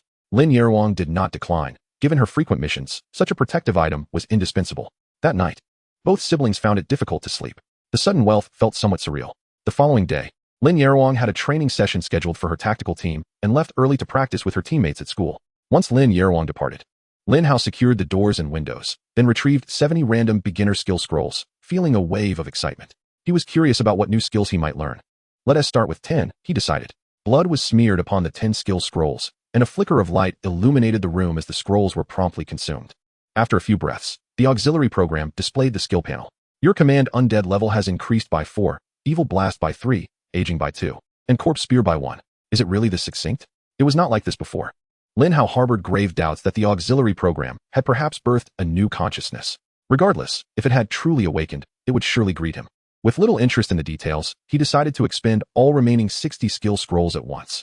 Without hesitation, Lin Hao sliced his palm, blood gushing forth and soaking the remaining scrolls. The 60 skill scrolls then radiated with brilliance. The dialogue box of the auxiliary program began to spring forth incessantly. Indeed, this was the exhilarating moment, the data swelling instantaneously. Your command Undead level has increased by 1, reaching the current maximum level. You must advance to gain further enhancement. Your Evil Blast level has increased by 3, reaching the current maximum level. You must advance to gain further enhancement. Your Aging level has increased by 8, reaching the current maximum level. You must advance to gain further enhancement. Your Corpse Spear level has increased by 9, reaching the current maximum level. You must advance to gain further enhancement. Your Command Puppet level has increased by 1, reaching the current maximum level. You must advance to gain further enhancement. You have learned a new skill, Grasp of the Dead. You have learned a new skill, Bone Armor. You have learned a new skill, Soul Corruption. Your servant has learned a new skill, Death Mark. Your lesser minion has learned a new dance, Summon Zombie Dog. The servant learned a new skill? Does this mean that the Puppet King, Siki, has acquired a new ability? A lesser minion learned a new dance, summoning a zombie dog? The only lesser minion that dances is the ghostly doll shaman. Now it has learned skills from the scrolls. Before he could ponder further, more dialogue boxes emerged. Your Grasp of the Dead level has increased by 10, reaching the current maximum level. You must advance to gain further enhancement. Your Bone Armor level has increased by 10, reaching the current maximum level. You must advance to gain further enhancement. Your Soul Corruption level has increased by 10, reaching the current maximum level. You must advance to gain further enhancement. The skill Death Mark of your servant has increased by 8. Remarkable. Lin Hao could sense that his deathly power had become even more palpable. He quickly opened the skill panel to examine the max level skills before advancement. Command Undead 10. Every 2 seconds, resurrect a skeleton from the ground, with a maximum of 27 skeletons existing simultaneously. Each skeleton servant can inflict 200 weapon damage with each attack. The number has increased to 27, and the damage has significantly risen as well. Although the skeletons can only deal basic attacks, their damage surpasses his own. Quite impressive indeed. On to the next. Evil Explosion 10. 10 summons up to 5 skeletal spirits within a designated area of 25 meters and triggers an explosion, inflicting 2,550 weapon damage on enemies within a 40-meter radius. The damage of Evil Explosion is doubled, and my weapon furnace additionally inflicts 40 damage to elite monsters. Encountering Siege Assault beasts again, one might not endure many hits. Quite impressive indeed. Next. Aging 10. 10 a debilitating curse that reduces the movement speed of enemies within a 25-meter radius by 85 and diminishes all their abilities, attributes, and bodily functions by 40 for a duration of 60 seconds. The enhancement here is not as substantial, with a mere increase of 1 per level and an extension of only 3 seconds per level. However, a level 10 curse remains fearsome, effective against elite monsters and above, which is truly terrifying. Elite monsters will experience a slight reduction in duration, while those of higher tiers will see a significant decrease. In skilled confrontations, mere seconds of sudden advantage can determine victory or even life and death. I eagerly anticipate how this skill may evolve upon ascending to a higher tier. Spear of the Dead 10. 10 summons fragmented spears from the corpses to strike targets, causing 2250 weapon damage. The initial damage of Spear of the Dead is high, yet reaching level 10 yields lower damage than Evil Explosion, which is quite disappointing. Nevertheless, this skill serves merely as an additional attack during Evil Explosion, akin to a complementary strike. When Evil Explosion detonates, it can unleash 5 Spear of the Dead, thus maintaining a high damage output. Command Puppets 1. 10 revives 3 corpses to become puppets, which will serve as your permanent minions. These puppets retain a portion of their former abilities and can store the essence of the dead within their bodies. Currently, I have revived 1 out of 3 corpses to become puppets. The only change here is the number of revived puppets, with 1 puppet already exhibiting formidable prowess. The addition of 2 more is quite enticing. However, careful consideration is required in selecting the candidates. Next, we have the newly acquired skills. Grip of the Dead 10. 10 consumes 50 rage points to summon the hand of the deceased within a 20-meter radius at the target location, ensnaring enemies and preventing their movement, while inflicting 960 weapon damage, plague poison damage, over 8 seconds. The cumulative damage over 8 seconds totals 960, but the ability to immobilize enemies renders them as targets for assault. The potency of these Hands of the Dead remains uncertain, Experimentation is necessary to ascertain their effectiveness. Bone armor, 10 tears apart the bones of nearby enemies, causing 175 weapon damage as physical damage, and generating skeletal armor with a value of 400. Additionally, absorbing 30 damage for 10 seconds. An armor value of 400, along with the ability to absorb an additional 30 damage, is already quite impressive. When combined with the Unity Ring and the skill Iron Skin, it is likely that opponents of the same level would inflict no damage upon me. Soul Erosion, 10 manipulates nearby souls to ensnare enemies, inflicting 4,000 weapon damage as frost damage over a duration of 12 seconds. If a target meets its demise, the Spectre will automatically ensnare another nearby foe. Astonishingly, a weapon damage of 4,000, particularly of frost attribute, is quite impressive. This skill represents Lin Hao's greatest revelation of the day. At long last, he can exert control over the souls. As a Death Knight, it is imperative to wield the power to command the departed. Chapter 53 reveals 3 esteemed individuals desiring to engage in clandestine trade. The remaining 2 skills consist of one belonging to the Puppet King, Siki, and the other to the Ghost Doll Shaman. The previous Nether River Doll Shaman had also summoned zombie hounds.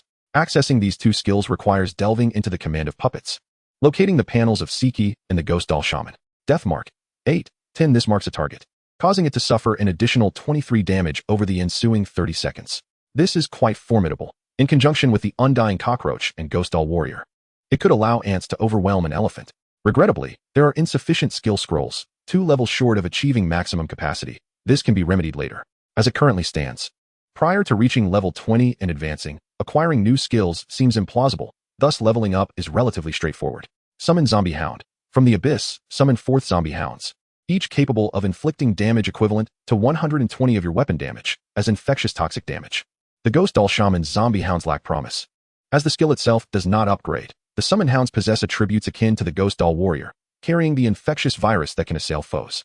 This zombie virus, under the technological standards of the old century, was a lethal contagion. However, post-Era of Force, it has become less fatal unless one neglects treatment entirely. Anyone equipped with an antidote can dispel the zombie virus. High-level superhumans, with their inherent abilities, can expel the zombie virus from their bodies, and those beyond a certain threshold face no risk of infection. Nonetheless, in the absence of an antidote, superhumans below that threshold and ordinary individuals remain vulnerable to infection from bites. Overall, both Lin Hao's own combat prowess and that of his minions and lesser subordinates have seen enhancement. The sole regret lies in the awakening of the Knight skills upon leveling up, as well as the initial 4 Death Knight skills, which cannot be advanced through skill scrolls. The precise method for upgrading remains elusive. The manipulation of corpses is fundamental to a Death Knight, even from a Necromancer's perspective. Such resurrection, which comes with the attribute of untouchability, is an invincible technique that Lin Hao yearns to elevate, yet he has yet to discover the means. Perhaps after achieving a 100 progress in devouring the light orb of the small secret realm, there will be some indication. Once his sister returns, he intends to inquire about potential solutions. For now, he will venture into the challenge of the small secret realm, with skill upgrades and the acquisition of new abilities. Lin Hao is eager to test their efficacy, though opportunities at home are lacking. If his sister can take him to farm the small secret realm, it would be the perfect occasion to trial his newly learned skills. In the afternoon, Lin Yaolong returned home after 4 o'clock to prepare a meal for Lin Hao. Lin Hao expressed his desire to explore the small secret realm to Lin Yaolong. The small secret realm? I can venture there at any time.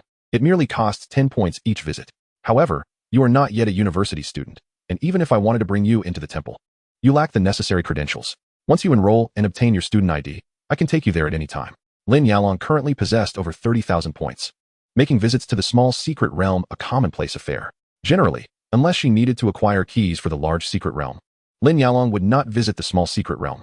She had no plans to challenge the leaderboard of the large secret realm for the time being. Thus, she would not be heading to the temple. To contend for the large secret realm leaderboard, one would need to be at least level 58, with a complete set of equipment tailored to their attributes and skills fully developed prior to reaching level 60. Only then would she consider the challenge. Currently, at level 53, Lin Yaolong intended to dominate the University League this year and ascend the leaderboard the following year. Nevertheless, since her younger brother wished to explore the small secret realm, Lin Yaolong did not mind gathering some keys in advance. Lin Hao felt a tinge of disappointment. It was not that his sister was unwilling, but rather that regulations restricted him. Without a university student ID, he could not register for entry into the temple. At that moment, Lin Yaolong received a phone call, and upon checking, she saw it was from a high-ranking official at the auction house. "Hello, is this Miss Lin?" "Yes, Mr. Wong, what can I do for you?" The general manager of the auction house, Mr. Wong, stated, "Miss Lin, regarding the 10 corpses of the underworld river dolls you entrusted to us for auction, We officially listed them yesterday and have already received over 10 requests for direct transactions, including from several prominent figures. They would like to know if you could provide a price. Lin Yaolong replied, Mr. Wang, you know I am merely an intermediary and lack the authority to decide on any additional handling of these corpses. To be honest, if I had the power, I would quote a generous price right away. After all, these items are not hard to sell, and I merely wish to profit. Mr. Wang understood her position well. During their meeting the previous day, Lin Yaolong had consistently emphasized that she was acting on behalf of a former comrade of her mentor and had no authority for any additional handling. If the auction proved successful, Lin Yaolong would only receive an agent fee with no extra income. She had informed her mentor, who had encouraged her to auction under the name of a former comrade, an individual who had bravely ventured into the dimensional rift for over 2 years and returned alive. 5 years ago, this remarkable person had brought back a bronze dragon head, which people initially thought was merely a decorative item, only to discover it was indeed a genuine dragon head, albeit with skin and bones resembling bronze. If Lin Yaolong claimed that the 10 complete corpses of the underworld river dolls were her own acquisition, few would believe her. However, if she said that this extraordinary individual had encountered a tribe of underworld river dolls and defeated high-level ones, bringing back 10 low-level corpses, then everyone would accept it as truth. Miss Lin, I wish to convey that several influential figures are keen on acquiring the corpses of the River Styx dolls. Perhaps you should reach out to that esteemed individual to inquire if they would be willing to make a direct offer? General Manager Wang remains undeterred. May I inquire as to the identities of these notable figures? What compels General Manager Wang to disregard the rules and contact me, asking if my master would consent to a direct sale? Lin Yaro asked. General Manager Wang took a deep breath and replied, Since I am the one who has breached the rules, 3 among them have indicated that there is no need to conceal their identities. Or perhaps they wish for that esteemed individual to consider their standing when making an offer. Oh, who are these 3 esteemed individuals? The High Priest of the Temple, Lord Edward Franks, the Emperor of Ice, Lord Nenwenxue, and the Director of the Dimensional Rift Management Division, Young Master Lu Xingwen. So it is these 3. Please hold on, I must consult my master. Very well, I shall await good news from you, Miss Lin. After hanging up, Lin Yaru relayed the situation to Lin Hao. Goodness, this is serious? It's merely a few corpses of the River Styx dolls. Brother, you are unaware of the uproar caused by the recent patents related to the undead research that have stirred the upper echelons and high society. I only learned of this after you took on the bounty for the River Styx dolls and consulted my mentor. Sister, now that these 3 magnates wish to purchase, how should we proceed? They could easily leverage their privileges to track us down. Lin Yaru pondered how to maximize their profits while ensuring that neither she nor her brother would attract the attention of these powerful individuals. Chapter 54. We, the siblings, only wish to earn a modest profit. After a brief discussion, Lin Yaru decided to contact her mentor. After all, it was he who had initially mentioned this. And in the event of any issues, she could rely on him to resolve them. Upon hearing Lin Yaru's account, the Dean of the Third War Academy merely remarked, What? Do they intend to seize my students' possessions? I will head to the auction house to assist you. Consequently, Lin Yaru and Lin Hao felt they had no recourse but to await the Dean's updates.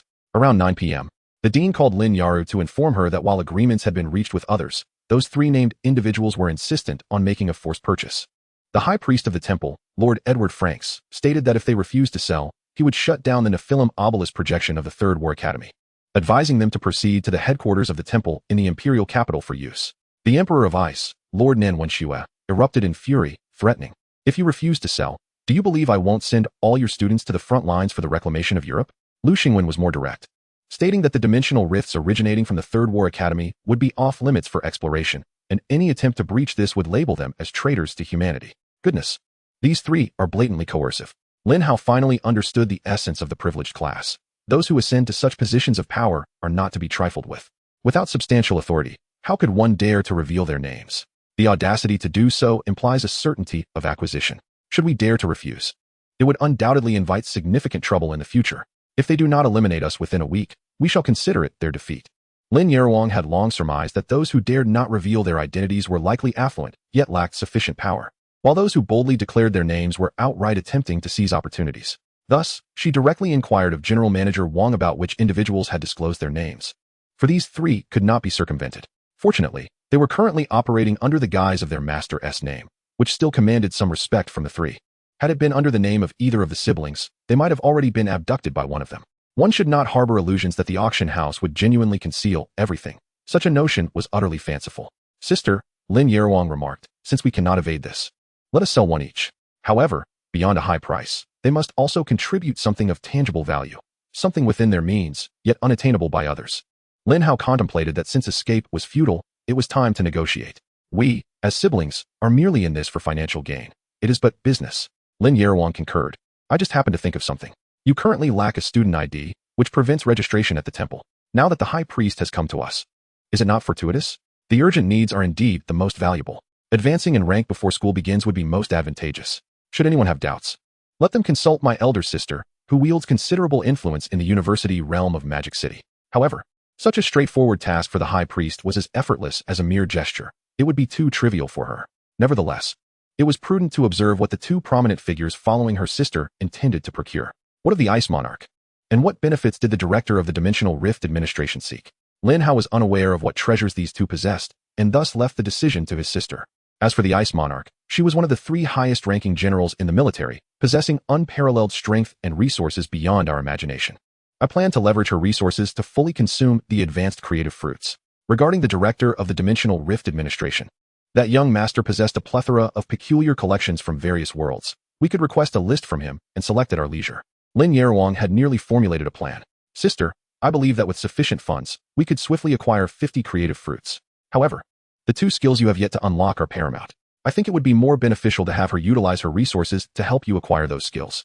Lin Hao felt that, compared to the costly advanced creative fruits that could be purchased, achieving them was not an insurmountable challenge for the siblings. However, acquiring skills was an entirely different matter. With good fortune, 2 scrolls could suffice, yet with ill fortune, one might toil endlessly without success. This was reality, not a game, and there were no guarantees. Lin Hao pondered briefly and replied, the last 2 skills I seek are cross-attribute, holy light skills, and my probability of successfully learning them is exceedingly low. I must utilize equipment and items that significantly boost my intelligence. To be honest, I have no idea when I will finally acquire these skills. Yet, in order to inherit our mother's vocation, I must persist. Lin Hao suggested, let us seize this opportunity to have the Ice Monarch provide resources, thus enhancing our chances. Moreover, the high priest instructed him to present the high-grade creation fruits. Deeming the task rather trivial, at least 3 individuals had each suffered considerable losses, ensuring that even if their clandestine dealings were exposed, no one would dare to speak out. Lin Hao nodded in agreement, thus solidifying their plan. After the 2 siblings conferred, Lin Hao relayed this information to their mentor. The president of the Third War Academy received the response and promptly arranged a meeting with the 3 prominent figures for an all-night negotiation. By early the next morning, the president sent word that all 3 had acquiesced to the demands. The high priest was willing to part with 15 high-grade agility creation fruits. The Ice Emperor agreed to assist in acquiring a particular skill, but insisted on personally guiding Lin Hao through the process, necessitating her visit to the Ice Emperor's domain. Director Lu Xingwen of the Dimensional Rift Management Office provided a list of his collectibles, allowing Lin Hao to select 3 items of her choosing. It was said that each item on the list could fetch several hundred million, although they were rarely available on the market. In addition to these items, each party was to pay an extra 500 million, but in return, they would receive 2 corpses of the River of Souls dolls.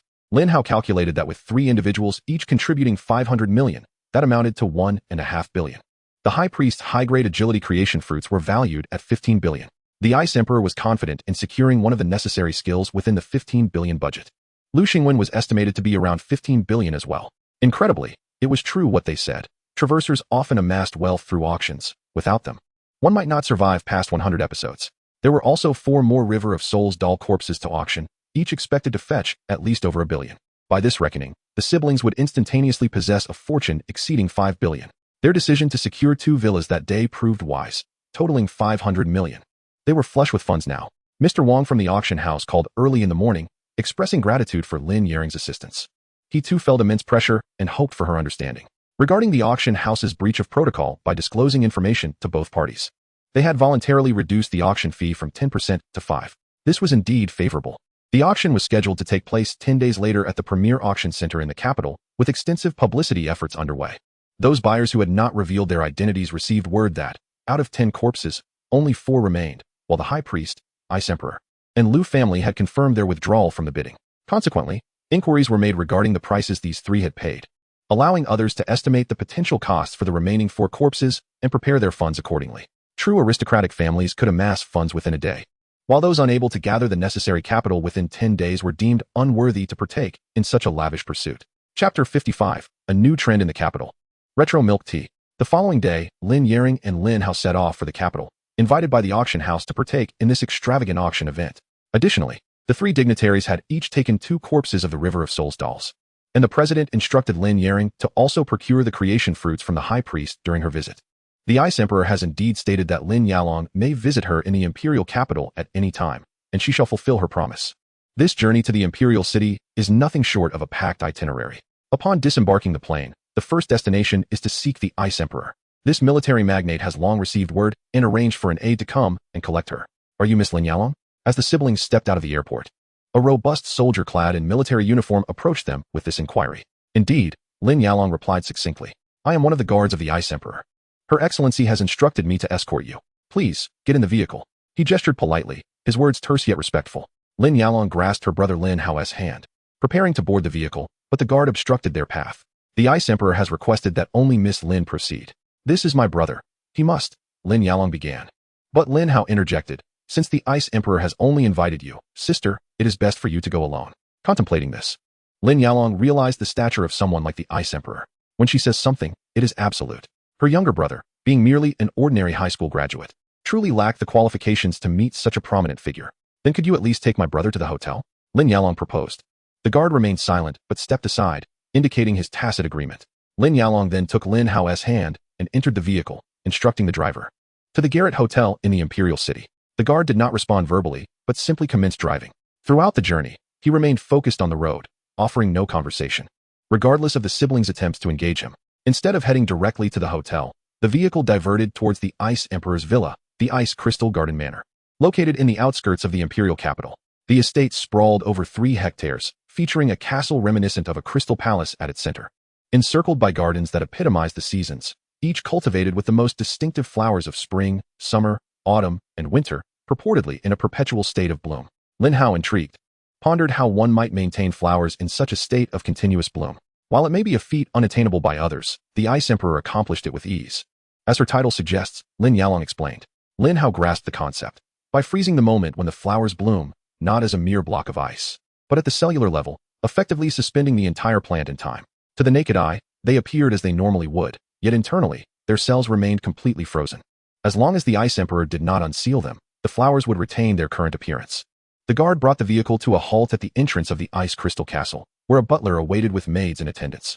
Brother, once I acquire my skills from the Ice Emperor, I will come to find you. If there is a need to switch rooms like last time, do send me a message, Lin Yalong cautioned before stepping out of the vehicle. Don't worry, sister, I understand, Lin Hao replied, but before he could add more, the vehicle had already departed. This time, Lin Hao was dropped off at the Garrett Hotel, left at the entrance before the vehicle drove away. How cold, he mused. Are all of the Ice Emperor's subordinates devoid of warmth? Regrettably, there is no avenue for complaints. Otherwise, Lin Hao would undoubtedly express his grievances regarding that burly figure. How can one serve as a guardian with such an attitude? At the very least, a smile would be appropriate. Yet, considering that individual is a guard for the Ice Emperor, it is likely that maintaining a stoic demeanor is part of the job, and one must exercise understanding. He made his way to the hotel reception, then to his room to rest for a while and explore travel guides for the capital online. His sister's return remained uncertain, possibly taking 2 or 3 days.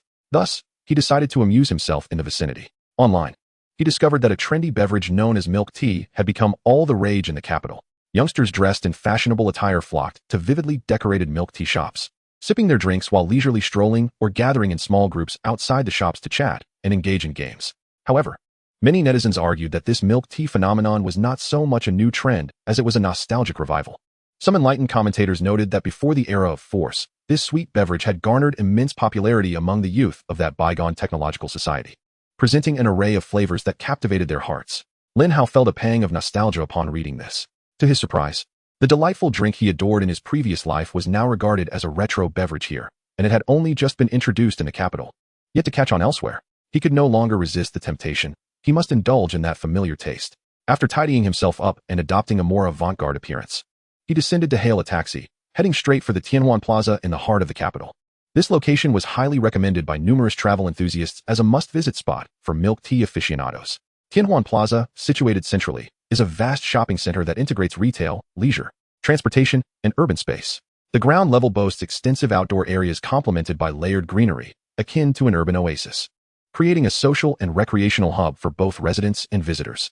Viewed from above, the overall architecture of Tianhuan resembles a school of leaping fish, symbolizing auspiciousness and wealth, evoking the essence of the Tai Chi dual carp, representing prosperity in the capital. As Lin Hao arrived at Tianhuan Plaza, he was struck by the innovative design that shattered conventional boundaries. This multi-layered outdoor shopping space distinguished itself from typical box-like commercial centers, serving as a magnet for a multitude of young men and women. Modern individuals, after all, dislike feeling confined. Strolling through the plaza, Lin Hao opted for a beverage from a menu reminiscent of his beloved shi tea, deciding to purchase 2 cups for a taste test, one of mango cheese and the other of roasted brown sugar bubble milk.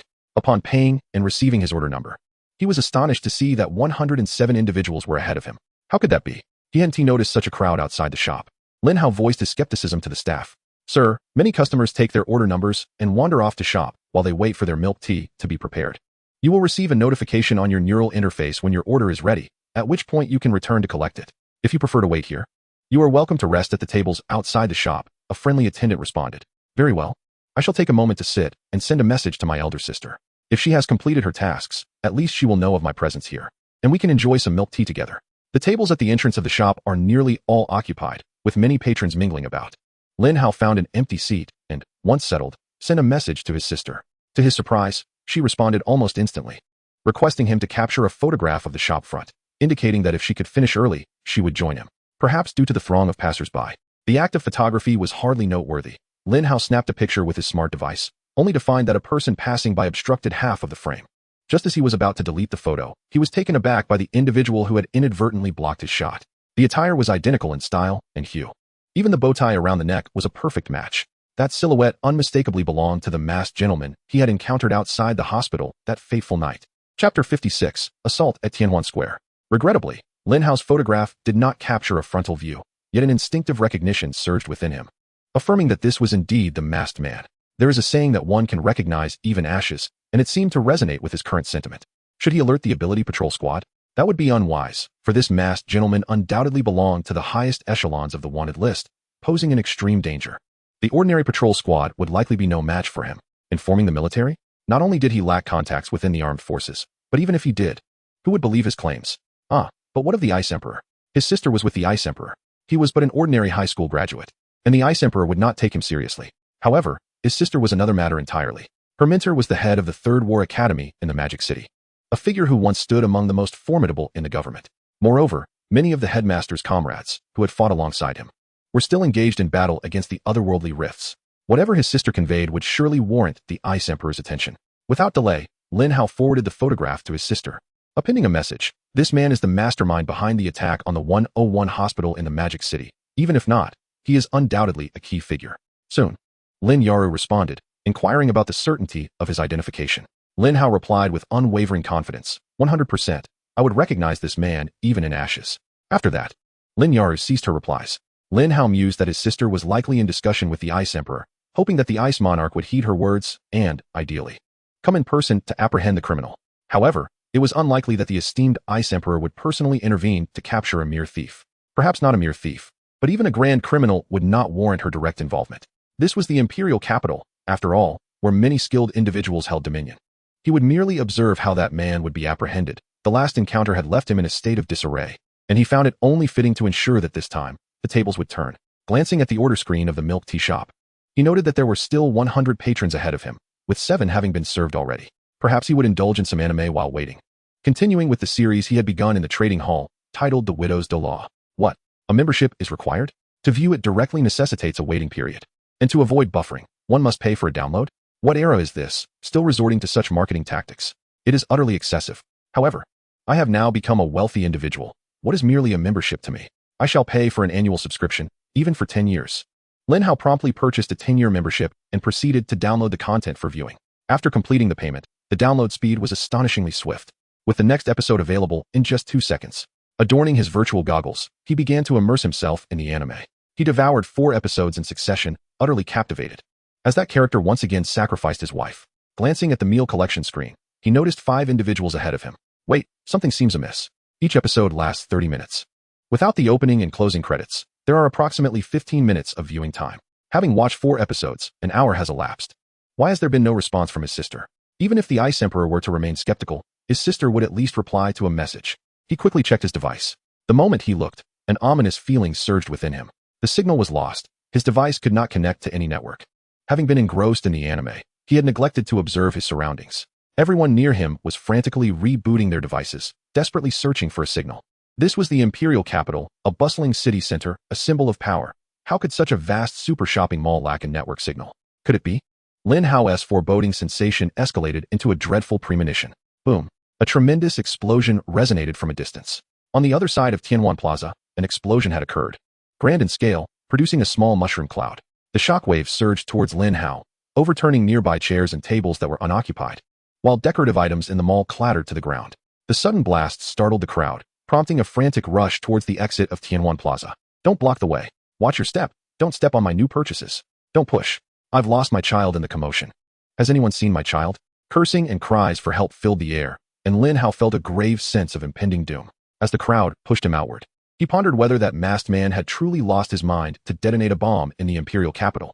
No, that individual had previously attacked a hospital. The signal disruption was not due to technological means, but rather a supernatural barrier. This meant that he might have already established a barrier, and following the crowd would only lead to a dead end. If that person were to plant another bomb before the barrier, everyone would perish. Instantly, Lin Hao halted, turning back against the tide of people, urgently warning, do not proceed further. There may be a barrier ahead, and if there are bombs, we will all meet our demise. You're insane. The bomb is clearly behind us, in the center of the plaza. Why aren't you running away? Do you wish for death? If you want to die, don't drag us down with you. Get out of the way. Don't block the path, you lunatic. Lin Hao stood resolute, surrounded by a chorus of insults and disregard for his warning. With no other recourse, he realized that with the explosion behind them, the frightened crowd would not heed his caution. Forget it. I have already done what I could. With such a vast throng of people, there is no way to halt the chaos. Even if I exert every ounce of strength to shout, only a few dozen nearby might hear me, while there are thousands in this place. For now, I must ensure my own survival and seek a hiding spot. Heaven knows whether that man in the tuxedo and mask will unleash another swarm of grotesque cockroaches. I turn and dash toward the direction of the explosion, passing by the bubble tea shop where I had been waiting. The tables are still laden with countless cups of bubble tea, prepared but left untaken. The shop staff have fled with the crowd, and I lament that I have yet to savor my drink. I seized 2 cups of the same beverage I had ordered, seeking a place to conceal myself and enjoy the drink, for it would alleviate the tedium of hiding. At that moment, another explosion resonates from the center of the square, sending waves of panic through the crowd. An overwhelming mass of people surges toward the outer edge of Tianwan Square. It soon becomes apparent that the entire square is ensconced within a barrier, rendering escape impossible. More and more individuals are pushing forward, while those at the front are pressed against the barrier, struggling for breath. Don't push. Don't push. Someone could die. The people at the front cry out. Yet those behind are oblivious, shouting angrily. What is wrong with you at the front? Hurry up and move. Why are you just standing there? The bomb is about to explode. In this moment of chaos, no one is concerned with the plight of those at the forefront. They merely continue to shove and squeeze, desperate to escape. The distant detonations of bombs punctuate the air, leaving everyone dazed, their sole focus on fleeing. Step aside. I am an ability user. I will break the barrier and let everyone out. A young ability user channels their powers, leaping high and striking the barrier with all their might. Clang. The young ability user's attack proves futile, instead provoking peculiar reactions from the barrier. Suddenly, beneath their feet, the ground begins to tremble ominously, heralding a series of explosive sounds. Boom, boom, boom. A chain reaction of explosions ripples along the inner perimeter of the barrier, collapsing the entire Tianwan Square. And everyone plummets into the abyss below. Chapter 57, Monsters in the Dark. Tianwan Square consists of a ground level, 4 subterranean levels, and 2 additional parking levels. Now, with the explosions, the 4th underground level has been breached, and all who were present have descended into the depths of level -4.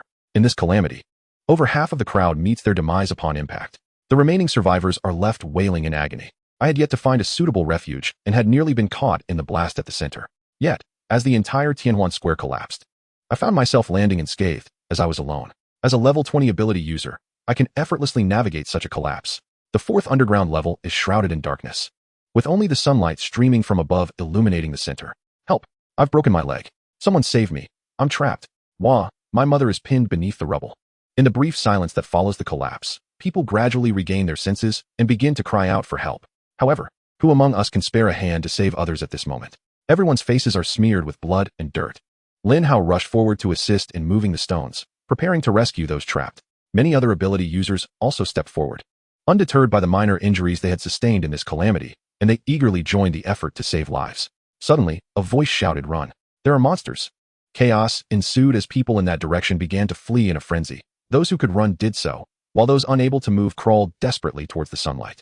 Monsters? Lin Hao's immediate thought was of the mutated cockroaches. The haunting memories of the hospital lingered, and although they wouldn't affect one's temperament, they were impossible to forget in such a short time. There are monsters here. Run. came another shout from elsewhere, prompting that crowd to abandon their rescue efforts. Everyone capable of running or crawling surged toward the center, where the sun's rays illuminated the ground. A young woman, her legs broken and unable to escape, clawed at the ground in a futile attempt to flee. In the darkness, a massive, four-toed creature, covered in dark gray fur, reached out and seized one of her feet, dragging her into the shadows. She clung desperately to the protrusions in the earth, her nails breaking as she fought to hold on. Yet she could not utter a sound of pain. Instead, tears streamed down her face as she screamed in terror, "Save me. I don't want to die." Her feeble grip was no match for the creature's strength, and she was pulled into the abyss, leaving behind a trail of bloodied nail fragments. A young male ability user leaped into the darkness, intent on rescuing her. Yet, as he plunged into the shadows, a deafening thud echoed, and he was hurled back, crashing to the ground and coughing up blood. A piercing scream escaped the girl's lips. It was her final cry in this world. And Lin Hao could feel her life force swiftly fading away. "There are monsters here. Run." At that moment, voices from all directions called out in panic, urging everyone to flee from the darkness and towards the illuminated center. Those who were less mobile were swiftly captured by the creatures lurking in the shadows and dragged into the dark, their final cries piercing the air. The cacophony of tearing sounds reverberated, amplified by the surrounding walls. Some creatures, uninterested in tearing flesh, slowly approached the edge of the darkness. In the gloom, pairs of crimson eyes emerged, encircling the area, all belonging to monsters. Step by step, they emerged from the shadows, these creatures walking upright like humans, with long tails and their bodies cloaked in gray-brown fur. Their blood-red eyes, sharp snouts, and gaping mouths filled with menacing teeth were truly terrifying. The sight of these monsters left everyone frozen in fear. These creatures resembled giant rats, but that was not quite right. They appeared as if muscular men donned rat heads and tails, their bodies adorned with rat-like fur. The timid nature typically associated with rats was entirely absent in these beasts. Their expressions twisted into grotesque snarls. Instead of immediately attacking, these self-styled rats lingered at the edge of the collapse, gazing at the crowd bathed in sunlight as if they were observing a feast, saliva dripping from their mouths. "Good afternoon, everyone." A voice echoed within the depths of the pit. The onlookers, believing rescue had arrived, called out in desperation, "Help! Help! There is a monster! Silence! Silence!" The voice resounded once more, this time accompanied by an enchanting aura of certain arcane abilities, compelling all to hush, even stifling the cries of the children. Lin Hao, amidst the crowd, surveyed his surroundings, striving to discern the origin of the voice, which he surmised likely belonged to the man in the suit and mask. "Delighted to have you here. I now seek volunteers, individuals who shall become the pioneers of a grand experiment. Who among you wishes to embark on this noble endeavor?" At that moment, the man in the suit emerged from the shadows, parting the throng of monstrous rodents that seemed to cower before him. Lin Hao observed intently. This individual either possessed an item that instilled fear in the creatures, wielded formidable power, or commanded some form of mind control that deterred the beasts from approaching. He resolved to observe his intentions further. "What manner of person are you? Was this attack orchestrated by you? From whence have these unfamiliar monsters arisen?" An elder stepped forward, questioning with intensity. The man in the suit regarded the elder and inquired, "Who are you? State your name, that I may ascertain your worthiness to receive my answers." The elder proclaimed loudly, "I am the former director of logistics for the Special Abilities Patrol of the Imperial Capital." The man in the suit responded, "Ah, so you hail from the logistics of the Special Abilities Patrol, merely an ordinary person, then. However, considering your rank and your audacity to stand forth in retirement, I shall impart a portion of the truth. Indeed, this attack was conceived and executed by us. Why not just me, but us? Because we are the Order of Dagon." As he spoke, the man distorted the very fabric of space, drawing a fragment of sunlight to illuminate his figure, as if he were uttering a name of great consequence. "Those madmen who align themselves with the old ones. You are fit only to consort with the filth of the sewers, do you not see? Surrounding you are the vermin of the drains." The elder retorted vehemently. The man in the suit remained silent, yet his displeasure was palpable. With a mere wave of his hand, a monstrous rodent lunged at the elder, seeking to shred him to pieces. The elder, terrified, raised his hands to shield his head, eyes shut tightly, nearly toppling over. In that instant, a special abilities user leapt from the crowd, enshrouded in flames, descending with a graceful arc that obliterated the rodent, its head bursting in a gruesome display. "Fear not, Director. I am Li Zixin, a reserve member of the 4th Squad, 2nd Team of the Imperial Capital Special Abilities Patrol," the young user declared, positioning herself protectively beside the elder, glaring at the man in the suit. "And I," shouted Liang Junyu, a member of the 6th Team of the 3rd Squad. "Count me in. I am Liang Jichao, a junior at the Imperial Capital's 1st War Academy." One by one, the special abilities users emerged from the throng, encircling the former director in a protective formation. "It is the special abilities users. They are safeguarding us." A child cried out loudly, and this exclamation instilled courage and hope in those who were already trembling with fear and shedding tears. Lin Hao refrained from rushing out. He believed that the situation was devoid of any semblance of hope and had worsened instead. The man in the suit and mask was counting heads, seemingly plotting something sinister. Chapter 58. Thinking of fleeing? Not a chance. 1, 2, 3, 4. 31. 5 fewer than planned. Are there no more superhumans brave enough to stand up? I know there are still some of you hiding, hoping to ambush me from within the crowd. Or are you simply cowards, too frightened to show yourselves? After counting, the masked man declared. Yet, no one in the crowd responded. Lin Hao was among those superhumans concealed within the throng. Often, it is not enough to be a hot-blooded hero. Lin Hao was certainly not one to seek glory in such a manner. Well, since you choose not to reveal yourselves, so be it. I do not have much time to indulge you. Go forth, my little rodents, and devour all the ordinary people. With a single command, the hundreds of rat-like creatures surged forward, frantically charging at the clustered masses of terrified individuals. You madman, what grievances exist between superhumans should be settled among us, not at the expense of ordinary lives. An elderly man shouted, desperate to protect the innocent. The superhumans surrounding him sprang into action, engaging the oncoming horde of rat creatures. But 31 defenders were no match for the hundreds of agile foes. The rat creatures, undeterred by injury, would continue to bite and attack as long as their heads remained functional. Ha ha ha, ordinary people? Those 3 words alone signify that they are the lowest tier under your rule. Mere slaves subjugated by you superhumans. Come now, ordinary people should return to the embrace of their masters. In the days of old, we were all equal. We were all servants of the gods. I offer you a chance to return to the divine fold. The man in the suit raved, simultaneously employing a potent mental control technique aimed at ordinary people, rendering them incapable of shouting or resisting, forcing them to watch helplessly as the rat creatures bore down upon them with gaping maws. Many girls wept in terror, unable to utter a single word. The child cried inconsolably, yet no sound escaped. Numerous timid boys were so frightened that they lost control of their bladders. A fragment of spiritual essence was extracted from the corpse of a rat creature that had just been crushed by a fire-wielding superhuman. No one could perceive the essence of the dead, nor could they sense the power of death. This fragment was secretly manipulated by Lin Hao, prepared to unleash an evil explosion when the rat creatures approached within a certain distance. The man in the suit sensed a sinister and eerie presence emerging, but could not pinpoint its source or identify its origin. He could only feel a faint aura. Who is it? Show yourself, the man demanded. Attempting to draw out the hidden figure, Lin Hao remained unfazed, having already targeted the area where the rat creatures were most concentrated. Just as Lin Hao was about to unleash his malevolent explosion, 2 voices resonated through the air. The golden bell shatters, illuminating the 8 desolations. And a leap and strike.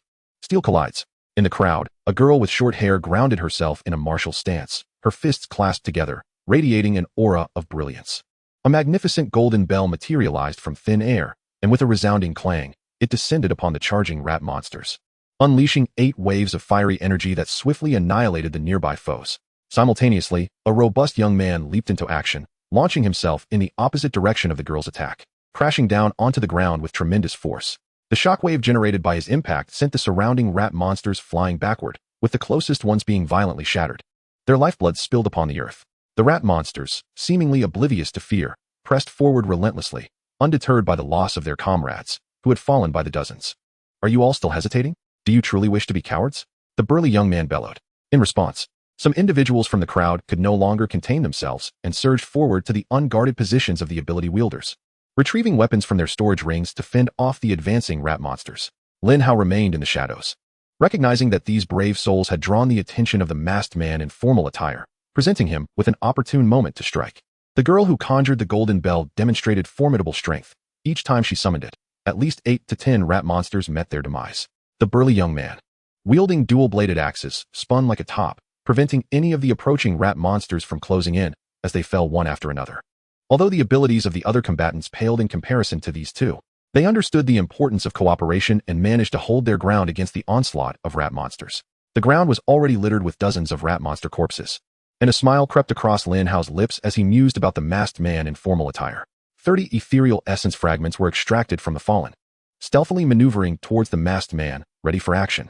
The remaining essence fragments dispersed strategically among the surrounding rat monsters, all accomplished in a mere 8 seconds. With everything in place, Lin Hao prepared to detonate his malevolent explosion, fully aware that it might inadvertently harm some allies. But the overwhelming number of rat monsters presented an insurmountable threat. The cascading explosions would undoubtedly capture the attention of the masked man, allowing him to ambush him with the essence fragments hidden nearby. Just as Lin Hao was about to execute his plan, snowflakes began to descend from the heavens, and the temperature within the pit plummeted. What is happening? The crowd stood frozen in astonishment. and even the rat monsters shivered in place. Lin Hao sensed the palpable fear coursing through the air, causing them to tremble in apprehension. He quickly glanced upwards to see the barrier above blanketed in snowflakes, its integrity compromised by numerous fissures, threatening to collapse under the weight. At that moment, the masked man in formal attire regained his composure and remarked, "This is troublesome. I didn't expect her to be drawn here. It's time to stop playing around. We must focus on the matter at hand." He soared into the air, descending rapidly upon the several young ability users who had initially rushed out to protect the elder, effortlessly incapacitating them with a single move. Then, he conjured a portal out of thin air, unceremoniously casting these young ability users into its depths. The suddenness of the event caused the gentleman in the suit and mask to flee from his original position, leaving the ambushing spirit unable to launch a surprise attack in time. Lin Hao felt a pang of regret. Had he known, he would not have paused to admire the falling snowflakes, but would have unleashed his fury upon the masked man without hesitation. Now, the gentleman in the suit was deftly maneuvering through the battlefield, capturing the young ability users, while Lin Hao's control over the skeletal spirit was insufficient to match his speed. Just as the gentleman in the suit was about to approach the short-haired girl wielding the Huang El bell, a thunderous sound erupted as the barrier in the sky shattered, followed by an authoritative voice resonating through the air, "Snow Mountain Flurry." The gentleman's hand, which had reached for the girl, was abruptly withdrawn, and he shook his head, uttering, "What a pity, but it must be this way. If I do not depart now, I may never escape." As soon as the words left his lips, his figure began to fade slowly, as if he intended to merge and vanish into the cosmos. The rat-like creatures, upon being struck by the descending large snowflakes, were instantly shattered into ice fragments or frozen into sculptures. At the moment when the ordinary people and ability users were touched by the snowflakes, a crystalline shield of ice illuminated around them, encasing them within its protective embrace. "Think you can escape?" Lin Hao gritted his teeth, daring to extract a strand of skeletal spirit amidst the peril of being discovered, and unleashed a malevolent explosion aimed directly at the vanishing gentleman. With a resounding bang, the gentleman, on the verge of teleporting away, was abruptly interrupted by an explosion from an unknown source, disrupting his spellcasting. Though he sustained no injuries, he was forcibly thrown out of the teleportation. Above, a colossal hand of transparent ice descended towards the gentleman in the suit. Chapter 59. The ruler shall descend upon the earth once more. The swirling snowflakes and the enormous hand resembling crystalline ice led Lin Hao to deduce that the Ice Emperor had intervened. Observing the gentleman's anxious attempt to flee revealed the formidable power of the Ice Emperor. Fortunately, he had been wise enough to refrain from offending her in recent days. Otherwise, he might have found himself exiled to the perilous old African continent, a notorious haven for monsters. Nevertheless, Lin Hao had underestimated the gentleman in the suit.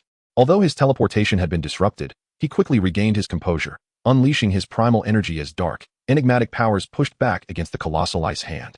He also scanned the surroundings, seeking the identity of the assailant who had ambushed him. Yet, the scene was chaotic, and the Ice Emperor's Snow Mountain Flurry continued to wreak havoc, inflicting persistent and substantial damage upon foes while providing a protective ice shield for those he sought to defend. Beneath the crystalline shield, the gentleman found it challenging to discern the features of those around him. The force that had just assaulted him was exceedingly strange, wicked, and dark, reminiscent of the abyss of hell itself. However, as long as that individual refrained from using their power, he remained utterly oblivious to their identity. The gentleman in the tuxedo, his countenance darkening, emanated an eerie power reminiscent of the ancient dominators. In this current world, apart from his own organization, there existed but one other group that wielded such force.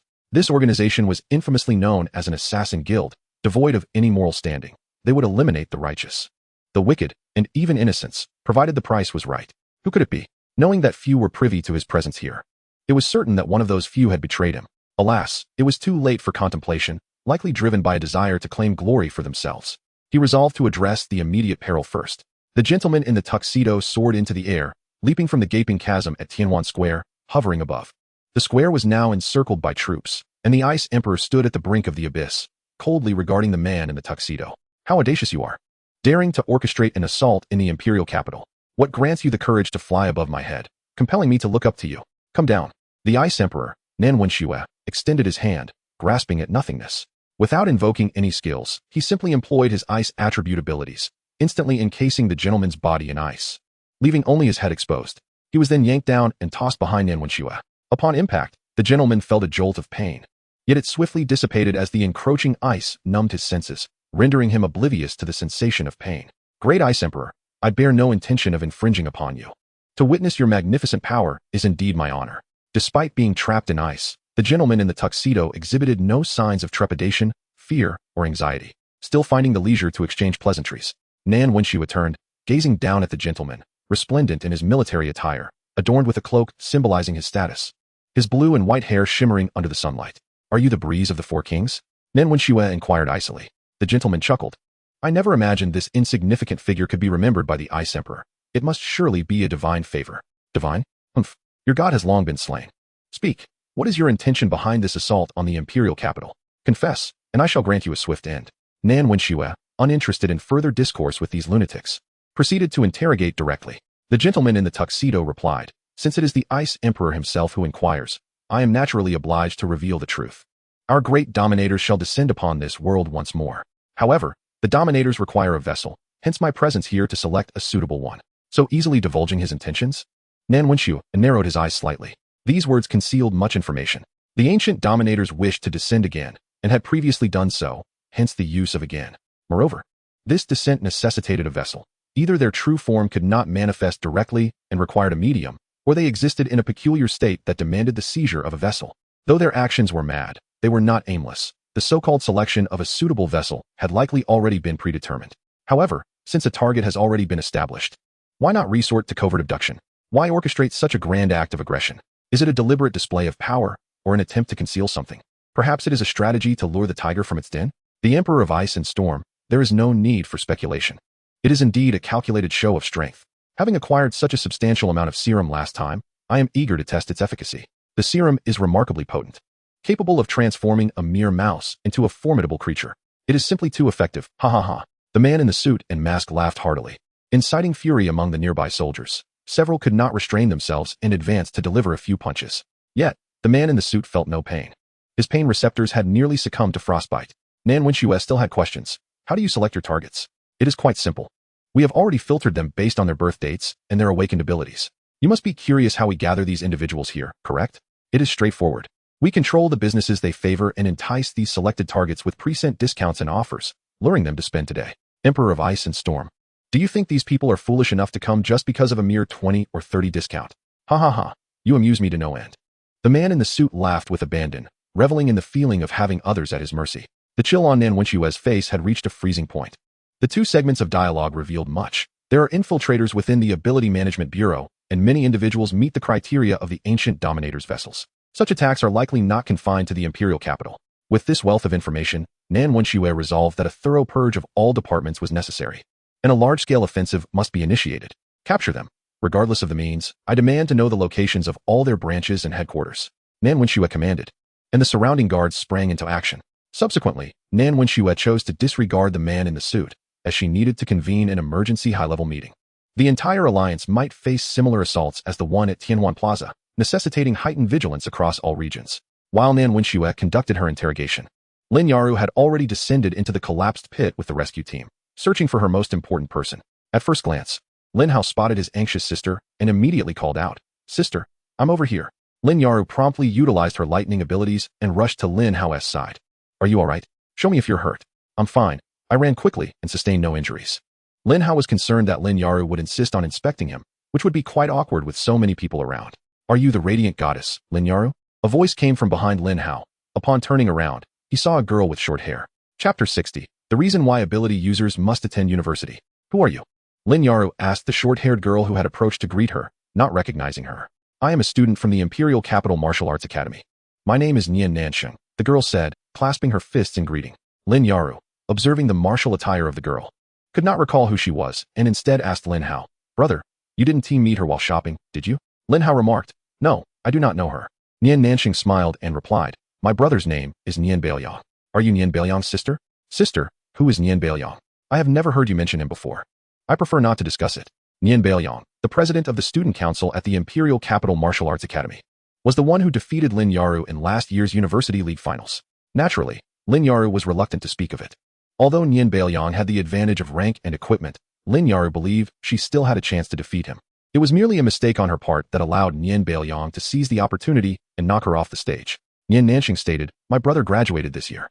He said that during his 4 years at university, there were very few individuals who could be called rivals, and the goddess of golden light was undoubtedly among the elite. Indeed, it's unfortunate he graduated this year. He was fortunate. Had he participated in the league this year, he would surely have fallen beneath my blade. Lin Hao declared without hesitation. Nian Nansheng replied, "Perhaps. My brother mentioned that if you had used the dragon tooth sword in last year's finals, the outcome might have been entirely different, but alas, you were overconfident. Is that so? I have the merit to be overconfident. Your brother has yet to earn the right for me to wield the dragon tooth sword. Did you come here merely to exchange pleasantries? Lin Hao sensed that she had more to say. Just happened to run into you to say hello. I will be officially competing in this year's league. And I hope Miss Lin is indeed as formidable as my brother described, Nian Nanqing stated. What impact does your participation have on my quest for the championship? Lin Hao inquired. My strength surpasses that of my brother. We shall see in the league, Nian Nanqing concluded, bowing respectfully before turning to leave. Lin Hao stood there bewildered. Was this not a world filled with supernatural abilities? Why did this scene evoke the atmosphere of martial artists challenging one another? The individuals from the martial arts academy were indeed like this. Her brother was far more arrogant, and she had already been quite polite. The folks from the martial arts academy combined skills with an ancient form of martial arts that had been passed down from the era before the Age of Powers, rendering them immensely powerful. Lin Hao held little regard for Nian Nanqing. The students of the martial arts academy were all rather self-important, believing themselves superior to their predecessors. And she saw no need for one more who considered herself stronger. What? I thought the martial arts academy was merely named for martial arts. They actually practice ancient martial arts? Lin Hao expressed his curiosity. Ancient martial arts combined with supernatural abilities, what would that look like? Indeed, they focus on ancient martial arts. They rarely learn offensive skills. Most of their abilities are supportive, enhancing themselves with a myriad of enhancements, and some even learn special defensive techniques. With their supernatural powers combined with their training in ancient martial arts, they can deliver strikes of tremendous force, Lin Hao explained. Wow, Lin Hao felt enlightened. So this is possible? Sister, do you think ancient martial arts are more powerful, or are we, who rely on skills to deal damage, stronger? Lin Hao was genuinely curious about this aspect. Lin Hao said, at our respective war academies, we equally engage in martial training. We study the combat techniques of the Force era, developed over centuries through the integration of ancient martial arts, modern combat, and various striking styles. Our martial art is characterized by precise movement calculations, allowing us to deliver maximum damage with minimal effort, coupled with our abilities and skills. It serves as an extraordinary technique for both offense and defense. Wow, Lin Hao thought. His horizons expanded once more. Such knowledge was scarcely mentioned in high school. And even online, there was little discussion regarding it. Don't overthink it. You'll learn it at university. You're in a liberal arts institution. They may even delve into the design principles behind each movement of the force combat techniques. I have audited some classes. It's profoundly intricate. Come on, let's go, said the Ice Sovereign. Once I locate you, I will introduce you to her. Lin Hao grasped Lin Hao's hand as they joined the queue to board the rescue lift, ascending together to meet the Ice Monarch. In the lift, Lin Hao finally comprehended the importance of attending university. No wonder the old teacher had always emphasized that those with resources should strive for martial exams, while those with fewer advantages should focus on academic assessments. The university curriculum imparts the true core techniques and skills for those with abilities. Previously, Lin Hao had assumed university would be tedious. Now, he felt a burgeoning sense of anticipation. As the rescue lift reached the surface, Lin Hao beheld a vast assembly of troops, ability-wielding patrols, medical personnel, and an array of rescue machinery. It was evident why it had taken so long to arrive. Mobilizing such resources requires considerable time. Merely transporting those massive excavation and rescue machines to the scene was a considerable undertaking. Clearly, the Ice Monarch had reacted promptly upon seeing the photographs. I brought my brother. Your Majesty, Lin Hao announced. Brother, quickly greet the Ice Monarch. Upon arriving at the temporary rescue command center, Lin Hao and Lin Hao found the Ice Monarch. Oh, it appears all is well. I was concerned that a delay might have resulted in an eternal separation for you two, Nen Wenxue remarked, casting a glance at Lin Hao. This was Lin Hao's first close encounter with the legendary Grand Marshal. Her features were exquisitely refined, her complexion fair and flawless, as if frost-adorned jade, capable of reflecting dazzling light, an eternal, unmelting iceberg. Her eyes were profound, reminiscent of a wintry night, exuding a beauty that was both cold and mysterious. Under her gaze, Lin Hao felt a chilling sensation. Her long hair flowed like smooth ice silk, glimmering with a sharp sheen. Each strand seemed to harbor boundless coldness, evoking a sense of caution against casual contact. When she gently tilted her head, her hair danced as if crystalline ice was swirling in the sunlight. Her figure was tall and commanding, clad in the military uniform of a marshal, with epaulets adorned by a shining sun, symbolizing her rank and honor. Lin Hao recalled a saying, others possess ice abilities because they meet certain standards, whereas the Ice Monarch embodies the pinnacle of judgment. Thus, her title of Monarch signifies her as the most formidable wielder of ice abilities. You may greet the Ice Monarch, Lin Hao murmured, daring not to gaze too long, lest he displease her. Although luck played a part, your significant contribution in this instance cannot be overlooked. You were one of the survivors of the hospital attack. In this light, you have effectively placed the instigator behind bars, leading them to their own reckoning. Nan Wenxue signed a document and handed it to her assistant for processing before sitting down to address Lin Hao. I merely did what every citizen of the Alliance ought to do, Lin Hao humbly replied. Nan Wenxue remarked, indeed. Every citizen of the Alliance should possess such awareness as you do. If I recall correctly, you are a member of Li Yunqi's college entrance examination team, are you not? Lin Hao confirmed, yes. Lin Yalong mentioned that you have been accepted into the Wujiacheng Academy, although you did not inherit your father's formidable abilities.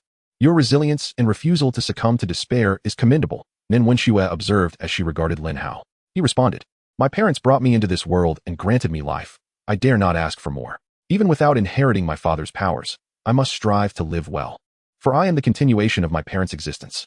Well said, I am quite pleased with your perspective on life and existence. In light of your accomplishments, I have decided to grant you the highest reward.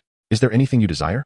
Lin Hao furrowed his brow. Can I choose my reward? Chapter 61, The Captive. Your Majesty, the Ice Emperor, may I inquire about the extent of this reward? Can I choose anything at will? Lin Hao sought clarification, wishing to avoid any potential misunderstandings. Such blunders may elicit laughter among ordinary people, but in the presence of a figure like the Ice Emperor, it would be disastrous. Nan Wenxue replied, even if you wish for an unranked ancient legendary artifact, I can provide you with a list to choose from. What? Unranked ancient legendary artifacts? Lin Hao was taken aback, realizing the military possessed such formidable equipment as rewards. Calculating the implications, he believed this reward was indeed attainable. I hope your Majesty can assist my sister in acquiring her final required skill, he stated, convinced this request was not more demanding than the unranked ancient legendary artifacts. Oh, you mean to say you wish to bestow your reward upon your sister? Nan Wenxue confirmed Lin Hao's intent to forego his own reward for his sister's benefit. Lin Yalong, standing nearby, tugged at Lin Hao's sleeve and whispered, don't be foolish. Choose something for yourself. She will inevitably acquire her final skill in due time.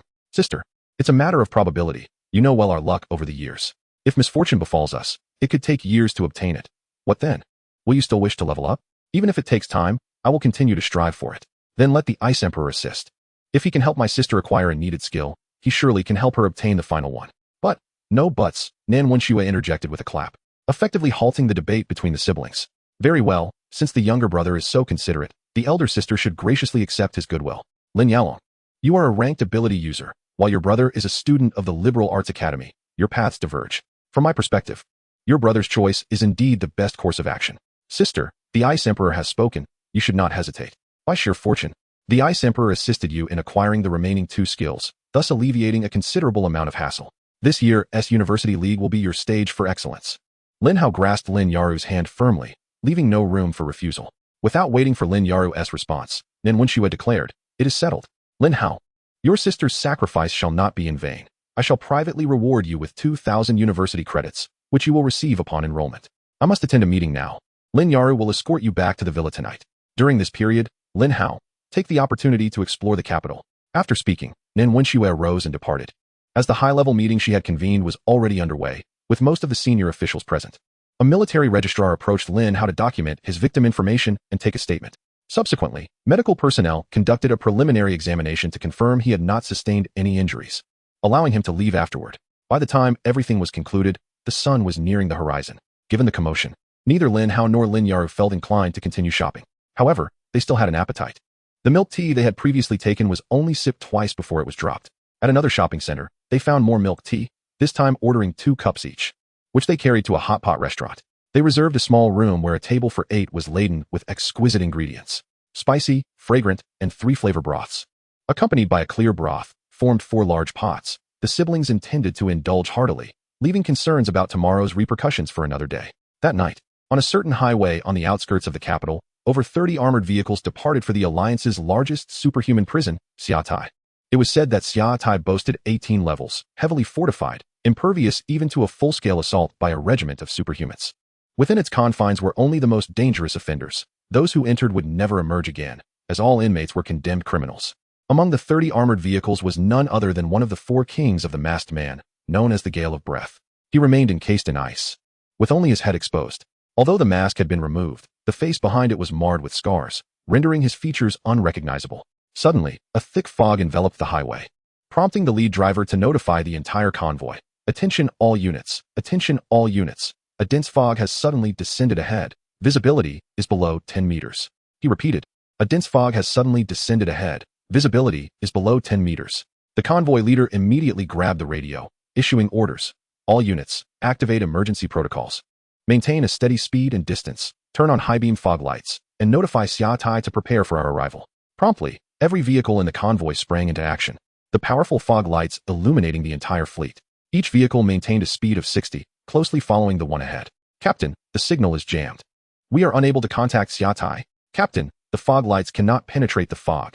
Visibility remains at 10 meters, reported his subordinate, causing a sense of foreboding to settle over the convoy leader. Fortunately, this escort was equipped with potent and highly defensive force weaponry, providing a semblance of resilience against potential assaults. Moreover, the convoy boasted the presence of high-ranking supernatural beings. A distress signal flare was launched, simultaneously notifying the vehicles transporting the high-profile criminals that, in the event of an attack, the criminals would be executed immediately. The captain made a swift decision. All team members promptly began executing the orders, and a crimson distress flare was ascended into the sky. Barely had the flare ascended, yet before it could explode, a colossal figure swiftly passed overhead, devouring the flare hole. Boom! The flare detonated within the gullet of the enormous creature, emitting a fleeting glimmer of red light before vanishing entirely. Observing the situation from the monitor, the captain swiftly deduced that an ambush was underway. Further flares were dispatched. Every vehicle unleashed their signals, alerting the transport units to be ready to eliminate the criminals at a moment's notice. At the captain's command, 30 armored vehicles simultaneously fired their flares, not just upwards, but in every direction, making interception immensely challenging. Concurrently, the team aboard the vehicle containing the criminals activated their specialized force weapons, readying themselves with 3 guns aimed at the head of Shihue Zhilong. Should any disturbance arise, they would fire immediately. Even if the criminals were successfully abducted, they would merely carry away a lifeless body with a shattered skull. The airborne monster flapped its wings, generating an immense airflow that disrupted the trajectory of all ascending flares. A black hole, a 0-degree transformation. On the creature's back stood a figure, unleashing a wide-ranging ability that swiftly drew all the flares towards it before the beast consumed them whole. A raging storm. Within the fog, someone utilized wind-based abilities, conjuring 2 tornadoes on either side of the convoy, which then collided with the vehicles transporting the criminals, lifting them off the ground. Stop. Engage, commanded the convoy leader. And all vehicles came to an immediate halt. The escort personnel disembarked to confront the threat. However, the low visibility of the fog rendered them unable to discern their adversaries. All they could do was unleash their abilities and fire their force weapons indiscriminately. In the distance, the vehicle swept away by the tornado crashed heavily to the ground. Its occupants rendered unconscious, including Shihue Zhilong, whose head had been obliterated. Amidst the fog, several figures emerged, one stepping forward to reveal their true form, a figure clad in a suit, wearing a featureless mask identical to Shihue Zhilong's attire. They opened the door and reached out, pressing their hand against the shattered head of Shihue Zhilong. In an instant, the entirety of Shihue Zhilong's being transformed into a liquid, which was then absorbed by the individual. Chapter 62, The Auction. In recent days, Lin Hao had been receiving assistance and skill enhancement from the Emperor of Ice and Mist, while Lin Hao resided alone in a hotel. After several days of exploration, Lin Hao felt that engaging online was far more practical. The online community was filled with eloquent individuals, each presenting captivating images, showcasing an abundance of talent.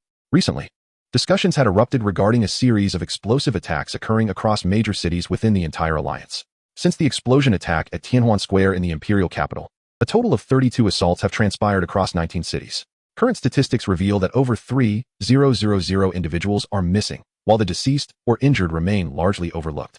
Among the missing, a staggering 95 are individuals with extraordinary abilities, leaving merely 5 as ordinary citizens. A well-informed netizen has disclosed that these missing individuals share numerous commonalities, the most significant being that they are all wielders of dark elemental powers. Some possess dual or even triple attributes, while others may harbor latent dark elements. A rumor circulates, suggesting that those who awaken dark elements have their genes tainted by the old ones. This claim remains unverified, with official media branding it as mere speculation. However, curiously, half of the members within a certain organization have awakened dark elements. This, too, is a rumor, propagated by an individual who insists on its veracity, claiming insider knowledge.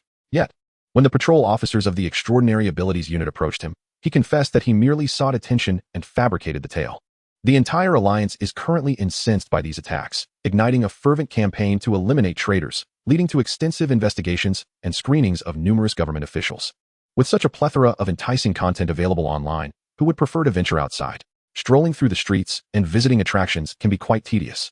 As a victim of the imperial capital attack, Lin Hao finds himself deeply intrigued by these developments. While surfing the internet, he also browses the latest floating motorcycles designed specifically for those with extraordinary abilities, boasting remarkable performance and stylish designs. According to the parameters released online, A single charge allows for a staggering 100,000 kilometers of travel, with a normal load capacity of up to 1 ton, a maximum flying altitude of 30 meters, and a top speed of 800 kilometers per hour. While undeniably impressive, the price is far from friendly, at 1.3 billion each. However, with the upcoming auto show in the capital offering a 5 discount for purchasing 2 or more, Lin Hao, armed with 1.5 billion in cash, feels confident and promptly makes a reservation on the official website. He plans to pick up the vehicles at the auto show in a few days. After a day spent online, Lin Hao feels it is time to step outside. On his desk lies an auction invitation card, quietly bearing the names of him and his sister. He wonders if his sister will be able to attend the auction with him. She has been at a military research base with the Ice Emperor for a few days now, and won't be able to join him until she has acquired the necessary skills.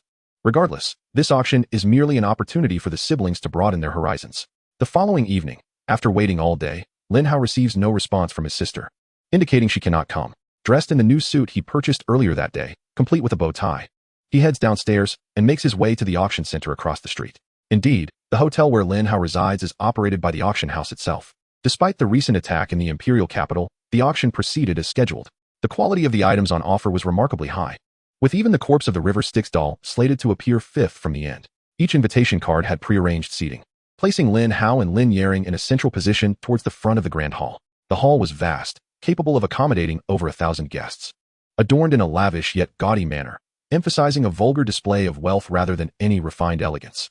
Upon entering, Lin Hao took his seat, surrounded by the offspring of affluent families, businessmen, and entrepreneurs, alongside high-ranking ability users hired by the auction house, discreetly positioned throughout the hall. The prominent families were situated in private rooms above. Each seat featured a list of the evening's auction items. A simple scan of the QR code with a holographic device revealed basic information and 3D images of the items. Conversations buzzed around him, with attendees discussing their desires for various items and speculating on potential bidding prices. Lin Hao gently shook his head. Sitting in the hall merely indicated that he was invited to enhance the atmosphere, a mere spectator among the true protagonists residing in the upper rooms. All of them nameless figures in the grand scheme. Welcome to the Cardis Auction Center, announced a stunning auctioneer clad in a cheap Hao, who had seemingly appeared beside the auction stage. It is my honor to preside over this extraordinary auction today. I am Sun Xiaowan, an auctioneer at Cardis Auction Center, and I hope to provide each esteemed guest with a flawless experience. As an ordinary auctioneer, Sun Xiaowan would not indulge in lengthy speeches. She quickly declared, "Now, let us commence tonight's auction. Please welcome our first item." With succinct words, the auctioneer initiated the proceedings. Some members of the elite families typically arrived half an hour late to assert their importance, flaunting their status. Additionally, high-ranking officials lingered in the hall, sipping champagne and engaging in idle chatter, delaying their entrance further. With the opening time already surpassed by more than 40 minutes, the auctioneer wasted no time and immediately began the auction. Two young women, adorned in modified kipeos with off-the-shoulder and backless designs, gracefully pushed a mobile display case onto the stage. Within its glass enclosure floated a dazzling white gem, resembling a snowball, slightly larger than an average hand. "Wow, how beautiful!" exclaimed numerous young ladies in the audience, captivated by the exquisite pearl. Lin Hao glanced at the list. This was the first auction item, known as the Mirror Light Magic Pearl. Scanning it revealed a brief description. This orb contains a terrifying malice, summoned from the netherworld, yearning to claim others as sacrifices to return to its realm.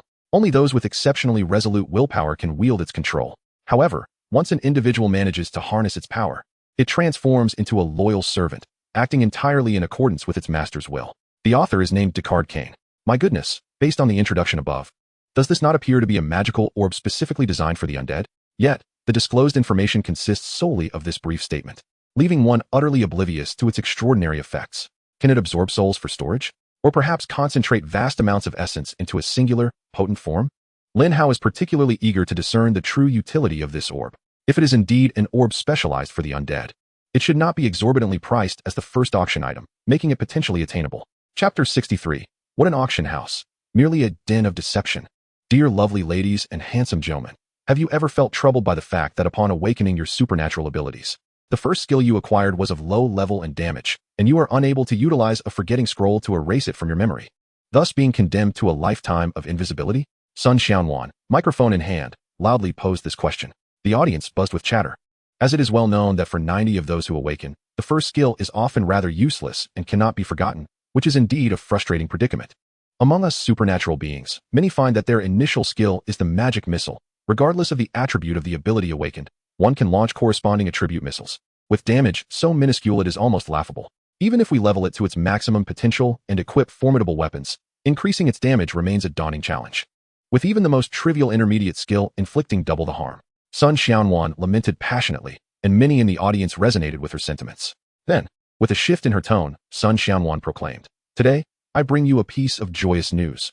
The Mirror Light Magic Orb, a treasure more resplendent than any artwork. This ancient legendary equipment possesses unparalleled attributes. However, the crux lies not in its attributes, but in its legendary effect. The bearer of the magic orb will unleash an additional 2 missiles with each magic missile cast, amplifying damage by an astounding 500. What does this signify? It signifies that your initial skill, the very skill that has accompanied you since your awakening and shall never depart from you, can witness its damage magnified 5-fold. Moreover, our experts have conducted tests confirming that the legendary effect of the Mirror Light Magic Orb synergizes flawlessly with any gear or legendary effects that enhance supernatural damage. With just a slight adjustment, our magic missiles can inflict 8, 9, or even 10 times the damage." Sun Xiaowan spoke with fervor, eliciting a wave of astonishment from the audience. Upon hearing this, Lin Hao felt utterly dismayed. "Your description clearly states that this orb harbors a terrifying malevolence. It explicitly mentions that it was summoned from the realm of the dead. And now you inform me that its legendary effect is to enhance magic missiles? Typically, the individual credited with the equipment's introduction is the very creator who forged and inscribed the runes. Yet it seems your description is nothing but a haphazard fabrication?" Lin Hao picked up the invitation and examined it closely, confirming that he had genuinely gained entry to the illustrious Guard auction house, rather than a clandestine scam operation. A headache ensued. It was indeed a genuine invitation from Guard. Initially, he had harbored ambitions of participating in the bidding for the first auction item, but now he felt utterly disinterested. Every ability user awakens a skill alongside their powers. A significant portion of individuals manifest elemental attributes such as wind, fire, water, or earth, with their initial skill being a magical missile. If your power is of the water element, your magical missile will launch a small water orb. If fire, a small fireball is produced. Even if one expends considerable resources to elevate it to level 10, what is unleashed is merely a slightly warmer fireball, useful for igniting a barbecue in the wild. Xiaowan, this mirror magic pearl is remarkable. It must be a level 70 or above ancient legendary equipment, right? Inquired a young lady. The beautiful woman posed a splendid question. This mirror magic pearl is indeed a level 71 ancient legendary offhand equipment. Sun Xiaowan promptly replied. Level 71? That's beyond my reach. Why would I need this magic sphere if I'm already at level 71? Murmurs began to ripple through the audience, critiquing the high level required, yet the enhancement only pertained to the magical missile. With a sharp snap of her fingers, Sun Xiaowan summoned a lovely young attendant named Dongmei, who was only level 31. She gestured for Dongmei to display her level information on the large screen using her holographic device, allowing everyone to see clearly. Now, let us invite Dongmei to demonstrate the effects of the mirror magic pearl, announced Sun Xiaowan. Wait a moment, this is absurd. How can a level 31 girl wield level 71 equipment? Someone loudly challenged, with nearly everyone echoing the sentiment. However, Dongmei paid no heed to the murmurs from the audience.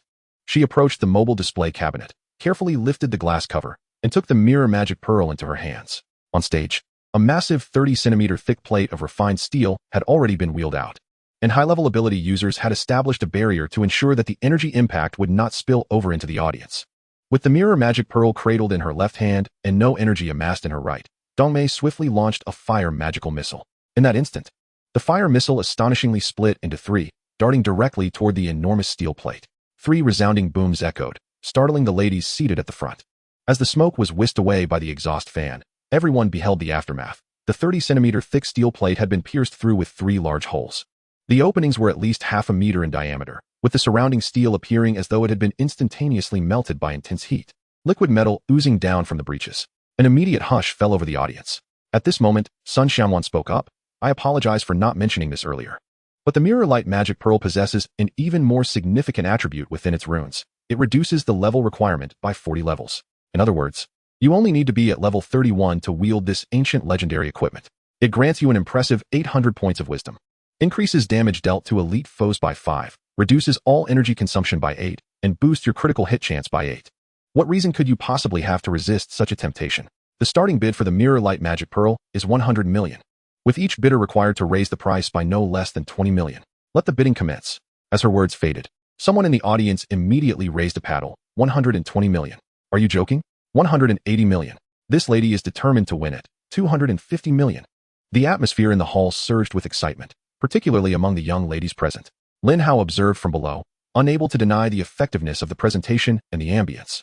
Although he did not possess the magic missile spell himself, he was well aware of its damage potential, having come across numerous videos online filled with critiques. A typical level 31 character without gear could hardly hope to create a half-meter wide hole in a 30-centimeter thick steel plate with a basic fire magic missile, let alone leave any significant marks. Yet, the hostess had merely wielded the mirror light magic pearl, unleashing damage equivalent to a mid-level skill from the 40 to 50 range. What was most astonishing was that the cost of the magic missile was merely 1/5 that of a typical mid-level skill, and it could split into 3 missiles of equal damage, meaning casting one skill equated to 3 from others. Donning a full set of gear that enhanced personal attributes would transform a simple fireball into a formidable inferno. For mages specializing in sustained damage output, this item was nothing short of divine. If it were not for the absence of the magic missile skill in his repertoire, Lin Hao might have considered placing a bid himself. However, he paused to ponder. Among the 4 skills he was endowed with, could the Death Entanglement skill, in a certain sense, be considered a form of magic missile? After all, it released projectiles of death energy, which seemed plausible. Chapter 64. Is money merely blown by the wind? Lin Hao was eager to test whether Death Entanglement could be classified as a type of magic missile and if it could benefit from the 500-point enhancement. If so, that would be exhilarating. Unfortunately, there were currently no methods to upgrade Death Entanglement, and its damage remained stagnant at a mere 200 points. Do not underestimate this 200 points of damage. Lin Hao initially believed it would be deducted from defenses before inflicting harm. However, countless experiments revealed that against non-undead entities, Death Entanglement inflicted genuine damage. Regrettably, 200 points was simply too low, as opponents could absorb that damage effortlessly, recovering in less than a second. For instance, Lin Hao, fully equipped, could regenerate 5,000 health per second during combat, rendering the damage from Death Entanglement practically negligible. Sigh. It would be far more practical to discover a method to upgrade Death Entanglement than to bid on the magic pearl. Even with the acquisition of the magic orb, which grants a mere enhancement of 500, it merely results in a meager damage output of 1,000 points, rendering it utterly useless. It would be more advantageous to strike a simple blow. An astounding one. 0.8 billion. Can there be a price greater than this? Sun Xianwan energetically stirred the atmosphere on stage. 1 billion. A youthful gentleman raised his placard, clearly bidding to impress the enchanting beauty seated beside him. To spend 1 billion on such an item merely to woo a woman? Lin Hao inwardly scoffed at the folly. 15 billion. Immediately, another voice chimed in, undercutting the young man's bid. 2 billion. The youth persisted, lifting his placard once more, while the lovely lady beside him tenderly clung to his arm, gazing at him with adoration. 25 billion. Yet another bid was swiftly made, with no sign of respite. 3 billion. The youthful bidder raised his placard again, while his companion's expression blossomed with affection. 3 billion. Is there anyone willing to surpass this amount? Sun Xianwan continued her spirited inquiry. 2 billion. A voice from the upper tier rang out, instantly adding 700 million to the previous bid. The young man shot a furious glance upward, only to helplessly withdraw his gaze, gently patting the lady's hand as if to apologize. She bore no resentment, instead becoming increasingly affectionate. Lin Hao observed this interaction, marveling at the young man's calculated charm, as he seemingly anticipated the affluent bidders above would enter the fray. Remarkably, he had spent not a single coin, yet had already captivated a heart. With the current price soaring to 2 billion, Lin Hao felt relieved he had no pressing desire to win, for his finances would have been woefully inadequate. He had initially thought that with 5 billion in hand, he could certainly procure a cherished item. Yet, here at the very first auction piece, he found himself outmatched. Soon, the bidding in the hall fell silent, shifting into a contest among the elite above. However, the magic orb did not incite much commotion, concluding after 3 rounds of competition among 3 esteemed families, ultimately selling for 3.5 billion to the Yin family. Sun Xianwan sensed the enthusiasm of the crowd, thrilled that the first item had fetched such a high price. The ladies who did not secure the coveted magic orb need not feel disheartened, for the next auction item is sure to ignite their interest. As the mirror magic orb was presented, Sun Xianwan promptly announced the unveiling of the second auction item, a splendid wrist guard. Lin Hao once again perused the list, noting the name of the second item, the blood wrist of Ashnaga. The introduction displayed after scanning revealed, demon blood is an essential material for sorcerers in crafting artifacts. Indeed, I have infused this power into this very wrist guard. Of course, the extraction process was excruciating for the demon.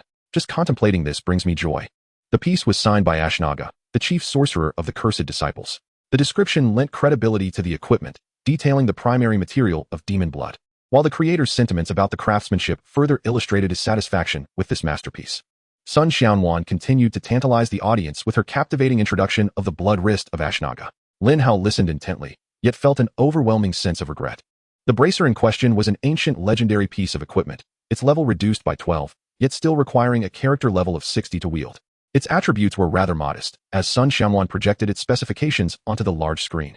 Ashnaga's Blood Bracer, quality, Ancient Legendary, level, 72, armor, 220, strength 350, stamina 350. Life regeneration 1128 per second, physical resistance 100, level requirement reduction, 12. Its legendary effect enhanced the efficacy of all shields by 100. This equipment possessed significant practicality. Whether one chose the path of a mage, warrior, assassin, or even ranged archer, as well as close combat stealth classes, it proved exceptionally useful across the board. All practitioners of extraordinary abilities learned a vital principle during their combat training at school. Survival is paramount for delivering output. Each individual would master shield skills that aligned with their attributes, such as wind shield, ice armor, fire cloak, and light armor, among others. Regardless of the shield skill, it has a limit on damage absorption or resistance, known as shield efficacy. Lin Hao glanced at his skill bar, noting that his bone armor shield skill provided an increase of 400 armor and absorbed 30 damage. After a brief calculation, he realized that donning Ashnaga's Blood Bracer would elevate his bone armor to 800 armor and enhance damage absorption to 60. Coupled with the 50 damage reduction from Iron Skin and the 50 damage share from the Unity Ring's minions and dependents, his total damage reduction would reach an impressive 90. However, damage absorption has its limits. Exceeding this threshold would shatter the shield. The implications of having one's shield broken in battle, regardless of the chosen path, are profound. Thus, what did a 100 increase in shield efficacy signify? Lin Hao could only exclaim inwardly, wow, such an extraordinary piece of equipment, available at level 60, was simply beyond comprehension. The individuals seated in the hall lacked even the courage to raise their paddles. With an opening bid of 500 million, each subsequent increment could not be less than 20 million. The first bidder from Room 1 on the upper floor immediately declared a bid of 2 billion. However, Room 2 swiftly countered with an additional 1 billion, bringing the total to 3 billion. Room 3 then raised the stakes to 3.5 billion, in merely 3 calls. The bids had already equaled the price of the first item, the Mirror Light Magic Pearl. Sun Xianwan excitedly shouted, 3.5 billion. Is there anyone willing to bid higher? 5 billion. Room 5 suddenly escalated the price by 1.5 billion. Lin Hao yearned for this bracer, yet lamentably, it was beyond his reach. He envisioned the protagonists of others, effortlessly flaunting their wealth at the auction, acquiring every coveted item without spending their own money. All while wealthy patrons vied to curry favor and settle the tab.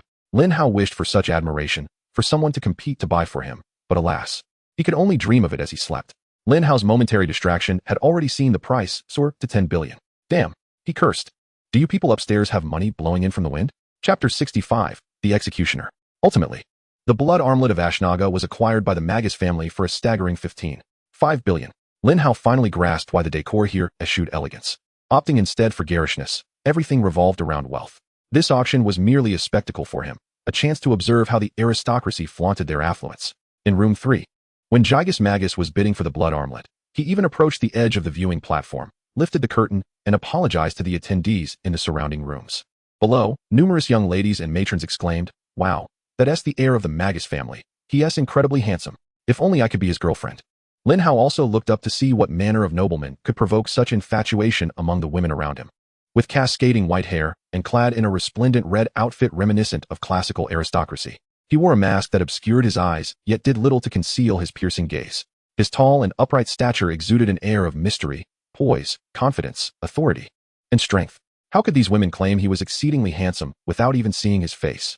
Although Lin Hao felt a twinge of annoyance, he could not deny that this young man was indeed a colossal winner in life. Wealthy, well-connected, handsome, and powerful. Had it not been for a twist of fate, where he and another had inadvertently opened a grand secret realm, leading to Lin Hao's subsequent framing of Li Yunqi, Gigas might well have risen to prominence as the top contender in the entire league through his own merits. Gigas disregarded the throng of women casting flirtatious glances in his direction and, in a deep, resonant voice, addressed Sun Xianwan, saying, please continue with the auction, Miss Auctioneer. Let us not squander everyone's precious time due to my presence. Having said that, he retreated into the inner room, vanishing from sight. Sun Xianwan quickly recovered, seizing the microphone to say, I worry that after the auction concludes, the ladies here might be waiting for me at the back door to give me a beating. After all, the dashing Lord Gigas spoke directly to me. The ladies in attendance glared in indignation. Sun Xianwan swiftly shifted the topic. The blood armlet of Ashnaga is a formidable defensive artifact, allowing Lord Gigas to endure longer in battle. Gentlemen, do you not feel a sense of dissatisfaction? Is this world to possess only shields and no spears? The answer is an emphatic yes.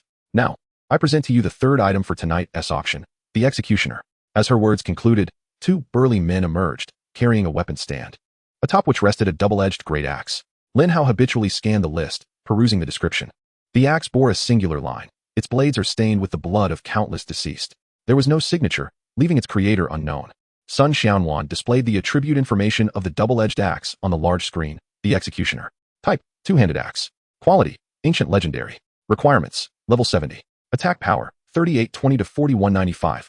Strength, bonus, 1465. Damage to elite enemies increased by 10. Restores 408 health upon critical hits. There exists a chance to inflict 24 area damage upon striking. There exists a 39% chance of inducing a bleeding effect within 5 seconds, resulting in 400 points of weapon damage. Legendary trait. Attacks will obliterate enemies with health below 10. This weapon is undoubtedly crafted for the Berserker. As Sun Xianwan elaborates, when the executioner strikes an enemy at the threshold of 10 health points, it entirely disregards any shields, damage reduction, or immunity skills. If your health dips below 10, even the slightest graze from this weapon will result in immediate demise. Many remain skeptical. Sun Xianwan commands the release of a creature confined within a cage. One that hovers at the brink of life, its health precariously at 10.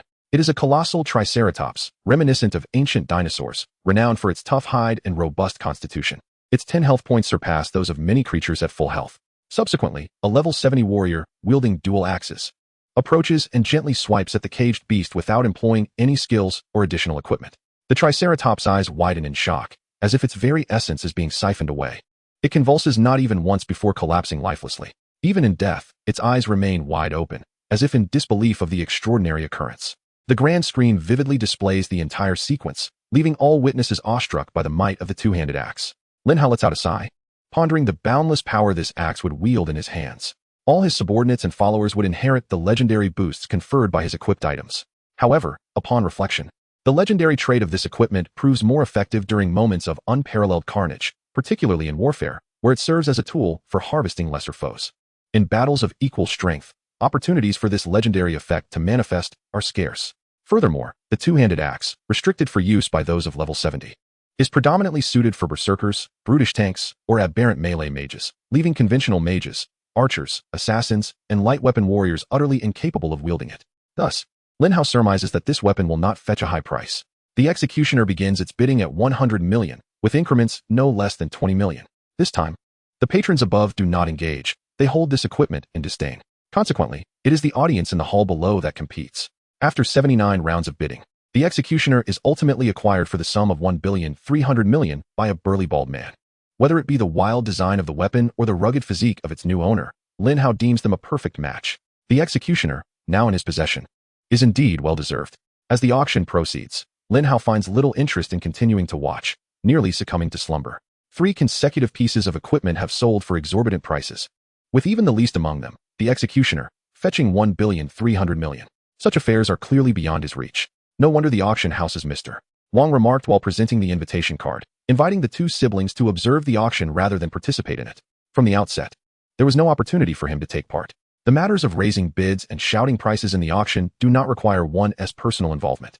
Can one not perceive the multitude of high-ranking supernatural beings scattered throughout the hall? These individuals, hired as guards and bodyguards by the auction center, also fulfill the roles of enhancing the ambience and elevating the bids. Even within the confines of the room, there exists a designated individual arranged by Giades, specifically tasked with managing such situations. In essence, there are underlings both in the lower hall and above.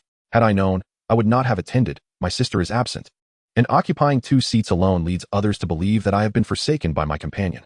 How delightful it would have been to rest at the hotel instead. Perhaps I should simply return to slumber. At that moment, a phone call came in. It was my sister. Lin Hao hastily answered. Hello? Sis. Have you finished your business over there? Yes. I have completed everything and acquired the final 2 skills I needed. That is splendid. Are you on your way out now? Indeed, the guard of Lord Ice Emperor has escorted me back. I am currently at the entrance of the Giades auction center, but they refuse me entry due to the lack of an invitation card. I shall step outside now. Please wait a moment. Lin Hao ended the call and hurried to the entrance to meet his sister. Chapter 66. Wormholes and Temporal Reversals. Sis, over here. Lin Hao dashed to the main entrance of the auction center and spotted Lin Yerwang being barred from entering. My apologies, but this is our invitation. He promptly presented the invitation to the guard, who verified the identification before returning the document to Lin Hao. Please do not misunderstand, Miss Lin. We are only performing our duties. No one without an invitation may enter. The guard spoke with utmost politeness. You are merely fulfilling your responsibilities, Lin Yerwang remarked, intertwining her arm with Lin Hao's as they proceeded inside. Lin Yerwang had returned to the hotel approximately an hour earlier. taking her time to groom and don her formal attire before finally emerging. "Dear sister, your preparations were rather prolonged. It took you an hour to change your outfit," Lin Hao commented. Lin Yaowang playfully tapped Lin Hao on the head. "I was quite swift, considering that in such settings, it typically takes ladies no less than 3 hours to prepare. You have no idea how tedious it was. All we could do was observe the performances, with absolutely no level of participation." Lin Hao lamented, cradling his head. "Enough of that. They merely invited us to spectate and assess the potential value of our possessions, while also seeking to bolster their numbers. As mere spectators, what level of participation do you expect? Do you possess the funds to be the protagonist?" Lin Yaowang chastised Lin Hao. "You know our situation. We are merely here to see how much our items may fetch." Upon returning to their seats, Lin Hao noticed that others, presuming he had vacated, had taken their places to place their bags. Lin Yaowang cast a fierce glance at the individuals beside them, her demeanor suggesting a predatory intensity that prompted them to hastily remove their belongings while muttering disdainfully about her tardiness, speculating about which affluent patron she had been with. Though their voices were hushed, Lin Hao caught their words, his expression darkening with a desire to confront the insolent woman. Yet, a mere glance from Lin Yaowang quelled his rising ire. "Here lies the auction center. Now is not the time to act." This sentiment was not verbally expressed by Lin Yaru, yet her gaze conveyed the message, and Lin Hao instinctively understood. Once seated, Lin Yaru perused the auction list, noting that they had reached the 4th item, while their coveted underworld doll was slated for the 6th. Lin Hao briefly recounted the circumstances surrounding the items that had already been auctioned.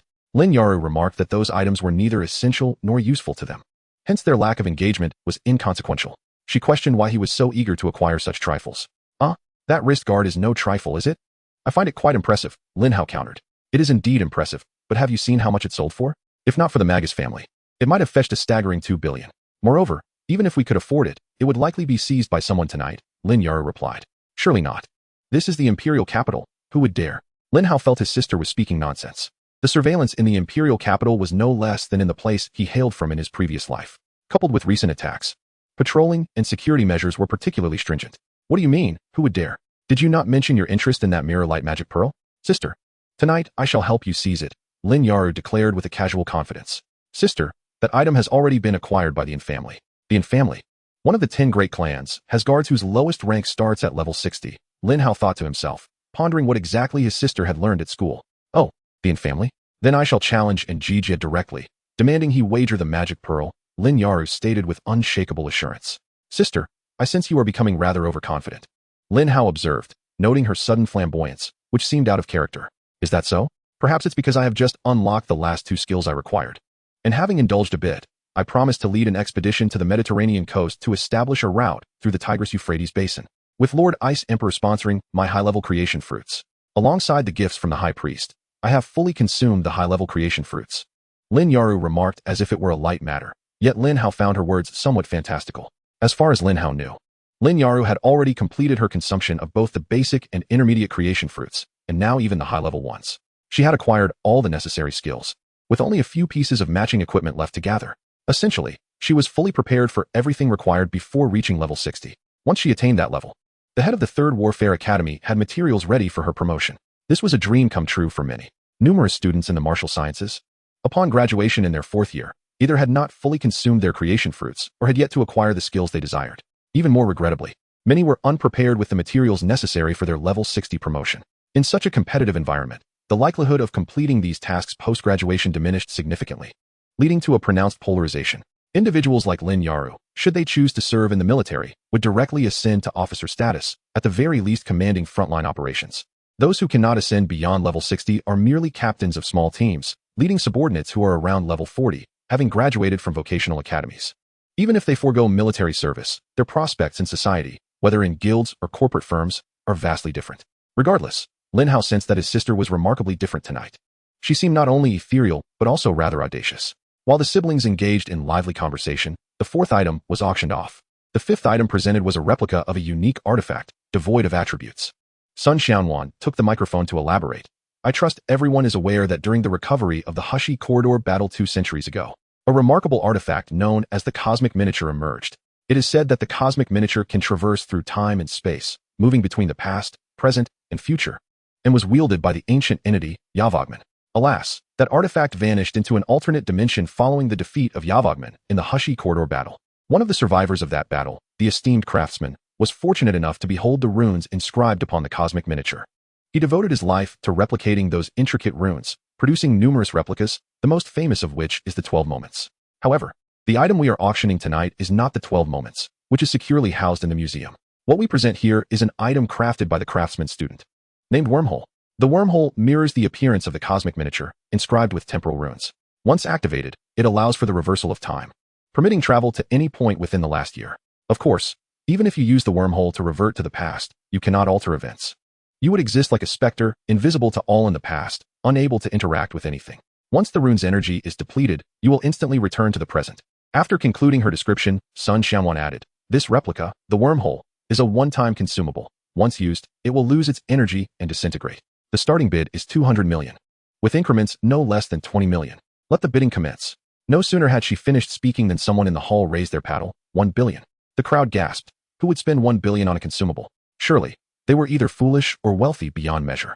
Rumor had it that the activation location determined where one would return in the past, and the duration was exceedingly brief, lasting only 3 minutes before reality reclaimed them.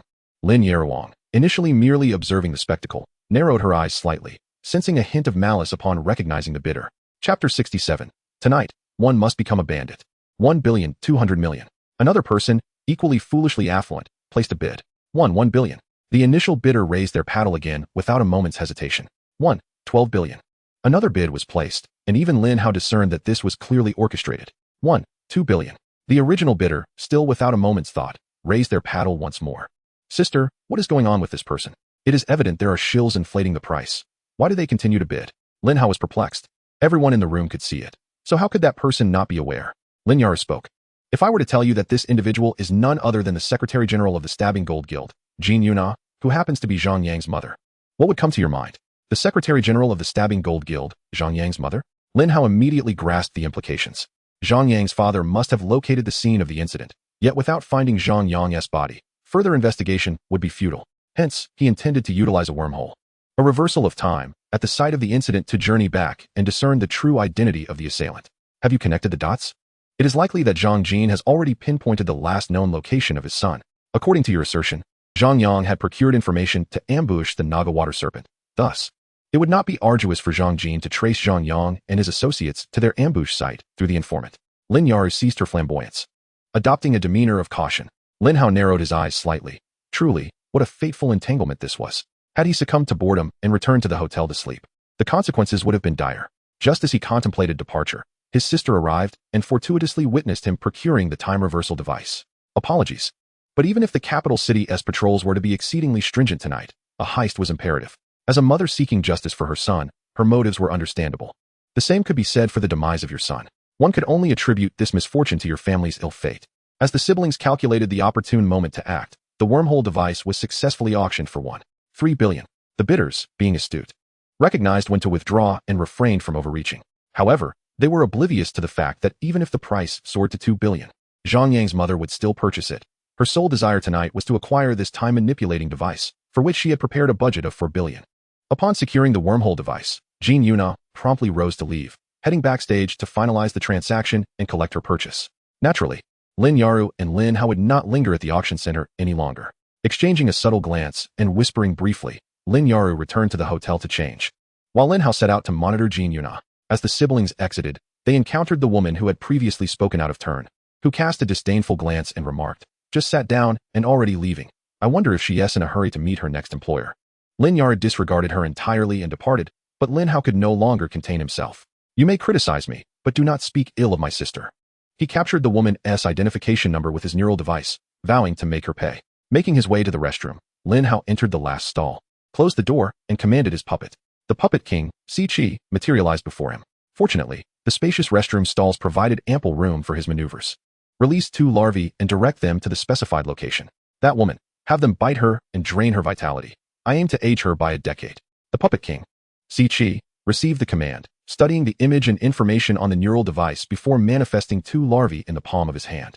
The larva received the command from the puppet king, Si Chi, its back writhing as wings sprouted forth, enabling it to take flight. Through a dual vision shared with Lin Hao, he could perceive what the larva beheld.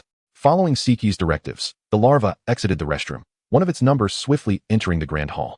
Minuscule, even smaller than a fingernail. The larva hovered unnoticed until it alighted upon the head of a woman known for her incessant chatter. "Bite her, Infect her with the virus. Siphon a portion of her life force. Do not kill her. I desire her to age 20 years. She insulted my sister, 10 years for each remark. The larva descended, landing in the woman's hair, burrowing down to her scalp, and opened its tiny mouth to bite. Instantly, the woman felt a tingling sensation in her scalp, followed by darkness as she fainted. Another larva flew towards the backstage trading area where Jin Yuna had departed. The trading post was heavily guarded, its doors firmly shut. The larva could not enter and was left to wait above the entrance. After approximately 10 minutes, the doors swung open, revealing Jin Yuna emerging with a delicate box in her hands, accompanied by a female assistant and 4 level 60 guards, likely members of the Golden Stinger Guild, tasked with protecting the Secretary General. Lin Hao surmised that the box contained the prop wormhole, pondering why she had not stored it within her storage ring. No matter. Her decision not to do so must have its rationale. Descend and attach yourself to that woman. Do not attack her. Serve as a locational beacon and transmit everything you observe back to me, Lin Hao commanded. The larva immediately shrank to a size smaller than an ordinary ant, dropping from the air onto Jin Yuna's hair ornament before swiftly burrowing into her tresses, clinging tightly to the strands. One of the guards sensed something fall as the larva descended and instinctively reached out to intercept it, but grasped nothing. Inadvertently applying too much force and knocking Jin Yuna's ornament askew. What are you doing? Jin Yuna exclaimed, turning sharply at the disturbance. The guard quickly replied, Secretary General. I just noticed something fall onto your ornament and attempted to stop it, but I grasped at nothing and accidentally brushed against you. Jin Yuna handed the box to her assistant and removed her ornament, inspecting it closely, but finding nothing amiss. Where is this supposed thing? She thought, on the verge of expressing her frustration. Yet, she quelled her anger, recognizing that these 4 guards were long-standing members of the Golden Stinger Guild, her trusted aides. Unlikely to tease her without cause. Perhaps you misperceived? There's no need for alarm. Let us proceed directly to the airport and return to Magic City. Yes, Secretary General. Jin Yuna took the box back from her assistant and continued her exit from the auction center. The guard felt perplexed. He was certain he had sensed something, prompting him to inquire with his fellow comrades. I truly did not feel or see anything. Perhaps the lady is correct. You're simply too anxious, one colleague suggested, leaving the guard to relent in his confusion. A group departed from the auction house, with a guard dispatched to fetch a vehicle, which then made its way to the imperial capital airport. Lin Hao promptly called his elder sister. Sister, Jin Yuna is carrying a box, accompanied by an assistant and 4 guards, and is currently heading to the airport. Lin Yaru responded directly. You must find a way to follow her. I will set off shortly. We'll synchronize our positions via the neural link and meet at the airport. Do not entertain thoughts of ambushing her on the way. After the call ended, Lin Hao recalled his puppet, Wang Siki, and exited the auction house. The hellish war steed materialized before him. Lin Hao mounted its back, directing it towards the imperial capital airport with the guidance of his neural interface. The infernal steed, engulfed in flames, galloped with such swiftness that no camera could capture its form. The ground beneath its hooves bore the imprint of shallow hoofprints, eternally smoldering with hellfire. Chapter 68. Intercepting her midway. Lin Yaru returned to her hotel room and swiftly changed out of her gown, donning her combat attire from the storage halo. Descending, she retrieved her hover motorcycle and took a less-traveled suburban route, reaching speeds of 400 kilometers per hour. She arrived just in time at the airport entrance to rendezvous with Lin Hao before Jin Yuna's arrival. Sister, based on the information you just sent, I checked all flights, and the earliest return to Magic City is at 7:30 tomorrow morning. The speed of Lin Hao's hellish steed had been astonishing. Upon arriving at the airport, he checked all flights at the self-service kiosk and waited for half an hour at the entrance before finally seeing Lin Yaru. Meanwhile, Jin Yuna would not arrive for another 20 minutes. Lin Yaru pondered aloud. If 7:30 tomorrow morning is the soonest flight, why is she at the airport now? Surely she wouldn't be staying at an airport hotel to await the earliest flight. Thus, there is but one conclusion. She must have a private jet. Is it a private plane? Aren't aircraft powered by primordial energy exceedingly expensive? Only the grand families can afford such luxuries, Lin Hao inquired. Contemporary private jets differ significantly from those in the bygone technological society Lin Hao was familiar with. They are equipped with primordial energy weapons to ensure aerial safety, as flying creatures occasionally breach controlled airspace. The cost of robust weaponry, energy charging, and maintenance is exorbitant, beyond the reach of ordinary affluent individuals.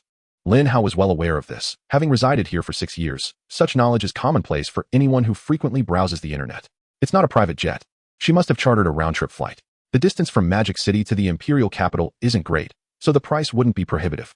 The Stabbing Gold Guild can certainly afford it, Lin Yaru concluded. Should we intercept her midway? Lin Hao asked.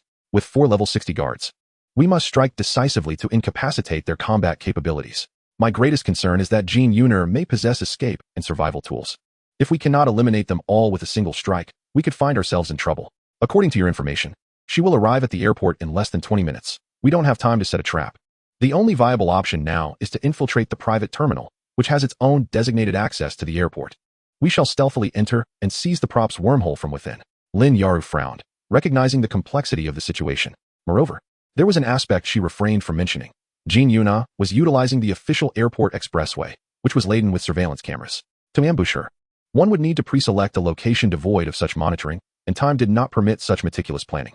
She believed Lin Hao was also aware of this, thus rendering further explanation unnecessary. However, Lin Hao had already devised a preliminary strategy. Despite being a charter flight, the private terminal is frequented by clients, and there are few cameras present.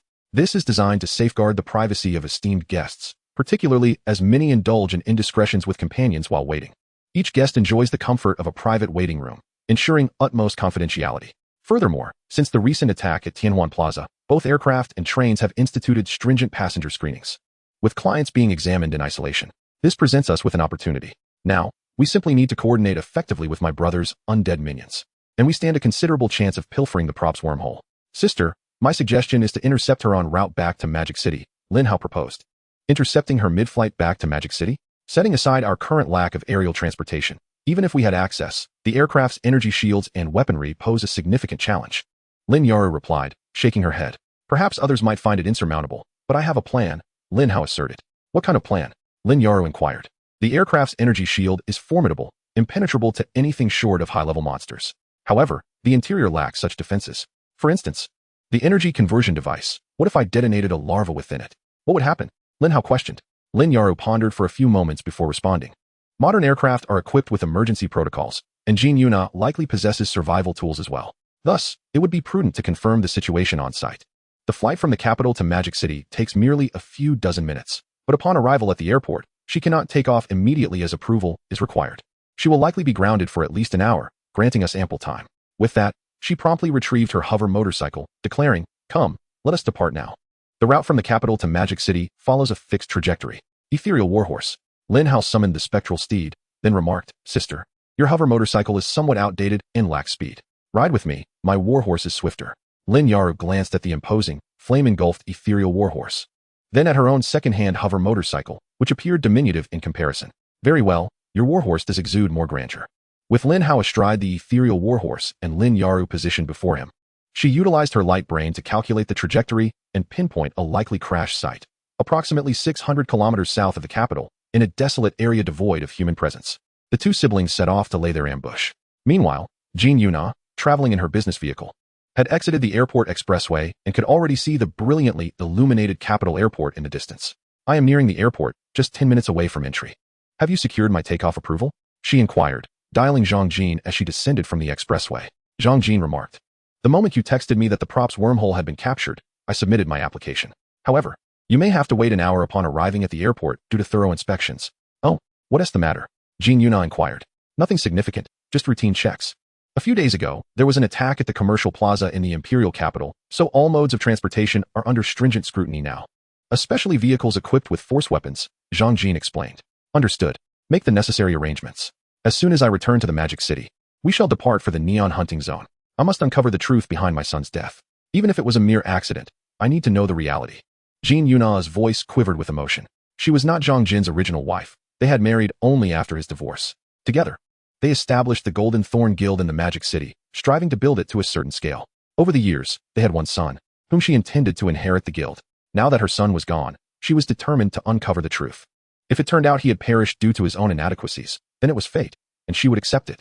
But if he had been killed by another, she would pursue vengeance, even at the cost of her entire fortune. As Jin Yuna's vehicle entered the airport, they proceeded through the designated passage. After disembarking, they arrived at the VIP lounge, where, under the guidance of ground staff, they entered a prepared room to await the arrival of the inspection personnel. Typically, the VIP lounge was not this stringent, but during these extraordinary times, every traveler had to undergo identity verification, including facial recognition, iris scans, and even fingerprint checks. Jin Yuna sensed that this was not merely a routine inspection, but rather a covert search by the government for a particular individual. However, that was of little concern to her. Her sole focus remained on the truth behind her son's disappearance. Chapter 69, The Crash. After completing the inspections, Jin Yuna and her party received clearance to board. Clutching an exquisite box, she was the first to embark on the flight, eager not to waste a single moment. Once aboard, the 4 bodyguards felt a temporary sense of safety, reassured by the thorough airport checks. The aircraft was entirely under intelligent control, devoid of any pilots. Even the cabin crew, barring special requests, were primarily robotic. Of course, charter clients could request attractive human attendants, but Jin Yoon had no such need. Consequently, the entire aircraft was occupied solely by her party of 6, allowing the 4 bodyguards to relax their vigilance and take some rest. Following the itinerary, they would head directly to the neon hunting zone upon landing in the Magic City. They anticipated little respite until they unraveled the mystery surrounding their son's disappearance. Seizing the moment, Jin Yoon closed her eyes for a brief rest. Meanwhile, a tiny larva nestled within her hair began to emerge as the plane prepared for takeoff. Crawling along the strands of hair, it made its way to the side of the seat, sliding down the fabric before leaping off the chair and gliding along the edges of the aircraft cabin, skimming the bottom as it soared towards the rear. Charter flights predominantly utilize small aircraft, which are typically compact, featuring 2 levels, the upper level designated for passengers, and the lower level reserved for luggage, as well as the power storage and conversion apparatus. Passengers board directly into the upper level, and to access the lower level, one must proceed to the back of the cabin where a small hatch leads downward. This hatch is securely sealed, crafted from a lightweight yet exceptionally durable polymer material. For the larvae, this polymer posed no challenge. It simply opened its mouth and bit down, breaching it in under 2 minutes. Once in the lower level, the larvae rapidly enlarged and began to hatch, producing immortal cockroaches in mere seconds. The cockroaches assessed their surroundings and direction before climbing atop the conversion device, awaiting commands. During this interval, their saliva dripped incessantly, already beginning to corrode the device. Before any commands arrived, the corrosive saliva had penetrated the exterior, causing the device to cease functioning abruptly, plunging the aircraft into chaos as alarms blared. What is happening? Jin Yoon was roused by the cacophony of alarms. 4 guards immediately sprang into action. 2 rushed into the cockpit to investigate, while the other 2 approached Jin Yoon, retrieving protective gear to safeguard her. Jin Yoon instinctively clutched the box tightly, arming herself with her own protective device. Shortly thereafter, the 2 guards returned from the cockpit. Jin Yoon queried, "What is the situation? Have we encountered aerial monsters?" Although the route from the imperial capital to the Magic City had not experienced an aerial monster attack in a decade, such occurrences were not entirely unheard of. "Secretary General, it is not a monster. The aircraft has lost its main power. We may need to make an emergency landing." The guard reported. "Lost power? How could it lose power without warning? Where will we land?" Jin Yoon inquired. The display indicated a malfunction in the conversion device's exterior, but the precise cause remains unclear. However, the backup power is sufficient to reach the nearest Wayman City airport, the guard informed her. Wayman City, fortunately, lies along the route back to the Magic City. Immediately contact the airline. We need to arrange a transfer in Wayman City and prepare for landing. Jin Yoon thought nothing of it, perceiving it merely as a standard malfunction. At this moment, the immortal cockroaches received their command and began to frantically attack the conversion device and the adjacent power storage unit. They bit, slashed with their scythes, and sprayed venom everywhere. This venom possessed a corrosive power 100 times greater than their saliva. In no time, the conversion device was reduced to fragments by the relentless assault of the cockroaches, and as the power storage unit succumbed to the corrosive venom, it detonated with a resounding boom. While the explosion was not immensely powerful, it was sufficient to breach the lower level of the aircraft, causing the loss of even the backup power, leading to a direct descent. Warning, warning, complete loss of power. Complete loss of power, crash imminent, contact headquarters, dispatch rescue teams. As the final alarm resonated, the aircraft had completely lost its equilibrium, plummeting towards the ground. Flames erupting from its tail. Secretary General, be cautious. Inside the cabin, the occupants were thrown off balance, for guards stumbled and collided against the walls of the cabin. Fortunately, Jin Yoon remained secured in her seat, the automatic seatbelt fastening her in place, preventing her from being flung out. However, the sudden descent caused her to lose grip on her box, which careened away. My box. Jin Yoon attempted to unfasten her seatbelt to retrieve it, yet her assistant firmly restrained her. On the ground, Lin Hao and Lin Hao had already positioned themselves at the coordinates calculated by the quantum computer. They found themselves amidst a thicket of low trees, with no sign of habitation for miles, if not for the unusually bright moon that night. Even the area within a meter would have been obscured. Lin Hao had summoned the skeletal minion, the puppet King Siki, and the ghost doll shaman. The puppet King Siki unleashed over 2,000 undead cockroaches, having bred even more in recent days. The ghost doll shaman danced energetically, summoning 10 ghost doll warriors and 3 zombie hounds, all lying in ambush within the thicket. Lin Hao observed her brother conjuring such a multitude of undead creatures, her left eyelid twitching. I have a feeling that woman will meet a dreadful end, she thought, shivering at the sight of the undead cockroaches. Lin Hao remarked, since the day her son began to bully me, our families have been entangled in an unbreakable vendetta. However, I have no inclination to torture my enemies. I shall grant her a swift end, allowing the undead cockroaches to devour her alive, an experience that won't be excessively painful. Lin Hao's cheek twitched at his words. Despite his claim of having no penchant for cruelty, once all was prepared, Lin Hao transmitted orders to the larvae on the aircraft through their shared vision, instructing it to descend to the lower level and hatch into undead cockroaches, awaiting the plane's arrival at the quantum computer's designated altitude before launching an assault on the transformation apparatus and the primal energy source. Lin Hao, equipped with a high-precision telescope, an essential tool for her frequent missions, scanned the skies. She spotted a flicker of sparks in the high altitude, the fire igniting from the aircraft's cargo hold explosion, barely visible from the ground, akin to a fleeting spark. The plane descended with alarming velocity, hurtling toward the Earth. Yet, it appeared the quantum computer's calculations had deviated, with the crash site deviating by over 1,000 meters from the predicted location. Nevertheless, Lin Hao promptly commanded all undead units to converge upon the site of the crash and surround it. Clad in dark robes, the siblings rode forth on their spectral warhorses to the scene of the descent. Upon their arrival, they remained mounted. To sustain their rage, Lin Hao had provided Lin Hao with a low-level energy recovery necklace, restoring over 3 points of rage per second, sufficient for their needs. At the crash site, more than 2,000 undead creatures surrounded the area like a colossal pincer. Chapter 70. The Fearless Flame Bugs. As the aircraft plummeted, it triggered a tremendous explosion, shattering the fuselage into countless fragments amidst billowing smoke. Had it been daytime, the spectacle would have been visible from dozens of miles away. Regrettably, it was night, and the dense black smoke seamlessly blended into the darkness. The area, devoid of human presence for 100 miles, left the nearest city, Weimin, 200 kilometers away, while the outskirts of the imperial capital lay over 600 kilometers from this site. Miraculously, Jin Yuna emerged unscathed from the crash and explosion. Alongside her, her bodyguards and an assistant also remained unharmed. They had utilized powerful life-preserving devices, imbued with formidable shielding effects, which safeguarded them during the catastrophic incident. However, such potent tools were primarily single-use. Once activated, their efficacy waned rapidly. The bodyguards cleared a path, rescuing Jin Yuna and her assistant. The aircraft was no longer fueled by aviation kerosene, but rather by compressed energy, rendering the explosion's power incomparably greater than that of conventional fuel. While Jin Yuna's life was preserved, the shield's effectiveness diminished swiftly amidst the thick smoke, leaving everyone in a state of distress. My wormhole, where is it?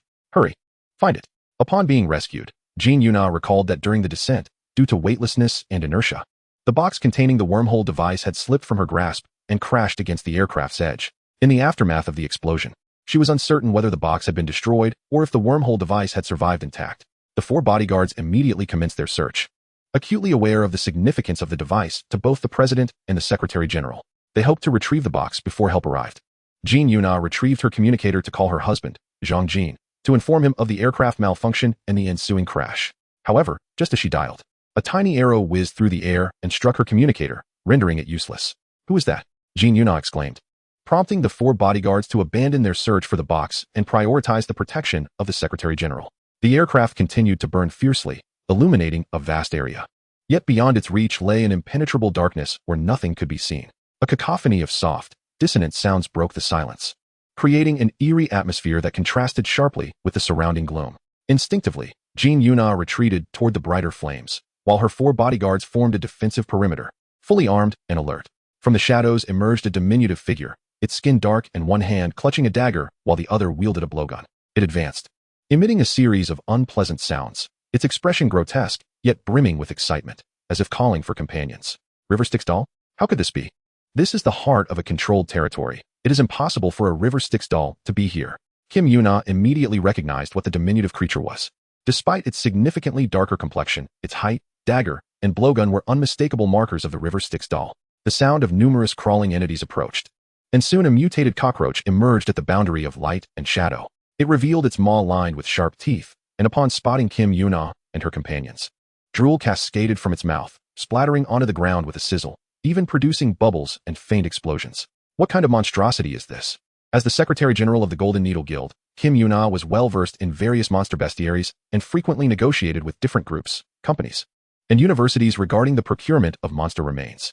However, she had never encountered such a creature, resembling a cockroach yet evoking the essence of some insect, while also bearing the characteristics of a zombie.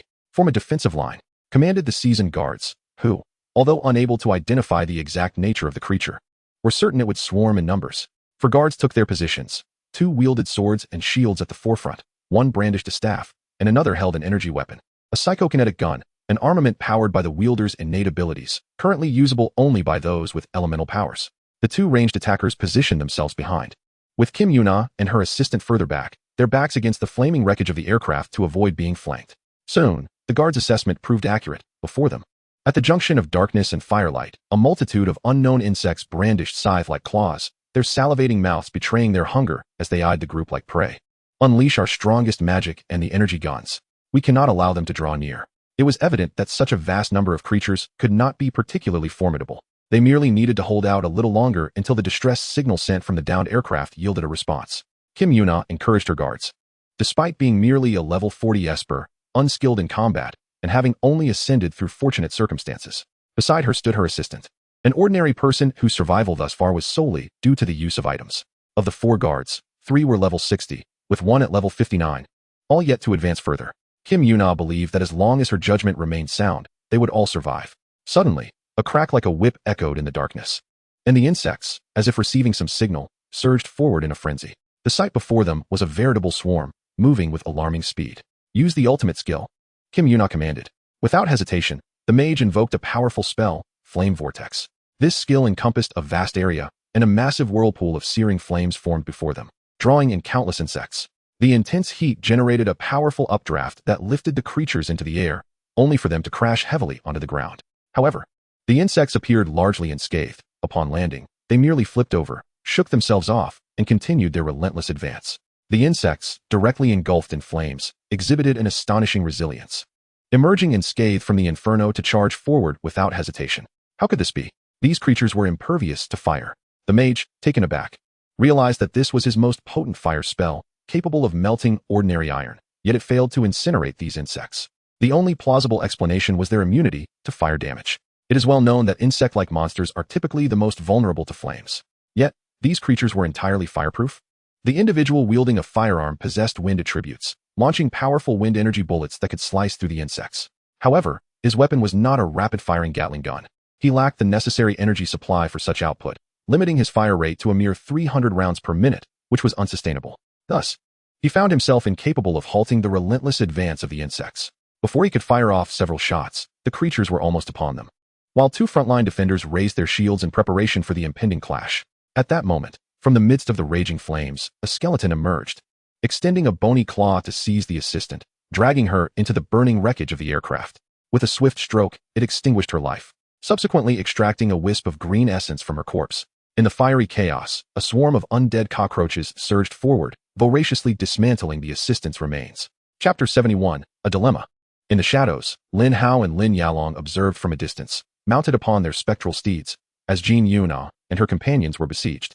The puppet king, Si Chi, stood nearby, while the voodoo doll shaman danced fervently, empowering all undead allies. Although the undead cockroaches were nearly immune to fire damage, rendering the fire mage among the 4 guardians nearly ineffective, their lower level still posed a challenge for the 4 protectors.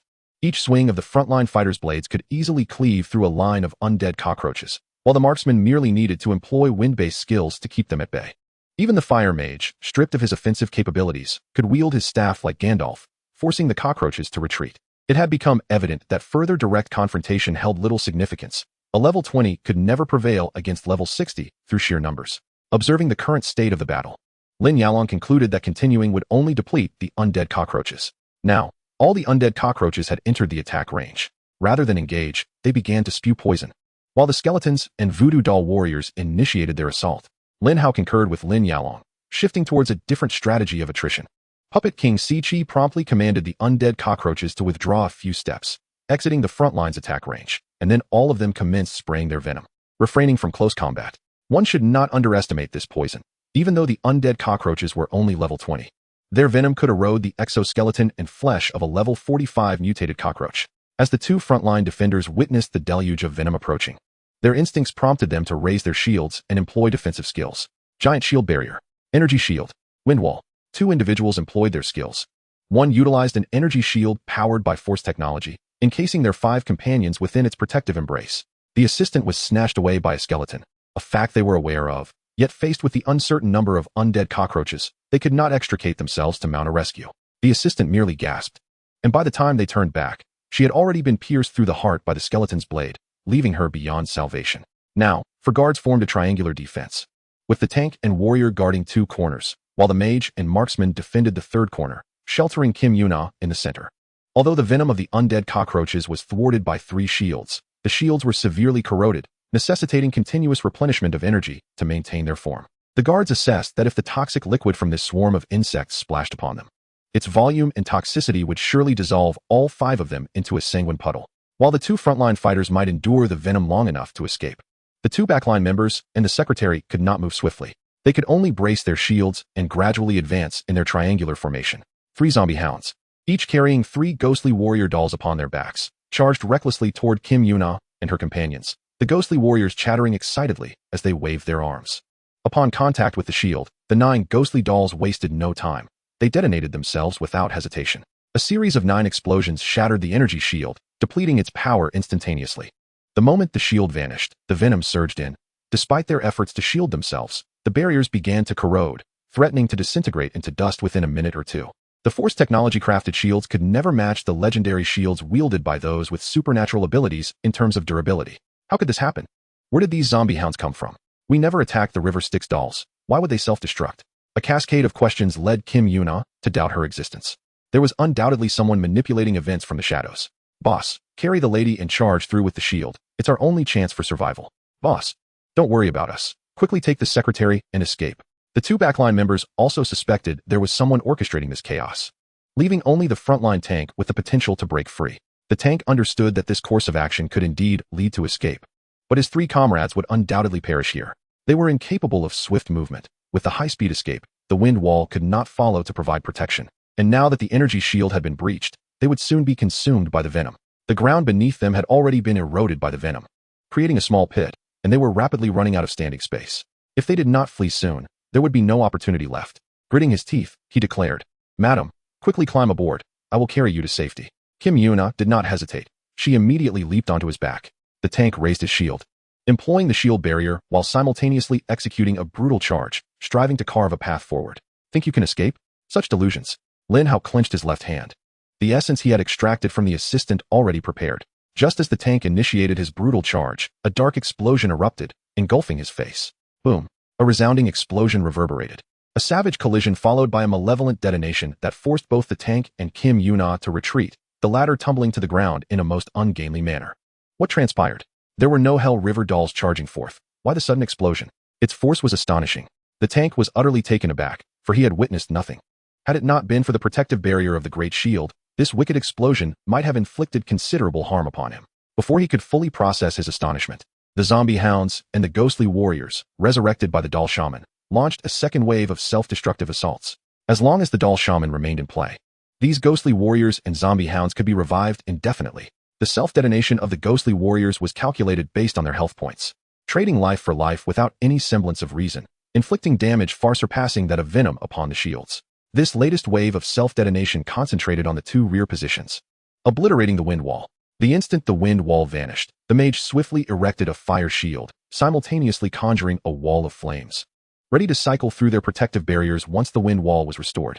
The ghostly warriors zeroed in on them, shattering the newly erected fire shield and fire wall with their subsequent explosions, leaving the shields of both the mage and the marksman vulnerable. 27 skeletons surged forth, surrounding the mage and marksman, forcing them into an unwelcome melee. Although the skeletons were but level 20 and could not inflict significant damage in one blow, their relentless assaults, each blade thrust and dagger stab, gradually whittled away at the duo's health.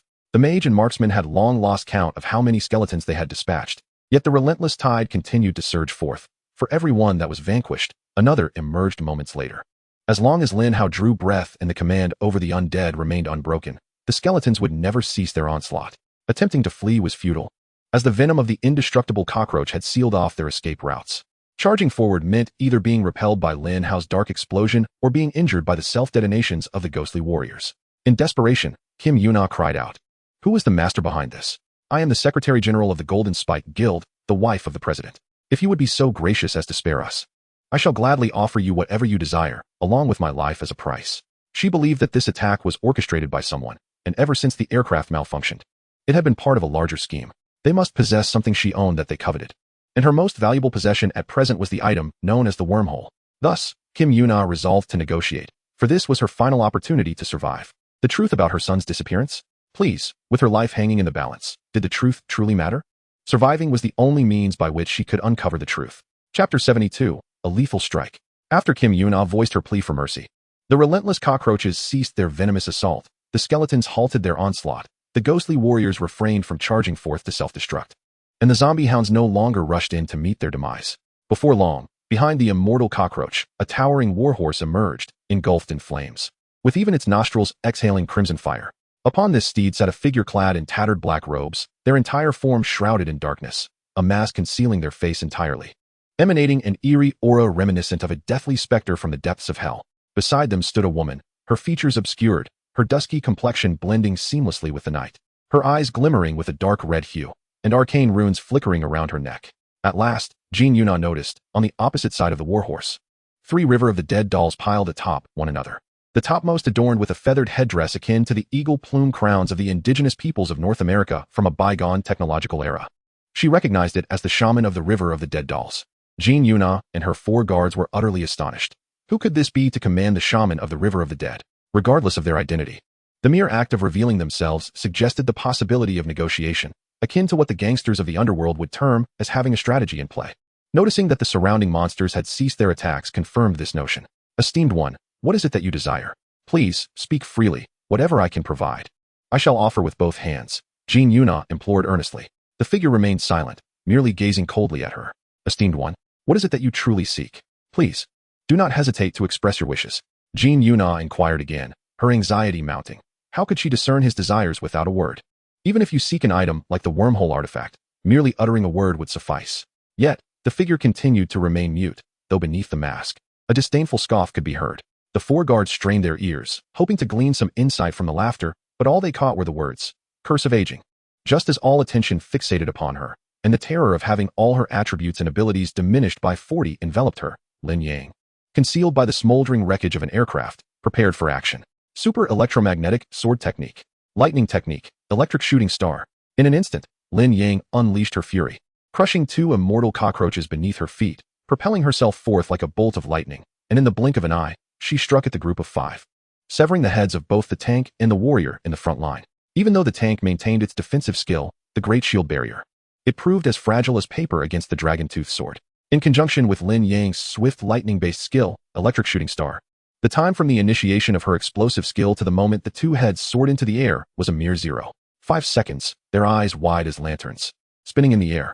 Having decapitated the 2 foes, Lin Yang did not linger. Rather, she flowed with the momentum of her sword into the darkness beyond, where more immortal cockroaches awaited, poised to assist her. This was Lin Yang's request, to leave no trace upon the ground throughout her entire endeavor. Kim Yuna and the mage. The gunslinger merely blinked, only feeling a flash of golden light pass by. The heads of the 2 individuals in the front row before him suddenly soared into the air, the blood inexplicably gushing forth half a second later, splattering across Kim Yuna and the mage, the gunslinger. Why was this happening? Kim Yuna was perplexed. If they had already revealed themselves, why resort to a sneak attack? Evil explosion. Bang bang. The souls of the 2 fallen bodies were instantly extracted, exploding behind the mage and the gunslinger. Caught utterly unprepared and lacking any defensive skills, they were struck directly, with the mage even sustaining injuries to the back of his neck, blood gushing forth uncontrollably. Yet this was not the end. With the set attributes activated, the corpse spears emerged, instantly condensing into 10 spears that shot towards the mage and the gunslinger. Simultaneously, the puppet king Siki marked the mage with the death mark, amplifying the damage he would receive by 23, compounded by the legendary effect of the furnace, which increased elite damage by 40. Lin Hao was entirely unaware of why this mage was classified as an elite, but the legendary effect of the furnace had evidently taken effect. With inherently low defenses, and without activating any defensive skills or items, the mage, having exhausted his sole life-saving item during the earlier crash, found himself rendered feeble by the effects of aging, the death mark, and the furnace's enhancements. In an instant, he was pierced by the corpse spears, coughing up blood and collapsing lifelessly to the ground. Kim Yuna was utterly paralyzed by fear. The gunslinger, however, was struck by 2 or 3 corpse spears, but with his high agility and quick reflexes, he managed to evade any fatal injuries. Although wounded, he was not mortally harmed. "I'm sorry, Secretary General," he uttered, swiftly employing a wind-based skill, Gale Step, to turn and flee. He believed that with his Gale Step skill, he could escape unexpectedly. Yet he had forgotten that beyond the flames, another awaited him. Lin Yalong had already prepared to thwart any attempt at escape. Like a bolt of lightning, the lightning-based auxiliary skill propelled Lin Yalong to the pinnacle of her speed, instantaneously appearing beside the gunslinger and delivering a decisive blow with her dragon-tooth sword. The gunslinger's eyes widened in disbelief and frustration. In the darkness, all he perceived was a fleeting glimmer of the sword, before his head was severed and tossed aside. His soul extracted by Lin Hao and stored within the body of the puppet king Siki. At this moment, Kim Yuna was engulfed in despair. I don't understand why. Why must I be killed? She realized that her survival was unequivocally in jeopardy. Why? Because her life held no value. Though the guild was flourishing, it lacked substantial foundation, rendering it insignificant in the eyes of the powerful. Even if they were to abduct her, they could not extort anything of real worth. Selling her into slavery or disassembling her for parts would yield minimal value, hardly justifying the deployment of such formidable monsters and a figure capable of obliterating a tank even under defensive skills. This was akin to using a 155mm howitzer to kill a mere chicken, an outrageous overkill. Did she truly wish for clarity and death? At this moment, Lin Hao spoke. Although his voice had been processed by the light brain, giving it a somewhat aged quality, there was no specific reason for this. Heaven knows whether the woman had concealed any recording devices nearby to surreptitiously capture their conversation. Let me be clear, Jean Yuner stated. When the undead cockroaches returned with the severed head of the gunman, they all sprang into action, rushing into the wreckage of the aircraft in search of something. Shortly thereafter, one of the undead cockroaches emerged, holding an exquisite box, and scurried over to Lin Hao as if to present its findings, followed closely by the others. Is this the reason? Lin Hao pondered. No, it cannot be. The prop wormhole is not an exceedingly rare or difficult to obtain item due to its significant limitations. If you truly desired it, you could have easily acquired it at an auction beforehand. The cost would not exceed the resources required for this assault on me. There must be another reason. Tell me. Jean Yuner was not convinced that this was the whole truth. She sensed deeper motives at play. Lin Hao, however, paid little mind to her words. He retrieved the box from the undead cockroach, opened it, and confirmed that it indeed contained the prop wormhole. It is because of this, Lin Hao asserted with conviction, believing he was correct that this item was the catalyst for the attack. At that moment, the undead cockroaches had already encircled them. Chapter 73. The vanished her Jean Yuner did not believe him, but it no longer mattered. What you believe is of no concern to me, Lin Hao thought. Seizing the opportunity to experiment with a new skill, he extended his finger towards the corpse on the ground and intoned, soul erosion. The mage's spirit was forcibly drawn from the void, and once extracted by the soul erosion, it could no longer be referred to as a soul. Stripped of all memories from its former life, it had shed the vestiges of its humanity, its personality, its longings, its beliefs, leaving behind a void devoid of any grievances or hatred. Akin to the most malevolent demon escaping from hell, solely interested in the fresh souls of living beings, instinctively driven to devour them. Lin Hao believed this could no longer be classified as a ghost. He glanced at his skill bar and clicked on soul erosion, discovering indeed that it contained information about this entity. Currently, the skill level allowed for the summoning of just one evil spirit. The summoned spirit was entirely obedient to Lin Hao. Whoever he wished to attack, it would immediately engage. Lin Hao pointed at Jean Yuner, and the evil spirit, cackling with a horrifying and eerie laughter, surged into her body. Jean Yuner activated her final defensive item, hoping to repel the intrusion. However, regrettably, the evil spirit lacked a physical form, rendering all physical defenses ineffective. It passed through the shield Jean Yuner had activated and swiftly entered her body, tearing, gnawing, and consuming her soul.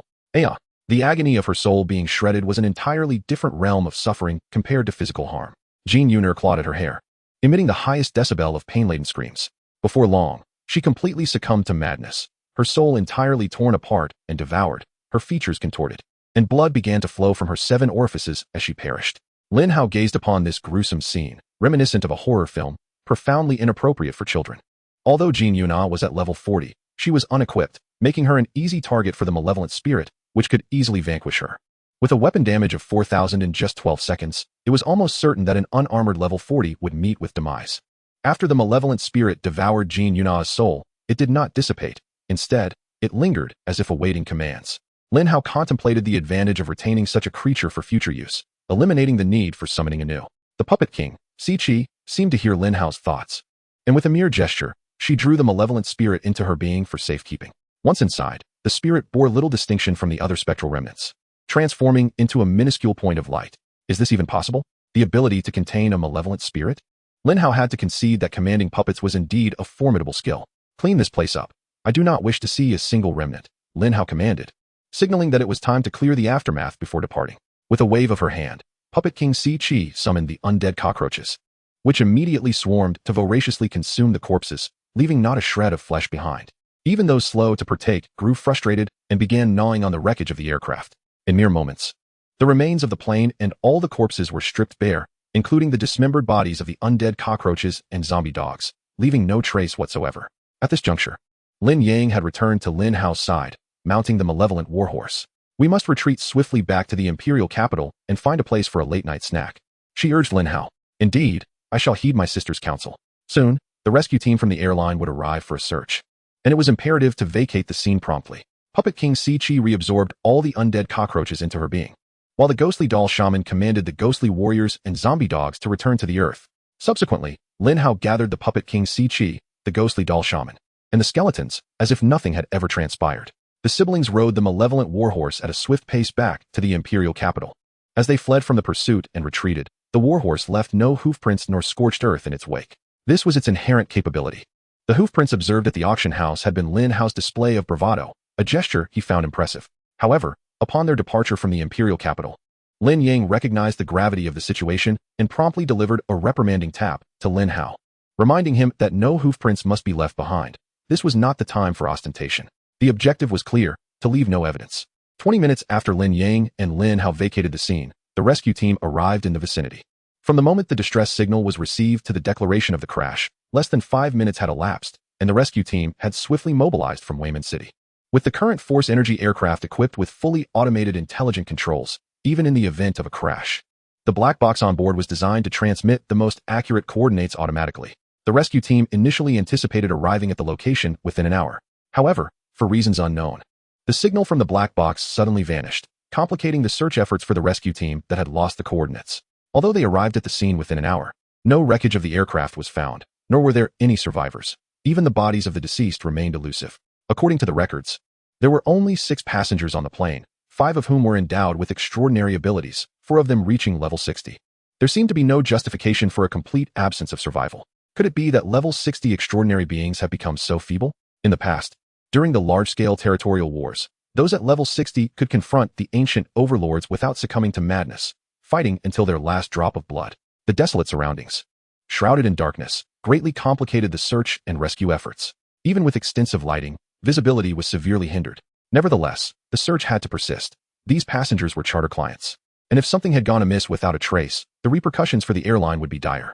The search continued until dawn, yet the location of the crash remained undetermined. Only a suspected site was identified. Strangely, this suspected area bore signs of burning, but yielded no aircraft debris, nor were any fragments ejected from the impact found nearby. What perplexed the rescue team further was the absence of the black box. With no other recourse, they had to report to the airline. The airline promptly organized a more specialized search team, and the Golden Spike Guild also dispatched members to assist. However, no discoveries were made. The search radius was expanded from the initial coordinates transmitted by the black box to a 100-kilometer perimeter, yet the aircraft wreckage and black box remained elusive. This led the airline to escalate the matter to the relevant government departments, seeking assistance. The Golden Spike Guild likewise issued a request for aid to the Guild Alliance. A team of experts was assembled from government and civilian organizations, employing various instruments to assist, yet the wreckage remained unfound. At the original coordinates, there were signs of a potential struggle. However, experts concurred that even a fierce battle involving 4 level 60 extraordinary beings could not obliterate an entire aircraft's wreckage, let alone the black box. With all impossibilities eliminated, what remained, however implausible, must be the truth. Thus, experts posited that the aircraft had not crashed but had been hijacked, taken along with its passengers. Otherwise, one must explain why the wreckage and the black box had vanished. They would have to await contact from the hijackers demanding a ransom.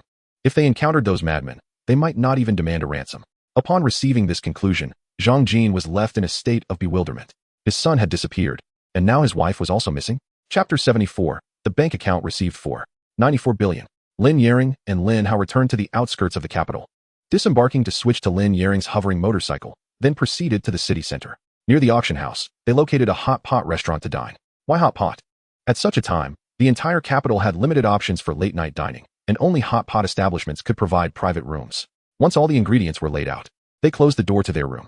Lin Yaring placed the exquisite box containing the prop wormhole on the table, staring at it with a furrowed brow.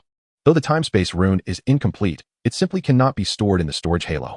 Surely, we cannot just return to the magical city and place it on a shelf as mere decoration, can we? Lin Hao remarked, our home is quite spacious now. It is only fitting that we adorn it with some tasteful artifacts. With a swift tap, Lin Yaru reprimanded Lin Hao. If we never have guests, that would be one thing, but what if someone were to visit and see it? What then? Lin Hao, rubbing his forehead, countered. Can we not place it in the bedroom? Surely, it is not appropriate for any random guest to wander into our private quarters. Lin Yaru conceded, you have a point. The bedroom is indeed a suitable place, a sanctuary only accessible to us siblings. However, Lin Hao suddenly had a realization and retorted, but what if my future girlfriend, or your boyfriend, happens to come over? They could enter the bedroom. What if they see it and word gets out? Did the auction house not mention that this artifact, a wormhole crafted by a master-s apprentice, is among the last few remaining? Just as Lin Hao was about to respond, Lin Hao interjected, Does the puppet have something to convey to me? Summoning the puppet King Siki appeared from thin air, respectfully standing behind Lin Hao. You just sent me a mental message from the Dark Rift. Do you have something to say? Lin Hao inquired, gazing at Puppet King Siki. Siki merely bowed slightly, then approached the table, opening an exquisite box and retrieving a small artifact wormhole, no larger than a palm. Without hesitation, Siki swallowed the artifact whole. Are you suggesting that you intend to consume this item and subsequently reveal to me any awakened time-space abilities? Lin Hao exclaimed with sudden excitement. Lin Hao chimed in. Perhaps it will indeed awaken some time-space skill. I once heard tales of individuals who inadvertently ingested rune-laden items, only to find that the runes adhered to them, granting them the effects of those runes. Lin Hao questioned, Isn't it said that runes cannot be inscribed upon humans? There are always peculiar individuals with unique physiques. Besides, that is merely a rumor, lacking official documentation. Lin Hao waved off dismissively. The Puppet King Siki sent a mental request to be returned to the darkness. Lin Hao pondered. Perhaps it is necessary to return to the dark realm to gradually digest it. After all, even an incomplete time-space rune is a formidable artifact. After returning Puppet King Siki to the darkness, the remaining box could now be placed within the storage halo. With this minor issue resolved, the siblings were preparing to dine when Puppet King Siki requested to be summoned once more. Lin Hao hastily called her forth, asking, Did you have a stomachache? No, that is impossible for you. Lin Hao instructed, Hold your tongue and observe what she wishes to convey. As Siki opened her mouth, the artifact wormhole flew out, and upon landing in the palm of Lin Hao's hand, it immediately reverted to its original size. Oh, I understand now, Lin Hao exclaimed.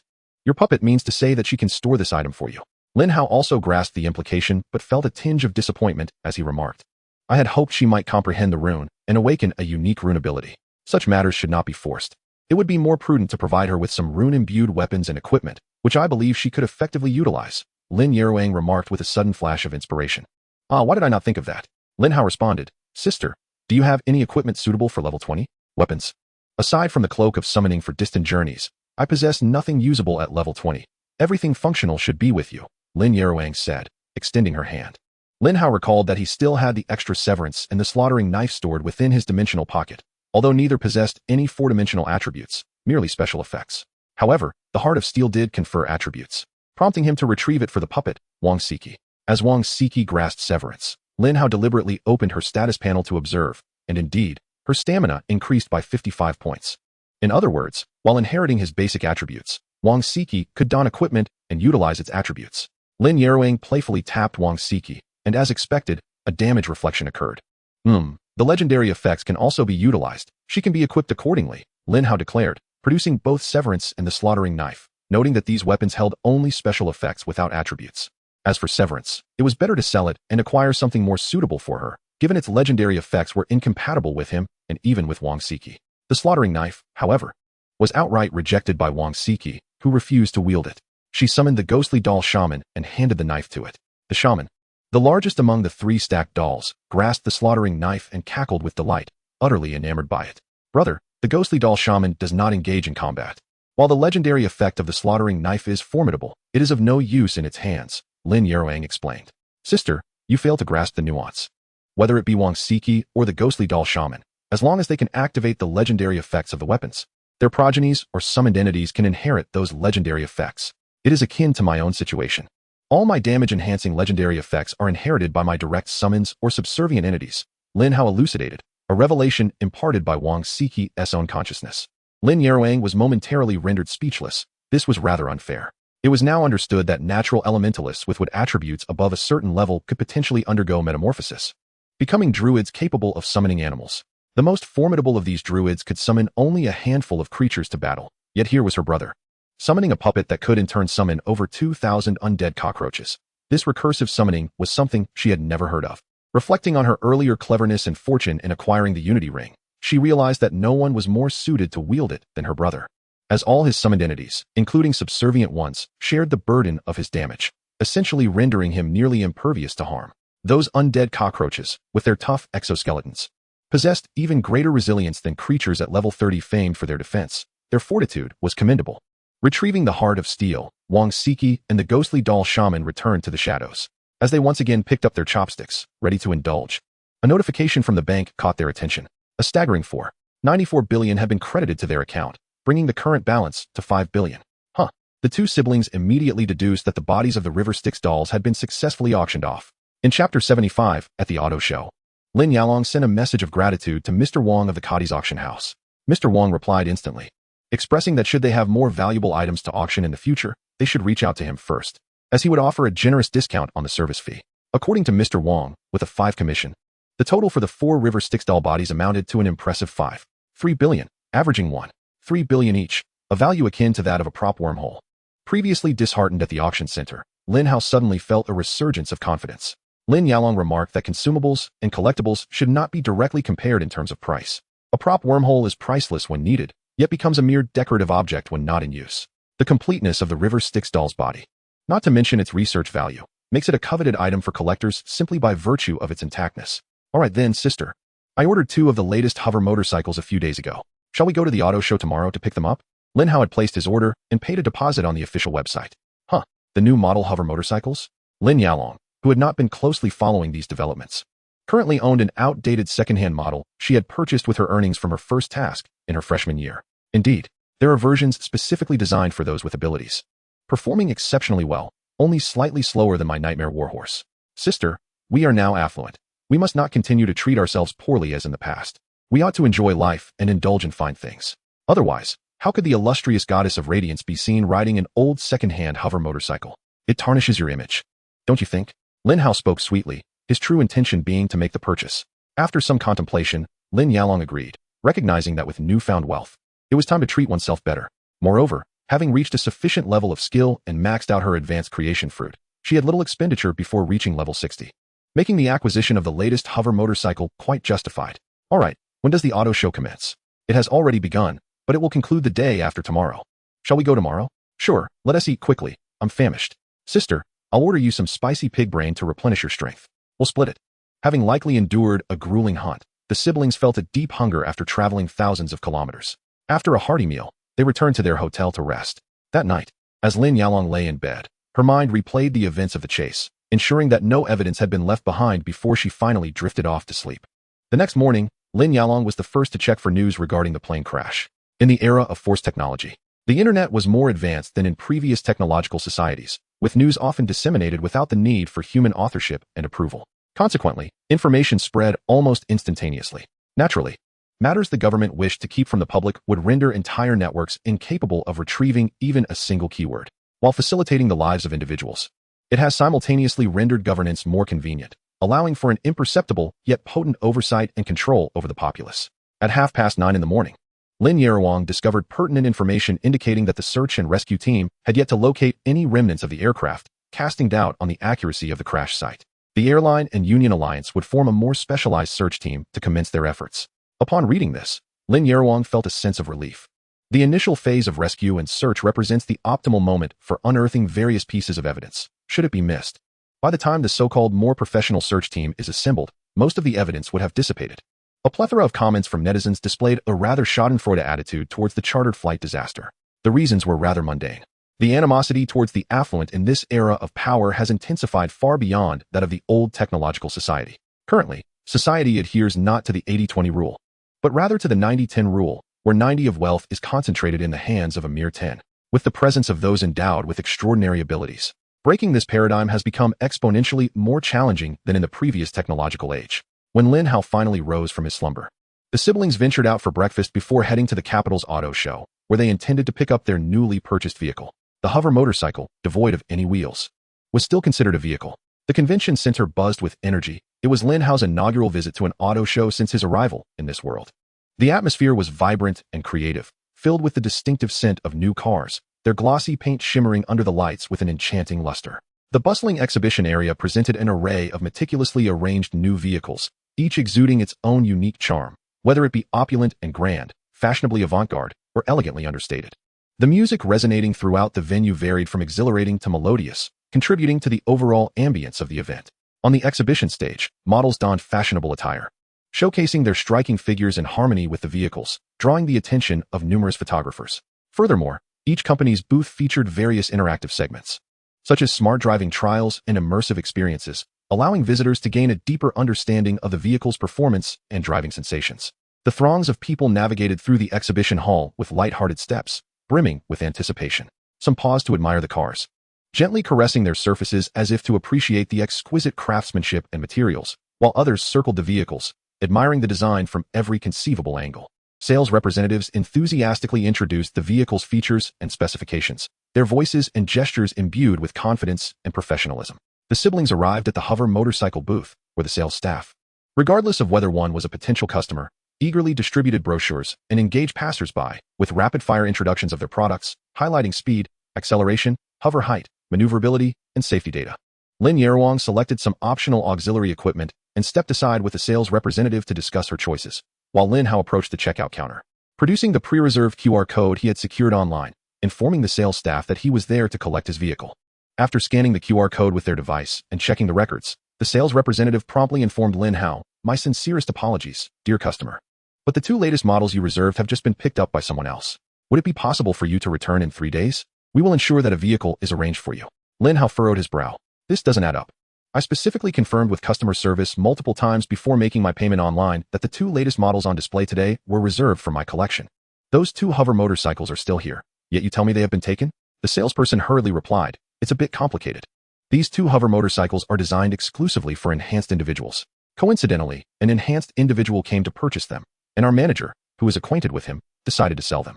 He is currently completing the paperwork and will retrieve the vehicles shortly." Lin Hao's expression hardened. "What do you mean? Does anyone just waltz in and cut in line? Does your company not uphold its commitments? Did I not pay a deposit? Or have I exceeded the time limit for collection?" The salesperson could only repeatedly apologize, hoping the customer would understand and promising to arrange things promptly. From nearby, a boisterous voice rang out. "Haha, Manager Lon, thank you so much. I initially intended to order online, but I was a step too late and someone else secured the deal. I thought I might try my luck here, and fortunately, you are in charge this year." "Not at all. I am grateful for your assistance in looking after my brother at school," Manager Lon responded warmly. Lin Hao turned to look, spotting a burly individual, resembling a gorilla, chatting jovially with the manager. There was no need for speculation. It was evident this brute had snatched away his hover motorcycle. Chapter 76. The Mightier Fist Prevails. "Are you the manager here?" Lin Hao disregarded the salesperson's attempts to intervene and approached Manager Lon directly. "Yes, how may I assist you?" Manager Lon maintained his courteous demeanor with every customer. "Nothing much. I placed an order online to collect my vehicle today, yet upon my arrival, I was informed that my motorcycle had already been taken." Lin Hao expressed his displeasure.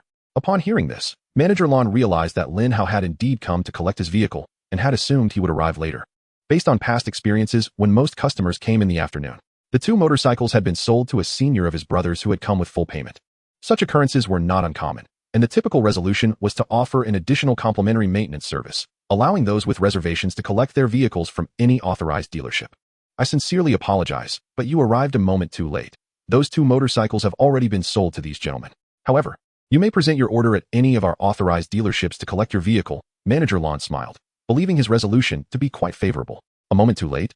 I placed my order last night specifically to collect it today. Do you understand what today means? The exhibition has not concluded. Today is not over yet. Any time I arrive during this period cannot be considered arriving late." Lin Hao vehemently disagreed with the manager's assertion. "Dear customer, the fact remains that you did arrive late. The paperwork for those 2 motorcycles has already been completed. If only you had arrived 20 minutes earlier, but alas, there are no ifs. However, do not despair. As a personal courtesy, you will receive an additional complimentary maintenance service when you collect your vehicle from the dealership." Manager Lon continued to adhere to the established protocol. Lin Hao declared, "I demand these 2 vehicles immediately. Spare me your excuses, the issue lies with you. Do not attempt to shift the blame onto me. If you cannot provide the cars today, then according to the contract, you must refund my deposit and compensate me threefold. I have paid a deposit of 1 billion. Upon hearing this, Manager Lon rushed to the cashier, confirming the staggering amount of 1 billion. Was this person out of his mind? Why would he pay such an exorbitant deposit? The total price for the 2 latest models of the floating motorcycles designed for ability users was 2.6 billion, yet he had deposited 1 billion? Without delay, Manager Lon instructed the sales team to inquire how long it would take to deliver 2 identical units from the secondary dealership. The response was disheartening. They would not arrive until tomorrow. This posed a dilemma for Manager Lon. Why was this individual so insistent? Contrary to what had been discussed during training, the imposing figure of Gao Xiangba noticed Manager Lan's predicament. He understood clearly that the very vehicles he sought were those reserved by Lin Hao. Given the courtesy extended by Manager Lon, he felt compelled to intervene. "My friend, Grant me a favor. Let me take these 2 motorcycles today, and don't put Manager Lon in a difficult position. He will personally arrange for 2 identical units to be delivered to you in a couple of days. There is no need to escalate this situation. Who are you? And why should I grant you any favor? Lin Hao retorted. I am Gao Xiangba, a first-year student at the Broken Army Academy, soon to be a second year. I am ranked 10th on the Academy's combat list and possess transformation-enhanced abilities. Surely, that qualifies me for your consideration. Standing nearly 2 meters tall, Gao Xiangba struck a boastful pose, looking down his nose at Lin Hao. After scanning him with his light brain, Lin Hao noted the man's level, 40, yet unadvanced. A transformation-enhanced ability user? Are you merely transforming into a gorilla? I regret to inform you that you do not possess the qualifications to demand my favor. As I stated, either provide the vehicles or refund my deposit with triple compensation. Who do you think you're intimidating? A figure behind Lin Hao interjected. What's the matter, Lao Gao? A companion of Gao Xiangba, having completed all the necessary paperwork, approached with the receipt, ready to collect the vehicles. Gao Xiangba remarked. This little fellow is insisting on taking the 2 floating motorcycles he reserved.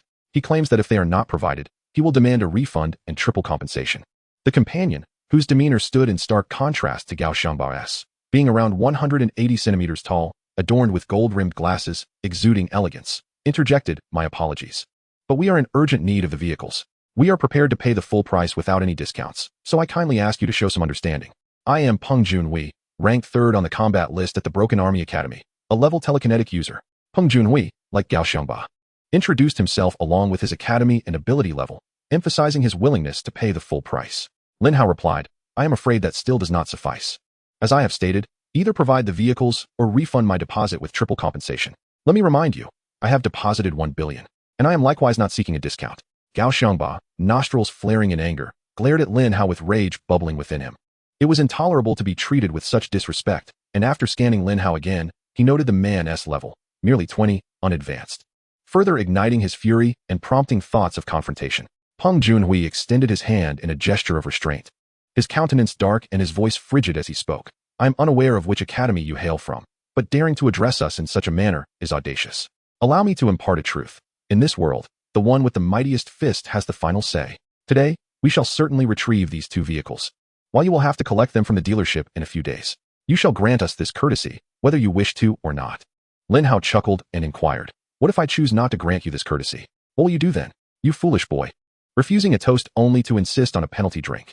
I assure you, you will be carried out of here today. Gao Xiangba's fists were clenched tightly, his readiness to engage evident. This time, Peng Junhui did not intervene, having already targeted Lin Hao with his mental strength, preparing to subdue him. Oh, the Broken Army Academy certainly has a bold demeanor, came Lin Yaru's voice from behind Lin Hao, causing Gao Xiangba and Peng Junhui to frown. Was someone attempting to mediate? Brother, this pair from some insignificant academy dares to claim I owe them deference and guarantees my removal from this place. Lin Hao hastily reported to Lin Yaru. Taking refuge behind her, Lin Yaru cast a cold gaze upon the 2 youths. Who do you think you are, to demand respect from me? Gao Xiangba, incensed, retorted, what? Do you intend to defend your pretty boy? And if I do? Lin Yaru raised her right hand, golden lightning crackling and colliding within her grasp. In an instant, the lightning surged forth, ensnaring Gao Xiangba entirely. With a gentle grip of her palm, Gao Xiangba was lifted off the ground, hovering nearly half a meter high. Golden lightning? Are you the golden goddess? Gao Xiangba gritted his teeth, enduring the overwhelming electric shock. Peng Junhui adjusted his glasses. Echoing Gao Xiangba's words, aside from the golden goddess, there are no other young women with the power of golden lightning. You are Lin Yaru, the golden goddess? Lin Yaru scoffed coldly. You too are quite arrogant. Last year, the top of the second-year combat rankings from your academy was thoroughly defeated by me in the individual competition. Are you seeking revenge for him? In a swift motion, Lin Yaru appeared behind Gao Xiangba, grasping his neck and forcefully slamming him to the ground. With a resounding thud, Gao Xiangba crumpled to the earth, creating a small indentation where he fell, completely unconscious. Lin Yaru then turned to the manager. Are you the manager here? I have reserved these 2 vehicles. I wish to take them now. Is that acceptable? Besides, this person is now unconscious and cannot retrieve the cars. Manager Lon hastily wiped the sweat from his brow. And no problem at all. Awakeners are brawling. Come and watch. The onlookers not only showed no fear, but eagerly brandished their cameras, keen to capture the spectacle, even the ordinary crowd clamoring for a fight, fearing there would be no drama to witness. Beside them, Peng Junhui gritted his teeth, but ultimately refrained from engaging. His level was stuck at 40. A far cry from Lin Yaru's prowess. Lin Yaru, you are formidable, but do not presume that our 7-star alliance lacks the ability to contend with you. The 7-star alliance may indeed have someone capable of confronting me, but rest assured, neither of you are remotely close, Lin Yaru replied. Returning to Lin Hao's side, and casting a sidelong glance at Peng Junhui. Chapter 77. We cannot be the only ones to suffer. That evening, in the capital city, at the Polaris Academy Alliance, within the Student Council's meeting room of the Breakthrough Academy, the secretary of the Student Council, Shui Yin'er, handed a stack of documents to the vice president, Song Lufeng. Upon reviewing the materials, Song Lufeng was consumed by fury, hurling the documents at the faces of the two individuals standing nearby. Look at the mess you two have created. The culprits were none other than Gao Xiangba and Peng Junhui. Like chastised children, they hastily picked up the scattered papers, glancing through a few pages. Gao Xiangba hastily exclaimed, "Senior brother, we had no idea that guy was Lin Yaru's brother." Peng Junhui chimed in, "Exactly. Lin Yaru pushed her brother forward to provoke us into taking action, luring us into making a mistake. She intended to humiliate our Breakthrough Academy." Gao Xiangba added, "That brother of hers is incredibly insufferable, deliberately removing the military from our academy's name, calling us the Broken Academy." I couldn't contain my anger and almost retaliated. After a moment's reflection, Gao Xiangba recalled Lin Hao had indeed made such a remark, hastily using it as an excuse. After all, it was a matter of defending the academy's honor. How could a student remain indifferent? Seeing this, Peng Junhui quickly concocted another excuse. Lin Yaru claimed that last year in the University League individual points competition, she left you searching for your teeth, senior brother. I couldn't stand her defaming you like that, even though you only lost by half a move. Silence. Song Lufeng was genuinely incensed. You have been used as pawns and remain oblivious. Keep reading, he demanded. Who was it that introduced you to buy the car that day? Who informed you that you could bypass the order and collect the car directly? Panicking, Peng Junhui and Gao Xiangba flipped through the following pages, cold sweat beginning to bead on their brows. The previous student council president had graduated, leaving no designated successor, and by convention, 3 vice presidents would compete for the position. Song Lufeng, held in high regard at the Breakthrough Academy, was a strong candidate for the presidency. The saying goes, a new ruler brings new ministers. And should Song Lufeng ascend, his junior Prot GS would form the backbone of the next student council, with Gao Xiangba and Peng Junhui among them. Their actions at the car exhibition had been recorded in full and anonymously posted on the student forum of the Breakthrough Academy, even making its way to the Polaris Alliance forum. They were branded as tyrants, oppressing lower-tier ability users and disturbing social order, with articles condemning them filled with terms such as arrogant, bullying the weak, and insatiably greedy. Moreover, their behavior was used to attack Song Lufeng, alleging that he harbored resentment after losing twice to the 45-level Lin Yaru last year and orchestrated Gao Xiangba and Peng Junhui to take revenge on her brother, only to be confronted and humiliated by Lin Yaru, who was fiercely protective of her sibling. This escalated to questioning the integrity of the students under Song Liufeng's mentorship, suggesting that his presidency would lead the Breakthrough Academy into ruin. Peng Junhui was the first to finish reading, his voice trembling with shock as he said, "Senior brother, that's not how it happened."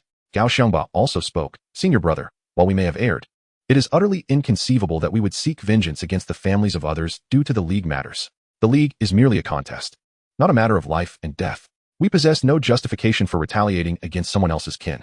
Whether you act this way is of little significance. What truly matters is how others perceive the situation. The current climate is quite unfavorable. Numerous individuals recorded the events of the day and shared them online. Many claim that Lin Yalong's visit to the capital is to create a buzz for this year's University League, asserting that she aims to ascend to the pinnacle with an invincible stance. Our academy, the Broken Army, is merely her first stop to assert her dominance before the competition. Regardless of its truth, how is it that you two happen to cross paths with her? Lacking strength, yet still behaving arrogantly. Song Liufeng's ambitions have been thoroughly disrupted. Should this trend continue, the position of student council president will be beyond reach. We must devise a plan for damage control. Senior brother, what shall we do now? We can endure the scorn and ridicule, but you must secure the position of student council president. All your fellow brothers are counting on you." Peng Junhui and Gao Xiangba spoke in unison. Song Lufeng glanced at Shui Yin'er beside him, signaling her to speak. Shui Yin'er nodded and said, "I have just discovered that Lin Yalong's visit to the capital is not for creating hype, but rather to attend last night's auction by Gaudis. At the auction, there were 4 complete corpses of the underworld river dolls that her master tasked her with handling." "Ah, I see," Gao Xiangba remarked, his expression indicating understanding. "Do not interrupt me." Shui Yin'er shot him a glare, prompting him to fall silent. She continued, "Now, her itinerary in the capital is likely nearing its end, and she may soon return to Magic City. We must contact her swiftly, offering a substantial sum to hire her to create a buzz and make the speculations come true. We cannot be the only ones to suffer. If there is to be suffering, let it be shared. Ultimately, whoever emerges with the least injury shall be deemed the strongest. If she merely utters a word of support for us, we can regain our advantageous position. To hire her for publicity? Are we truly considering having her challenge the 7 Stars Alliance? Do we have the funds for such an endeavor?" Peng Junhui inquired. She is a disciple of the renowned headmaster of the Third War Academy in Magic City, a star forged from the collective strength of the academy. Mere money may not sway her, Shui Yin'er responded. Then how do we engage her for publicity? We must ascertain her needs. Whatever we can provide, we shall offer.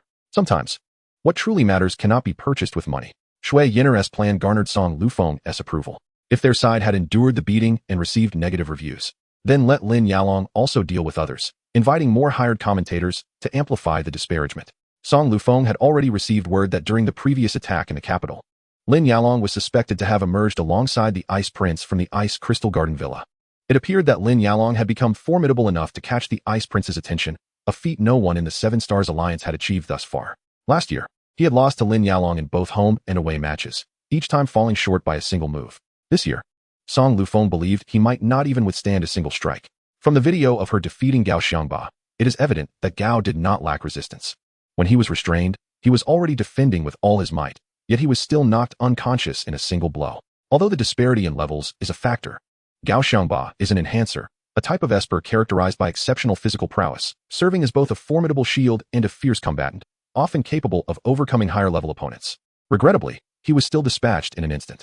Song Lufeng speculated that Lin Yalong must have acquired the skills she required and perfected a combination of abilities, elevating her power to an entirely new echelon. If this holds true, none below level 60 would stand a chance against Lin Yalong. This exemplifies the star figure cultivated by the collective efforts of an academy. It also elucidates why Song Lufeng is vying for the position of student council president. Securing this role would enable him to amass considerable resources, thereby enhancing his own strength significantly, perhaps even by 1 or 2 tiers, allowing him to teach Gao Xiangba and Peng Junhui a lesson, ensuring they remain subdued and refrain from causing trouble during this period. Subsequently, Song Lufeng and Shui Yin'er personally approached Lin Yalong to discuss the matter of generating momentum. Chapter 78, The Lightning Crown. Lin Hao and Lin Yalong rode a hovering motorcycle, circling the 4 directional gates of the imperial capital, southeast, southwest, northeast, and northwest, each city serving as a guardian of the capital. Although their speed could not rival that of the phantom warhorses, the allure was undeniable. It represented the romance of masculinity, which many women also found appealing. The futuristic design, coupled with the roar of the engine upon ignition, commanded immediate attention, rendering one's thoughts singularly focused. The primal sound, resonating from beneath, could directly stimulate the adrenal glands, as noise has the capacity to trigger adrenaline secretion. Adrenaline accelerates the heartbeat, quickens respiration, generates energy, and incites exhilaration. In such a euphoric state, dopamine is released, fostering a sense of joy. Lin Hao discovered that this profound inner happiness, devoid of superficial emotions, surprisingly did not invoke the forced calm he had come to dread. How long had it been since he last experienced a fluctuation of emotions since the involuntary awakening of his forced calm? The last occasion was during his fury at Wang Siqi's death, which was not subdued by forced calm, and thereafter, there was nothing more. Regardless of joy, anger, sorrow, contemplation, fear, or surprise, whenever emotional fluctuations reached a certain threshold, forced calm would descend, ushering him into a state of true sagehood. After 4 days of revelry, he returned to the imperial capital, drawing the highest attention wherever he went. The investment of 2.6 billion was certainly not in vain. Upon returning to the Grand Hotel in the imperial capital, in accordance with Lin Yalong's words, the temple would deliver Lin Hao's temporary login today. Previously, when the high priest sent the fruit of creation, Lin Yalong had mentioned her desire to assist her brother in applying for a temporary login, allowing her to take him to a small secret realm for training before enrollment. The high priest's envoy had readily agreed, deeming it a trivial matter, stating that after reporting back, the temporary login would be in hand within 3 days. Ding dong. After waiting for a considerable time at the hotel, Lin Yara finally had some visitors after a brief nap. It must be someone from the temple, she remarked. Go open the door. With a sense of eagerness, Lin Hao hurried to the door, filled with delight at the prospect of welcoming his guests. Hello, may I inquire if Miss Lin Yaru is residing here? Indeed, she replied. Lin Hao was surprised to find a young man and woman at the entrance. He had expected the temple representatives to be predominantly middle-aged and somewhat unkempt. Once their identities were confirmed, they strode confidently inside, and Lin Hao, thinking they were from the temple, did not impede their entry, even closing the door behind them. Upon seeing the newcomers, Lin Yaru's demeanor shifted instantly, her gaze sharpening as she coldly inquired, "What brings you here? Are you here to defend those 2 incompetent students from your academy?" Lin Hao, following closely behind, wondered if they were not, in fact, from the temple. He quickly seated himself beside his sister and asked, "Sister, who are these 2? They are the vice president of the Broken Army Academy Student Council, Song Lufeng, who was the top performer in his 2nd year last year, but was utterly defeated by me during the tournament," Lin Yaru stated bluntly. Oh, a vanquished opponent. Lin Hao thought, the phrase springing to mind immediately. Song Lufeng, acting quite familiar, settled down beside Shui Yin'er and smiled. It is an honor for the goddess of golden light to remember me. Though he spoke politely, internally he cursed. I lost both matches by a single move. And yet you go around proclaiming that you left me searching for my teeth. Is that courteous?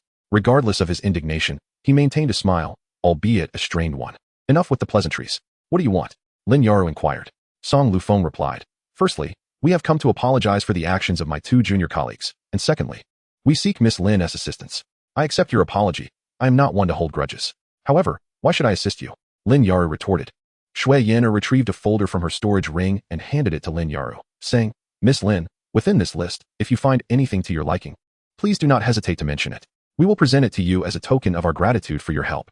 As Lin Hao opened the folder to examine its contents, Lin Hao leaned in to look as well. The list spanned 6 pages and indeed contained numerous valuable items, many of which, although not of high level, possessed formidable legendary effects. While most items were unsuitable for Lin Hao, they were perfect for Lin Hao. After a brief glance, Lin Hao's eye was caught by a particular belt, yet she refrained from voicing her interest, instead allowing Lin Hao to peruse the list at his leisure.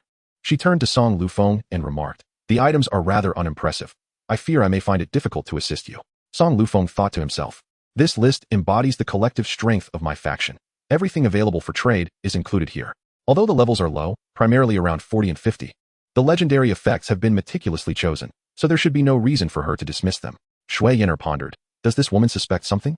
That night, she was absent when they sought her, and for 4 consecutive days, they failed to locate her. Today, their mentor had just agreed to present a legendary gem as a gift to her, and lo and behold, she appeared. What a remarkable coincidence. Song Lufeng and Shui Yan'er exchanged glances before he spoke. Miss Lin, if the items on the list do not pique your interest, might I inquire about your thoughts on this gem? Shui Yan'er retrieved a delicate box from her storage ring, and upon opening it, revealed a white gemstone adorned with crown-like runes reminiscent of lightning. Lin Hao's expression shifted immediately. This was indeed a legendary gem, one that grew with its wielder. Lin Hao, too, was captivated by the gemstone's radiant light, which was undeniably dazzling. The siblings jointly assessed the legendary gem, the Lightning Crown. This gem granted a 15 chance to summon a lightning crown when striking enemies with lightning-infused power, dealing 1250 plus 250 per level, weapon damage as lightning damage to nearby foes for a duration of 3 seconds. Under the influence of the lightning crown, the wearer's movement speed increased by 25. It required the bearer to be at least level 25 for its effects to take hold. Lin Hao marveled inwardly at their willingness to invest such resources. Lin Hao picked up the lightning crown and scrutinized it, then inquired, Are you truly willing to give this to me? From your perspective, this would bolster my power significantly. Have you given up on the University League? Shui Yan'er replied. Miss Lin, this legendary gem has exceedingly high requirements. Its prerequisite is the use of lightning power, rendering it ineffective without a corresponding lightning affinity. Even if we sought to exchange it for other legendary gems, the stringent conditions render it practically unusable. Yet you, Miss Lin, are perfectly positioned to meet its requirements. Rather than allowing it to languish in a storeroom, it is far better to offer it to you. Lin Hao sensed the truth in her words. The Lightning Crown indeed demanded a level of mastery unlike other legendary gems, which could be embedded in equipment to yield effects provided the attributes were suitable. It was as if it had been custom-tailored for her. Deciding to assist them, she encouraged her younger brother to select what he needed from the list. Young Master Song, may I inquire what significant favor you wish from me? As long as it does not contravene my principles, I am willing to assist.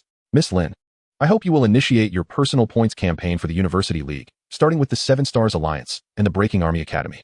Song Lufeng and Shui Yan'er breathed a sigh of relief upon hearing Lin Hao's agreement. In Chapter 79, the full payment had been made, and preparations were set to commence the following day. Lin Hao, along with Song Lufeng and Shui Yan'er, were deliberating the finer details of the campaign. While Lin Hao meticulously examined the list for gear or items that would suit him, since his sister had already acquiesced, he felt compelled to request more. When his sister had handed him the list, she had pointed to a particular belt, prompting him to assess its attributes. Crimson Wrap. Quality, legendary level, 50 armor, 179 physical strength, 170 all elemental resistance, 30 level requirement, reduced by 2. The duration of control effects is reduced by 20. Legendary effect. Within a suppression barrier, damage is increased by 4, and for each additional enemy, an extra layer of effect is accumulated, with a maximum of 5 layers. This belt, while not possessing overwhelmingly powerful attributes, offers a balanced performance. Its most notable feature is the reduction of control duration by 20. However, Lin Hao understands that his sister values its legendary effect above all. One of her passive skills, Unstoppable, is a range-based suppression skill that enhances damage by 20 for all enemies within a 30-meter radius centered on herself, while reducing the damage received from enemies by 20. This is the core of her passive abilities, having awakened during her second advancement at level 40 as a skill accompanying her transformation. It was this very skill that allowed her to dominate in last year's University League. If she equips the previously mentioned belt, her damage will increase by at least 4, and at most by 20. It is said that this year, in addition to individual competitions, she will also lead a team in the team competition. This preparation is indeed for the team event. Lin Hao recognizes that they are enhancing her strength. She already possesses the potential to contend for the championship. And now her position is becoming increasingly secure. As for Lin Hao, he focused on what he could utilize. After thorough consideration, only 2 pieces of equipment seemed suitable for him. The first, Hell's Skull, is a type of offhand shield with legendary quality, requiring level 31. It boasts an armor rating of 359, grants a strength bonus of 128, and enhances stamina by 163. It provides a 6 damage reduction when blocking and an additional 5 reduction. Damage taken from elite monsters is decreased by 4. Legendary effect. When wielding a two-handed weapon, damage dealt is increased by 10. Although his current level does not allow use of it, he can store it in his equipment inventory. While its attributes may not be applicable, the legendary effect can still be activated. This shield is not a small one. It is suited for those powerful warriors with exceptional strength who can wield a two-handed weapon in one hand and a shield in the other. For Lin Hao, however, it is just right, as it will boost the damage of his minions and subservience by 10. The second piece, Eye of Elich, is a legendary amulet requiring level 35. It grants an intelligence boost of 132, increases critical damage by 4, and further enhances critical damage by 31. It diminishes damage taken from ranged attacks by 255 and lowers damage from ranged attacks by 35. Legendary effect, shares vision with summoned creatures. This legendary effect is somewhat redundant for Lin Hao, as his minions and subservients already share vision with him. Nevertheless, the dual damage reduction properties are quite impressive. These 2 pieces are all he needs. At level 35, once he advances, venturing into the wild will be a matter of moments. The damage reduction attribute of this amulet will remain useful up to level 60. While Lin Hao selected his equipment, Lin Yaru also finalized the details with Song Lufeng. Song Lufeng was quite agreeable, and that very evening, he had Shui Yin'er deliver the 2 pieces Lin Hao had chosen, along with the belt selected by Lin Yaru. The full payment has been made, and Lin Yaring is set to commence work tomorrow. Eager to begin her tasks, she hopes to complete everything within 2 or 3 days so she can return to the bustling metropolis. Having just settled the final payment for her newly acquired 2 villas, she also needs to oversee the renovations of the grand villa adjacent to the academy, while the seaside villa awaits an evening barbecue with her younger brother.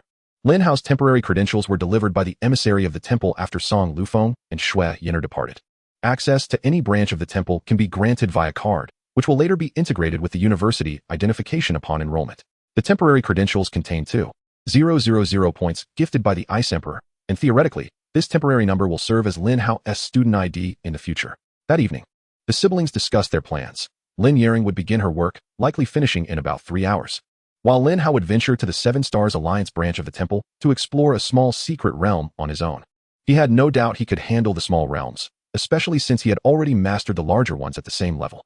Thus Lin Yaring felt assured leaving him to his own devices. Afterward, they dined together on hot pot, filled their bellies, and retired early to gather strength for the day ahead. The next morning, the siblings departed together, parting ways in the area of the 7 Stars Alliance, with Lin Hao heading to the branch of the temple and Lin Yaring setting off to challenge the student council. Although summer vacation had commenced, the university's student council continued to operate, as many students remained on campus for training, eager to undertake additional tasks to earn money and points, all of which required the council to maintain order. The student council represents the most formidable collective of the university's strength. If it were weak, it would be incapable of managing the multitude of students. Following their prior discussions, Lin Yaring approached the student council for a friendly challenge. The 7 academies, Greedy Wolf, Giant Gate, Lu Ciyuan, Wenshu, Lianzhun, Wuchu, and Pejun, formed the 7 Stars Academy Alliance. Among them, Lu Ciyuan and Wenshu are liberal arts institutions. Lin Yaring intended only to engage in cordial exchanges and business with them. Lianzhun is a women's academy, and Lin Yaring had no intention of causing them any trouble. She planned to confront the remaining academies, Greedy Wolf, Giant Gate, Wuchu, and Pejun, one by one. The leaders of Greedy Wolf, Giant Gate, and Wuchu had already been prepared by Song Lufeng, so Lin Yaring's visit was primarily ceremonial, with her focus on confronting the 2 vice presidents of Pejun Academy. Meanwhile, Lin Hao rode his motorcycle to the 7 Stars Alliance branch of the temple, gazing upon the grand edifice before him. It was a magnificent structure, a harmonious blend of architectural styles from all corners of the world, embodying a sense of solemn grandeur. Legend has it that the first high priest believed that the Nephilim obelisk belonged to all of humanity, thus the temple's design could not reflect a singular regional style. It must amalgamate the great styles of the world, symbolizing the unity of humankind. However, In practice, the predominant influences were primarily Greek, Egyptian, Persian, Indian, and Chinese, while others were excluded. The rationale being that when the old ones ascended, those civilizations that did not endure were forsaken by the heavens, such as the aesthetic of the Neon district, which was the first to be abandoned and thus deemed unworthy of inclusion in the temple's design. Each chamber is a miniature temple, where entry is granted through a card swipe at the grand entrance. Inside, one finds a variety of rooms, some for solitary use and others for groups. By utilizing a self-service system to swipe their cards and redeem points, visitors can access these rooms, where they may encounter the power of the Nephilim obelisk and enter its extraordinary realm. Currently, during the holiday period, the number of users is sparse, eliminating the need for queuing or reservations. Upon returning to this peculiar space, Lin Hao felt a sense of familiarity, reminiscent of his martial examination. Li Yunqi's whereabouts were unknown, perhaps engaged in clandestine training. During the assault by the aberrant cockroaches in the hospital, one of his companions was left incapacitated while the other was consumed. Wang Siki had been transformed into his puppet.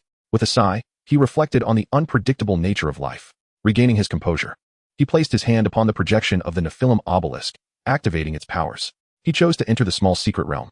A flash of light enveloped him, and Lin Hao was transported into the secret domain, ready to face the challenge. Chapter 80. Process of Resolution 40. Command the bones. Command the puppets. Upon entering the secret realm, Lin Hao did not immediately rush to vanquish monsters. Instead, he summoned his servants and loyal followers. Skeletons emerged from the ground, their hollow eyes flickering with a spark of soul fire. The puppet, Wang Siki, materialized and summoned the ghost doll shaman, along with over 2,000 undead cockroaches. The ghost doll shaman then conjured 10 ghost doll warriors and 3 zombie hounds. Observing the undead beings before him, Lin Hao acknowledged that while they were far from an army, he believed that as his level increased, he would eventually command a legion of the undead. Go forth and eradicate every monster in the secret realm. Leave no corpses behind. Feast to your fill. With his command, the 27 skeletons brandished various weapons and surged forward, encountering the first monster not far away. They overwhelmed it before it even had a chance to resist, transforming it into a pulpy mass with their frenzied strikes. They then scattered in a random direction, attacking anything that moved, even going so far as to sever branches swaying in the wind. Next, the 3 zombie hounds charged forward, bearing the 10 ghost doll warriors who rushed alongside them. With the legendary effect of the pig slaughtering knife, their damage output increased by 30 against ordinary monsters. Self-detonation was unnecessary. The zombie hounds latched onto the monsters' feet to impede their movement, while the ghost doll warriors surrounded them, swiftly dispatching 3 monsters with each assault. Finally, the 2,000 undead cockroaches sprang into action. Despite their small stature, their sheer number created a breathtaking spectacle. Under the influence of their fervent passive skills, they moved with astonishing speed, akin to a swarm of locusts, devouring all in their path, both monsters and corpses alike. Wang Siki, gather the soul essence from the fallen along the way. I sense that your reserves of essence are dwindling. Lin Hao commanded the puppet Wang Siki, who merely nodded before trailing behind the undead cockroaches as they advanced. The cursed doll, with a whimsical cry, dashed out alongside the trio of stacked figures. The one at the bottom wielding the butcher's knife bestowed by Lin Hao, transforming their aura entirely. From the moment the skeletons burst forth, the progress bar of the small secret realm above Lin Hao's head surged ceaselessly. As the undead cockroaches attacked, the speed of this increase accelerated significantly. In merely over a minute, the progress bar reached 99. Lin Hao commanded all undead units to continue their slaughter while sparing the guardian from death. Unlike the grand secret realm, in the small secret realm, even when the progress bar is filled, the remaining monsters do not vanish upon the guardian's arrival. They persist until the guardian is defeated, at which point they all disappear. In the blink of an eye, the progress bar hit 100, prompting Lin Hao to set forth in search of the guardian, the dread steed of the evil spirit. After circling a few times atop the spectral horse, he finally located the guardian, who, perhaps in an attempt to evade the undead cockroaches, was hiding in a corner, reluctant to emerge. Bone armor, iron skin. He cast defensive skills upon himself, a habit that must be ingrained. Regardless of the enemy's frailty, unless ambushed, one must always initiate with defense in direct combat. Sort of divine punishment. Lin Hao leaped from the back of the spectral steed, crashing down with the force of thunder mere meters in front of him. With a resounding bang, half of the furnace sank into the ground, and he knelt on one knee as a shockwave radiated outward, causing the guardian to stagger back several steps, losing at least 3 health points. Next, Lin Hao aimed to swing the mighty hammer to shatter the guardian's skull.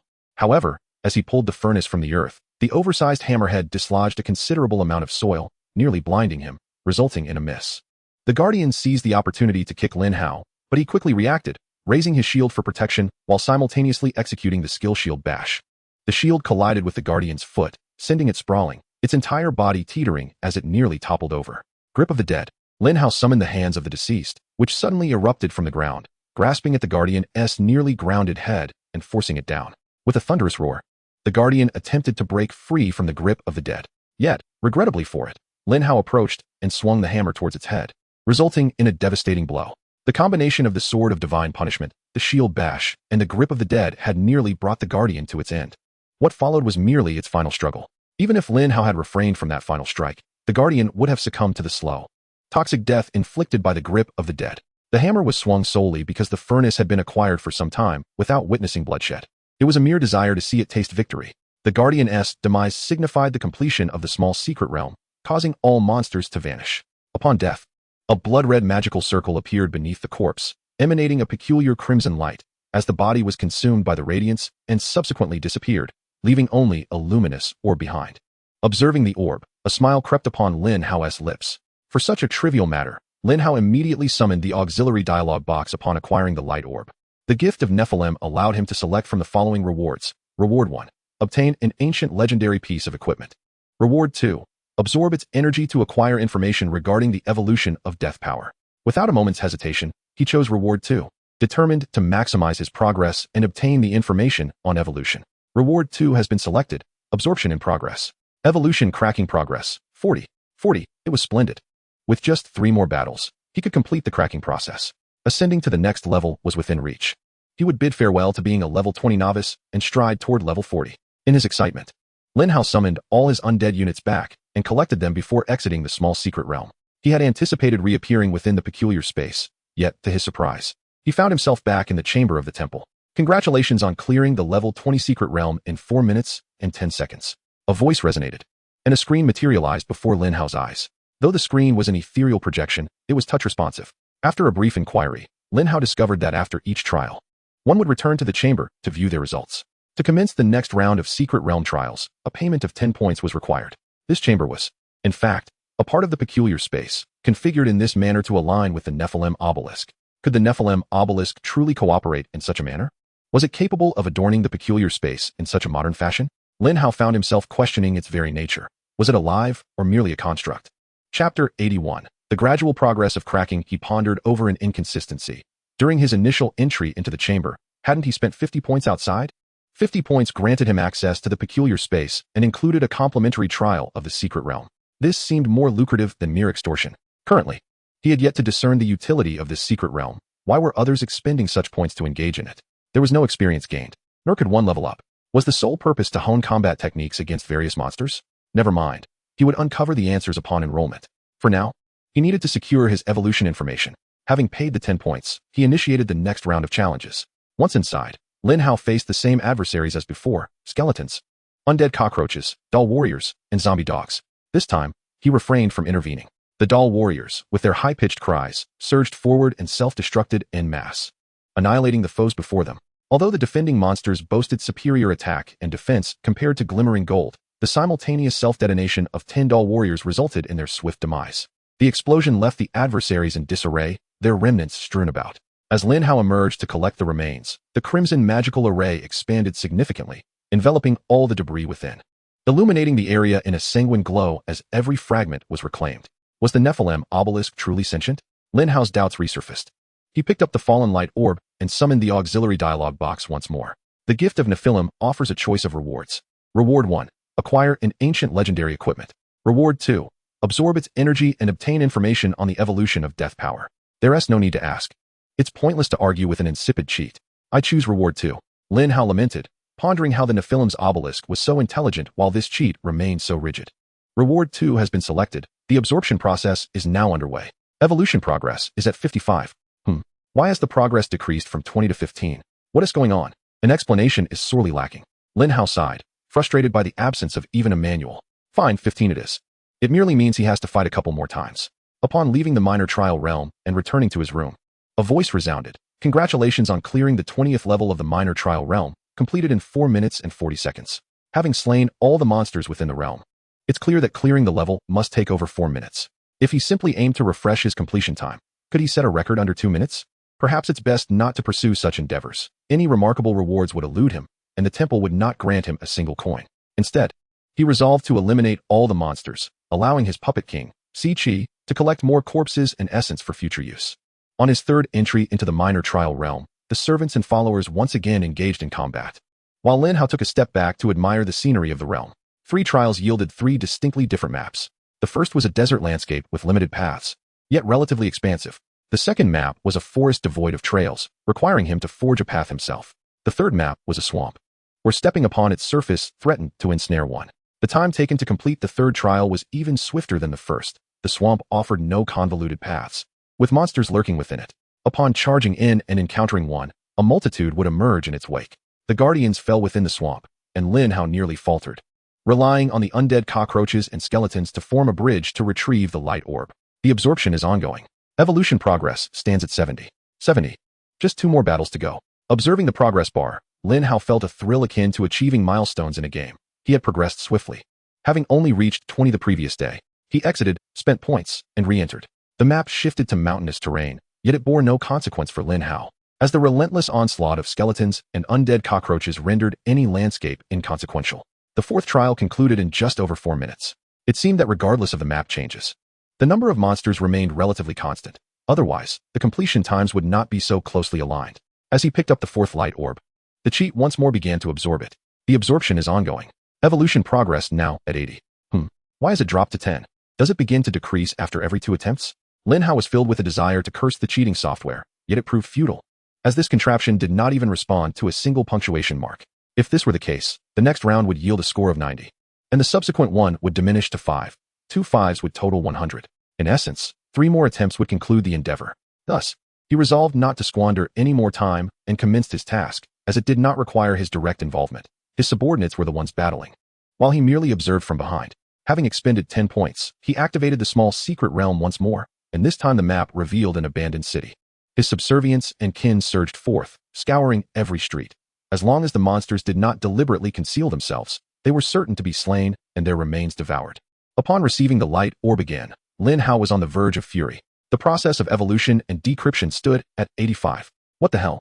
It was supposed to decrease only after 2 instances. Why has it begun to decline immediately this time? Are they trying to swindle me? Nevertheless, a score of 5 was still acceptable, and with the progress now at 85, he resolved to persevere, maintaining a calm demeanor without succumbing to anger. Once again, he paid 10 points to open the small secret realm. This marked his 6th attempt, merely 2 more than he had anticipated.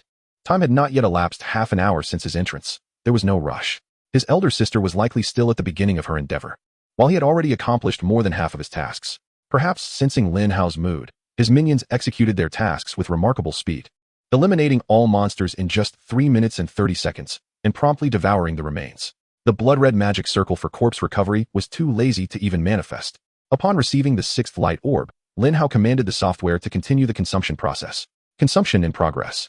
Evolution decryption process at 875. What the hell? Is it going to decrease to a mere fraction next? At this moment, Lin Hao truly felt a surge of anger, striking the ground with his fist. Though it did not leave a dent, the instant he moved, a green light descended, forcibly calming him. It's fine, as long as I keep grinding. I will eventually push the progress to 100. Under the enforced tranquility, Lin Hao entered a frenzied state of dungeon grinding. Let it decrease as it may.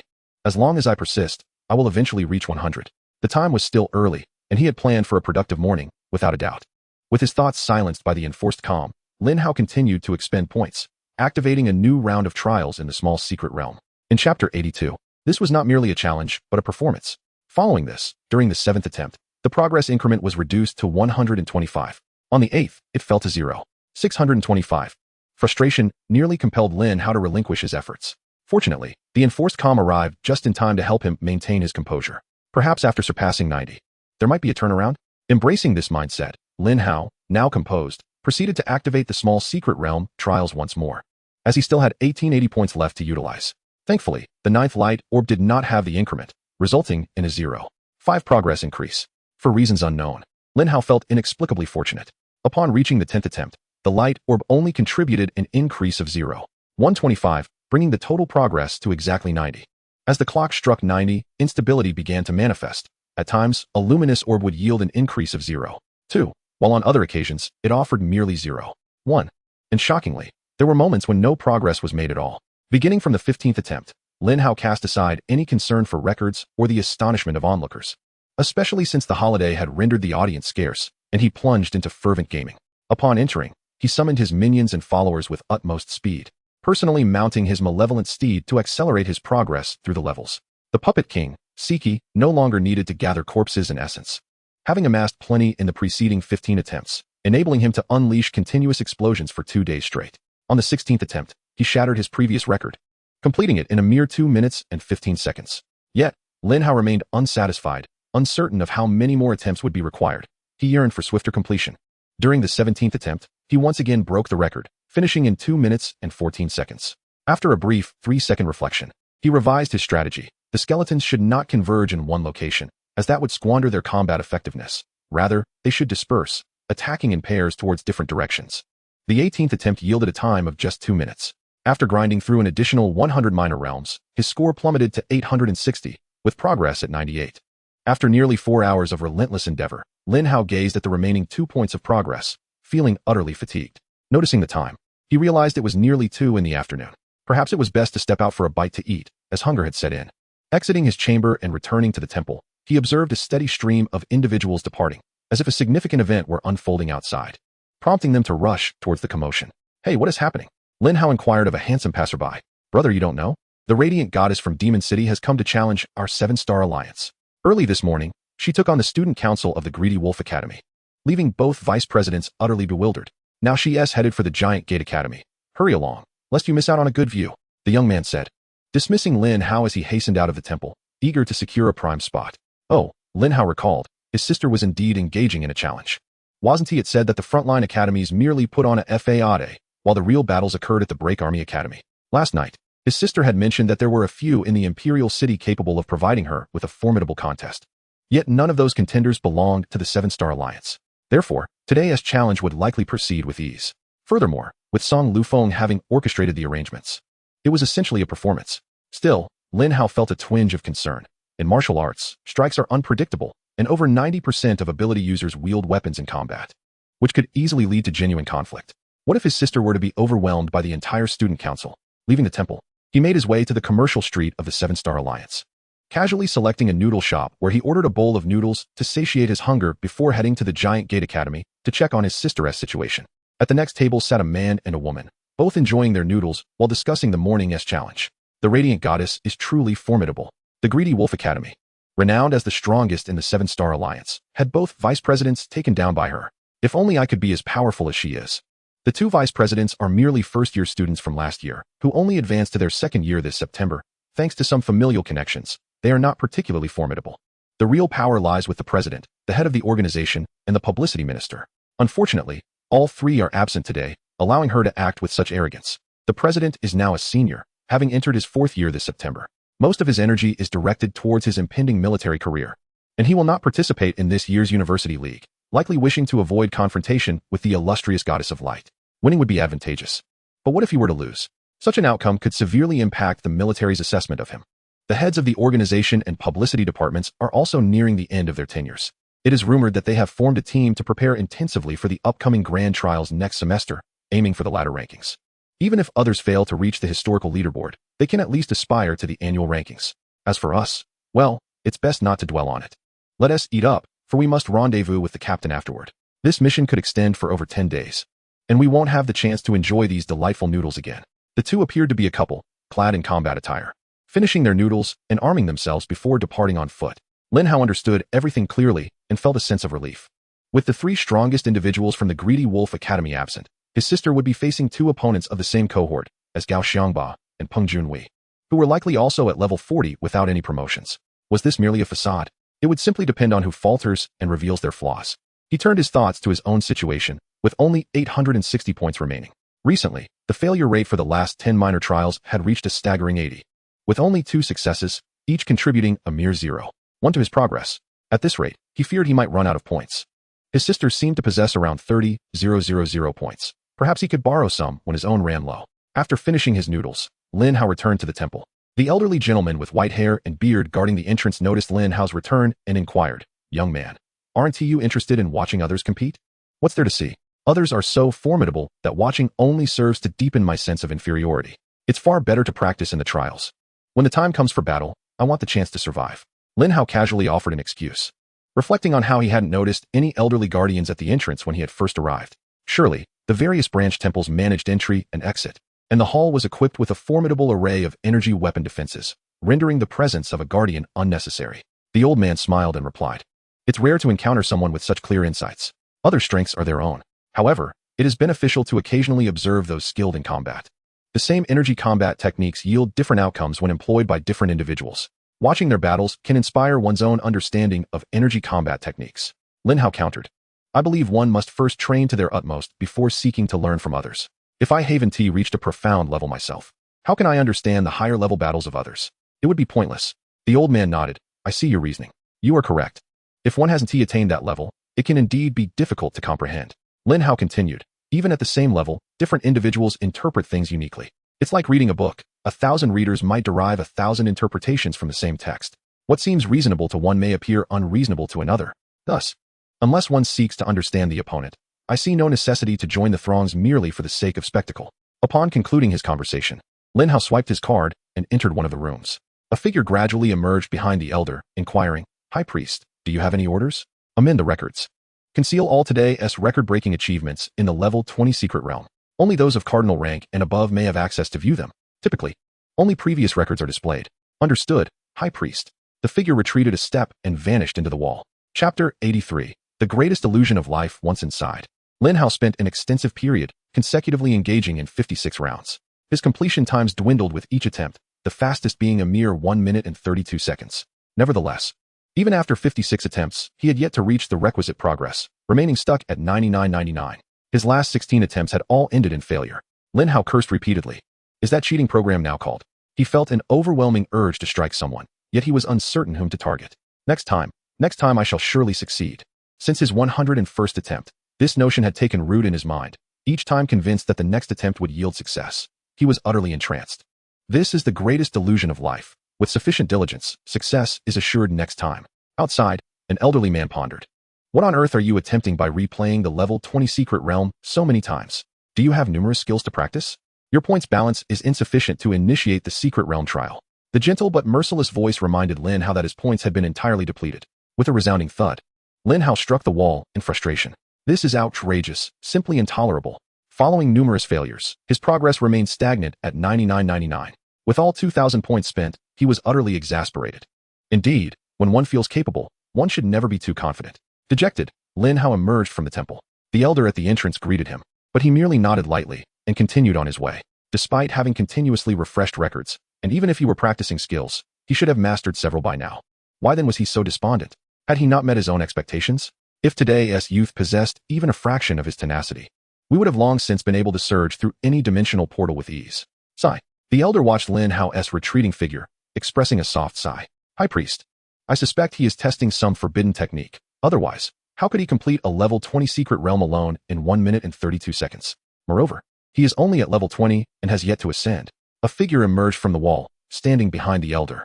If we question every promising talent simply because others cannot achieve what they have, what hope remains for humanity? Much like that girl from the Li family. Had it not been for Xiao Xue's timely intervention, she would have surely faced dire consequences. The elder was displeased with the words of the figure behind him, yet felt powerless to refute. After 400 years of arduous struggle, humanity had already emerged from the brink of extinction. Now, all was progressing toward a brighter future, with land and sea continually being reclaimed. In the present day, humanity has long since forgotten the terror of being ruled by the old ones over 4 centuries ago. Prominent families and even large conglomerates and guilds have grown complacent, leading to the emergence of internal power struggles. Consequently, the reclamation of the old territories in Europe has stagnated. If this continues, the continent may soon give birth to monstrous overlords, necessitating the resumption of border patrol skirmishes. At such a time, it remains uncertain how many young lives will be sacrificed. Your Excellency, a voice interrupted the reverie of the elder. The meeting is about to commence.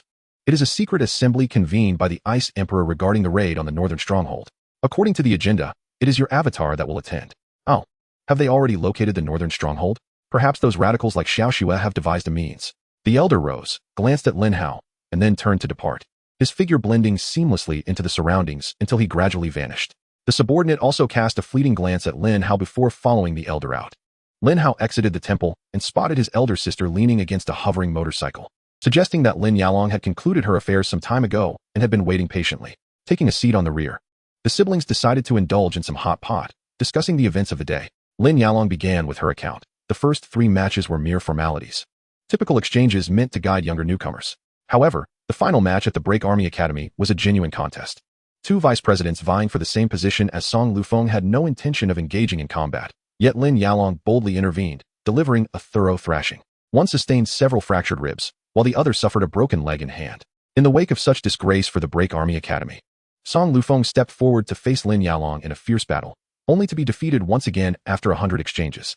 According to their prior agreement, Lin Yaolong left him with a parting remark, "Not bad, you've improved since last year. I look forward to more." In an instant, Song Liufeng's reputation soared. Upon browsing the student forums of the 7 Stars Alliance and the Break Army Academy, one could find an abundance of praise for Song Lufeng, while the 2 vice presidents were trampled into oblivion. Though it was evident that a significant portion of this flattery and disparagement was likely orchestrated by water armies hired by Song Lufeng. Sister, if what you say is true, doesn't that mean Song Lufeng is firmly seated for the position of president of the next student council? Given the heavy investments he has made, is it truly worth it? Lin Hao questioned, bewildered by the extent of Song Liufeng's expenditures for a mere student council presidency. Lin Yaolong replied confidently, "It is undoubtedly worth it. What he spends may seem exorbitant, yet he has no personal use for it. Once he secures the position of student council president, he will obtain what he desires. And even more." Lin Hao had not contemplated the potential benefits in detail, though he understood they must be substantial. Otherwise, Song Lufeng would not be so fervently pursuing the role. "Sister, since the advantages of being student council president are so numerous, have you considered vying for that position at your own school?" Lin Hao inquired, curious as to why no one could rival his sister's prowess at the Third War Academy of Magic, yet she did not seek the position. "I have no need for it. I am the direct disciple of the dean, endowed with resources far exceeding those of the average individual. Behind me stand the dean's former comrades, offering steadfast support, and within the academy, even the student council president is merely my subordinate." Lin Yaring's words were not exaggerated. She enjoys a prestigious status within the Third War Academy, though her situation is indeed an exception, as it is rare to find similar circumstances throughout the entire alliance. "I have concluded my tasks. How fares it on your end?" Lin Yaring inquired. Sighing deeply, Lin Hao found himself at a loss for words as to how to convey his predicament to his elder sister. His 2,000 points had been exhausted, still lacking a mere 001, and the matter of the external assistance was truly difficult to explain. Noticing Lin Hao's despondence, Lin Yaring directly asked, "Is it not going smoothly?" Lin Hao nodded. "You have exhausted your points, but have yet to achieve your goal?" He nodded once more in affirmation. "After we finish our meal, I shall assist you in farming. Although I am uncertain of your intentions, I believe that teaming up may yield better results," Lin Yaring suggested, her thoughts assuming that his troubles were undoubtedly connected to the awakening of his deathly powers. Whether she inquired or not, the outcome would remain the same. Chapter 84, The Soul of the Prophet. After the siblings savored their hot pot, they returned to the temple. It was now past 8 in the evening. Although the temple was guarded by intelligent sentinels and opened 24 hours, during this summer break period, the number of visitors at this hour was scant. Lin Yaring paid 50 points to activate a team room, pairing up with Lin Hao for their farming endeavor. The team initiated a trial in a small secret realm, wherein the level of the trial did not depend on the average level of the team members, regardless of whether there were 2 or 5 individuals. The trial would commence at the level of the highest member. Consequently, they were about to engage in a trial set at level 53. Upon entering, Lin Hao refrained from summoning his servants and dependents, instead merely invoking the apparition of a spectral steed to follow closely behind Lin Yaring. Golden lightning erupted from Lin Yaring's form, illuminating her hair with a striking blend of gold and black. A long sword danced in her grasp, creating thunderous roars that resonated through the air with astonishing speed and force, as though she were a tempest, effortlessly dispatching foes in her path. This was Lin Hao's first time witnessing his sister in battle. She employed her skills sparingly, only utilizing them to enhance elite foes like the blue sprites and the golden glimmers, while dispatching ordinary monsters with mere physical strikes. This was no ordinary strike, but rather the super electromagnetic blade draw, one of the techniques of the force combat martial arts, wherein she infused her weapon with her unique abilities, delivering devastating attacks with minimal movement. Efficient, enduring, and agile, it truly deserved the title of the most scientific combat technique. In a mere 3 minutes and 52 seconds, Lin Yaring had cleared a vast swath of monsters, the progress bar nearly at its zenith. Lin Hao observed intently. From the moment his sister emerged and struck the first monster, she had to aim for vital points to ensure a lethal blow. However, as more monsters fell, her base damage increased significantly. Remarkably, when encountering the blue sprites later, she did not aim for critical spots and yet cleaved the enhanced creature in twain with a single strike. The ease with which she executed this was far simpler than her initial attempts against ordinary monsters. In a mere 4 minutes, the Guardian appeared, materializing behind Lin Hao. As soon as it manifested, it raised its colossal claw, poised to strike. Thunder technique, Raging Thunderblade. Lin Yaowang's eyes gleamed with crimson light as her sword gathered a substantial amount of golden lightning. She unleashed a brilliant golden bolt from a distance, slicing through the air like a blade. Before the giant claw could descend, the guardian's body was cleaved in two, collapsing slowly to the ground. Lin Hao remained motionless, instinctively trusting his elder sister. Upon its fall, a blood-red magical circle emerged, consuming the remains and leaving behind two items. The first was a luminous orb visible only to Lin Hao, radiating with a brilliance far surpassing that of a level 20 minor realm. The second was an object resembling an ancient key, emanating a faint purple glow. Lin Hao collected the orb while Lin Yaowang took possession of the key. Before his sister could inquire if everything was all right, Lin Hao silently urged for the external aid to manifest. A status bar, visible solely to him, materialized before his eyes. He grasped the orb, and as it was devoured, a message appeared. Evolution and decryption progress. 100. Decryption complete. You have acquired the death power evolution information. Please check, host. Hastily, Lin Hao opened the message, revealing 2 lines of text. You seem to have heard whispers from afar, calling your name. The cycle of all things shall continue. Yet you are no longer a part of it. Subsequently, Lin Hao truly heard a voice beside him, as if distant shadows were murmuring. Though he could not comprehend the language, its meaning was clear. Inscribe the Kandura's rune upon the prophet's soul, and consume it to unleash greater death power. Kandura's rune? Why does that name sound so familiar? It felt as though he had encountered it before. Moreover, what was the prophet's soul? Could it be that this world indeed had prophets? Brother, how did it go? Is it done? Lin Yaowang inquired after placing the key into her storage ring. Yes, it's done. However, some of the information remains elusive, Lin Hao replied. What information? After Lin Yaowang secured the key, they returned to their room as the announcement of time elapsed, completely disregarded by both. Sister, do we have prophets in our world? Lin Hao asked, pondering that to obtain the prophet's soul, one must first identify the prophet. He couldn't help but worry that if the prophet were a figure of great stature, like the high priest of the temple, his aspirations for advancement would be utterly futile. Prophets? Indeed, there are many. Lin Yaowang assumed her brother had other inquiries, unaware that this was the crux of his concern. Really? There are many prophets? Those who can be called prophets must be formidable individuals, yet there are so many? Lin Hao struggled to grasp the concept. Prophets are the shamans of the orc clans. They wield the powers of the earth and sky, and some possess the ability to foresee the future, which is why they are referred to as prophets. Lin Yaowang elucidated. What? Orcs? For the tribe? In this secondary school, no instruction regarding orcs has ever been provided. Lin Hao's understanding of orcs is solely derived from the internet, and previously, he held little interest in such matters, barely engaging with any information related to them. In his perception, orcs are merely bipedal beasts, one among the myriad monsters populating this world. Beyond the Pacific Ocean lies a continent known as North America, where the ancient entity, the Old Ones, Zvirpagia, opened a dimensional rift in the Colorado Grand Canyon. It was through this rift that the orcs emerged, leading to a complete devastation of North America, which has now become a veritable paradise for orcs, teeming with countless tribes coexisting alongside various monsters. These are topics that are typically explored in university studies, where specialized knowledge is imparted, Lin Yaowang remarked. If one were to capture a prophet, would it be a difficult endeavor? Lin Hao pondered. Given that the information provided pertains to the soul of a prophet, it must be relatively common, leading him to deduce that this prophet is likely an orc shaman, rendering the challenge of obtaining one at level 20 unlikely to be insurmountable. Do you really need to capture a prophet? Can't you simply purchase one? Lin Yaowang inquired. Can prophets even be bought? Lin Hao countered. Although the orc population is vast, each tribe operates independently, often engaging in warfare with one another. Numerous guilds and corporate organizations from our side send individuals across the ocean to capture orcs. The spinal fluid of orc warriors, the cerebral matter of prophets, and the heart essence of female orcs are all high-grade materials, exceedingly valuable. North America is a chaotic realm where humans capture orcs, orcs capture humans, and there are even instances of collaboration between the two, each capturing the other. Although Lin Yaowang had never hunted orcs in North America, she had heard tales from the dean. Lin Hao stated, Sister, I do not require any cerebral matter. I simply need a living prophet, or one that is barely alive will suffice. I can extract its soul without needing to purchase it. After contemplating, Lin Yaowang replied, Tomorrow, I will take you to visit the Wenshu Academy, where there are prophets designated for experimentation. Lin Hao nodded vigorously, recognizing the opportunity. Saving resources is prudent, as obtaining a prophet can be quite costly. This sentiment was shared by both siblings. In Chapter 85, as conflicts ensue, the brilliance of the surroundings becomes apparent. Suddenly, an idea struck Lin Hao, since it was a rare occasion for his elder sister to accompany him in exploring a minor secret realm. Should they perhaps delve into it multiple times? Those luminous orbs could potentially yield ancient legendary equipment.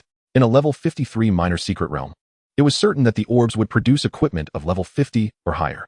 However, he reconsidered. It would be challenging to explain how he acquired such legendary items if they materialized like magic. Lin Hao had always refrained from divulging the existence of his gaming cheat to his sister, fearing that such revelations might provoke her curiosity and eventually lead to her discovering the truth of his time travel. He worried that she might no longer regard him as her brother. Never mind, there would be ample opportunities in the future. For now, his priority was to achieve advancement. Upon returning to the hotel, Lin Yalong called Song Lufeng, requesting him to make arrangements for a visit to the Wunshu Academy to observe the experiments involving or profits. The Wunshang Academy, esteemed as one of the 4 great institutions of the humanities, holds the distinction of being the most renowned within the Seven Stars Alliance. Their contributions to the study of Orcish culture are remarkable, adeptly extracting various essences from orcs to craft a plethora of potions in conjunction with other medicinal and mineral substances, thus serving as the finest wartime supplies. For instance, the heroic elixir enhances strength by 70 points and temporarily boosts vitality by 70 for a duration of 1800 seconds. Additionally, they offer special magic resistance potions that provide substantial protection against dark, light, natural, and arcane elements, augmenting elemental resistance for 1800 seconds. Among the most coveted by magic-wielding practitioners is the Destruction Elixir, which increases spell critical strike by 2 and spell damage by 120, lasting for 1800 seconds. These are among the patented products of Wunshang Academy. Naturally, the other 3 great institutions also engage in research within this domain, often collaborating with various corporate entities, each boasting their own flagship products. For Song Lufeng, a simple visit for exchange was hardly daunting, as such interinstitutional visits are a common practice among the Seven Stars Alliance. And he readily consented. When Lin Yaru received the call from Song Lufeng, Lin Hao was deeply engrossed in recollecting where he had encountered the Kandura's rune before, or perhaps merely heard of it.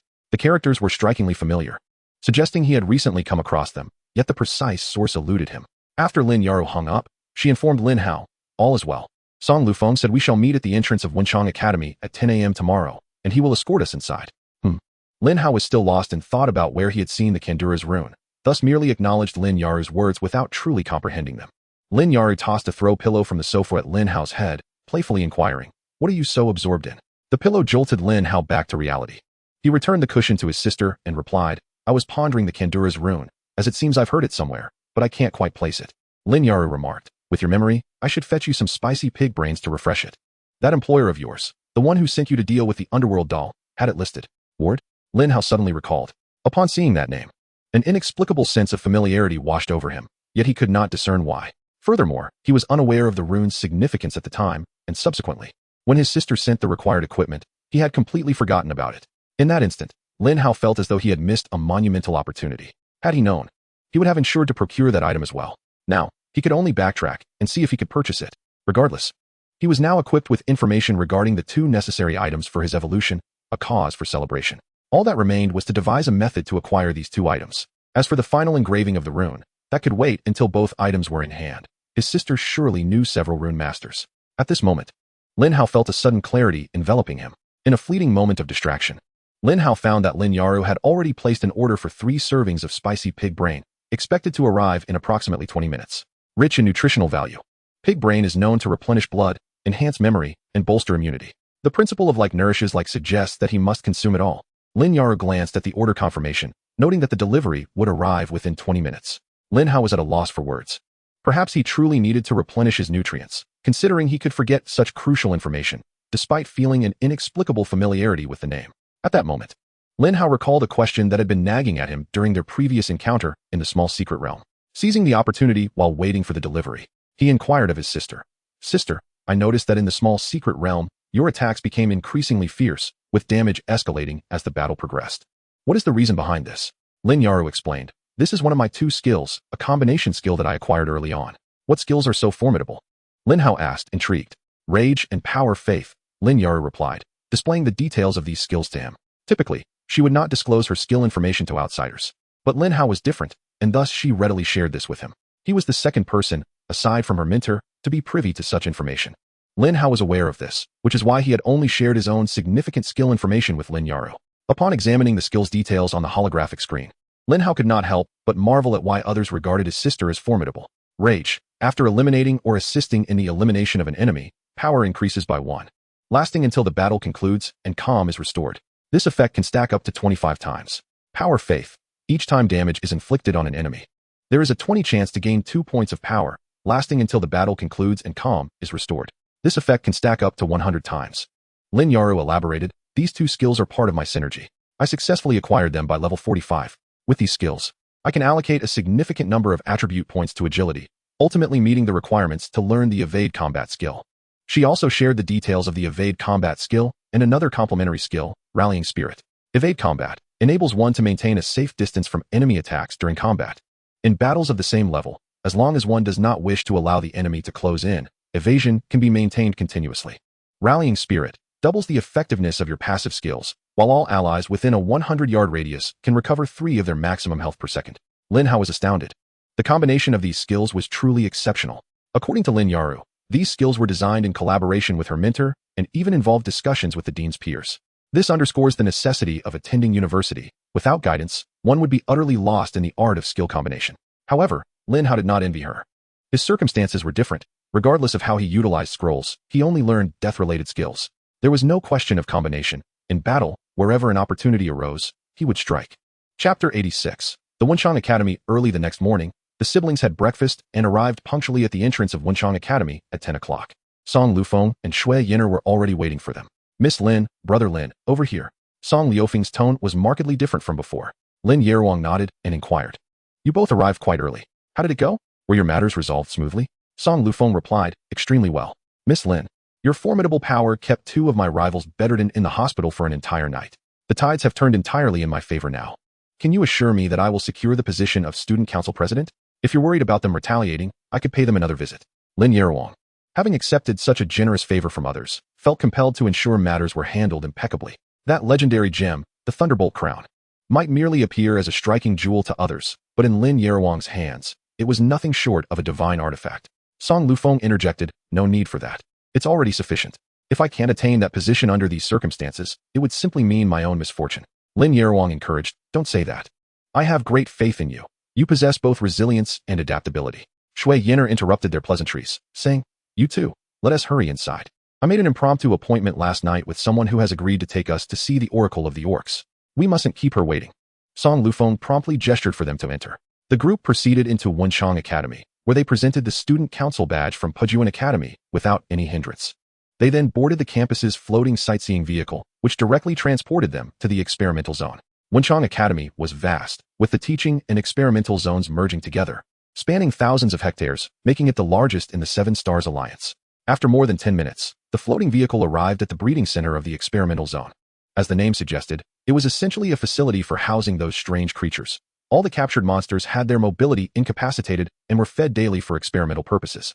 Over here, Yin'er, let us park, called out a senior from Wenchang Academy, who was already waiting at the entrance for Lin Hao and the others. Shangyun, sorry to keep you waiting, Shui Yin'er said as she disembarked and immediately greeted her.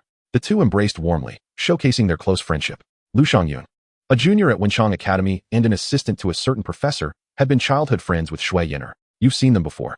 Why the sudden desire to see the Oracle of the Orcs again? Lu Shangyun asked while swiping her card to open the door. It's not my idea. It is this goddess and her dashing brother who wish to pay a visit. Shui Yin'er pointed out the siblings who had just exited the vehicle. Lu Shangyun inquired. What goddess?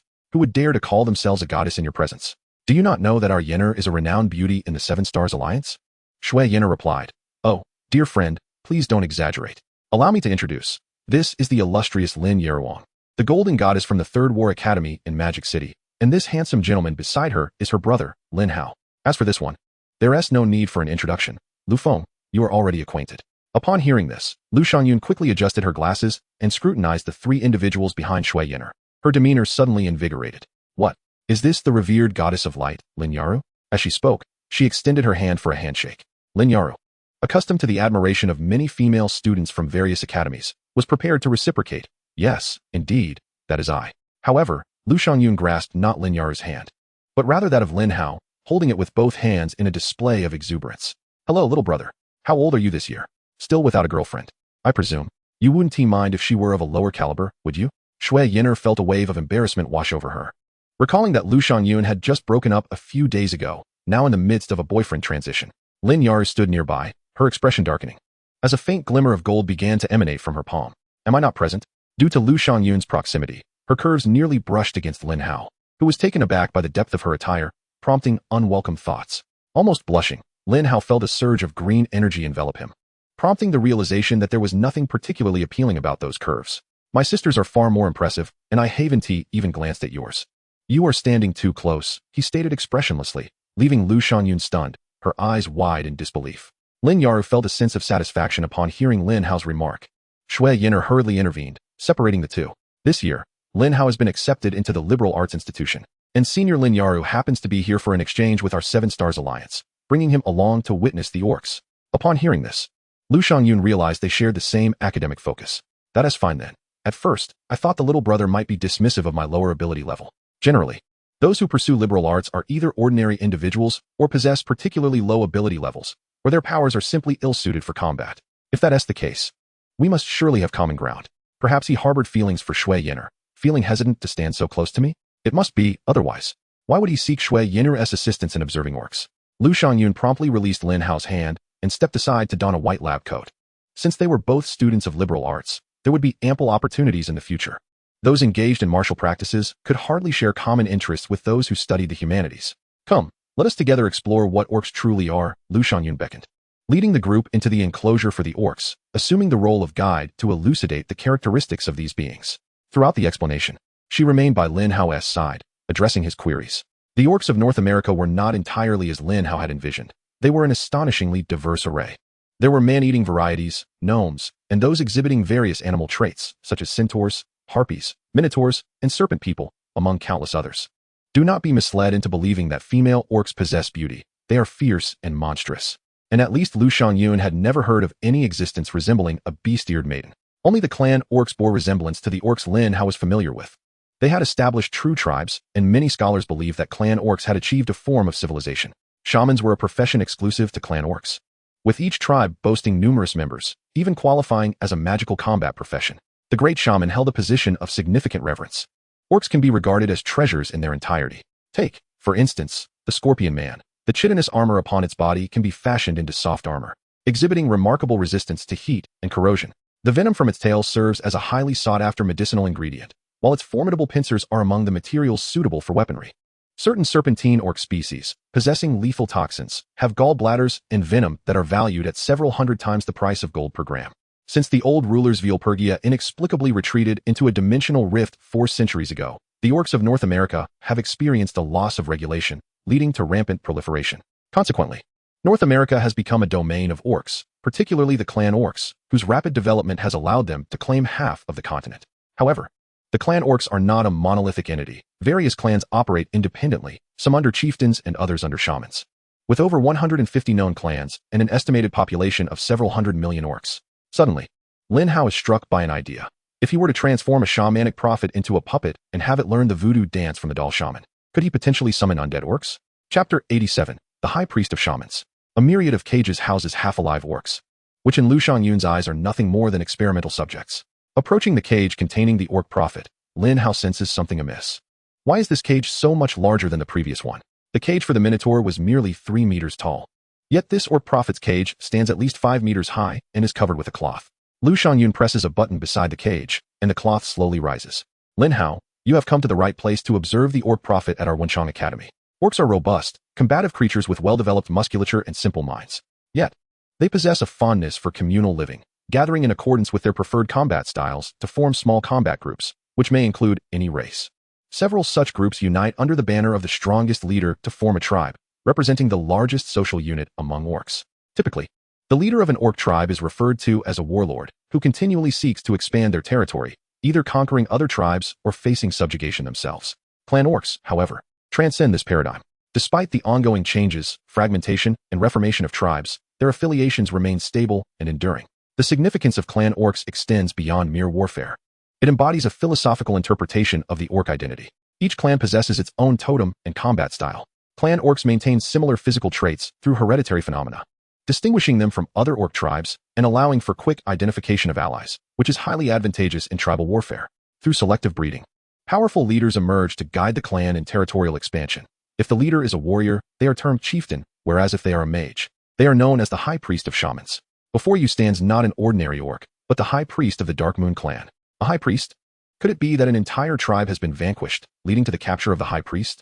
Lin Hao listened intently to Lu Shangyun's introduction, eagerly anticipating the appearance of the shaman high priest.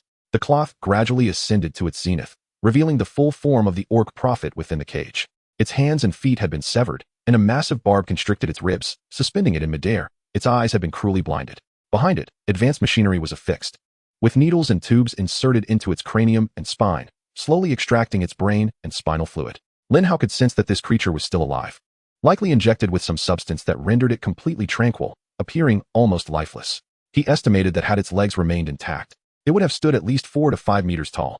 Were all clan orcs of such imposing stature, or was this shaman high priest particularly exceptional?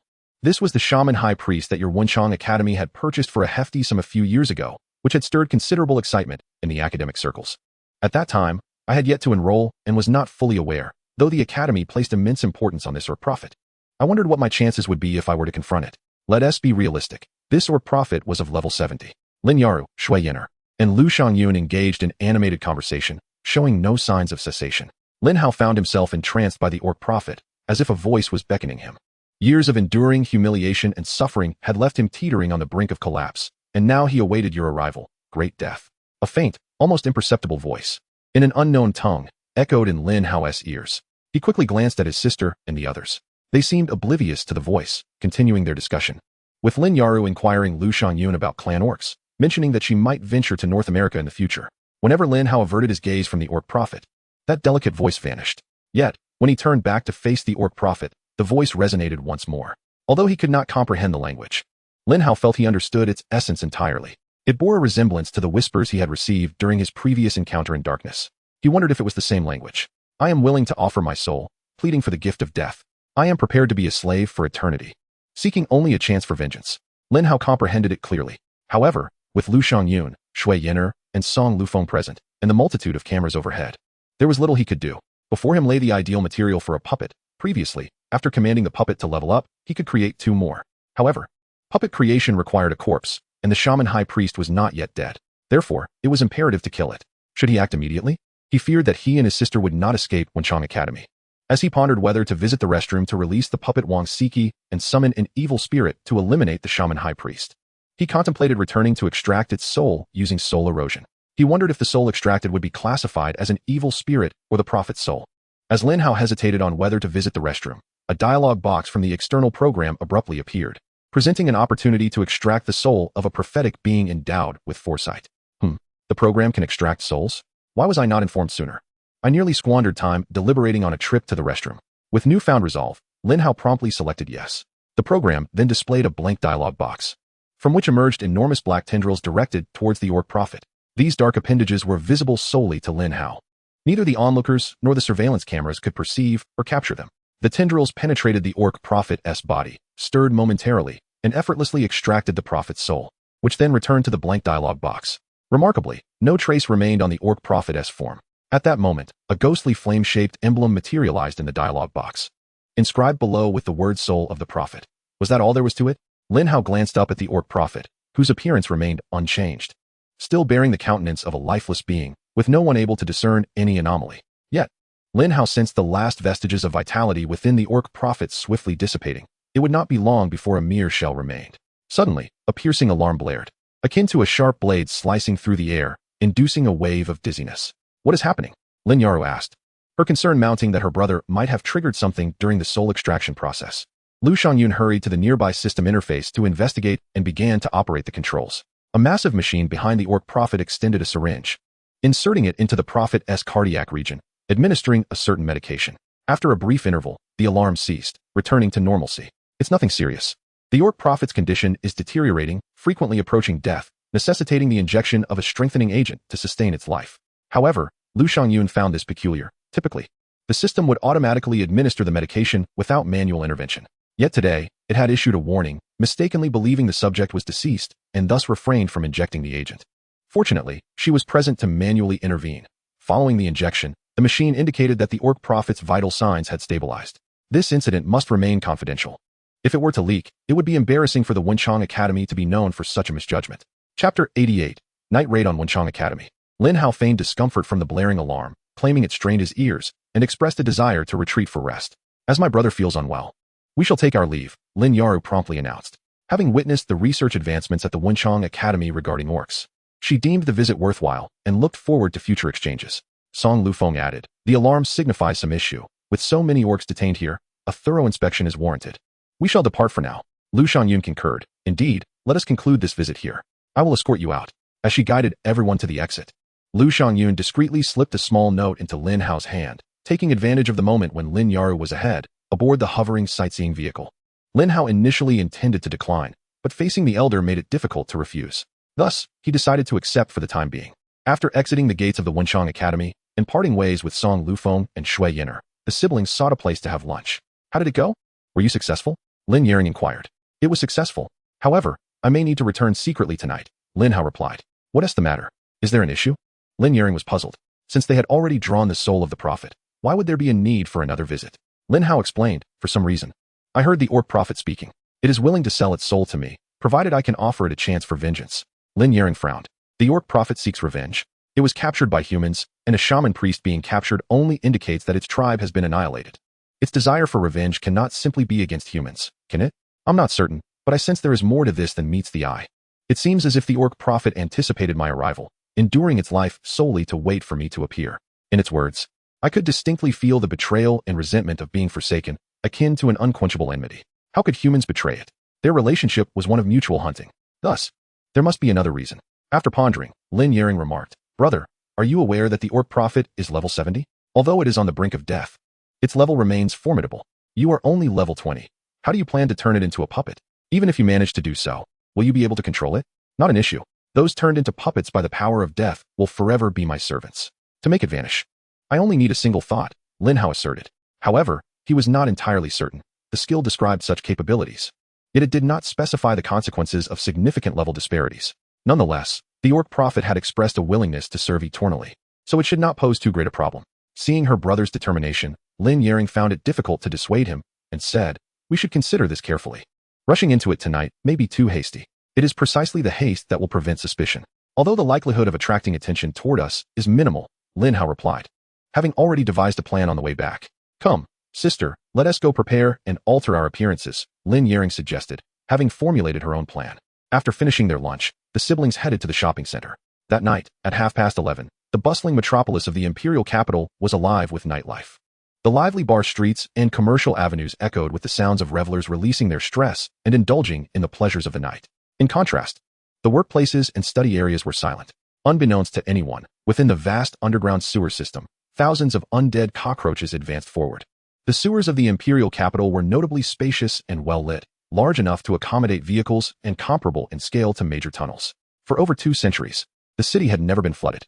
The undead cockroaches swarmed toward the direction of Wenchang Academy.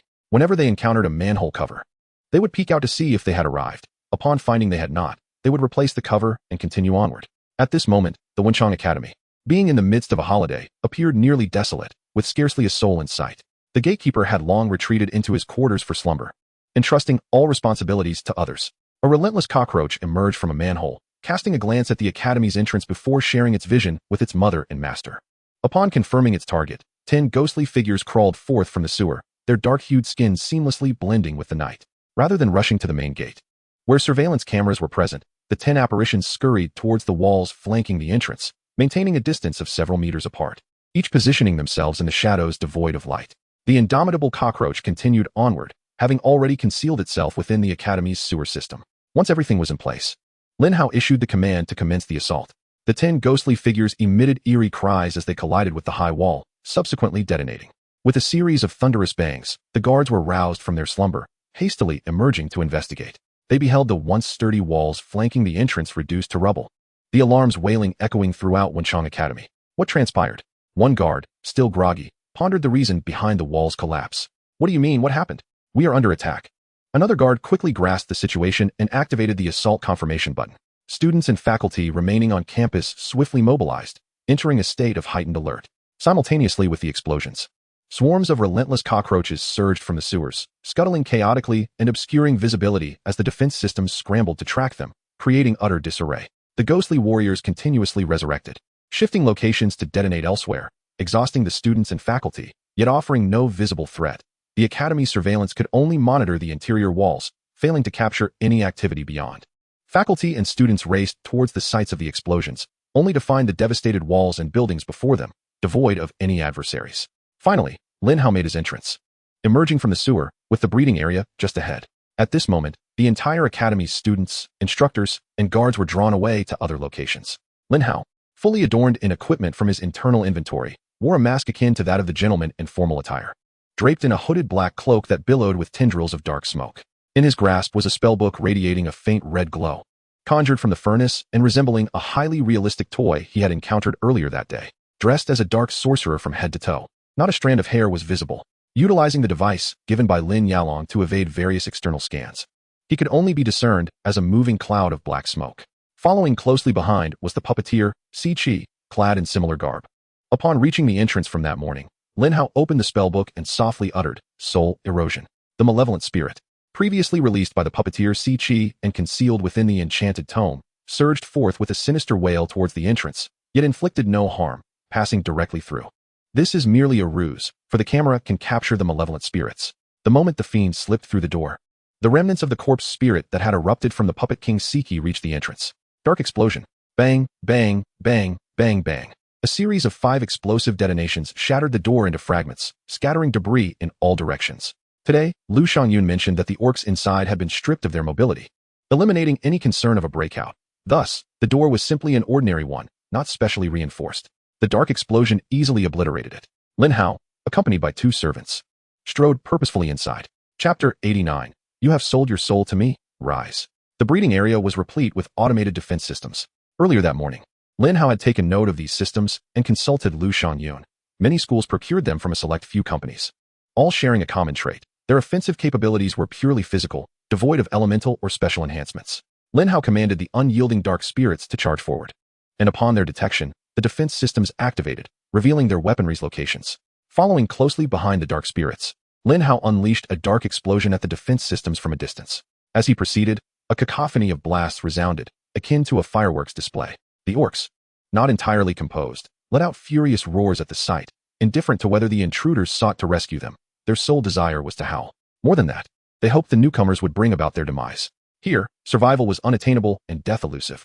The puppet king Siki unleashed hundreds of undead cockroaches, which scurried into the cage to devour the orcs, feasting upon their corpses. Lin Hao held no compassion for these orcs. His sole intention was to empower his undead cockroaches by allowing them to consume the bodies, thereby fortifying their exoskeletons. Lin Hao sensed that the strength gained from the consumption of these corpses would be unleashed upon his ascension, further augmenting his power. No one desires weak soldiers. Arriving before the orc prophet's cage, Lin Hao unleashed a dark explosion to shatter the enclosure, followed by 2 additional explosions that obliterated the massive hooks and instruments used for extracting the orc prophet's brain and marrow. The orc prophet's immense, battered form crashed heavily to the ground, raising a cloud of dust. You have sold your soul to me, rise. Become my servant, and fight eternally on my behalf. The command for the puppets to awaken was issued, and the dark red warning lights in the breeding area dimmed ominously, as though influenced by some powerful force. In the surrounding shadows, all the dark corners seemed to writhe, drawn toward the orc prophet's remains, as if a multitude of dark figures were being absorbed. The remnants of the orc prophet were enveloped in darkness, forming a colossal black sphere, reminiscent of what had occurred with Wang Siki.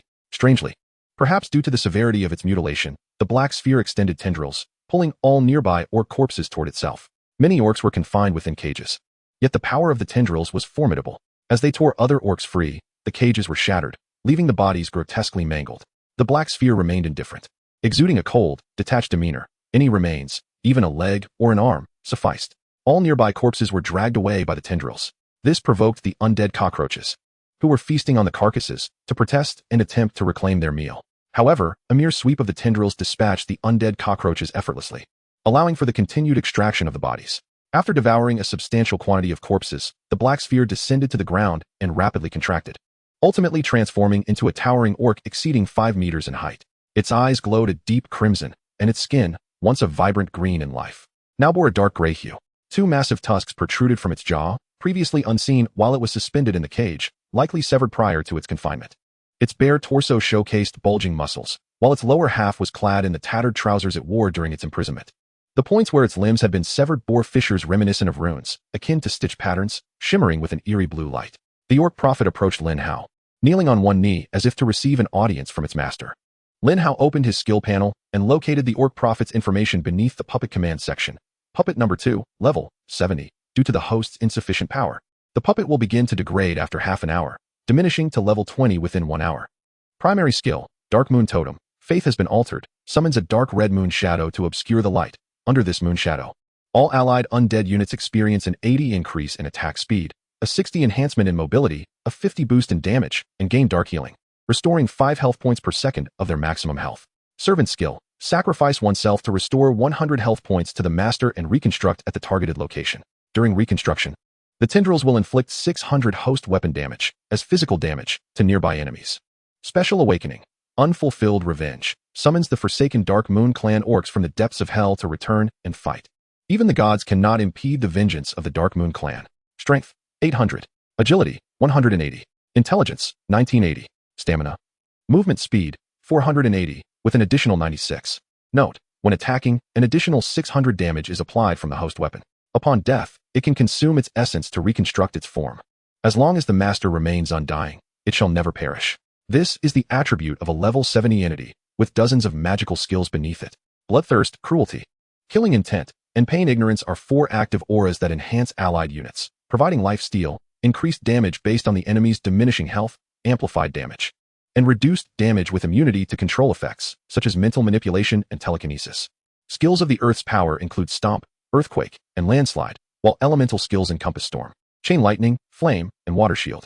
Additionally, War Shout, Battle Rage, and Warcry feature among the war skills, encompassing both negative and positive effects. Lin Hao stood utterly astonished. Truly a testament to the prowess of the High Shaman.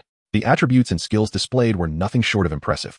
Currently, these attributes and skills were being exhibited without any equipment enhancements.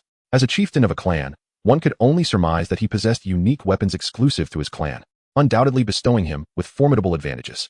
Earlier, Lu Shangyun had mentioned that the Dark Moon clan was once a remarkably powerful tribe, dominating the Black Soil region of North America. How could such a formidable high shaman, leading a clan, have been captured, mutilated, and left to dangle while being stripped of flesh and marrow? Alas, these attributes and skills were exclusive to level 70 and would begin to dissipate in half an hour.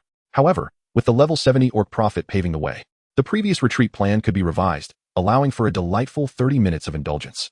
Wang Siki, summon all the undead cockroaches back. The ghost dolls need not self-destruct any longer to create distractions.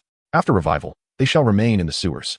It is time for the Dark Moon orcs to take the stage. The puppet king Wang Siki promptly issued the order, and the multitude of undead cockroaches swiftly turned around, evading attacks as they surged toward the breeding area where the main body resided. The ghost dolls ceased their frenetic self-detonations. A severe alarm was triggered, and students and mentors from Wensiu Academy received urgent notifications regarding the influx of aberrant insects heading toward the breeding area. Quick, to the breeding area. An esteemed mentor clad in armor reminiscent of Iron Man, wielding a lightsaber in one hand and a light shield in the other, launched into the air, engines roaring as he soared toward the breeding area. The other mentors and students promptly activated their engines to follow suit. The remaining 6 academies of the Seven Stars Alliance had already dispatched numerous mentors and students to provide assistance upon receiving the assault alert from Wensiu Academy. Hundreds of mentors and students from the Seven Stars Alliance converged upon the breeding area of Wensiu Academy. Chapter 90. Orcs from Hell. From the moment the first alarm sounded, the other 6 academies of the Seven Stars Alliance received the call for assistance.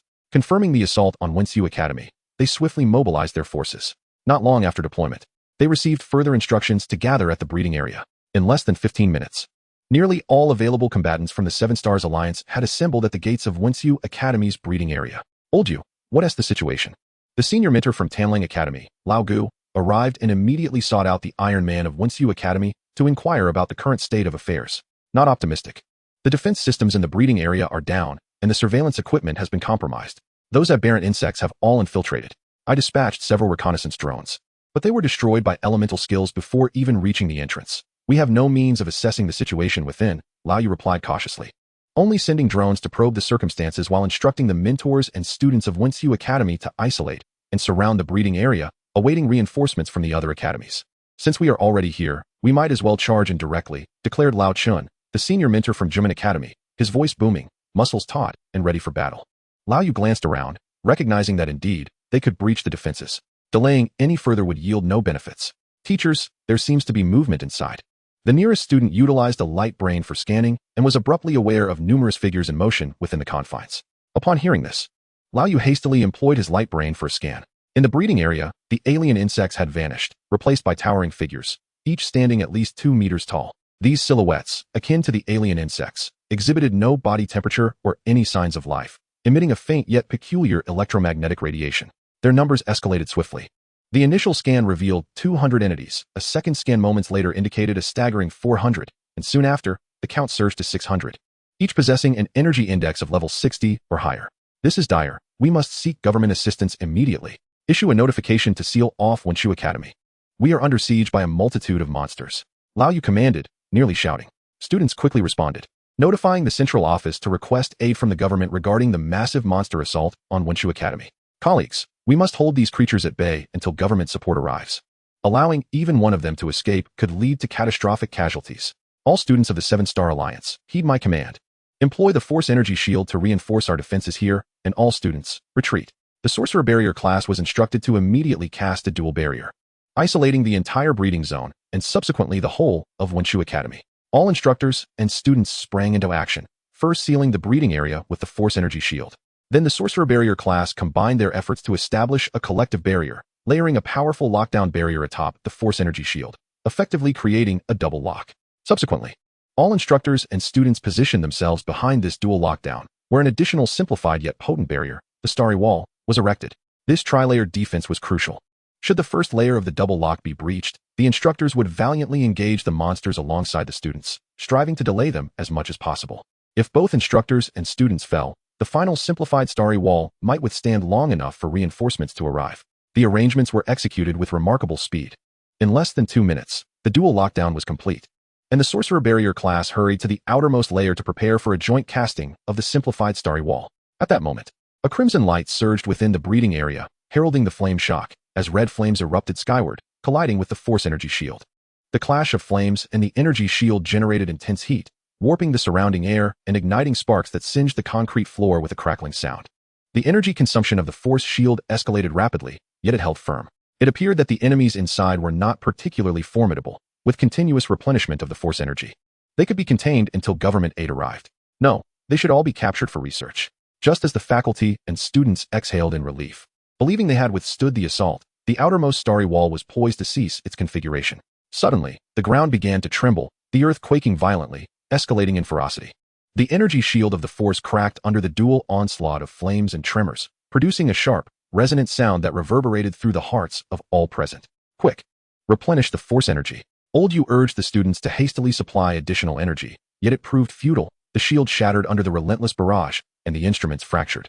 Next came the formidable sealing barrier. The residual power of the flames and tremors proved insufficient to breach it. Without a moment's respite, a flash of light, akin to daylight's lightning, erupted from within, striking the barrier. Although it did not shatter the barrier, the lightning, seemingly imbued with life, incessantly assaulted the same point, creating rippling waves across the barrier's surface. At that moment, the earth began to tremble once more, and to everyone's astonishment, hills began to rise beneath the barrier, spewing forth molten lava, transforming into miniature volcanoes that subsequently erupted. The force of the volcanic explosion, compounded by the lightning chain's assault, threatened to overwhelm the barrier, which appeared on the brink of collapse. Barrier team swiftly established the Starry Wall. Old Yu and Old Gu sensed the impending doom. Everyone, arm yourselves and prepare for battle. Defend the dignity of the 7-Star Alliance. Old Chen's full set of equipment radiated a crimson glow as his power surged, activating defensive skills that layered upon one another. The barrier team hastened to set up the Starry Wall, but they were still a step short of completion. Boom! A deafening sound erupted as the foremost powerful barrier shattered. Everyone braced for the monstrous creature to emerge, yet, aside from swirling ash, flowing lava, and rolling smoke, an eerie silence enveloped the scene. One student, unable to contain his curiosity, stepped forward to discern the situation within. However, the light brain, affected by the tremors and mini-volcanic eruptions, could no longer scan the interior. Suddenly, a large, grayish hand emerged from the smoke, seizing the student's head and flinging him away with great force, causing him to crash to the ground, rendered unconscious. Immediately thereafter, the ground began to tremble violently, a result of countless monsters charging forth, accompanied by the distant sound of war drums that instilled a sense of dread in all faculty and students. A deafening roar erupted, accompanied by unintelligible battle cries, as a horde of clan orcs surged from the breeding area. These orcs were draped in dark hues, distinct from all known clan orc skin tones. Their faces appeared gaunt, sinewy, and devoid of life, their robust bodies clad in tattered, rudimentary leather armor. Brandishing axes, spears, and sabers, they charged forth in a frenzy. Form ranks in squads. We cannot allow a single orc to escape. Old Chun led the charge, fists clenched, leaping forth like a cannonball into the midst of the orcs.